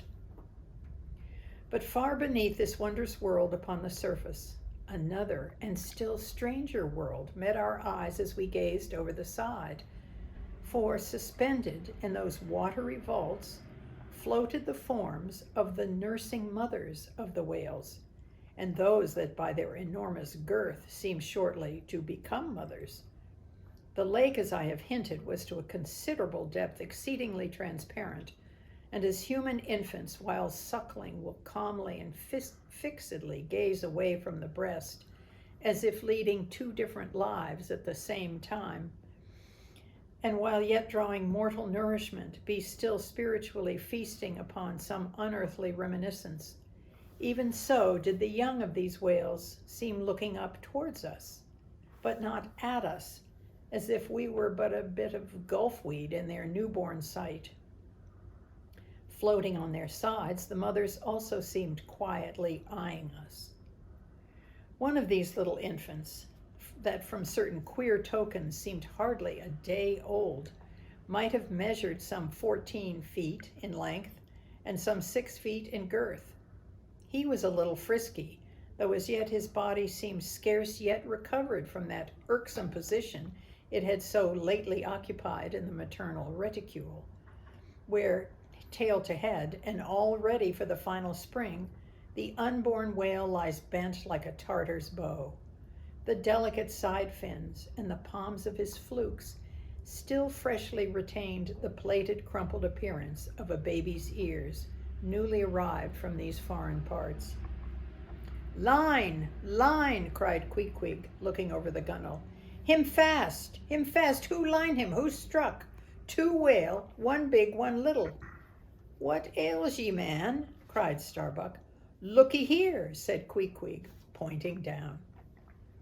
As when the stricken whale that from the tub has reeled out hundreds of fathoms of rope, as, after deep sounding, he floats up again and shows the slackened, curling line buoyantly rising and spiraling towards the air, so now Starbuck saw long coils of the umbilical cord of Madame Leviathan, by which the young cub seemed still tethered to its dam. Not seldom in the rapid vicissitudes of the chase, this natural line, with the maternal end loose, becomes entangled with the hempen one, so that the cub is thereby trapped. Some of the subtlest secrets of the seas seemed divulged to us in this enchanted pond. We saw young Leviathan amours in the deep. And as thou, surrounded by circle upon circle of consternations and affrights, did these incrustable creatures at the center freely and fearlessly indulge in all peaceful concernments, yea, serenely reveled in dalliance and delight. But even so, amid the tornadoed Atlantic of my being, do I myself still forever centrally disport in mute calm, and while ponderous planets of unwaning woe revolve round me, deep down and deep inland, there I still bathe me in eternal mildness of joy. Meanwhile, as we thus lay in trance, the occasional sudden frantic spectacles in the distance evince the activity of the other boats, still engaged in the drudging the whales on the frontier of the host, or possibly carrying on the war within the first circle, where abundance of room and some convenient retreats were afforded them.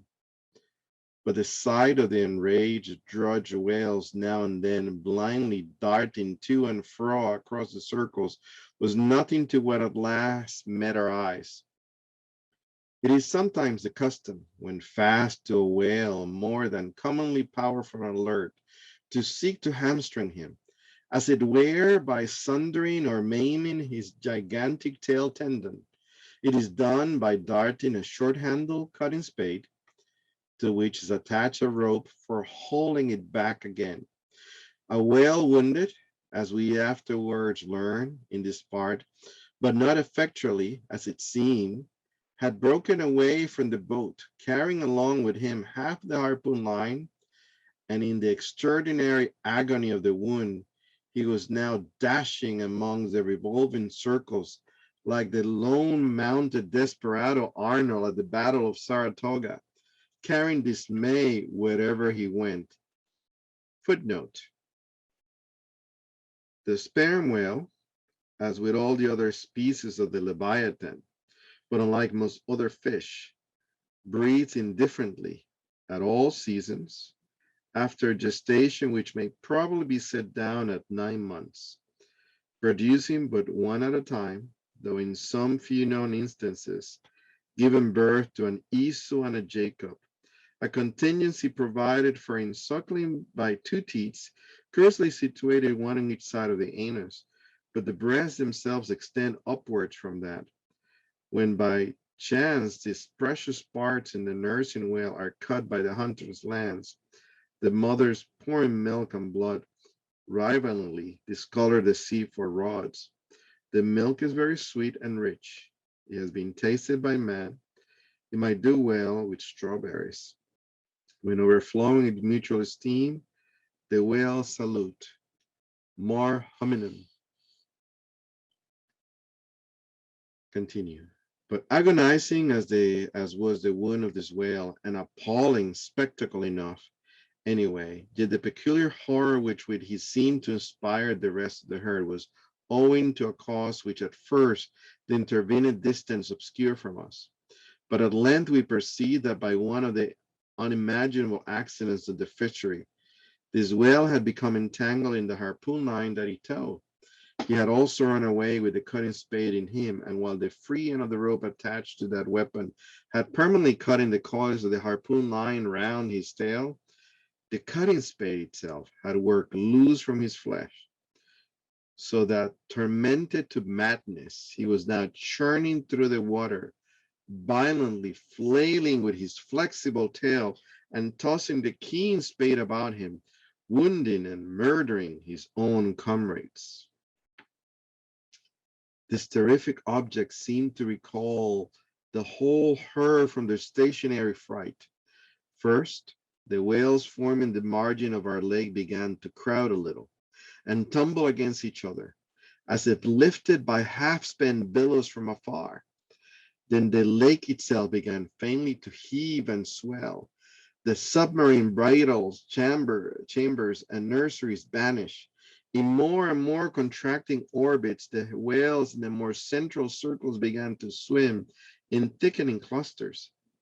Yes, the long calm was departing. A low advancing hum was soon heard, and then like to the tumultuous masses of block ice when the great river Hudson breaks up in spring, the entire host of whales came tumbling up on their inner center, as if to pile themselves up in one common mountain. Instantly, Starbuck and Queequeg changed places, Starbuck taking the stern. Oars, oars, he intensely whispered, seizing the helm. Gripe your oars and clutch your souls now. My God, men, stand by. Show him off. You, Queequeg, the whale there, prick him, hit him. Stand up, stay so. Spring, men, pull, men, never mind their backs. Scrape them, scrape away. The boat was now all but jammed between two vast black bulks, leaving a narrow Dardanelles between their long lengths. But by desperate endeavor, we at last shot into a temporary opening, then giving way rapidly and at the same time earnestly watching for another outlet. After many similar hair-breadth escapes, we at last swiftly glided into what had just been one of the outer circles, but now crossed by random whales, all violently making for one center. This lucky salvation was cheaply purchased by the loss of Queequeg's hat, who, while standing in the bows to prick the fugitive whales, had his hat taken clean from his head by the air eddy made by the sudden tossing of a pair of broad flukes close by. Riotous and disordered as the universal commotion now was, it soon resolved itself into what seemed a systematic movement. For having clung together, at least in one dense body, they then renewed their onward flight with augmented fleetness.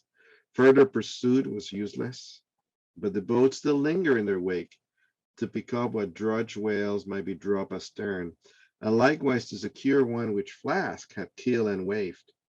The wave is a pennant pole, 2 or 3, which are carried by every boat, and which, when additional games at hand, are inserted upright into the floating body of a dead whale, both to mark its place on the sea, and also as a token of prior possession, should the boats of any other ship draw near. The result of this lowering was somewhat illustrative of that sagacious saying in the fishery: the more whales, the less fish. Of all the drudge whales, only one was captured. The rest contrived to escape for the time, but only to be taken, as will hereafter be seen, by some other craft than the Pequod. Chapter 88, Schools and Schoolmasters. The previous chapter gave account of an immense body or herd of sperm whales, and there was also then given the probable cause inducing such vast aggregations. Now, though, such great bodies are at times encountered, yet, as must have been seen even at the present day, small detached bands are occasionally observed, embracing from 20 to 50 individuals each. Such bands are known as schools. They generally are of two sorts: those composed almost entirely of females, and those mustering none but young, vigorous males, or bulls as they are familiarly designated. In cavalier attendance upon the school of females, you invariably see a male or of full-grown magnitude, but not old, who upon any alarm evinces his gallantry by falling in the rear and covering the flight of his ladies. In truth, this gentleman is a luxurious Ottoman, swimming about over the watery world, surroundingly accompanied by all the solaces and endearments of the harem. The contrast between this Ottoman and his concubines is striking because, while he is always of the largest leviathanic proportions, the ladies, even at full growth, are not more than 1/3 of the bulk of an average-sized male. They're comparatively delicate, indeed, I dare say not to exceed 6 yards around the waist. Nevertheless, it cannot be denied that upon the whole they are hereditarily entitled to embonpoint. It's very curious to watch the harem and its lord in their indolent ramblings. Like fashionables, they are forever on the move in leisurely search of variety. You meet them on the line in time for the full flower of the equatorial feeding season, having just returned perhaps from spending the summer in the northern seas, and so cheating summer of all unpleasant weariness and warmth. By the time they have lounged up and down the promenade of the equator a while, they start for the oriental waters in anticipation of the cold season there, and so evade the other excessive temperature here. When serenely advancing on one of these journeys, if any strange, suspicious sights are seen, my Lord Whale keeps a wary eye on his interesting family. Should any unwarrantably pert young Leviathan coming that way presume to draw confidentially close to one of the ladies? With what prodigious fury the Bashaw assails him and chases him away. High times indeed, if unprincipled young rakes like him are to be permitted to invade the sanctity of domestic bliss.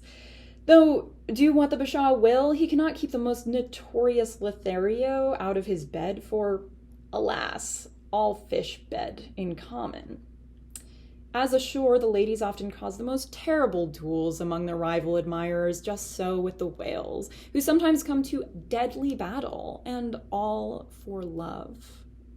They fence with their long lower jaws, sometimes locking them together and so striving for the supremacy like elks that warringly interweave their antlers. Not a few are captured having the deep scars of these encounters, furrowed heads, broken teeth, scalloped fins, and in some instances wrenched and dislocated mouths. But supposing the invader of domestic bliss to betake himself away at the first rush of the harem's lord, then it is very diverting to watch that lord. Gently he insinuates his vast bulk among them, and reveals there while still in tantalizing vicinity to young Lothario, like pious Solomon devoutly worshipping among his 1,000 concubines. Granting other whales to be in sight, the fisherman will seldom give chase to one of the Grand Turks, for these Grand Turks are too lavish of their strength, and hence their unctuousness is small. As for the sons and daughters they beget, why, those sons and daughters must take care of themselves, at least with only the maternal help. For like certain other omnivorous roving lovers that might be named, my lord whale has no taste for the nursery, however much for the bower, and so, being a great traveler, he leaves his anonymous babies all over the world, every baby an exotic. In good time, nevertheless, as for the ardor of youth declines, as years and dumps increase, as reflection lends her solemn pauses. In short, as a general lassitude overtakes the sated Turk, then a love of ease and virtue supplants the love for maidens. Our Ottoman enters upon the impotent, repentant, admonitory stage of life, forswears, disbands the harem, and grown to an exemplary, sulky old soul, goes about all alone among the meridians and parallels, saying his prayers and warning each young leviathan from his amorous errors. Now, as the harem of whales is called by the fishermen a school, so is the lord and master of that school technically known as the schoolmaster. It is therefore not in strict character, however admirably satirical, that after going to school himself, he should go abroad, inculcating not what he learned there, but the folly of it. His title, schoolmaster, would very naturally seem derived from the name bestowed upon the harem itself, but some have surmised that the man who first thus entitled this sort of Ottoman whale must have read the memoirs of Vidocq, and informed himself what sort of a country schoolmaster that famous Frenchman was in his younger days, and what was the nature of those occult lessons he inculcated into some of his pupils. The same secludedness and isolation to which the schoolmaster whale betakes himself in his advancing years is true of all aged sperm whales. Almost universally, a lone whale, as a solitary leviathan is called, proves an ancient one. Like venerable moss-bearded Daniel Boone, he will have no one near him but nature herself, and for her he takes to wife in the wilderness of waters. And the best of wives she is, though she keeps so many moody secrets. The schools composing none but young and vigorous whales previously mentioned offer a strong contrast to the harem schools, for while those female whales are characteristically timid, the young males, or 40-barrel bulls, as they call them, are by far the most pugnacious of all leviathans, and proverbially the most dangerous to encounter, excepting those wondrous gray-headed grizzled whales sometimes met, and these will fight you like grim fiends exasperated by a penal gout. The 40-barrel bull schools are larger than the harem schools. Like a mob of young collegians, they are full of fight, fun, and wickedness, tumbling around the world at such a reckless, rollicking rate that no prudent underwriter would insure them any more than he would a riotous lad at Yale or Harvard.